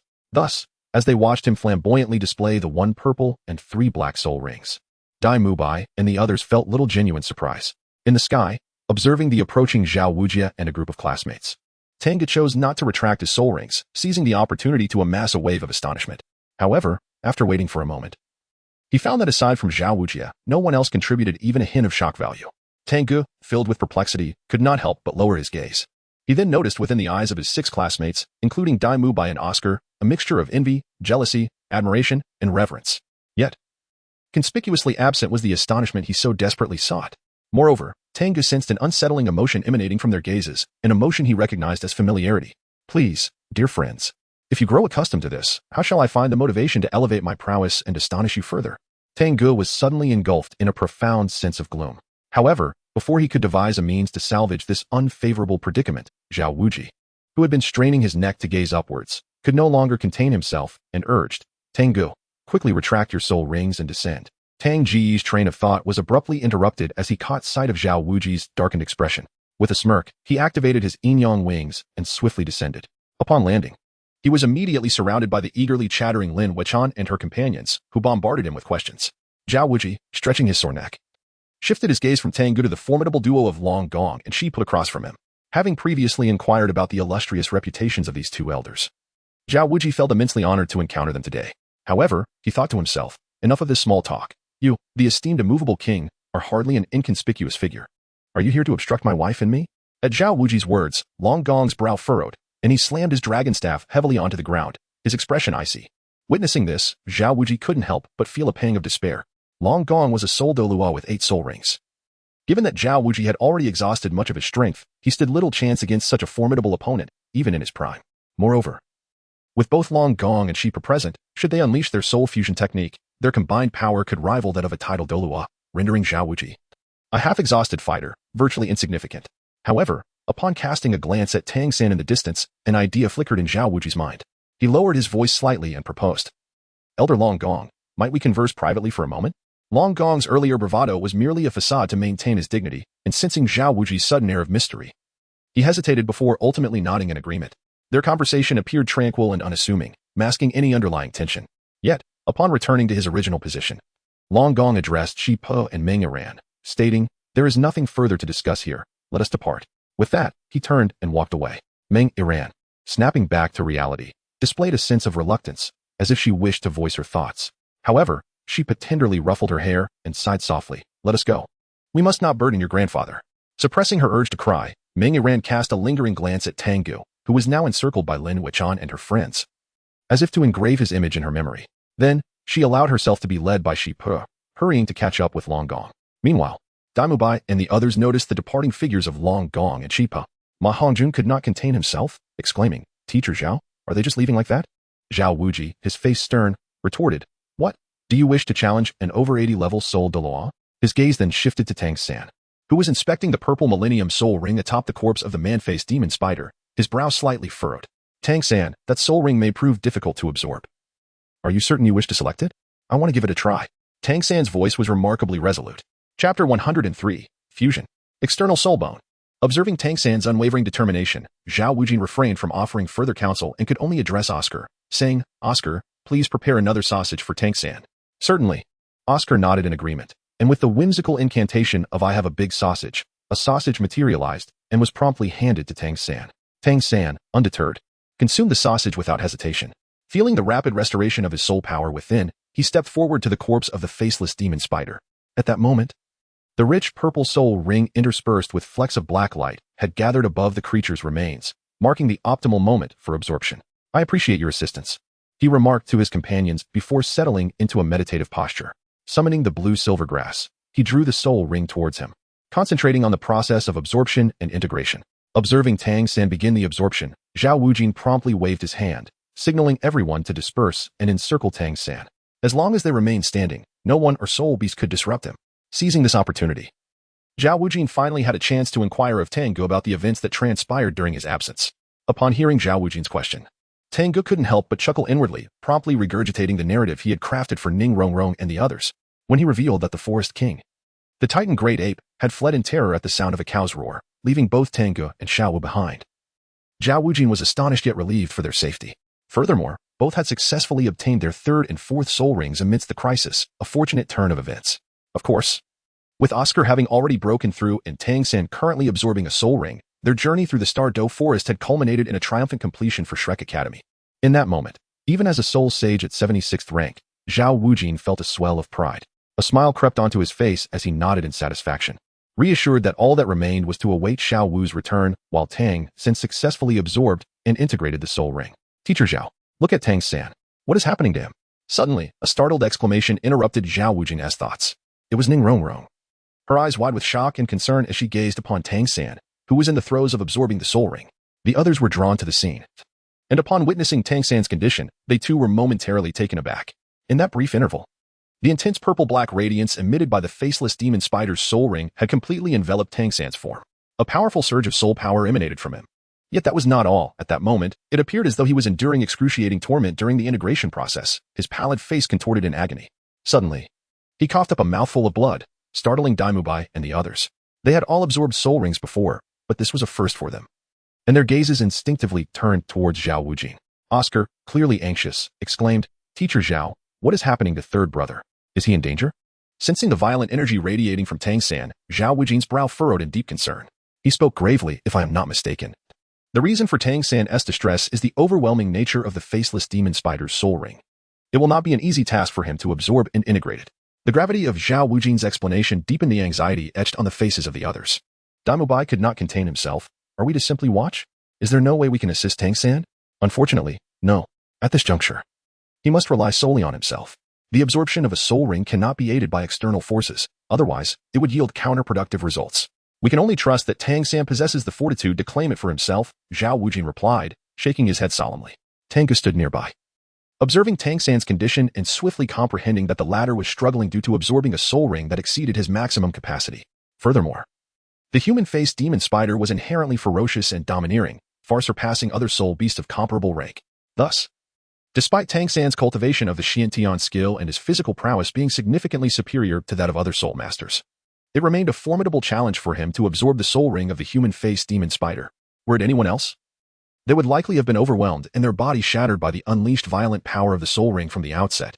However, being well-versed in the original narrative, Tang Ge understood that this attempt to absorb the soul ring was ultimately fraught with peril, yet devoid of real danger for Tang San.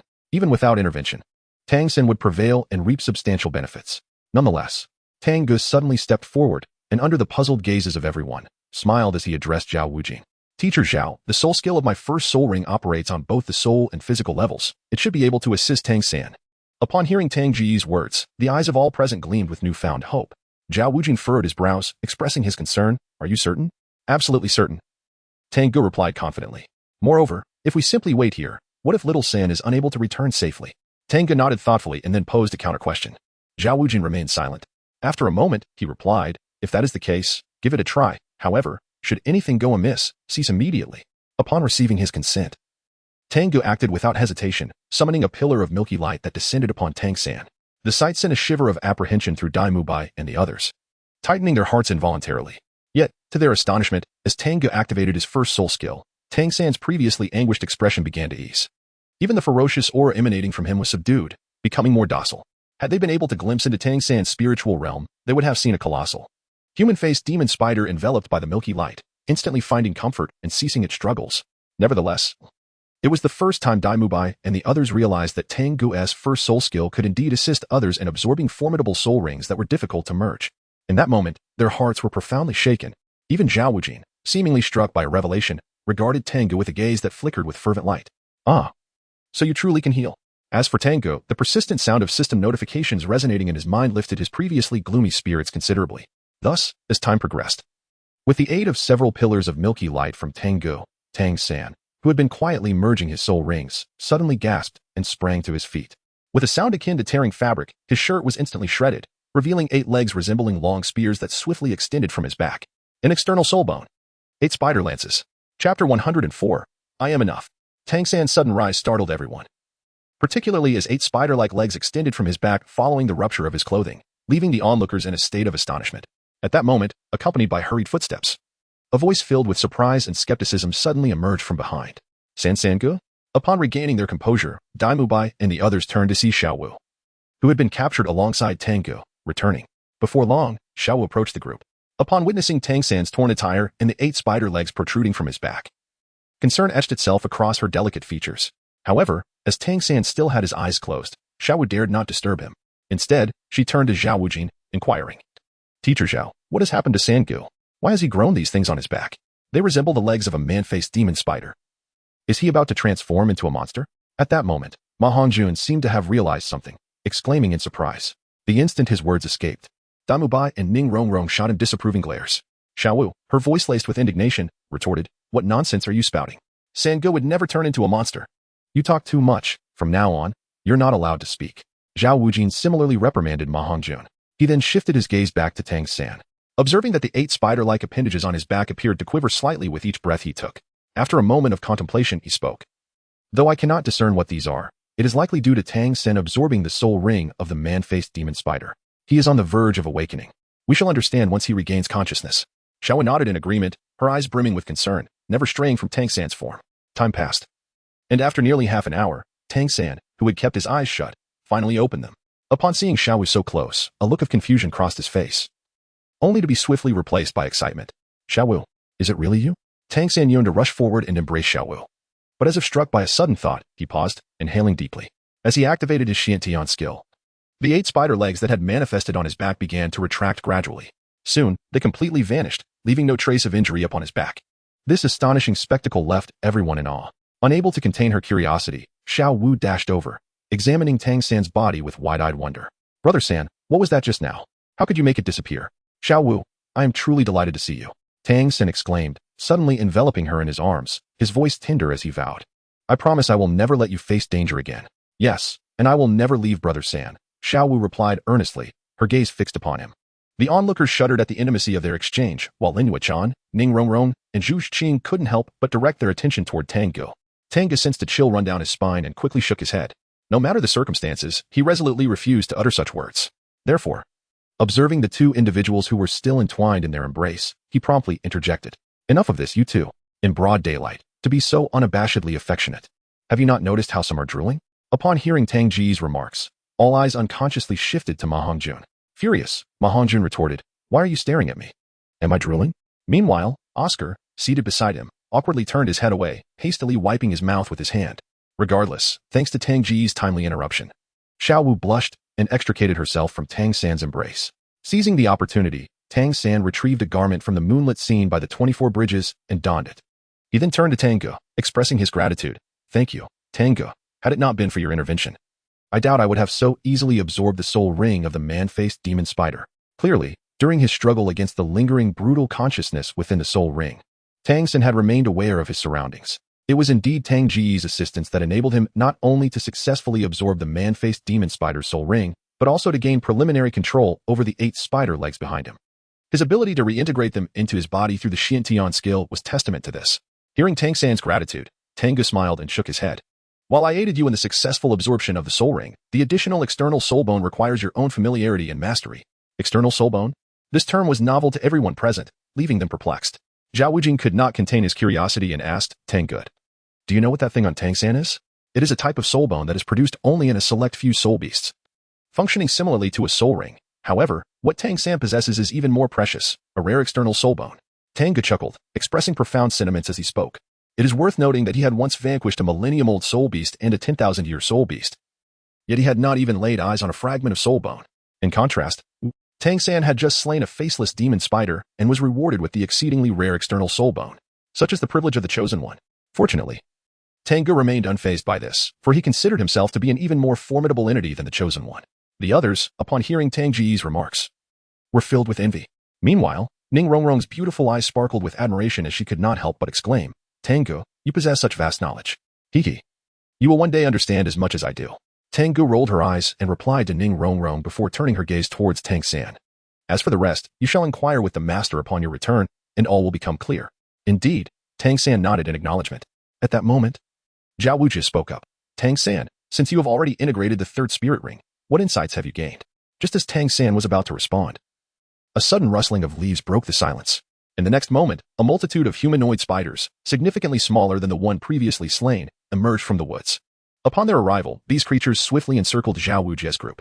Everyone, be cautious. Zhao Wujie's expression turned grave as he could not help but issue a warning. Tang San felt a surge of inspiration and sought to seize this opportunity to demonstrate the prowess of the hidden weapons he had crafted, as well as the formidable abilities granted by the 3rd spirit ring he had just acquired. Alas, it was regrettable. Tang Ge did not give Tang San an opportunity to showcase his abilities. Having long been prepared, he suddenly smiled and spoke upon the appearance of the group of faced demon spiders. Teacher Zhao, you need not intervene. Simply ensure the safety of Tang San and the others. As for these faced demon spiders, I alone am more than sufficient. Chapter 105, the person even master cannot see through. Tang San was already prepared, seizing this opportunity to showcase his abilities. However, he did not expect Tang Ge to suddenly speak up at that moment, abruptly interrupting the momentum he had built, leaving him feeling profoundly disheartened. Nonetheless, Tang San could not blame Tang Ge, for the latter genuinely had their best interests at heart. Thus, despite the frustration brewing within him, he had no choice but to obediently step back. As for the others, their hearts were calmed by the trust they placed in Tang Ge, coupled with the confident smile that graced his face. Zhao Wujie, in particular, displayed a look of anticipation and nodded in agreement. In that case, I entrust these formidable spider demons to you. Now, let us witness the power of your 4th 10,000-year soul ring. With that, he beckoned for Tang San, Daimobai, and the others to gather by his side. Tang Ge remained in his place, surveying the multitude of human-faced demon spiders that cautiously approached him. In an instant, he unleashed the formidable aura of his soul sect cultivation. Subsequently, the manifestation of his martial soul, the yin-yang life and death diagram, emerged, accompanied by a radiant display of 1 purple and 3 black soul rings that ascended from beneath his feet, swirling rhythmically around his form. The nearly entirely dark yet dazzling light radiated outward, exuding an oppressive aura that rendered all the human-faced demon spiders restless and agitated. Hiss. Ultimately, these creatures abandoned their cautious probing, emitting a piercing low growl before launching a sudden assault towards Tang Ge, Daimobai, and their companions. The sheer density of them was enough to instill a profound sense of unease. Upon witnessing the unfolding scene, Tang Ge remained unperturbed as the continuously rotating yin-yang formation gradually manifested beneath his feet.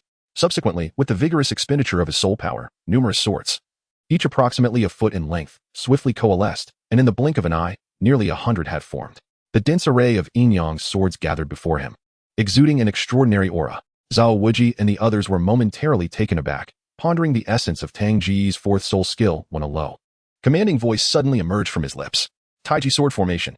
A myriad of swords unleashed. In that instant, the air quivered, and the multitude of yin-yang swords transitioned from stillness to motion, instantaneously transforming into a flurry of black and white phantoms that shot forth, with a series of sharp sounds. The area within a 10-meter radius around Tang Ge was swiftly enveloped by the sword domain formed by the 100 swords. Within this domain, the terrifying sword energy was ceaselessly released, and any man-faced demon spiders that dared to enter were torn to shreds in mere moments. Standing at the heart of the sword domain, Zhao Wujie and the others gazed in awe at the rapidly darting yin-yang swords and the lifeless bodies of the slain demon spiders, all of them gasping in disbelief. What a fearsome soul skill. They could not help but question whether they could withstand such a barrage of flying swords if they were to be targeted. Before long, the once troublesome horde of man-faced demon spiders lay defeated beneath Tang Ge's Taiji sword formation. He even arranged the 100 swords into a spiral, mercilessly shredding the remaining bodies of the demon spiders into nutrient-rich debris scattered across the ground. Following this, the spiral sword formation swept across the ground, instantly turning the earth over. Thus, when Tang Ge finally dissipated the Taiji sword formation and retracted his martial spirit and soul rings, the bloodied ground bore no trace of flesh, now transformed into a soft, earthy terrain. Upon witnessing his handiwork, a satisfied smile spread across his face. He then turned to the dazed Zhao Wuji and the others, shrugging nonchalantly as he feigned disinterest, saying, "See? Just a few little cuties. A few swords and the problem is resolved." At Tang Ge's words, the group snapped back to reality, rendered speechless. Indeed, only Tang Ge could regard those fearsome man-faced demon spiders as little cuties, the kind that could be dealt with in a few strokes. Regardless, the crisis posed by the demon spiders had finally been alleviated.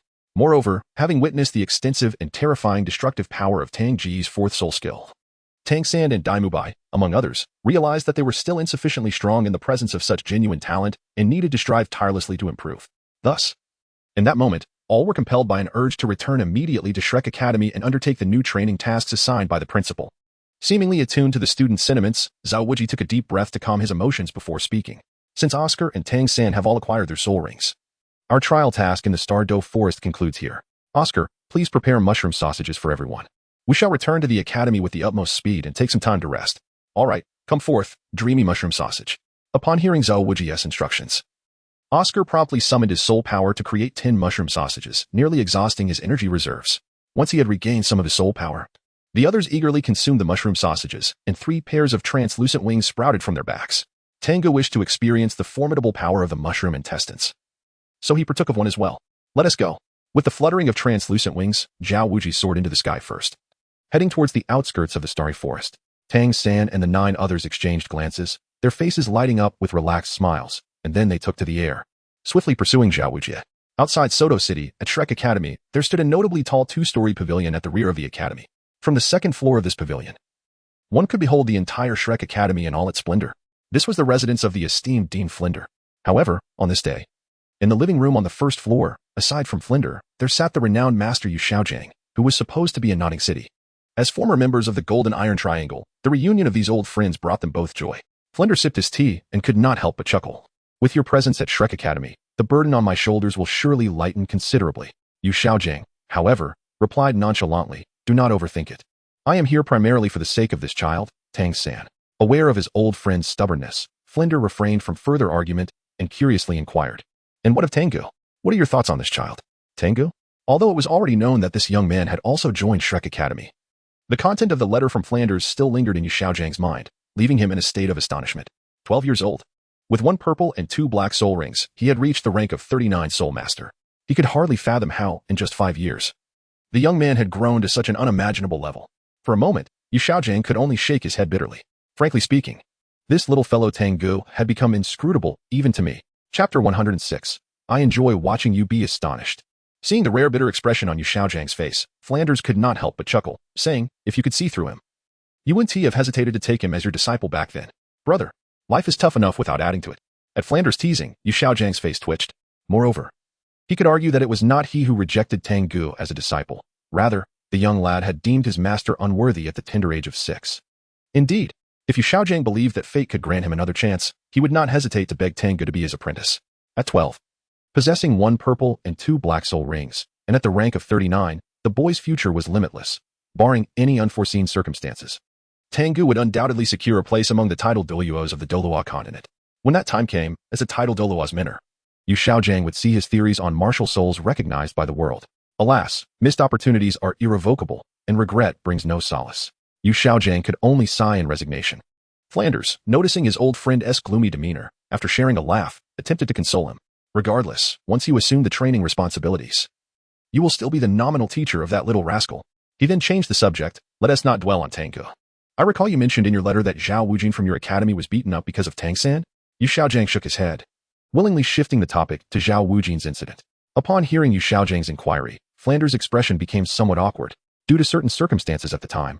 He and Zhao Wujin had faced similar fates. However, Out of respect for the unpleasantness of the situation, he had chosen not to mention it in his correspondence.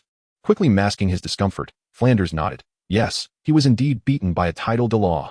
A title de law? Yu Xiaojiang, oblivious to the change in Flanders' expression, fell into contemplation and suddenly produced a command medallion from his pocket. As he tossed it to Flanders, he remarked, I believe I know who it is. Initially puzzled, Flanders, upon receiving the medallion and seeing the emblem representing the 6 strongest factions of the continent, along with the hammer symbol, felt a jolt run through his body. His face instantly reflecting shock. This is, do you truly think that Tang San's martial soul is merely the blue-silver grass? Observing Flanders' astonished expression, Yu Xiaojiang maintained a calm demeanor, speaking with a hint of indifference. Thanks to Oscar's mushroom sausage, Zhao Wujin, along with Tang San and Tang Ge, swiftly exited the Stardow forest. However, after their prolonged ordeal in the forest, everyone was fatigued, and Oscar's soul power had not fully recovered. Thus, Zhao Wujin decided that they would rest for another night in the town outside the forest. This slumber extended into the following afternoon. After awakening Tang San and the others, Zhao Wujin, without even pausing for a meal, set out again, taking nearly an hour to finally return to the long-awaited Shrek Academy. Upon arriving at the academy gates, all weariness vanished, replaced by exuberance. Ah, we are finally back, Oscar exclaimed, bursting with excitement as he embraced a nearby tree. Zhao Wujin approached with a rare smile breaking through his stern demeanor, saying, after such a long journey, everyone has worked hard. Please, go rest. With that, he entered the academy, his figure gradually fading from view. I'm starving. Let us go eat. Upon seeing Zhao Wujin depart, Ma Hongjun could hardly contain his eagerness. At that moment, Tang Ge suddenly recalled the system prompt that had inexplicably appeared in his mind the previous night. His expression turned peculiar as a delightful thought emerged within him. Thus, with a smile, he looked towards Tang San and said, Little San, do you have some time? Let us go see the dean. Perhaps he can provide more information about the external spirit bone on you. All right. Although Tang San had intended to accompany Xiao Wu for a meal, he immediately nodded in agreement upon hearing Tang Ge's words. Nearby, Xiao Wu had also wished to join. However, Tang Ge smiled at her and Daimu Bai, saying, You all go ahead and eat. After I meet with the dean, I will join you. Upon hearing Tang Ge's words, no one objected. Even the reluctant Xiao Wu, due to the events that transpired in the Stardow forest, held an inherent fear of Tang Ge, and thus she obediently nodded. Third brother, Tang Ge, be back soon. Yes, we won't take too long, Tang San replied gently, nodding at Xiao Wu. However, he felt a pang of discomfort at Xiao Wu's affectionate address towards Tang Ge, silently wishing that she would call him third brother with the same warmth in the future. Afterward, once Daimu Bai and the others departed for their meal, the 2 young men set off to seek the dean. Tang San and Tang Ge made their way toward the courtyard where Flinder resided. In the courtyard, on the balcony of the 2nd floor, Zhao Wujin, who had originally departed early, had unexpectedly arrived. He sat in a chair, conversing with Flinder and Yu Xiaojiang over tea, recounting the experiences from their journey through the Stardow forest. He had just finished narrating the tale of the Titan giant ape when he learned from Yu Xiaojiang that the powerful roar mentioned by Tang Ge and Xiao Wu originated from the azure bull python, a creature dwelling in the heart of the Stardow forest. This majestic soul beast, boasting over 100,000 years of cultivation, was not only regal in its presence, but also possessed the ability to speak.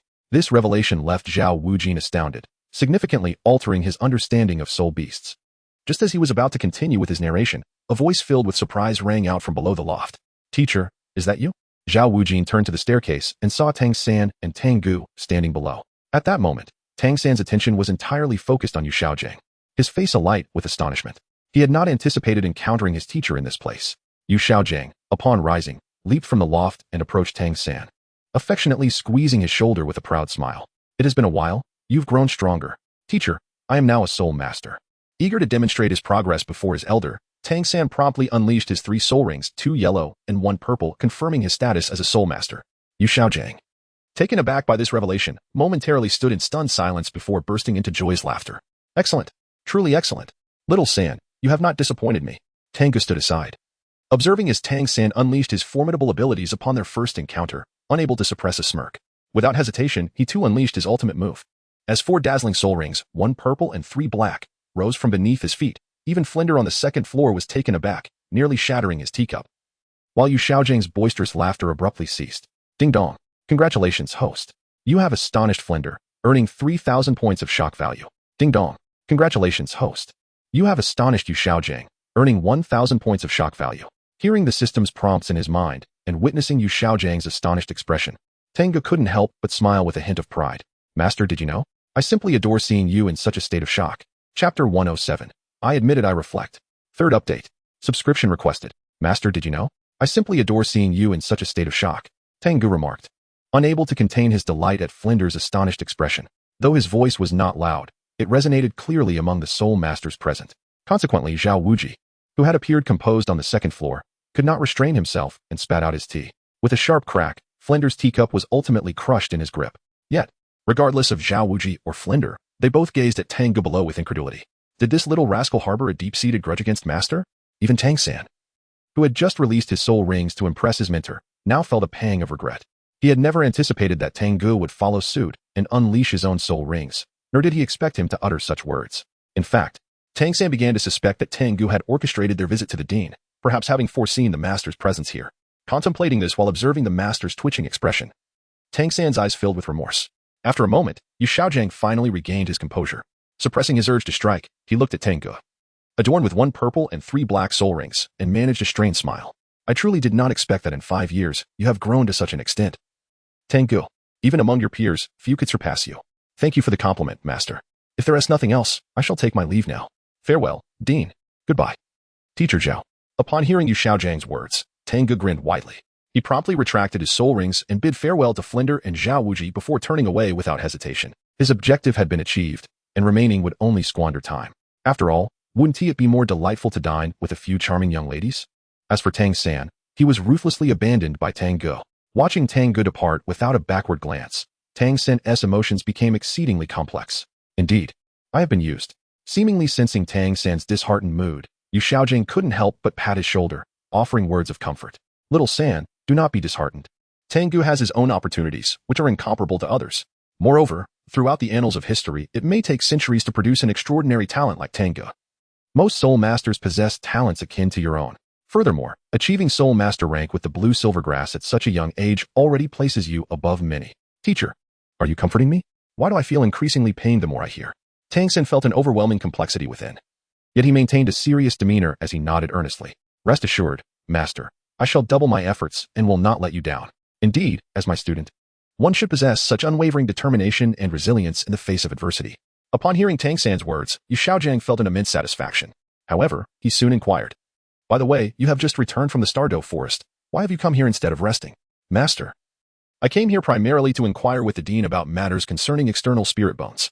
Tang San inquired, external soul bone? Upon hearing his words, Yu Xiaojiang furrowed his brow and replied, Xiao San, where did you hear that term? Is it something Tang Ge mentioned? Moreover, do you consider this object on my body to be an external soul bone?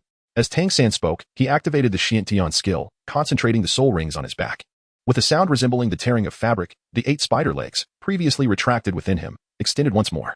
The razor-sharp legs, akin to long spears, swayed under the sunlight, reflecting a chilling, dark sheen. It was indeed an external soul bone, and it had manifested on Tang San's body. Witnessing this transformation, Yu Xiaojiang, though not as astonished as he had been upon seeing Tang Ge's purple and black soul rings, was nonetheless profoundly surprised. He could not help but urge, quickly, elaborate on your experiences in the Stardow Forest. At that moment, Flinder and Zhao Wuji descended from the upper floor and appeared before the two. They were both greatly intrigued by the external soul bone. Responding to his teacher's prompt, Tang San recounted his experiences without reservation, while most of the details were manageable. Upon learning about Tang San's impulsive actions in the absorption of the man-faced demon spider's soul ring, Yu Xiaojiang's expression instantly turned grave. Little San, do you realize your greatest flaw? It is your overwhelming emotional attachment. While being sentimental is not inherently wrong, it becomes detrimental when you lose your composure at critical moments. Do you truly believe that your impulsive actions could rescue the abducted Xiaowu? What if she is unharmed, yet you lose your own life in the process? Furthermore, your decision to absorb the man-faced demon spider's soul ring was exceedingly reckless. It is far beyond what you can endure at your current stage. Following this, Yu Xiaojiang proceeded to sternly admonish Tang San. Tang San recognized his mistake and chose to remain silent. After a considerable amount of time, Yu Xiaojiang finally paused. Soon after, a smile illuminated his previously serious countenance as he remarked, nevertheless, the gains you have achieved are a reflection of your own diligence. Now, return to rest. Additionally, do refrain from discussing your external spirit bone with outsiders. Remember the words I have imparted to you. Yes, teacher, I shall remember, Tang San replied. Tang San nodded earnestly. After bidding farewell to the dean and teacher Zhao, he turned and departed. As soon as he left, the previously silent Flander chuckled and remarked, you should be content to have such a considerate and ambitious student. I am indeed grateful, Yu Xiaojiang replied, but since you invited me here, you shouldn't put me in such a predicament. The memory of his earlier shock at Tang Ge's soul ring left Yu Xiaojiang's gaze towards Flander filled with reproach. Flander, slightly puzzled, asked, in what way have I wronged you? You mentioned in your letter that Tang Ge was at level 39. Yet now he exceeds level 40 and possesses an additional 10,000-year soul ring. Do you know how furious his earlier remarks made me? Yu Xiaojiang felt as though a heavy stone was lodged in his heart, overwhelmed by his frustration.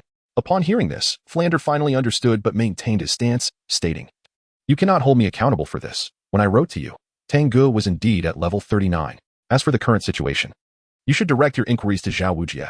It is he who failed to inform you sooner, so he should bear the blame." Flander shrugged and gestured towards Zhao Wujie. Zhao Wujie, caught off guard, was momentarily speechless. How did I become the scapegoat? However, upon meeting Yu Xiaojiang's gaze, he quickly responded earnestly, "Master, please say nothing. It's my fault. I accept responsibility. I shall run 100 laps around the village as penance." Without hesitation, he turned and dashed away, left in silence. Yu Xiaojiang and Flander exchanged glances, each at a loss for words. Chapter 108. Being too outstanding isn't always good. Fourth update. The following morning, after a refreshing night's rest, Dai Mubai and Tang San, along with the others, gathered once more on the academy's grand playground, summoned by the ringing bells. The harrowing trials they endured together in the Stardow Forest had deepened the bonds among the 9 of them significantly. Even Oscar dared to jest with the little princess, Ning Rongrong. However, to their dismay, aside from the inseparable Xiao Wu, both Ning Rongrong and Lin Yuechon gravitated around Tang Ge.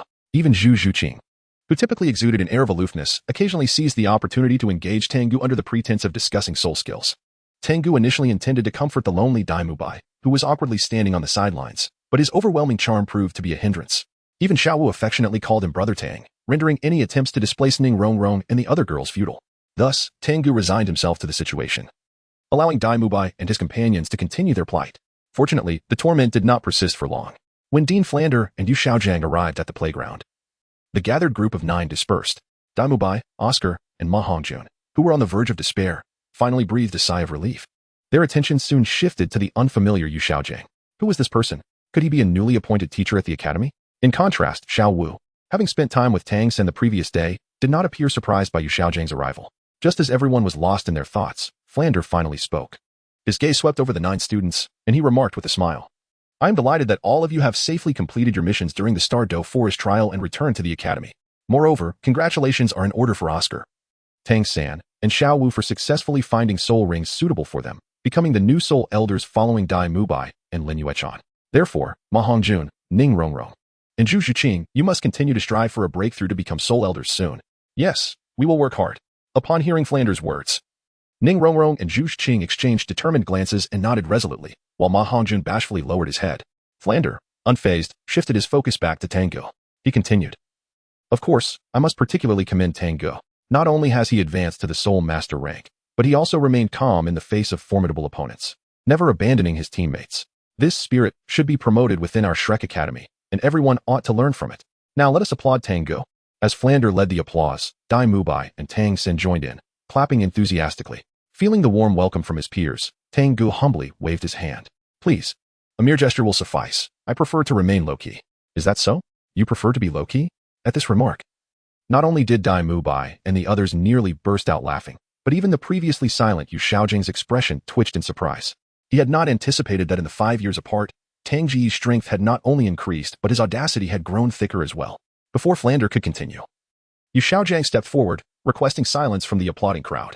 He then stated calmly, "As you might have guessed, I am the new teacher invited by your dean, primarily responsible for your upcoming training courses. My name is Yu Xiaojiang. Perhaps it is unfamiliar to you, but you should have heard of my title, the Master." "What? He is the Master? The one who proposed the 10 core laws of the spirit world?" The revelation startled everyone. Beside them, Xiao proudly exclaimed, "Not only that, but the Master is also Sanji's teacher. With your personal guidance, I am confident that our strength will experience a remarkable leap." Tang San stepped out of the ranks and approached Yu Xiaojiang earnestly. Yu Xiaojiang patted Tang San's shoulder, nodding in appreciation. Upon discovering that Tang San's teacher was none other than the esteemed master, Dai Mubai and the others were equally enlightened. It was no wonder that Tang San had displayed such profound knowledge in the Stardow Forest. Now everything made sense. In that moment, anticipation surged among Dai Mubai and his companions regarding the upcoming training sessions. "Since you are all acquainted with the master, I shall leave this to you. Should you need anything, do not hesitate to seek me out." With that, Flinder turned and departed. Yu Xiaojiang shifted his gaze, sweeping over Dai Mubai and Oscar, aligning his observations with the data he had previously reviewed. Then, he spoke in a solemn tone. "Your formal training will commence tomorrow morning. However, today, I need to familiarize myself with the types of your martial souls and the corresponding soul rings and abilities. Therefore, I assign you a task. Regardless of how you choose to coordinate or utilize your soul techniques, join forces and launch a full-scale attack on Tang Ge. If you manage to defeat him, I shall personally prepare breakfast for you tomorrow. Tang San, refrain from using your hidden weapons. They are best reserved for your true adversaries. Understood, Master, Tang San replied with a nod, his gaze now fixed on Tang Ge, brimming with combat fervor. Yet Oscar lamented, Master, I am merely a food-type support soul master. Must I also partake in the battle? And I too. Tang Ge's fourth soul technique is terrifying. He will leave me with countless holes. As a dreadful vision crossed her mind, Ning Rongrong shuddered involuntarily, casting a pitiful glance at Yu Xiaojiang. Even Dai Mubai and Ma Hongjuan's pupils contracted, their expressions growing grave. Noticing their reaction, Yu Xiaojiang, initially inclined to reprimand Oscar and the others, furrowed his brow. He then turned to Tang Ge and said, Let me witness the true terror of your fourth soul technique. Not a problem. Tang Ge smiled faintly as his martial soul and 4 soul rings were summoned in succession. When the Taiji sword formation materialized beneath his feet, an overwhelming surge of soul power coursed through him, instantly condensing 200 yin-yang swords. With a hum, the void trembled under Tang Ge's deliberate actions. The 200 swords appeared simultaneously before Yu Xiaojiang. Countless sharp sword tips pointed at Yu Xiaojiang, causing him to involuntarily tense up. For a fleeting moment, he even felt the urge to turn and flee. However, recalling that he was within Shrek Academy, Yu Xiaojiang resolved to calm his racing heart. He gazed at the smiling Tang Ge and, gritting his teeth, managed to utter a strained remark. During the upcoming spar, you are prohibited from utilizing the spirit abilities of your fourth soul ring. Oh, being too exceptional can be quite a burden. Upon hearing Yu Xiaojiang's words, Tang Ge let out a resigned sigh. Chapter 109, 1 against 8, equally formidable. Oh, being too exceptional can be quite a burden. If that is the case, so be it. With a wave of his hand, Tang Ge promptly dispelled the yin-yang swords, making the Taiji sword formation vanish as well. Yu Xiaojiang immediately retreated over 10 meters, distancing himself from Tang Ge. Daimubai and the others also breathed sighs of relief. With the threat of the Taiji sword formation gone, their confidence surged, feeling emboldened enough to take on even a soul king, let alone a mere soul master. Thus, Ma Hongjun couldn't help but boast, Boss Tang, just wait. Soon we'll have you crying from our beatings. Quite audacious, aren't we? In that case, I'll make you my little bald hen later. Tang Ge raised an eyebrow, then directly addressed Yu Xiaojiang. Master, shall we commence? The enemy will not wait for your discussion on the start time. Yu Xiaojiang replied calmly. As soon as these words left his lips, Tang San, who had greatly benefited from Yu Xiaojiang's teachings, immediately activated his 2 yellow and 1 purple soul rings. The blue silver grass emerged from his palm, swiftly transforming into slender vines. Bind. Accompanied by a low shout, the blue silver grass vines, now imbued with the essence of the man-faced demon spider soul ring, became even more resilient as they surged towards Tang Ge. Tang Ge reacted swiftly, yet upon glancing at the blue silver grass vines, he found no motivation to evade.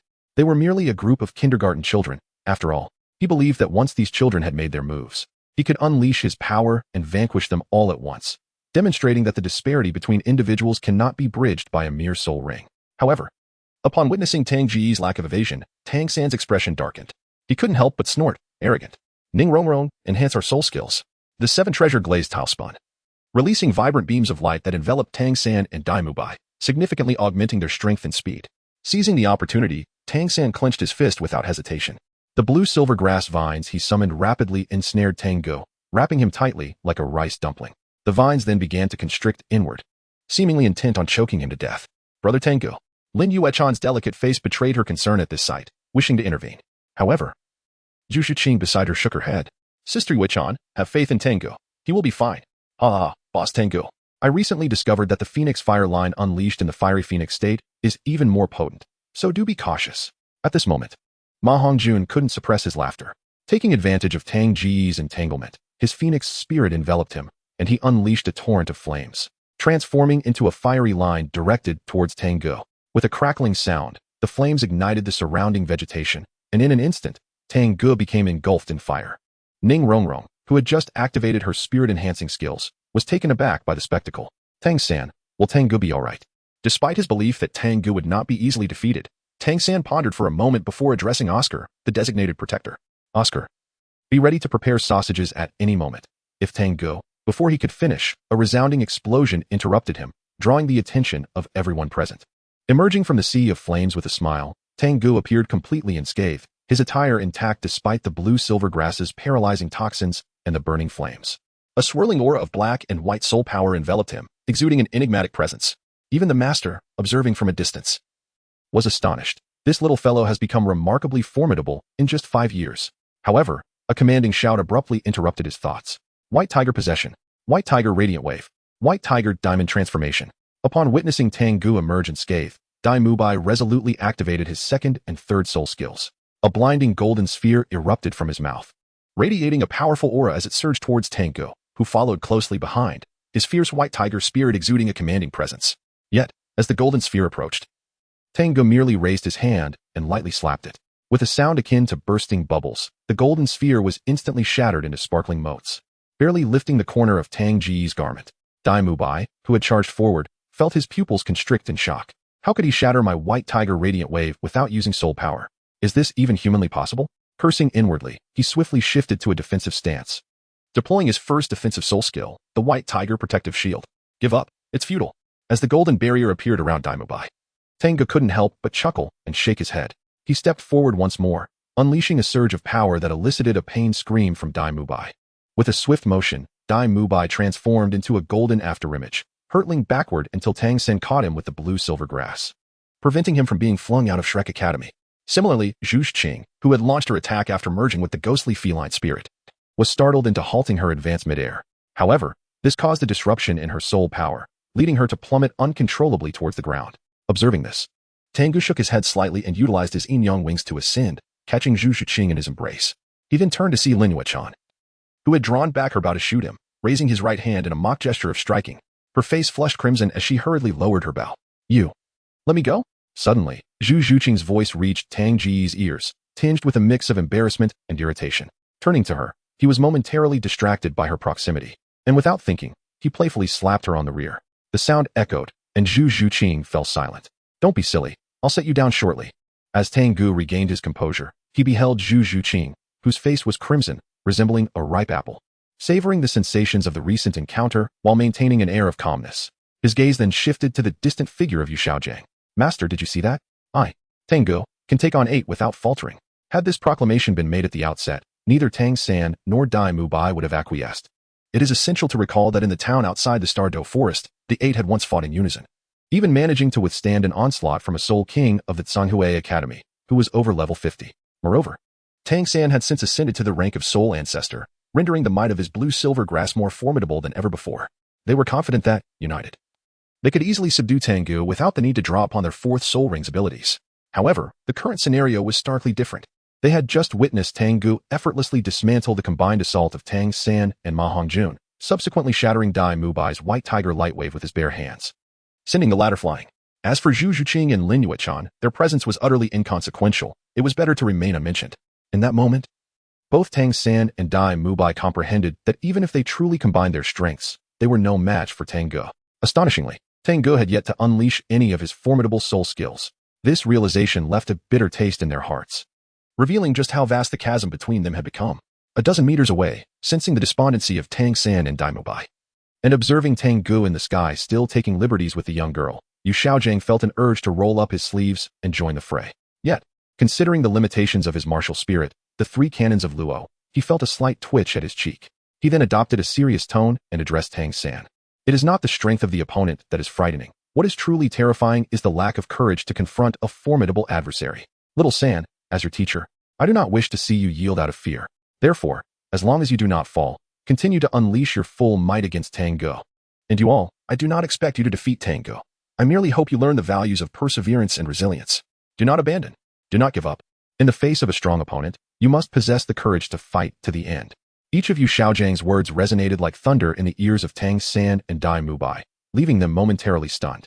Yet, in that instant, the expressions of the 8 individuals grew increasingly resolute.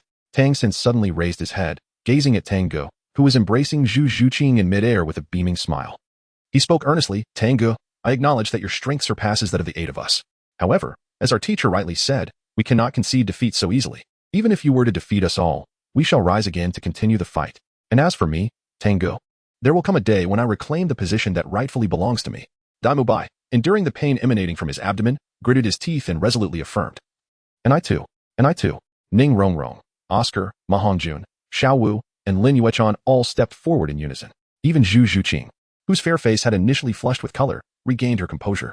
Her dark, beautiful eyes fixed upon the nearby Tang Ge as she quietly implored, Tang Ge, please let me down. I wish to join them in this continued struggle. Well then, So, according to you Xiaojiang, I have instantly transformed into the villain, have I? Upon witnessing the crowd's response, Tang Ge could not help but inwardly scoff. Nevertheless, he nodded and let Zhu Zhuqing down, allowing her to return to her group. Finally, observing the renewed fighting spirit in the Shrek's 7 monsters, ignited by Yu Xiaojiang's words, a cruel smile crept onto Tang Ge's face. Since you are so eager for a beating, I shall oblige you today. With that, he swiftly appeared before Dai Mubai, his yin-yang wings flapping behind him. Before Dai Mubai could react, Tang Ge seized him by the neck, lifting him off the ground. Do you think you can take the boss's position from me? How presumptuous. Dai Bang, bang, bang, bang. Regardless of Dai Mubai's struggles, Tang Ge's grip on his neck remained unyielding, while his other hand unleashed a barrage of punches. In an instant, Dai Mubai became a stationary punching bag. Not only him, but Tang San, Ma Hongjun, and Oscar also found themselves caught in Tang Ge's wrath. Under Tang Ge's relentless assault, Oscar's mushroom sausage proved utterly ineffective. Gender mattered not. All were met with the same fate. The only distinction was that Tang Ge slapped the men's faces, while he chose to strike the women's posteriors. Thus, when the 8 of them lay sprawled on the ground in disarray, the girls, though somewhat disheveled, bore no visible injuries, yet covered their faces, displaying expressions of indignation. In stark contrast, the 4 boys, Tang San and Dai Mubai included, bore faces resembling that of a pig, unrecognizable even to their own mothers. Meanwhile, Yu Xiaojiang, who had been supervising from a distance, found himself covered in dust after an unintentional blow from Tang Ge sent a cloud of dirt his way. Seeing Yu Xiaojiang retreat once more, Tang Ge could not help but feel a sense of triumph. Humph. Let this be a lesson for you to stop using me. Thus, the day's training officially concluded with Tang San and his companions all knocked down. Unfortunately for them, this near-torturous training was merely the beginning. The following day, after enjoying a sumptuous meal prepared by Yu Xiaojiang, the 8 once again began their arduous weighted running exercises, traversing the distance between Shrek Academy and Soto City. This grueling regimen persisted for 3 months. During these 3 months, Tang San and the others truly experienced a feeling akin to living hell. They had to endure the exhausting round trips, nearly collapsing by the time they returned to the finish line. Once they had rested and replenished their strength, they faced Tang Ge's merciless onslaught once more. Regardless of the tactics they devised, they could not withstand the sheer force of Tang Ge's punches. To their eyes, Tang Ge transcended the realm of a mere soul master, becoming an omnipotent title Douluo. No opponent was beyond his ability to vanquish with a single blow, and if there were, he would simply deliver another. Eventually, Tang San and his companions relinquished the desire to defeat Tang Ge, merely hoping for the relentless torment to conclude swiftly. Yet, amidst the repeated beatings and relentless training, their teamwork grew increasingly harmonious. This was the only consolation for Yu Xiaojiang, who oversaw their training. As for Tang Ge, both Yu Xiaojiang and Flinder had to concede that his strength had surpassed their teaching capabilities. Thus, it was decided that he should be set free to grow. Chapter 111. The Heartbroken Ma Hongjun. Subscription requested. In the blink of an eye, 3 months of training were drawing to a close. On the eve of the final day, in Tang Ge's 2-story loft, he sat cross-legged on the 2nd floor, diligently circulating the Hell Furnace cultivation method. Within the furnace, the Thunderbolt pill, infused with immense power from the Tribulation Thunder, was being continuously refined, transforming into pure energy that merged with Tang Ge's body. Simultaneously, the life energy released by the meteor tears was also being refined. Over the course of 3 months, Tang Ge had not merely accompanied Tang San and the others in practice. He had spared some time to deliver a few well-deserved beatings. The remainder of his time was devoted to enhancing his soul power and awakening his ancestral sacred body through the refining of the Thunderbolt pill and meteor tears. Now, the once mighty Thunderbolt pill had been reduced to a mere fraction of its size. The pure energy it had yielded elevated Tang Ge's soul power by 4 levels. Conversely, the progress of his ancestral sacred body had noticeably slowed, with the dual energies of the Thunderbolt pill and meteor tears only managing to increase it by a mere percentage point over 3 months. This left Tang Ge feeling somewhat disheartened. However, he understood that the power level of the ancestral sacred body significantly surpassed that of Douluo Continent, and such a sluggish pace was to be expected. Thus, even a single percentage point of enhancement represented a substantial leap in strength for Tang Ge. Consequently, his previously anxious heart gradually found peace. Suddenly, as Tang Ge sat cross-legged on the bed, his body trembled, and the last remnants of the Thunderbolt pill within the Hell Furnace were finally refined. An overwhelming surge of energy flooded into Tang Ge's limbs and bones, instantly amplifying his soul power yet again. As the once bustling Hell Furnace came to an empty halt, it gradually ceased its operations. Tang Ge concluded his training and opened his eyes. In an instant, a blinding flash of lightning erupted from his gaze, leaving a charred mark on the wall before him. Taking a deep breath to suppress the surging power within him, Tang Ge summoned his personal data panel. Shock System Host. Tang Ge Level 48 Soul Master Martial Soul, Twin Martial Souls, Yin-Yang Life and Death Diagram. For Swords of Extermination Soul Rings, Yin-Yang Life and Death Diagram Purple, Black Soul Skills. Joy, Yin-Yang Wings, Life and Death Array, Life and Death Great Seal. Taiji sword formation martial skills, chaotic wind hammer method, secret of the walking character, hell refinement, heaven's divine fist physique, awakening of the primordial sacred body. Level 2 shock value, 73, 450 in 3 months, he had achieved an elevation of 5 soul power levels. Along with a 1 progress in the awakening of his primordial sacred body. Although this was not particularly rapid, Tang Ge felt a profound sense of satisfaction. It is noteworthy that in comparison to his peers, such as Tang San, he was already significantly ahead. Moreover, Tang Ge was confident that his ascension from Soul Master to Soul King would not take a considerable amount of time. Glancing at the shock value section, he noted that, after such an extended period of accumulation, it had remarkably reached over 70,000 points. Nevertheless, he restrained himself from the impulse to initiate a lottery draw, deciding to wait a little longer. Once he amassed a total of 100,000 shock points, he would proceed with a tenfold draw, increasing his chances of obtaining valuable items. Of course, the true reason for Tang Ge's reluctance to draw was that he was currently not in need of anything. With these thoughts, Tang Ge stowed away his personal data panel and rose from his bed. The door creaked open, and the evening breeze, imbued with the glow of twilight, swept into the room, infusing the dark environment with a touch of color. Observing the dimming sky outside, Tang Ge felt a flicker of inspiration and suddenly remembered something. A smile crept across his face as he murmured to himself, if all goes as expected, tonight, Ma Hongjun will likely be dealt a blow by that soul master named Douluo while out courting women. Since I have some free time, as the leader of Shrek Academy, how could I possibly allow this to happen? With determination, he resolved to take action. Tang Ge did not bother to check whether Tang San and the others had concluded their final day of training and returned to the academy. Instead, he summoned the wings of Yin and Yang to depart from the attic, soaring swiftly towards Shrek Academy. Meanwhile, in another attic within the academy, Flinder observed Tang Ge's sudden exit and adjusted his glasses with a chuckle. This little fellow has finally decided to venture out. However, his departure begs the question of who will be unfortunate this time. Are you not concerned that he might create a significant mess? Yu Xiaojang inquired. Flinder shook his teacup, finishing the last sip before rising to his feet. He clasped his hands behind his back and strolled to the balcony, gazing at the distant evening glow, his voice suddenly brimming with a carefree spirit. What genius ever ascended without encountering turbulence? I, Flinder, do not fear the chaos he might unleash. Rather, I worry it may not be grand enough. After all, isn't there someone who will eventually come to the rescue? At this point, Flinder glanced back at Yu Xiaojang. Understanding Flinder's implication, Yu Xiaojang felt a surge of exasperation. So, you maintain a detached stance, completely unconcerned? Are you not afraid that he might come seeking you for retribution? Nevertheless, he did agree with the sentiment that the path of genius is seldom tranquil, nodding in acknowledgement. You have a point. I came to discuss the next phase of training plans for Xiao San and the others. What training plans? Flinder asked. Yu Xiaojang approached him, looking towards Soto City, and calmly replied, the Soto City Great Spirit Arena. In Soto City, within the Great Spirit Arena, Tang Ge swiftly arrived.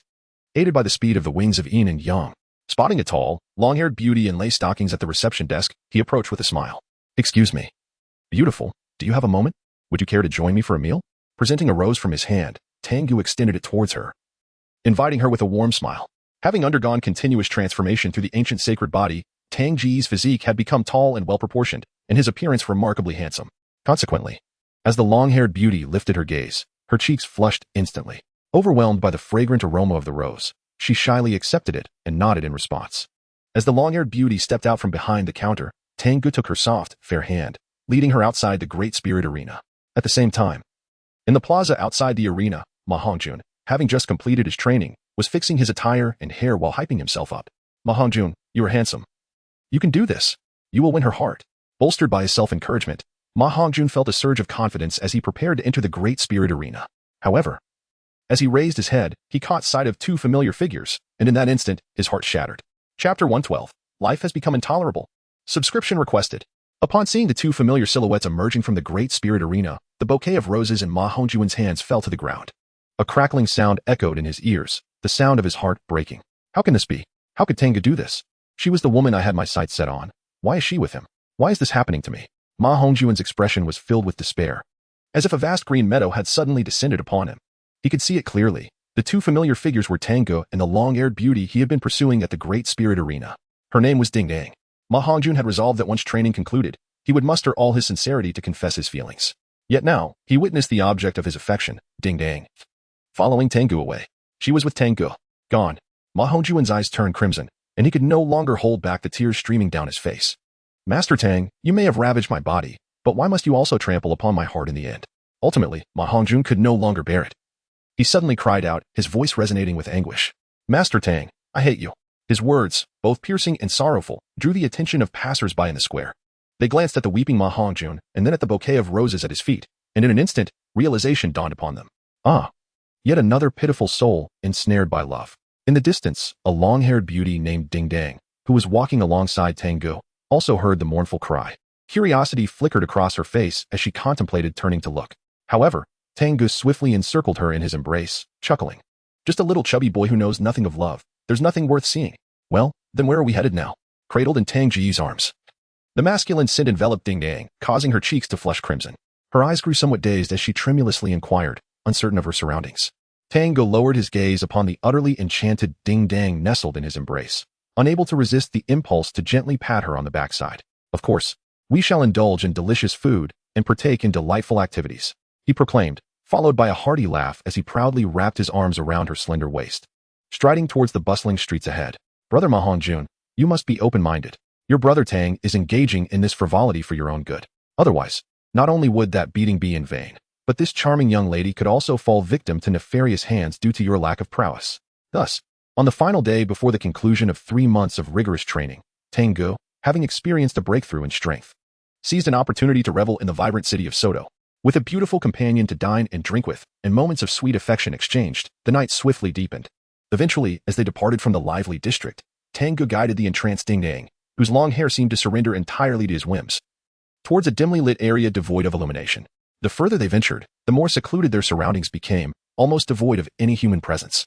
Yet, oblivious to the encroaching tranquility, Ding Dang nestled comfortably against Tang Ge, her enchanting visage illuminated by the soft glow of the waning moonlight, revealing a hint of intoxication in her captivating features. Tang Ge lowered his gaze to the girl nestled in his arms, unable to suppress a shake of his head.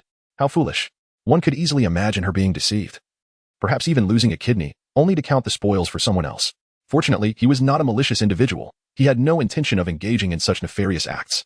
Instead, he sought merely to seize an opportunity to perform an anonymous act of kindness while unwinding his mind. Gradually, the pair ventured deeper into the secluded outskirts, nearly exiting the urban confines. At last, just after passing through a pitch-black alley, accompanied by the distinctly audible sound of footsteps, tap, tap, tap, Tang Ge's eyes sparkled with realization. At long last, something had emerged. He promptly halted, rousing the drowsy Ding Dang who was on the verge of dozing off against him. Why have we stopped? She inquired. Her expression one of bewilderment. Tang Ge softly said, lean against the wall and rest for a moment. I drank too much water earlier and need to find a place to relieve myself. I shall return shortly. Ding Dang replied, moving to lean against the wall. However, as soon as Tang Ge departed, a chilly breeze swept through, prompting her to suddenly recall something. A shiver coursed through her, and she became fully alert. Upon realizing she was in a pitch-black, deserted area, her previously flushed face turned pale. With a hint of panic, she called out, Brother Tang, where are we? Didn't we say we were going to the hotel? Brother Tang, where are you? I'm a bit scared. Unfortunately, her soft pleas went unanswered. The biting cold caused her to curl up on the ground, her beautiful eyes welling with tears, on the brink of sobbing. At that moment, footsteps echoed from the alley ahead. Ding Dang, thinking it was Tang Ge returning, couldn't suppress her excitement and rushed forward, exclaiming, Brother Tang, is that you? But as she reached the mouth of the alley, her voice trailed off abruptly. With a series of increasingly loud footsteps, a figure emerged from the inky darkness of the alley. It was a tall, slender middle-aged man clad in a trench coat, adorned with a top hat. Yet his appearance was rather grotesque, resembling that of a clown. Upon his arrival, his gaze fell upon Ding Dang, noticing her attractive figure.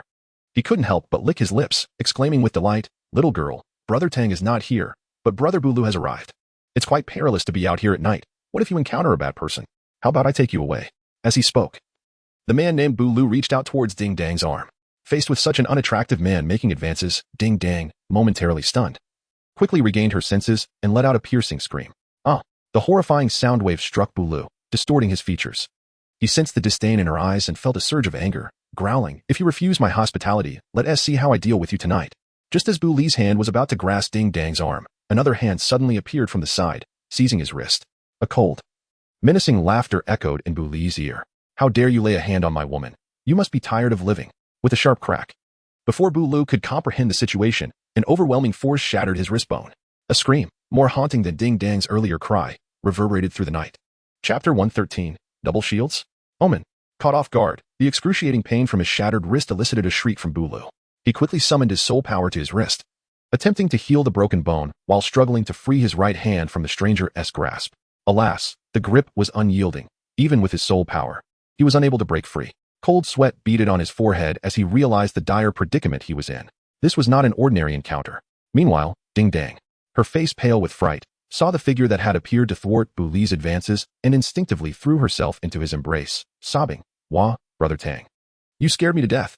I thought you left me here all alone. Did you know I was truly terrified?" Listening to the distressed cries of the young girl in his arms, Tang Ge gently patted her shoulder with his free hand, smiling to reassure her. There. Don't cry. How could I possibly leave you behind?" Once Ding Dang's sobs began to subside, he continued, "Stay here for a moment. I shall deal with this scoundrel. And then we can enjoy ourselves." Hearing Tang Ge's words, Ding Dang's cheeks flushed, and she nodded obediently, stepping aside as instructed. Tang Ge's gaze shifted back to the refined scoundrel before him, a cold smile gracing his lips as he inquired, "Are you the infamous Not Happy? Known for prowling the night to prey upon young women?" His voice was subdued, yet it intensified the pressure on Not Happy considerably. Struggling against the pain radiating from his wrist, he forced a smile and replied, "I am not happy. But the accusation of being a nocturnal assailant of young women is utterly baseless. My friend, it seems there must be some misunderstanding between us. Shall we sit down and discuss this amicably? Mind your words. Who do you think you were to claim brotherhood with me?" Tang Ge furrowed his brow and, with a disdainful snort, suddenly lifted his foot and delivered a heavy kick to Bu Li's abdomen. Bang! In an instant, Bu Li was sent flying, crashing into a nearby heap of refuse. The excruciating pain radiating from his stomach caused him to grimace in agony. However, the loss of control over his wrist brought him a flicker of hope.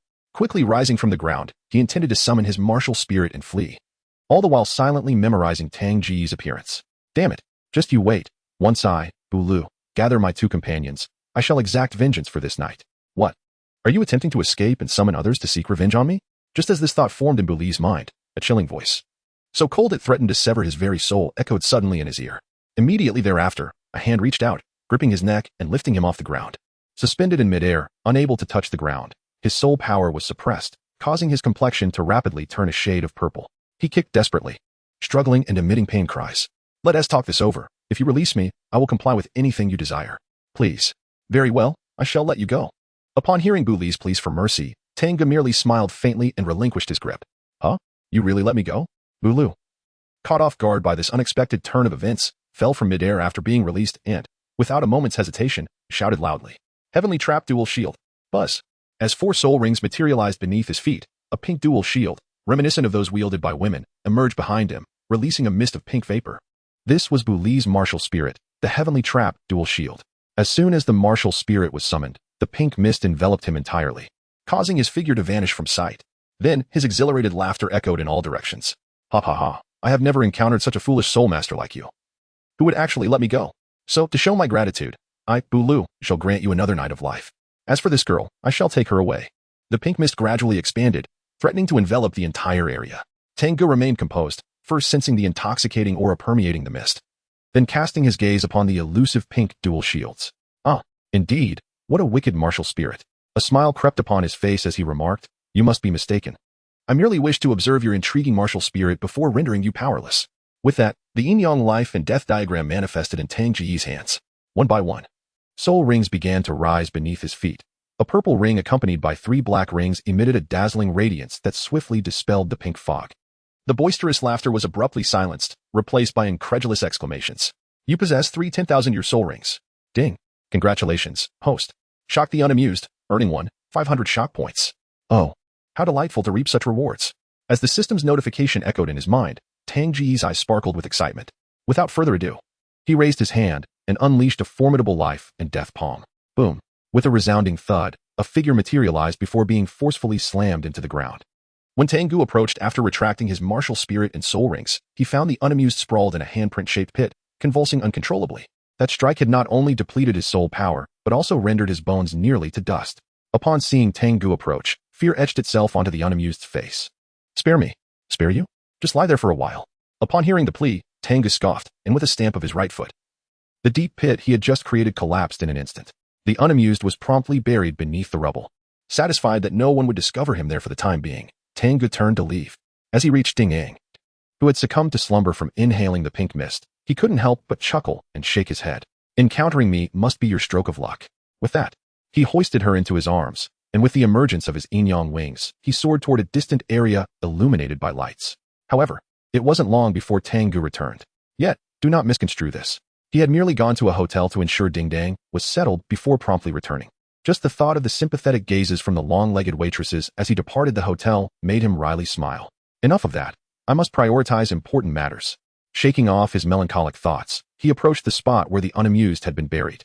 With a single step, he split the ground open once more. Chapter 114. The emergence of the evil soul master. The ground cracked, revealing the unamused buried beneath.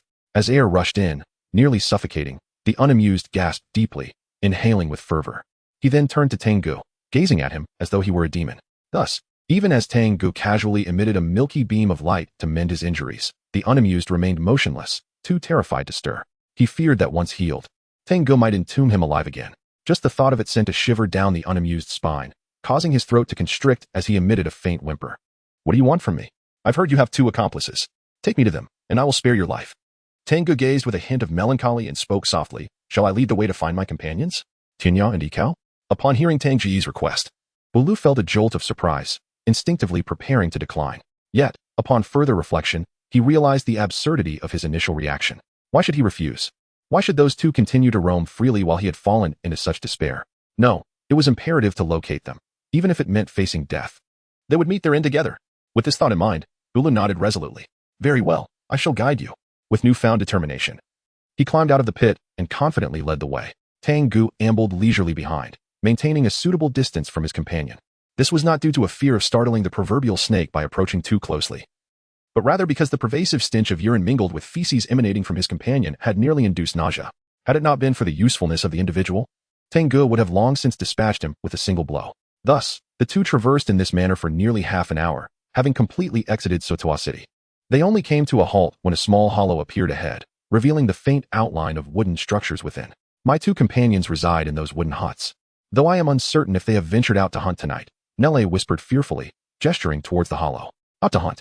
Tang Ge comprehended the true meaning behind the words Douluo uttered, and could not help but emit a cold snort. If there is no one to speak to, you might as well not exist. Call them out. This, I shall do immediately. Douluo quaked in fear, hastily stepping forward and taking a deep breath before shouting. Tianya, Ikao, I have brought back something fresh. If you desire it, come quickly to receive me. His voice resonated clearly through the night, reaching a nearby hollow in the hills. Before long, a response echoed from within. Oh, has Douluo been possessed by something tonight? How unusually generous. Indeed. Douluo would never be so magnanimous. He must have brought back a defective product. The voices drew nearer, and soon 2 figures emerged into Tang Ge's line of sight. Upon seeing these 2 figures, Douluo felt a weight lift from his heart. However, his relief was short-lived, as the 2 figures seemed to sense danger and abruptly retreated back into the hollow.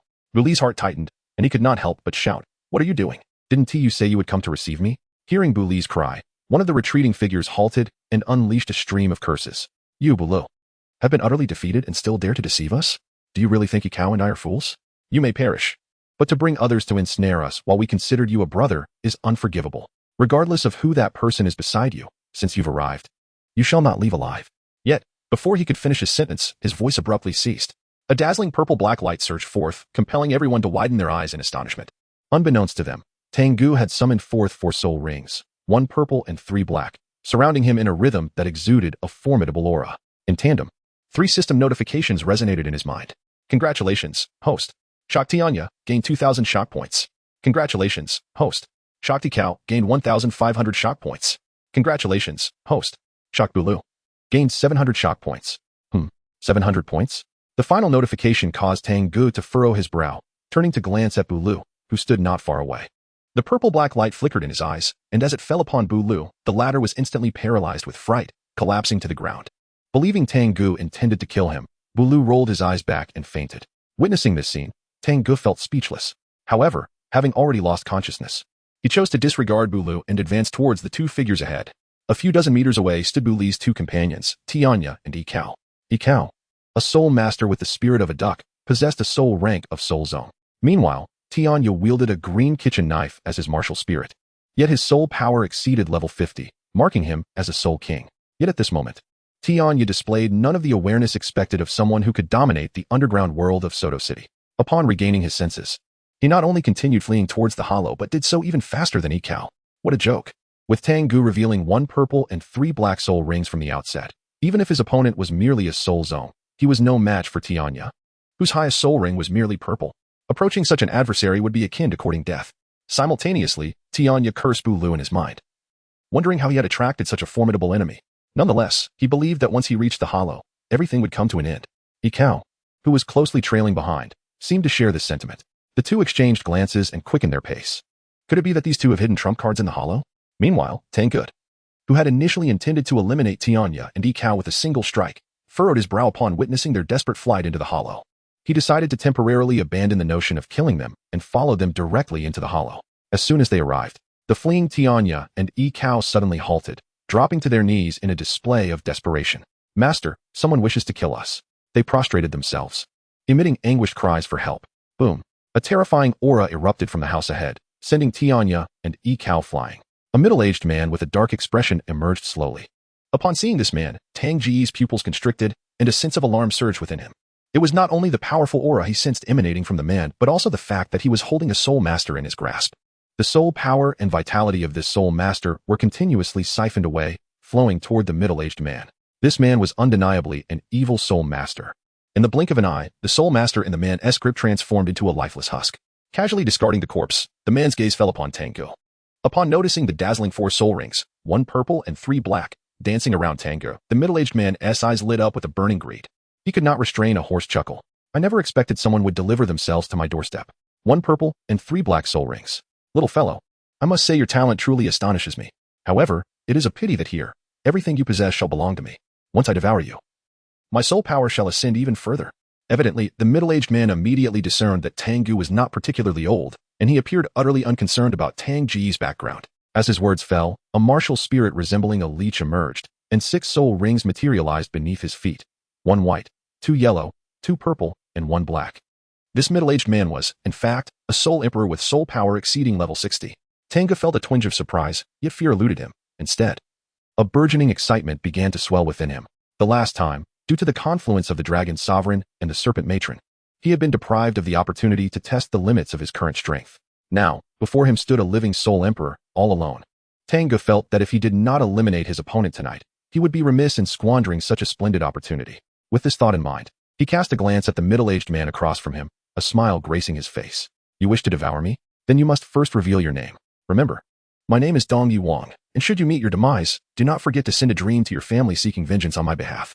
After uttering his name, the middle-aged man could no longer suppress the greed and desire churning within him, and he charged directly at Tang Ge. Midway through his advance, a yellow soul ring flickered around him, and a soul skill was unleashed. Leech entanglement. With a splatter, the void seemed to swell with an unseen lake. Ripples spreading as a slender leech, approximately 7 to 8 meters in length, surged forth. Its body dripped with a viscous liquid, eliciting a sense of revulsion. As soon as it appeared, the leech lunged toward Tang Ge, intent on ensnaring him. Tang Ge felt a surge of trepidation coursing through him, and in an instant, he unleashed the formidable life and death great hand seal, striking down with a resounding force. With a sharp sound, a mysterious essence of yin and yang erupted forth, not only subduing the repugnant leech, but also enveloping the approaching soul emperor Dong Yuang within its grasp. Beneath the weight of the yin and yang great hand seal, he could distinctly sense his soul power being steadily drained. Indeed, the soul skill derived from a 10,000-year soul ring was truly formidable. Dong Yuang marveled inwardly. Yet his own soul rings continued to illuminate in rapid succession. With a thunderous roar, he proclaimed, Liquid Barrage, Leech Regeneration. 2 consecutive 1,000-year soul skills were unleashed, one transforming into a liquid solidified barrage that manifested above him. As the yin and yang great hand seal struck upon it, it felt akin to compressing against a sponge, the once formidable force dissipating swiftly under its rhythmic up and down motion.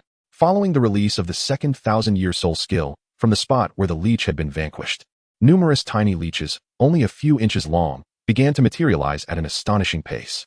These leeches appeared diminutive and seemingly innocuous, yet their sheer numbers were overwhelming. In the blink of an eye, this small ravine had become completely inundated with the writhing mass of leeches. Wherever they slithered, not a blade of grass remained. And even the wretched duo, Tinya and Hao, could not escape their doom, swiftly becoming engulfed. By the time the swarm of leeches had surged past, not a shred of their clothing remained. Despite the liquid barrage's valiant effort, it ultimately succumbed to the might of the 10,000-year life and death great hand seal, which crushed down, leaving a significant number of leeches lifeless upon the ground. However, Soul Emperor Dong Yuang had already retreated beyond the range of attack. Observing Tang Ge, now ensnared by his legion of leeches, a sinister grin crept across his face. Little one, my adorable companions shall attend to you quite thoroughly. Alas, I fear disappointment awaits you. Tang Ge spoke softly.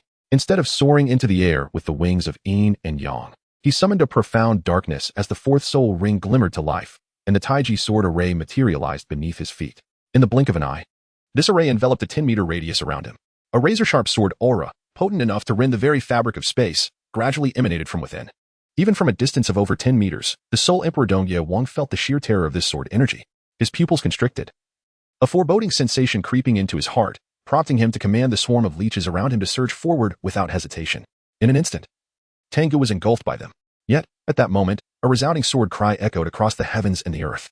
Subsequently, the mountain of leeches that had amassed was abruptly shattered, and numerous yin-yang flying swords shot forth from the chaos. In the blink of an eye, the sky was veiled by a curtain of swords crafted from these flying blades. They wove together, darting rapidly through the valley, their sword energies erupting forth, instantly shredding everything in their path, including the gathered swarm of leeches. Tang Ge stood firm, surrounded by the mangled remains of leeches, their bodies thoroughly shredded across the ground. Yet not a single one dared to approach him. With the formidable assembly of over 400 yin-yang flying swords he had conjured, each sweeping through the air would mercilessly annihilate countless leeches, simultaneously returning a surge of vibrant life force to him. Drawing upon this burgeoning vitality, Tang Ge not only remained unscathed, but the operation of the hell furnace continuously augmented the strength of his soul power. Opposite him, standing a mere 10 meters away, the king of Donya, despite his cultivation as a soul emperor, found it increasingly difficult to maintain his composure, utterly astonished by the scene before him. Nearly 500 flying swords cast their luminous glow, enveloping the entire small valley, while the leech swarm he had once held in high regard was now in complete disarray. Faced with such a terrifying millennium soul skill, the king of Donya felt a pang of fear, yet struggled to conceal the envy and greed swelling within him. He sensed that if he could wholly devour this young individual before him, his own cultivation and martial spirit would undoubtedly experience a transformative leap. However, as these thoughts crossed his mind, a sudden wave of intense trepidation washed over him. In that instant, he witnessed Tang Ge, who had been amidst the swarm of flying swords, take a decisive step forward and abruptly vanish from sight. By the time he regained his senses, Tang Ge had astonishingly appeared right before him. The king of Donya's pupils constricted sharply, and as he prepared to retreat, he summoned his soul millennium soul skill. Upon witnessing the scene, Tang Ge's lips curled slightly, revealing a cold smile. It was too late. As the golden blood surged rapidly within him, the supreme power representing the ancient sacred body was instantly unleashed. Following this was the divine fist of heaven imbued with celestial strength and the rare soul-guided gauntlets. The moment Tang Ge fused these three formidable essences together, his power erupted in full force and propelled by the secret of the word. He unleashed a devastating punch towards the king of Donya. Oh, no. Accompanied by cries of reluctance and despair, the Soul Emperor, King Donya, was obliterated by this single blow. Chapter 116, A Sword. Slaying the dark demon, evil god tiger again. Throughout his journey of growing strength, Tang Ge had yet to find an opportunity to fully unleash his abilities, even when he was taken away by the foolish Titan Giant. He merely used the aura of the exquisite sword to intimidate it in the Tianqing Yo Python. However, now, faced with the evil soul master at the level of a soul emperor, Tang Ge held nothing back. When the ancient sacred body, the divine fist of heavens, and the secret of the word converged, his power surged instantly. With the soul-guided gauntlet adorning his right fist, he struck out, and the intertwining golden and milky white light transformed into an enormous luminous fist. Beneath the might of this radiant fist, the Soul Emperor Donya could only emit a shriek before being utterly annihilated. His soul power, martial spirit, soul rings, and all traces of his existence were obliterated in the wake of that luminous fist. Following this, the colossal fist, undeterred in its momentum, surged forth like a blazing inferno, crashing heavily against a distant hillside. Boom, boom. In a moment, a cataclysmic explosion resonated through the night. Particularly, the golden white light that erupted from the dispersing radiant fist illuminated the night, casting the entire small valley in a daylight-like brilliance. Within this golden white glow, a profound and sacred aura permeated the air. Far away at the headquarters of the Spirit Hall, within the Elder Hall, two figures sat cross-legged in a heavily guarded chamber. One was a gaunt elder exuding an air of authority, while the other was a young girl with slightly reddish long hair, whose beauty was striking. As they breathed, a subtle divine aura emanated from them, warming the previously cold room. However, at that moment, the elder and the girl seemed to be stirred by some unseen force, both trembling as they abruptly opened their eyes. What was even more astonishing was that behind them, their martial spirits manifested, revealing angelic wings sprouting from their backs. Grandfather, do you feel that? The girl gazed at the elder and spoke softly. Upon hearing her, the elder nodded. Indeed. It is a magnificent and pure divine aura akin to that of the angel god. Could it be that, apart from our clan, others on this continent have awakened angel martial spirits as well? As he spoke, the elder furrowed his brow in confusion. Divine aura? The elder's words seemed to evoke a distant memory in the girl's mind, a fleeting complex expression crossing her previously serene face. Suddenly, she declared, Grandfather, I have been cultivating here for 5 years, and I wish to venture out for some experience. 5 years? I did not realize so much time had passed so swiftly. In that case, it would be beneficial for you to seek some experience outside. Moreover, with your current cultivation, as long as you do not encounter seasoned soul saints, no one below the rank of Soul Douluo can harm you. Upon hearing the girl's request, the elder was initially taken aback. But then he nodded with a sense of nostalgia. Looking at the girl before him, he felt both satisfaction and an unmistakable affection in his eyes. No matter what, you must take good care of yourself. Furthermore, that aura I sensed earlier seemed to originate from a location near the Star Do Forest in the Heaven Do Empire. Be cautious during your journey. The Heaven Do Empire, the Star Do Forest? The girl nodded, though her thoughts drifted away, lost in contemplation. Boom, boom. In a small valley several miles outside Soto City, the tremendous explosion had completely obliterated the area, turning it into a flat expanse. The soaring golden-white light gradually faded. Along with the echoing sounds of the cataclysm, the night resumed its darkness. At the epicenter of the explosion, on the only remaining patch of level ground, Tang Ge was enveloped within the sword curtain formed by the rapid rotation of his yin-yang flying swords.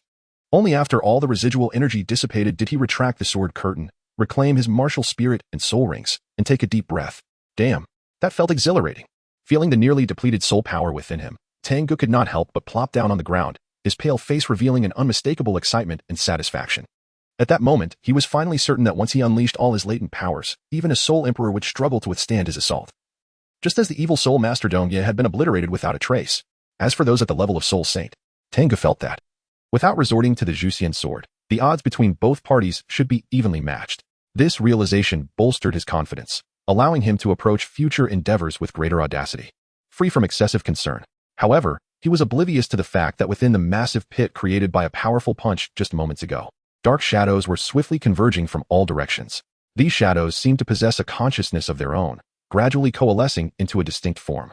Before long, a miniature tiger materialized. Upon its emergence, the dark wings that had condensed upon its back unfurled vigorously, lifting it into the air, where it rapidly grew into a towering celestial tiger. More significantly, this celestial tiger was entirely composed of dark mist, exuding an aura of profound malevolence, surrounded by crackling thunder and lightning. The commotion instantly caught the attention of Tang Ge, who was preparing to depart. As he beheld the celestial tiger hovering above him, his pupils constricted in shock. Was this not the dark demonic god tiger that had been slain by the Holy Kaisa's sword? How could it possibly reappear here? Indeed, the celestial tiger, now materializing, was the dark demonic god tiger, albeit a shrunken version of its former self. Yet, the malevolent aura it radiated remained undiminished. Especially upon recognizing Tang Ge, the creature erupted in fury, unleashing a terrifying presence akin to that of a titled Douluo, accompanied by a roar reminiscent of human rage. Cursed human, it is you again. I shall surely end your life. However, before the dark demonic god tiger's roar could fully escape its lips, Tang Ge acted without hesitation, raising his hand and flicking his fingers towards it. On this day, the Zhuxian sword was finally set in motion, releasing a blade of sword energy. With a tearing sound, the heavens were instantaneously rent asunder, and the dark demonic god tiger disintegrated into nothingness under the might of the Zhuxian sword's energy, as fragile as parchment. With a single strike, the dark demonic god tiger was obliterated. Following this, an endless torrent of chaotic void surged forth from the rift in the heavens. Chapter 117. Tang Hao, startled to the brink of explosion due to Tang Ge's successful awakening of the ancient sacred body. He could now barely withstand the terrifying backlash of forcefully employing the Zhuxian sword's energy. Thus, upon witnessing the reappearance of the already vanquished dark demonic god tiger, which now bore a presence surpassing that of a Soul Douluo, he did not hesitate to unleash his ultimate technique. A wisp of Zhuxian sword energy was released, causing Tang Ge's body to exhibit signs of rupture from the immense pressure, blood gushing forth in torrents. Yet, almost immediately, the meteor tears fused with his heart were activated, unleashing a surge of life energy. In an instant, the injuries that had just manifested on Tang Ge's body began to heal at an astonishing rate. However, he was not preoccupied with his wounds. His entire focus was directed at the celestial tiger above him. That flicker of Zhuxian sword energy had not only annihilated the dark demonic god tiger but had also torn a rift in the heavens. Beyond this rift lay an endless torrent of chaotic void, cascading forth directly where Tang Ge stood. He was unaware of the true horror that the chaotic void entailed, but merely observing the distorted space around him made it clear that being drawn into it would not be a trivial matter. Unfortunately, Tang Ge was not in optimal condition. Having faced two formidable foes in succession, his soul power had already been depleted. Coupled with the injuries from the Zhuxian sword energy, even the simplest movement felt overwhelmingly arduous. Although he was striving to channel the hell furnace to restore his soul power, it would take at least several breaths of time. Yet, the chaotic void above would soon engulf him. Could it be that I am destined to perish by my own hand tonight? The thought that he was the architect of this dire situation filled Tang Ge's pale face with a sense of helplessness and frustration. Had he known it would come to this, he would have refrained from expending so much sword energy earlier. Just as he pondered this, a notification echoed in his mind. Ding. Congratulations, host. You have astonished Tang Hao, earning 7,000 shock points. Huh? Did I just hear that correctly? Tang Hao, the Haotian Douluo? Tang San's father? Initially indifferent, Tang Ge was momentarily taken aback, only to be swiftly enveloped by a wave of elation. He eagerly scanned his surroundings and, to his astonishment, spotted a towering figure draped in a cloak, its head obscured, 100 meters away. Regardless of whether this imposing silhouette was indeed the Haotian Douluo, Tang Ge felt as though he had seized a lifeline and raised his hand. His intention was merely to gesture for assistance, urging the figure to come to his aid. However, this action, perceived by the cloaked individual, instantaneously evoked memories of the terrifying scene when Tang Ge had previously raised his hand, unleashing a torrent of sword energy. In that instant, the dark night erupted into a dazzling display of radiant colors. Under Tang Ge's astonished gaze, an array of soul rings began to manifest beneath the cloaked figure's feet, one after another. In the blink of an eye, 8 soul rings of yellow, purple, and black danced around the figure. Particularly striking was the emergence of the 9th soul ring, whose blinding red light jolted Tang Ge back to reality. 100,000-year soul ring. Haotian hammer. There was no doubt that this was Tang San's father, the Haotian Douluo. Yet, all I wanted was for you to come and take me away. Why reveal your soul rings? Do you possess a shocking system as well, seeking to astonish me? As Tang Ge regained his senses, a myriad of doubts filled his mind. Yet, soon after, the cloaked figure in the distance revealed his soul rings and martial soul, causing the 9 soul rings surrounding him to emit an intense glow, suddenly surging with overwhelming power. Could it be that he was about to unleash a devastating explosion? Damn it, I am the one who might perish, not you. Why on earth would you detonate your rings? Upon realizing that Tang San's father was not attempting to rescue anyone but rather preparing for a desperate struggle, Tang Ge could no longer bide his time. As the chaotic void began to engulf the area, he gritted his teeth, spat out a mouthful of blood, and forcefully activated the secret of movement. With a resounding hum, the turbulent void was torn open by Tang Ge, and after traversing over 100 meters, he found himself directly before the bewildered cloaked figure. As he prepared to collapse to the ground, Tang Ge managed to utter a feeble plea. Uncle Tang, could you lend me a hand? The once small valley had been entirely flattened due to the 2 fierce battles. Although the torn sky had begun to mend, the chaotic void remained, lingering ominously in the air. Soul masters from Soto City, drawn by the commotion, approached the turbulent void unaware of the danger, only to be mercilessly torn to shreds before they could react. The other soul masters who followed suit, though intrigued by the phenomenon, were quick to retreat in fear, no longer daring to draw near. Meanwhile, on the peak of another mountain several dozen miles away, Tang Ge was directly brought here by the cloaked figure. After he called out to Uncle Tang, the cloaked man not only retracted his martial soul and soul rings, but also removed his hood, revealing a face covered in stubble, perpetually bearing a look of dejection. It was none other than Tang San's father, Tang Hao. Uncle Tang, what was that all about? I merely wanted you to come and rescue me. Why did you display your soul rings? Moreover, your intent to unleash a soul explosion nearly terrified me. Sitting on the ground, Tang Ge continuously healed his body with the life energy from the meteor tears while looking up at Tang Hao, his expression still tinged with lingering fear. Upon hearing Tang Ge's words, Tang Hao could not help but twitch his face. Could he admit that he was so frightened moments ago that he nearly resorted to a soul explosion? It is worth noting that Tang Hao had only just arrived outside the small valley due to the towering beam of light. He had witnessed Tang Ge raise a finger to effortlessly cleave through the heavens and slay the dark demon, evil god tiger. Tang Ge was well aware that this was a soul beast that had thrived in the Star Doe forest for thousands of years.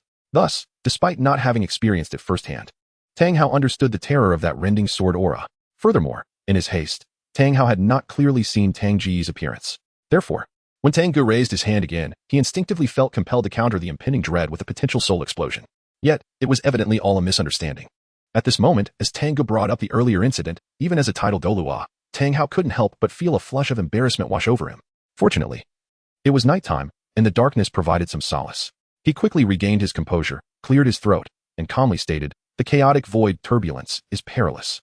So I was prepared to exert my utmost to rescue you, yet you managed to escape on your own. As for the soul explosion, wait, how did you know about that? And why, at such a late hour, are you not at Shrek Academy but rather outside Soto City?" As he spoke, Tang Hao's tone shifted abruptly, and he began to question Tang Ge with a serious expression. Chapter 118. The Mystery of Heritage, Seeking Monthly Votes. Faced with Tang Hao's blatant lies, Tang Ge found no inclination to argue. Moreover, after having just vanquished a soul emperor and the dark demon evil god tiger, despite the considerable cost, Tang Ge's confidence surged.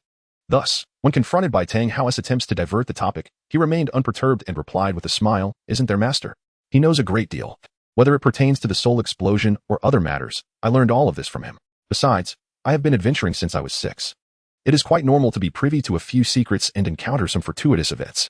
Just like when I was in Holy Soul Village. I did stumble upon a mutated wild fruit, didn't I? As he said this, Tang Ge winked at Tang Hao, brimming with pride. However, mentioning the fruit prompted Tang Hao to recall some unpleasant memories. He couldn't help but scoff and remarked, "Is that sword you wielded also a result of consuming that fruit? Never mind, that is your secret, and I shall not pry further. The primary reason I came to find you is to advise you to be cautious. Someone has begun to take notice of you. If you are not careful, once I leave, those individuals may come knocking, and you will not be able to handle it." Someone is paying attention to me? Upon hearing Tang Hao's warning, a flicker of surprise crossed Tang Ge's eyes as he inquired, "Is it people from the spirit hall?" Tang Hao's gaze suddenly sharpened as he cast a profound glance at Tang Ge. However, he refrained from responding, merely uttering a phrase that signified the end of their conversation.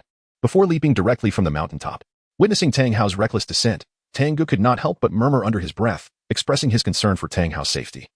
Yet he soon redirected his focus to his own recovery. This time, due to the forceful invocation of the Zhuxian sword's aura, compounded with the exertion of the Xingzi secret under grievous injuries, Tang Ge once again experienced the harrowing sensation reminiscent of the backlash he had suffered when previously wielding the Zhuxian sword to garner shock value. It felt as though his entire being had been reduced to splintered bones, waves of excruciating pain relentlessly battering his nerves. The depletion of his soul power further exacerbated his fatigue, tempting him to simply close his eyes and succumb to slumber. Fortunately, the severity of his injuries allowed the meteor tears to once again unleash a continuous flow of life energy. As the night wore on, by the break of dawn, Tang Ge, having tirelessly operated the health furnace, finally opened his eyes. Sensing his body had fully recuperated, he exhaled in relief. He had returned to his peak condition at last. Moreover, he was even more gratified to discover that after enduring such torment and subsequent healing, the awakening degree of his primal sacred body had inexplicably risen by another percentage point. Thus, following the previous night's battle, his strength had not merely been preserved but had indeed advanced. Stretching his limbs and rising from the ground, he reveled in the surge of formidable power coursing through him, a smile blossoming on his face. He secretly yearned for more battles of such intensity.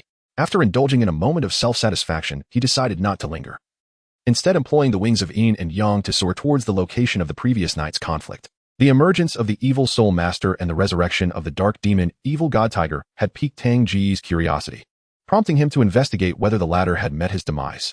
He sought to glean insights into the situation directly from the opposing party. Before long, Tang Ge arrived at the periphery of the small valley. However, the once considerable valley had vanished without a trace, replaced by a labyrinth of intersecting ravines.